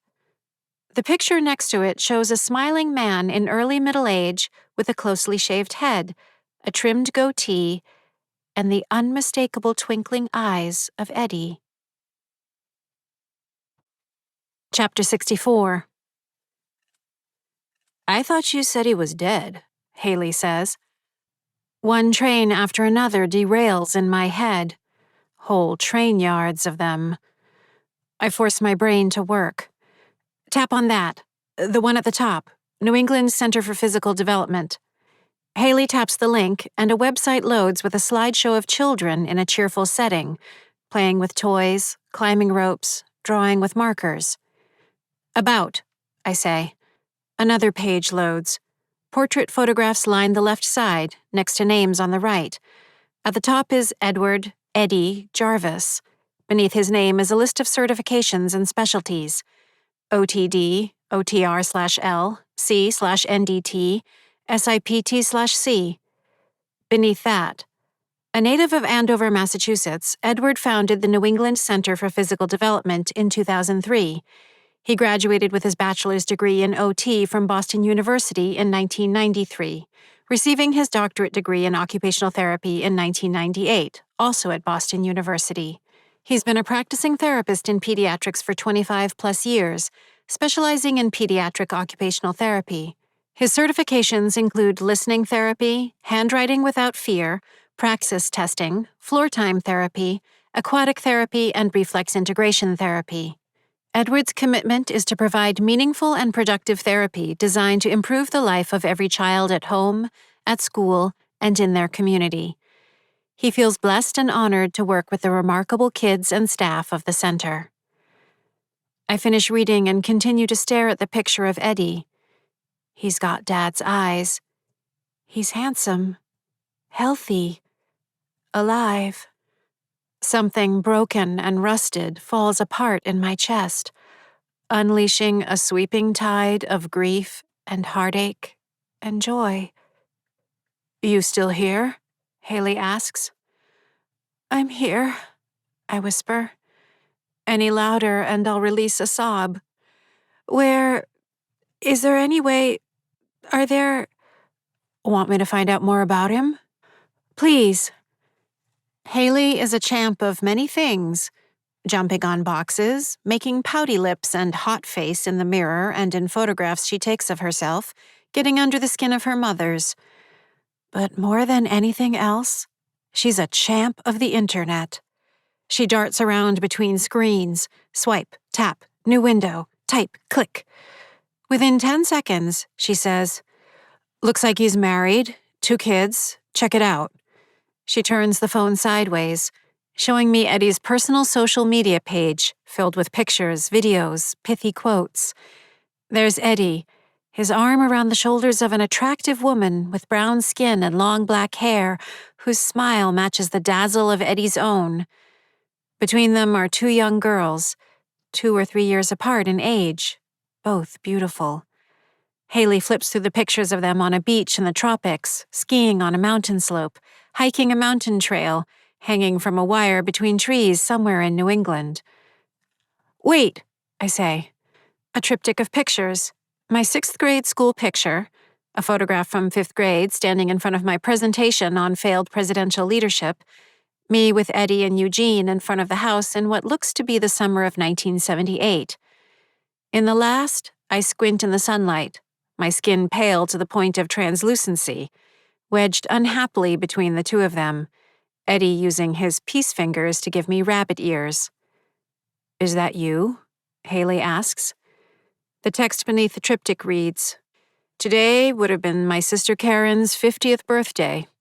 I would have enjoyed having that slice of cake in the Oval Office or at the United Nations or at whatever amazing place she would have ended up. Greatest big sister in the world, always in my heart. Her nieces know all the stories." "That's intense," Haley says. I can't speak. "Hey, it was liked by some other Jarvises," she says. "Comments, too." My gaze flicks down to beneath the caption. Eugene Jarvis. "She always hated when you gave her rabbit ears." Peace sign emoji. "But I love this." Tulip emoji, heart emoji. Darren Nagel. "Big hugs. She was so smart." Compared to Darren, so many people were so smart. Beneath that, Emily Jarvis. 12 heart emojis. "This is beautiful." "Click on that. Her," I croak. When Haley does, the pinned picture at the top of the page shows my family sitting on the steps of the porch of what appears to be a beach house. August 30th, 2019. Less than 2 months ago. Mom and Dad sit in the center. Eddie and his wife sit on one side, their 2 daughters below them, framed by their legs. On the other side is Eugene, with his arm around a handsome black man. Between their legs sit a pair of young boys with Chinese features. They appear to be twins. There's suddenly not enough oxygen in Andover for me to get a deep enough breath. They're alive. They're all alive. Chapter 65. The revelations leave me dizzy. Haley spelunks down each lead, tapping, swiping, zooming, balancing out multiple tabs. Within minutes, I learn Eddie's wife's name is Megan, and they met running the Boston Marathon in 2007. Their daughters are Mackenzie, age 10, and Sophia, age 7. Eugene's husband is Guillaume, a French national who works as an orthopedic surgeon at Mass General Hospital in Boston. They got married on a beach in Chatham on Cape Cod in 2014. Their boys are Caden and Mateo, 4-year-old twins adopted from China, both hard of hearing. My mom retired from 3 decades of substitute teaching in 2005. She and Dad moved from North Andover to Cape Cod in 2009. Dad has a collection of over 50 ships in bottles he's built. Dad, Eddie, and Eugene started a nonprofit foundation in 1991, providing underprivileged girls with calculators and microscopes, eventually expanding to help high school girls and non-binary students navigate and supplement scholarships and other aid packages to study in STEM, science, technology, engineering, mathematics, fields. Eugene runs it full-time now, with 6 employees. It's called the Karen Jarvis Foundation. My heart wants to crack in half. "Karen!" comes Kyle's wavering voice from downstairs. "Karen, I see him. He's coming." Mr. Gracie can't know I know anything. I turn to Haley and say, "I have to go. Don't say anything about this to anyone. No one. It's so important. Not your moms, not your friends. No one. Please." She looks up from the phone. "But what do—" "Listen carefully," I say. "I need you to find out how far it is to Summer Grove Cemetery. Don't even try to tell me. Just write the number, nothing else, in the upper right corner of your workout whiteboard, and make like we never spoke. Got it?" "You're giving me homework," she says. The universe truly runs on irony. "You'll nail it. Only the distance. Whiteboard. Upper right corner," I say. I want to keep looking through the portal of her phone to my family, but there's no time. "And thank you. You're the best." I sweep down through the floor to the living room. Kyle's already done his part, vanished off through the walls and yard back to his hiding spot. Peering out the window facing Chestnut Street, I spot Mr. Gracie. He's almost to the corner of Field Drive, shoulders hunched, inky shadows where his eyes are. He ducks off the street behind Sergeant Bancroft's house, into the shrubbery. So many lies. Lies on top of lies on top of lies. I turn from the window and pass through into the kitchen, one of my frequent nighttime spots.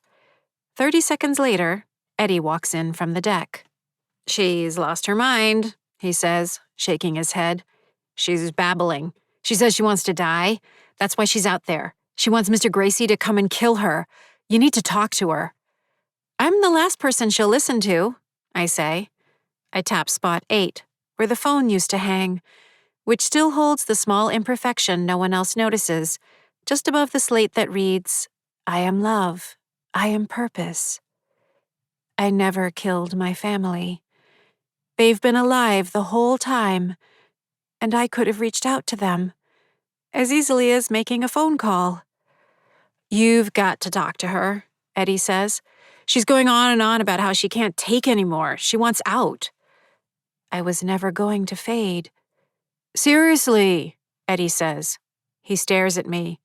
Blood patters to the kitchen floor. "She sounds crazy." I was never going to go crazy. "She'll get over it," I say, turning and slipping out of the kitchen, leaving this shifting fiend to his lies. Chapter 66.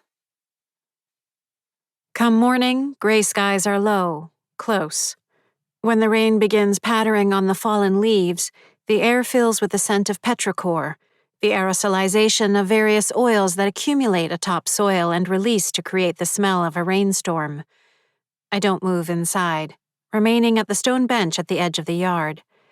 Rain passes through me like thread-sized ribbons, each drop leaving a little tingle behind. I lean forward, elbows on my knees, hanging my head. The sad ghost crushed by her brother's second demise, riven with guilt, mourning, and defeated. It's a bravura performance on my part, and exclusively for the benefit of Eddie as he watches me from the kitchen window. Angles, arcs, distances, volumes, strengths. Each with a value, each a part of the formula. That's what I'm concentrating on. Math. When I wandered the perimeter of the tethers, I didn't find them where I expected them to be. Instead, they only extended by 0.43 meters from where they'd been yesterday, before I cut the juice to them by reducing my tapping again. Even when I factor in a small degree of systemic decay and the reduction of the entity manifestation, I still can't make the math work. With the reduction in my tapping, I'd have expected something closer to a full 2 meters. Consideration number 1. My math is off. But my math isn't off. Consideration number 2. My contribution to the strength of the system isn't exclusive, which implies there's another source, or sources. But the others, Kyle, Andy, and presumably Tim Lane, don't tap. They never have. They never found any tapping spots. Yet somehow their energy is being harnessed. How? You're really sure? Really, really, really sure? I lift my head. The hiding spots. Where else do they regularly spend entire evenings? On a schedule, and at the whim of Mr. Gracie and all his guises. And the more often of late, the schedule completely off-kilter, because he's been driving them back into their hiding spots to compensate for the system losing energy. My tapping spots. Their hiding spots.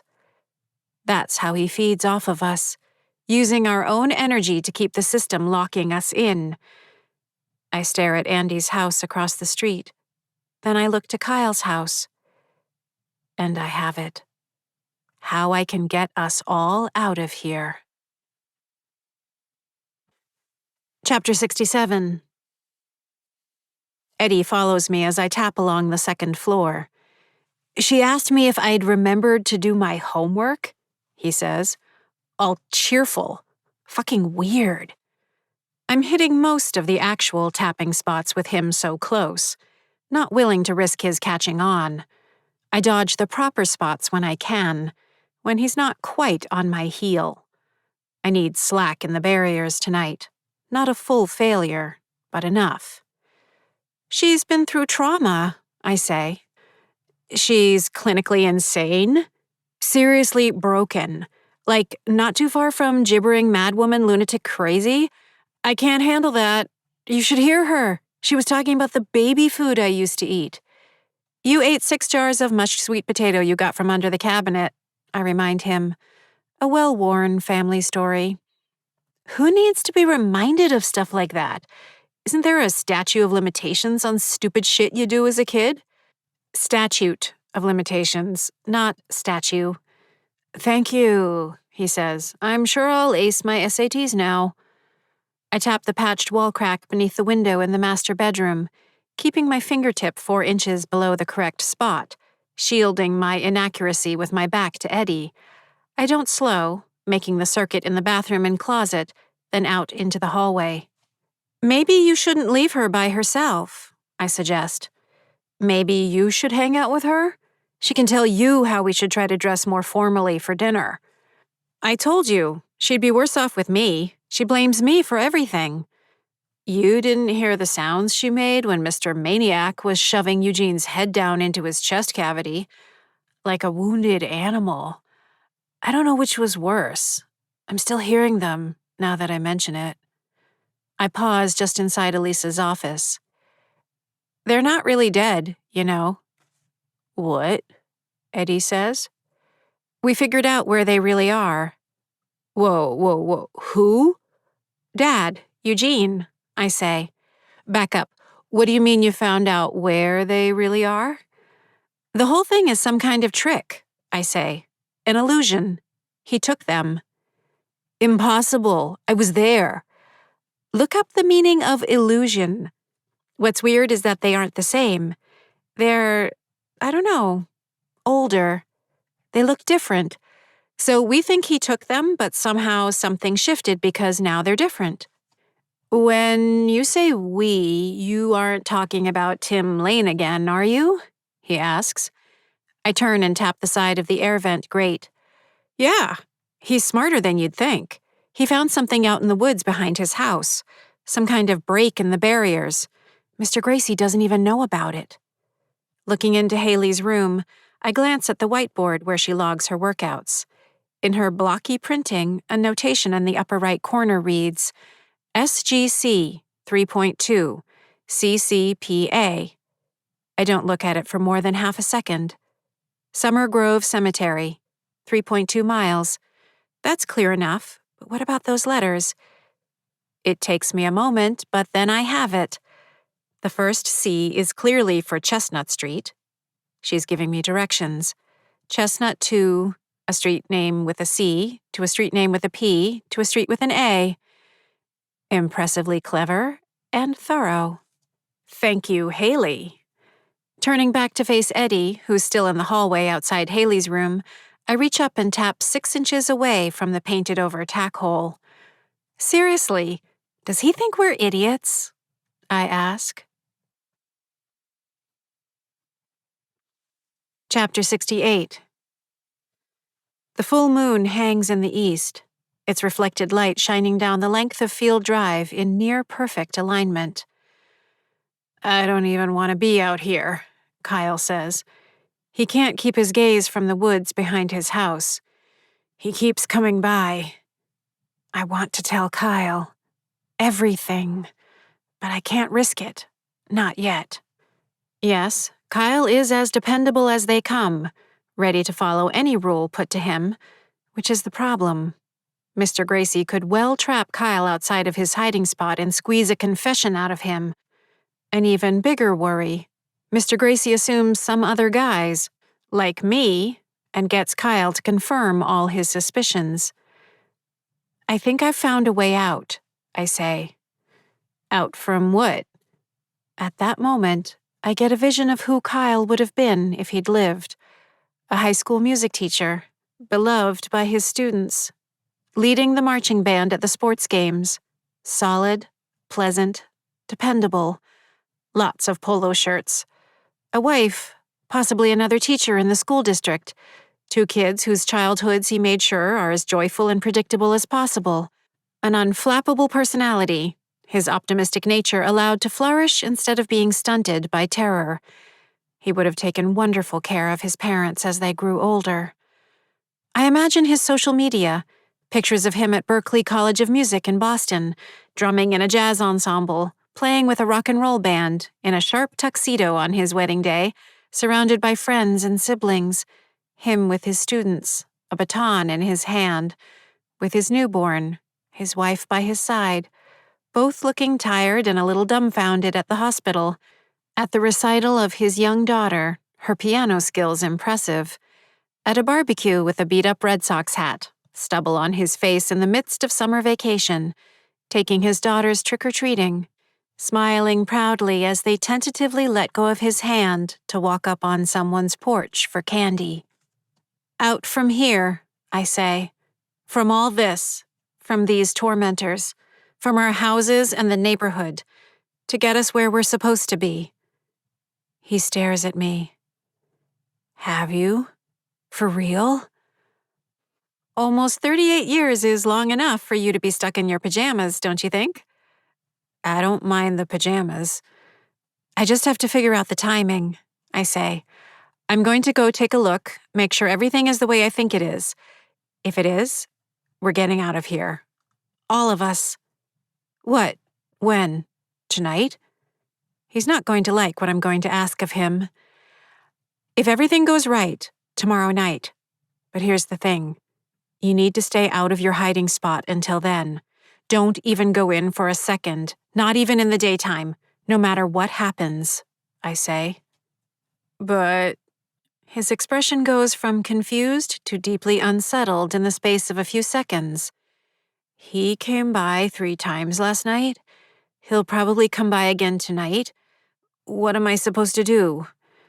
First of all, I don't think he's going to come by. Not for a while, I say. He's got other things on his mind.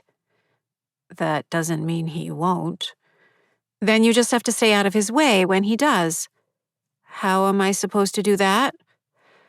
Be where he won't be expecting you, and stay hidden. like out in the Bancroft's shed or something. Just keep out of sight.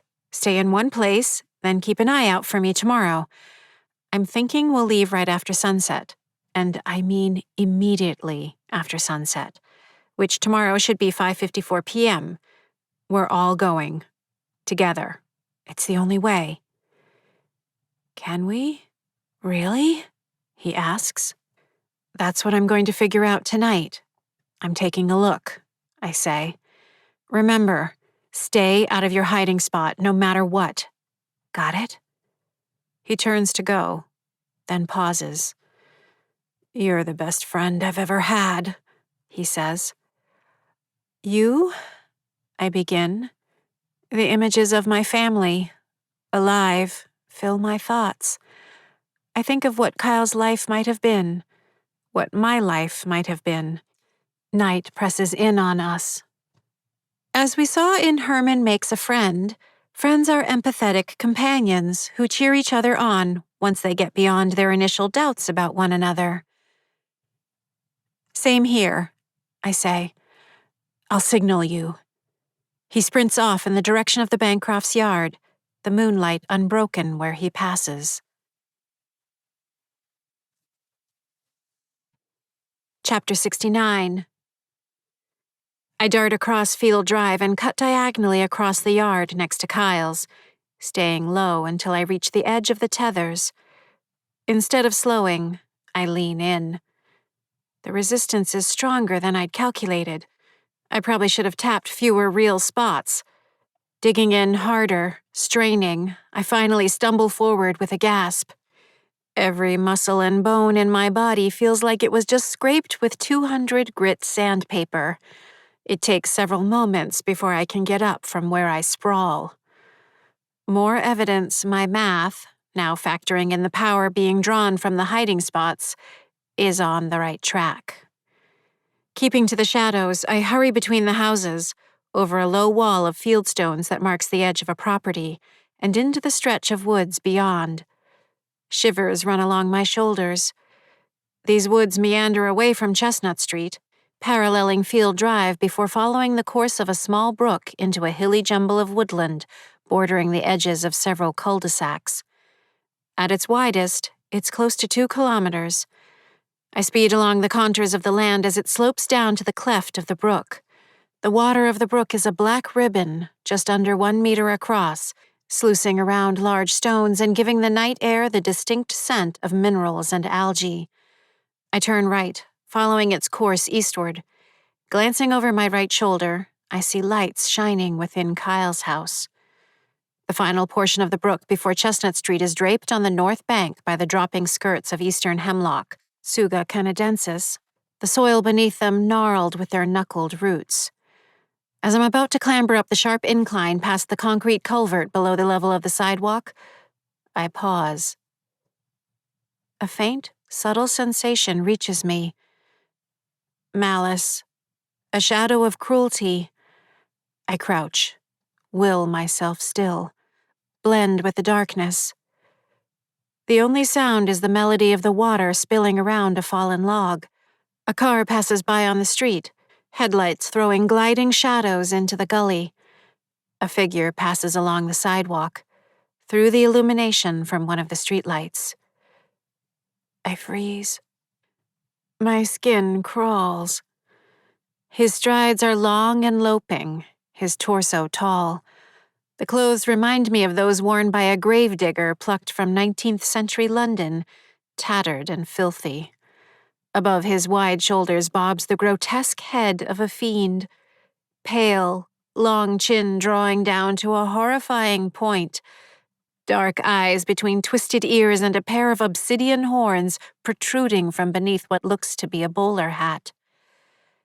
At the end of his arms swing maggot-colored hands the size of baseball mitts, each finger ending in a blackened claw. This is what Tim Lane has to deal with. Not that I ever felt bad for him when he tormented me in school and on the bus, but, oh, God.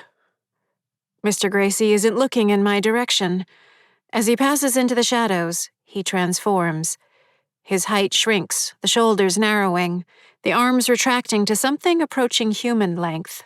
The grave robber end-of-shift apparel blurs, coalescing into Mr. Gracie's more familiar 1960s librarian attire, complete with fedora. The loping stride shifts into the wise guy saunter I've grown used to. He keeps up his pace, looking straight ahead, vanishing into the night in the direction of my house. As the moments tick by, the touch of awareness fades, moving on. I wait for another 10 minutes before scrambling up to the sidewalk.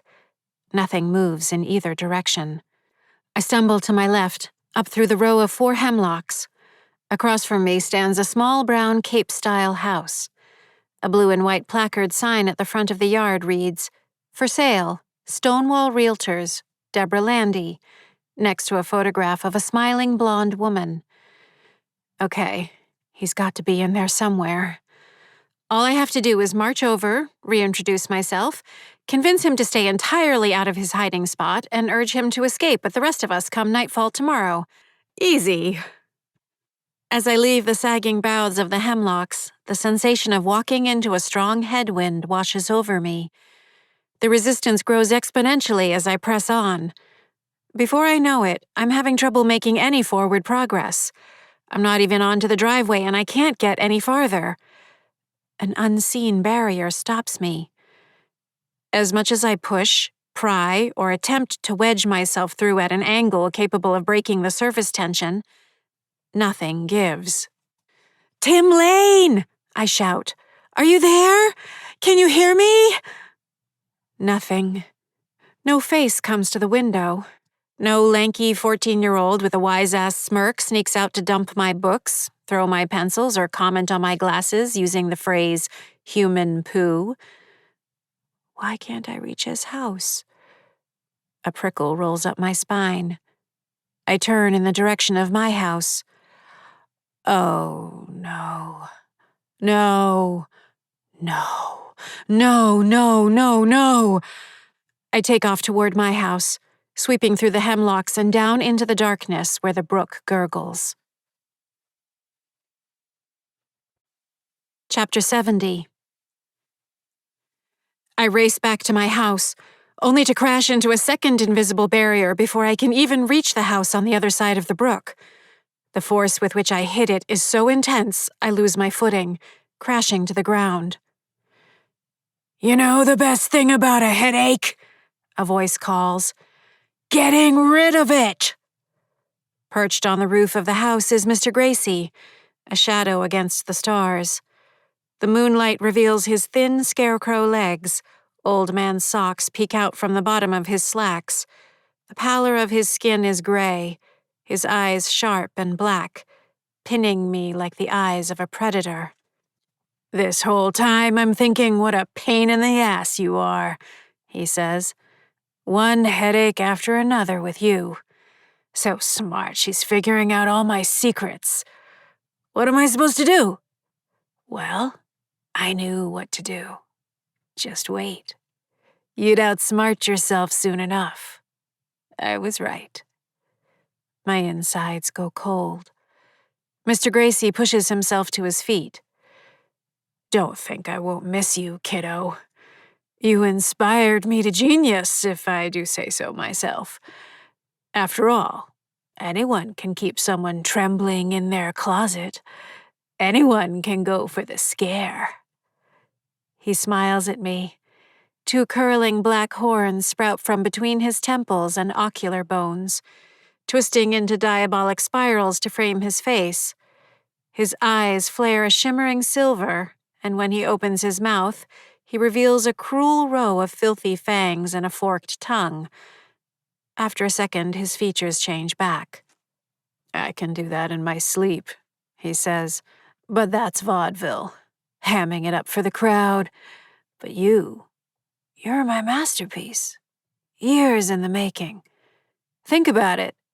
Whispering to yourself, counting, tapping, signaling, gabbing with your family, wrestling with your guilt. But credit where credit is due. You finally figured it out. Good on you, kid. I have to admire it." He flicks his fingers. "So go. You know where to head. Consider it my parting gift. They say you shouldn't get attached, but I'll miss you. But go on and have a grand old time wherever you end up. I'm going to kill you, I say. This brings forth gales of laughter from him. He shakes his head. Learn to take yes for an answer, kid. I shake my head. I'm serious. Sure you are, he says. You do know I've been waiting for you to sneak out again, right? You think I didn't notice everything you've been doing? All I had to do was lock the door behind you. Look, Einstein, I have a little more practice at this than you do. Just a smidge. But what you and I had, well, the magic has to end someday. Let's just savor it. Have a good laugh. It's one for the ages. I'll even give you some time to figure out just how screwed you are. Try to get back in. You won't. There's no loophole. No math that's going to change a thing. But go to town. Try anyway. He stands at the roof's edge looking down at me. His features shift. Suddenly, he's Eddie, bearing the chrome shard in his throat. He's Mom with the top of her head crushed, Eugene with his swollen face and blue lips, Dad with most of his head missing, Mrs. Gracie herself with her turtleneck and pantsuit. She says, "But don't linger, dear. I'm feeling generous right now. I might not later, in which case I may have to take it out on the others, boring as they are. So let's say farewell and good match, even though you lost. It's been real. See you in hell, kid." With that, she takes an exaggerated bow, then waves to the audience. I'm the audience. A moment later, she's gone in a twist of fine shadows. Chapter 71. I can work with this. Really, I can work with this. Though I can't actually get my feet to move, but I can work with this. After all, it's not like I haven't made mistakes already. I have, loads of them. I'm getting to be a pro at it, you might say. And do you know what a pro does? She works with it. Still haven't moved yet. Interesting. So if the plan is out the window, time for a new plan. Look for another way back in, or yell for Kyle, or for Andy, or try Tim Lane again. I've got some time, right? No, I don't. Because he's not going to let me go. The nonchalant, magnanimous way he said he would is a dead giveaway. He's just looking for another way to torture me. So go. You know where to head. Mr. Gracie expects me to break for the cemetery.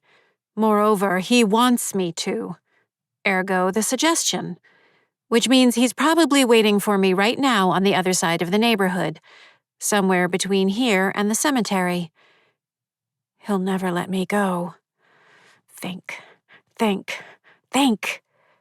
I look to my right, toward the blackness of the woods.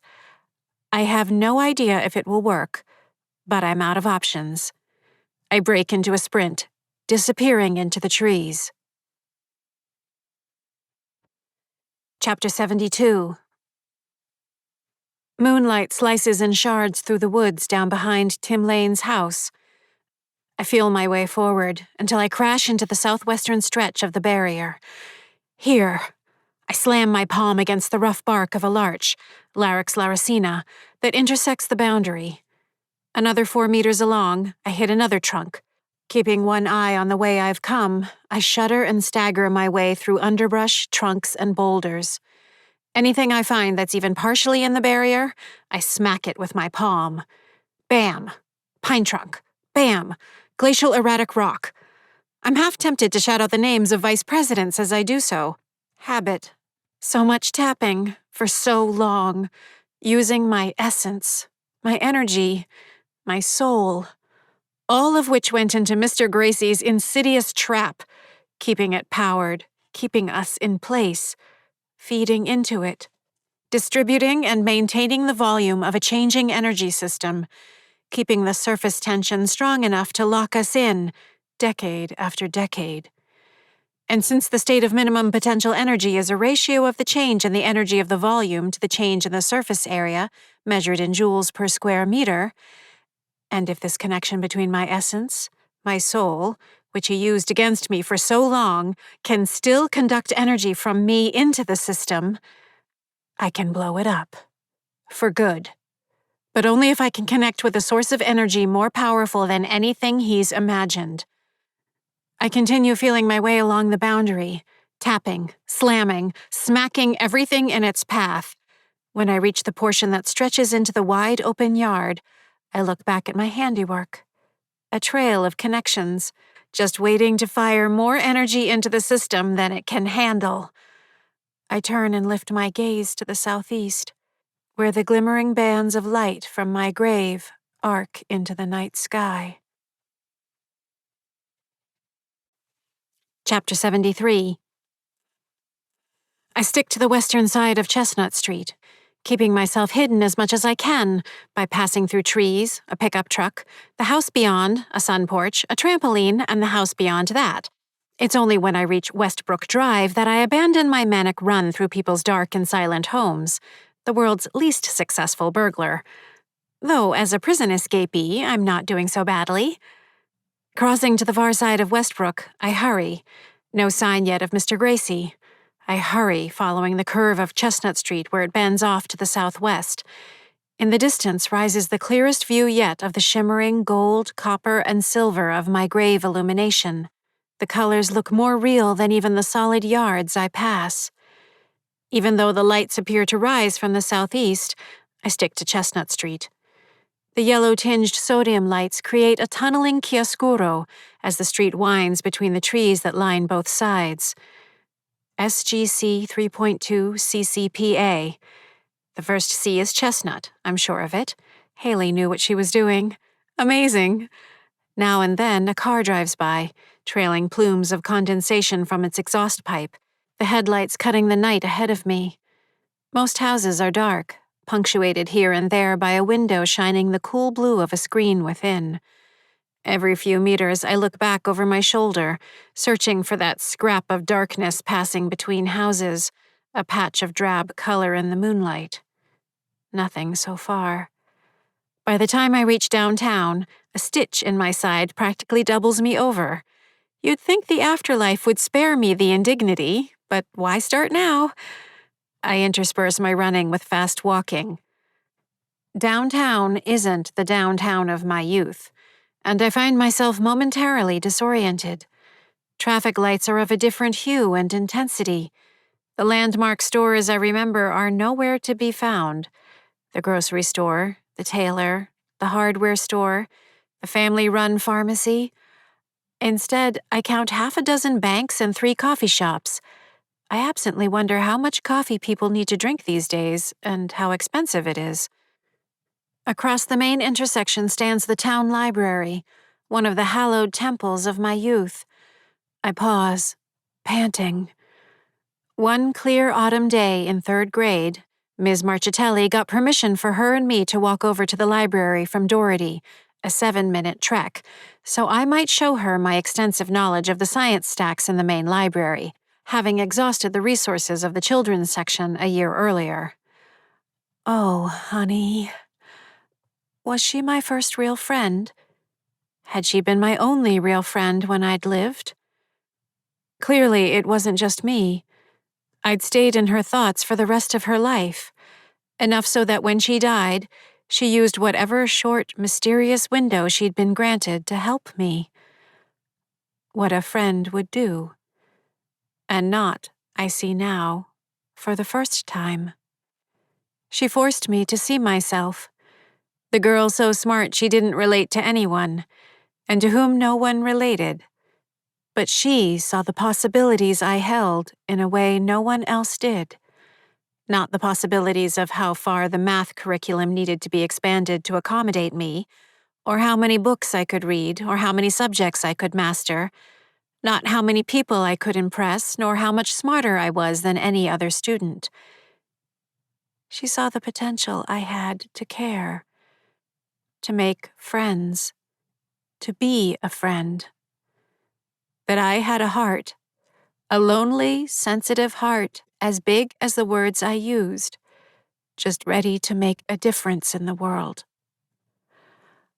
Oh, honey. I lay my hand over my sternum and silently thank her. Chapter 74. SGC 3.2 CCPA. Count me on Team Haley forever. I didn't think she had it in her, but the big galoot nailed it. Chestnut Street, Central Avenue, Phillips Street, Abbott Road. Each street spot on, and the distance exact. By the time I reach Summer Grove Cemetery, the night is old. The gates stand before me, pale granite columns in a Greco-Roman design. Black wrought iron gates stand propped open on either side of the narrow road leading into the cemetery. Beyond, towering columns of light reach into the sky, entwined, flowing in shades that don't have a name. Varieties richer than molten gold, dazzling beyond rubies, corals, pearlescent fires of sunset. Staring at it makes me feel as though I could step into the colors and out into a world more real than this. The energy is one I recognize, though I can't say how. Maybe it's the same energy felt from a millennium of orbiting a dying star in a distant galaxy. Maybe an ancient residual fluctuation of the forces that originated the universe and of the laws of physics and time that fill it. Or maybe I'm witnessing a firing synapse of an intelligence greater than any. The pull is indescribable. I stagger forward between the columns. The cemetery is built on a gentle hillside, the different sections divided and bounded by the pattern of narrow roads winding through the headstones. Dark polished marble, white stone, granite with weathered brass plaques, obelisks and crosses and carved angels. The wild energies overhead stretch to the ground, coiling and winding. Moving forward, I feel the potent force.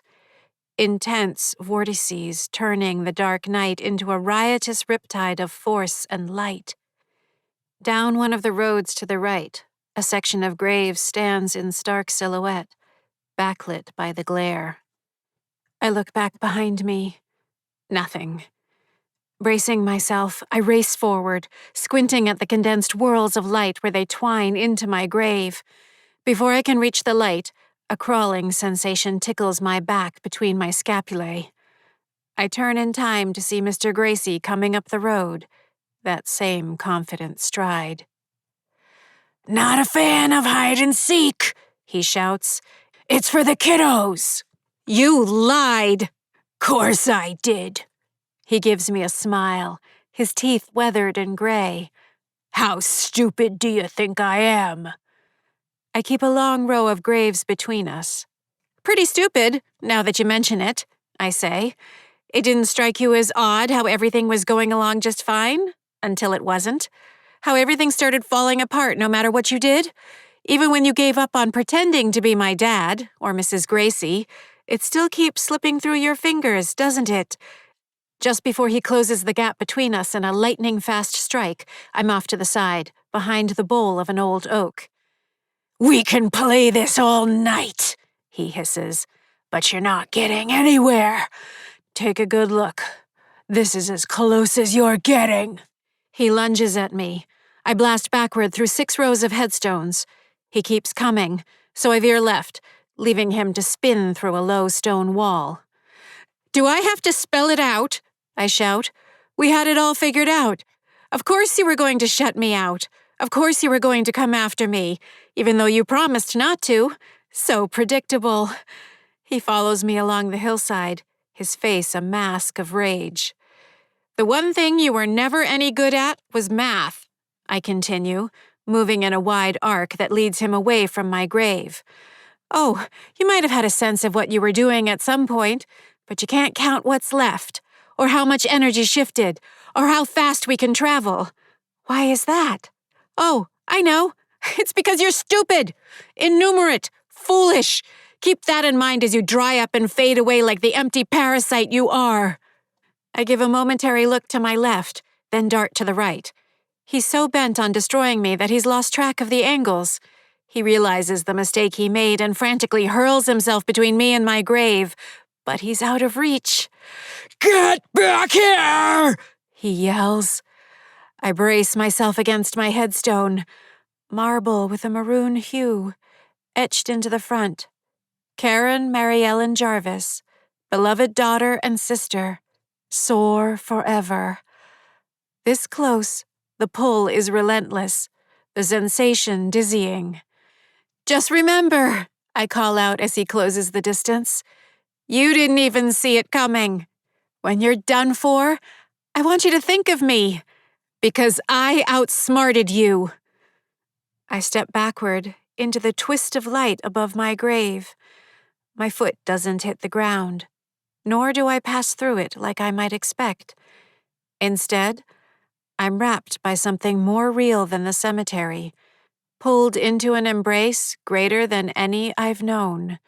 This is the transition. Mr. Gracie howls in frustration, filling the night with curses that are quickly muffled, then washed away with the rest of that ephemeral world. Beautiful illumination surrounds me.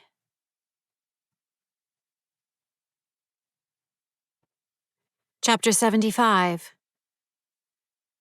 I hang on with everything I've got. Fingers, toes, elbows, ankles, grabbing and bracing desperately at the fabric of the world. The current drives me deeper, tugging, pulling, inarguable. But I hold on. Pure willpower. Beloved daughter and sister, soar forever. I'm soaring now, spread-eagled and caught in the potent, rippling eddies of the barrier between this world and the next. But I hold on. Mr. Gracie is no doubt cursing up a storm, kicking his feet, furious. But he's not going to stick around too long. He can't. With my energy missing, the system is already retracting. He won't be able to stay away from it for too long without weakening it further. He's vulnerable. The system is shaky. But I hold on. Indescribable power courses through me, an otherworldly Niagara flow of current. And from me through to everything I've touched. It's sparking out a dozen locations, flooding, rushing, conducting. Through the circuit I fed for decades, and through the channels I planted into the barrier back in the neighborhood. I feel it spinning off, arcing, wildly shorting out the system. This must be what being hit by lightning feels like. Pretty sure I'm making a noise that's somewhere between weeping and pleading. I just have to keep it going. Make sure it works. 3.145925. I can't do this. Oh God, I can't do this. The current is too much. My arms won't hold. 358979323. This isn't supposed to happen. No one is supposed to linger in the transition. 846264338. My noodle arms are giving out. Feel the burn. Push past your limits. I want to give in. Move on. No desire has ever been so strong. Play along. Go for it. The image of Haley working her arm routine and making hot face in the mirror fills my mind. I stay with it for longer than I think possible, until I'm forcing my lips into a profoundly gifted version of hot face. Then I cry out and wrench myself back into the horrid angular confines of the world and pull myself out of my grave. Chapter 76. Stumbling forward. 1 step. 2. Energy whips through me, impossible to control. This isn't good. It's only ever supposed to go one direction, and it's not supposed to be redirected. I lift my hand. Blinding light runs through it, down my arm, into my torso. Heartbreakingly bright. Gold. More concerning, parts of the illumination, and me with it, are tearing off like the parachute ball seeds dispersing from the pappus of a dandelion, taraxacum, and floating off into the vortex of light, spinning down into my grave. I'm fading, shedding myself. Pieces of my soul whirl like embers on a breeze into the light twisting above my grave. I don't have much time. Mr. Gracie is gone. Either he realized he'd lost or he didn't have the patience to do the smart thing and wait around. He's no doubt racing back to the others. The others. He's going to try to stop them. He won't have much luck keeping them in place. They'll soon figure out the system has been fried, the tethers weakened beyond repair. Maybe he can patch the tethers temporarily. Maybe he can scare the others into their hiding places more often than before to try to recharge them. But it won't work. Not after what I just pulled off. Except when he realizes he can't stop them, he's going to try to hide their graves from them. He won't be able to block everything. My own towering aurora still spins slowly over my grave, but he might be able to use his technique to obscure exactly which graves are theirs. And then he'll have them. They won't be able to move on. He'll take them down even if it means taking himself down in the process. Where are their graves, though? Think. I don't see light above any grave but my own. Think. Friendships can be meaningful. My mind flashes back to those hours spent with Ms. Marchitelli. What I'm saying is that you might not be thinking carefully enough about the value that friendship brings. That what you're calling logical, like a math equation is logical, might only seem that way because you're not using the right variables. Does that make sense? I think about Andy and Kyle, the three of us, all the time we've all spent together. Maybe just think about what I said, honey. The way Andy crashes into my leg, holding me tight. Really, really, really sure? And there it is. A flash of what looks like summer lightning rises from a stretch of graves 32 meters from where I stand. The light within my own vanishing arms flares in connection. I chart the most direct route. Mr. Gracie may be gone, but I'm racing against time itself. I scramble up the hillside to where the light came from. The farther I get from my own grave, the quicker the disintegration of my body. Staggering to the spot, I see it. Andy's grave. Andrew Leonard Van Etten. Beloved angel, sleep in peace. August 27th, 1977 to October 31st, 1981. I slam my palm against the cold stone, leaving a glimmering print that remains, shining in the colors from my grave. Parts of my arm float away, glowing. Okay, I need to be careful. But they need to find their graves.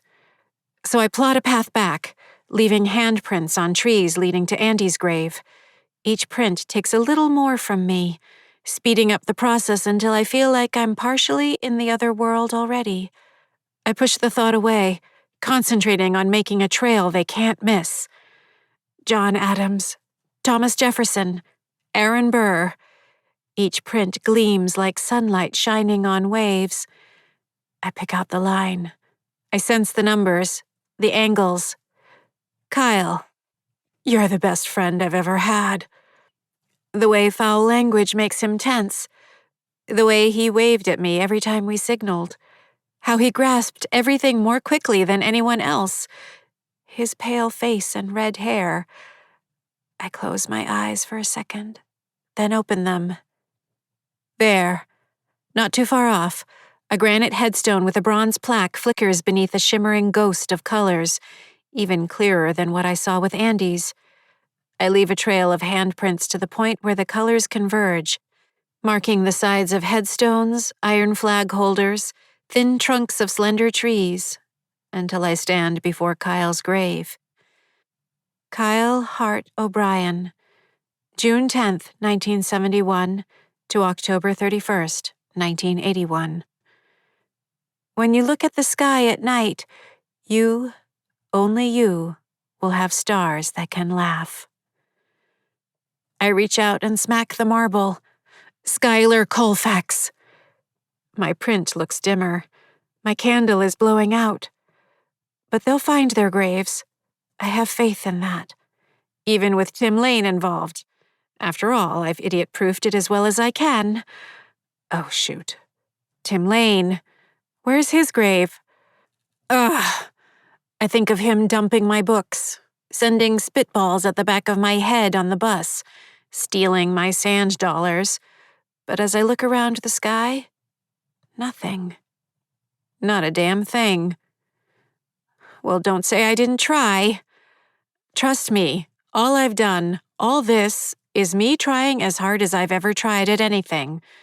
I set them up to escape and to take down Mr. Gracie in the process. The rest is up to them. They may never understand or appreciate what I've done. They're boys, after all.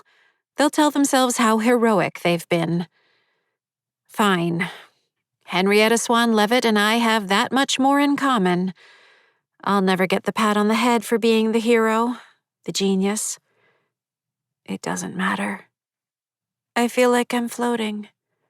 The tiniest gust is going to send the last of me to the other side. I'm seeing through the world. Almost done. I drift down along the center road of the cemetery. One more thing to do. I am love. I am purpose. Great, that's where my mind goes? I always wanted to know everything. Like that the distance to the sun is 149,597,870 kilometers, or that the distance from Earth to Alpha Centauri is 4.367 light years, or that the Milky Way is 52,850 light years across. But maybe what I really wanted to know was that the distance from my soul to everything is 0. Friends, family, love, purpose. I have those, and more. What's left of me drifts to the granite pillar at the gate.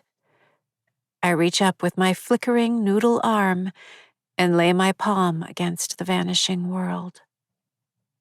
Right there.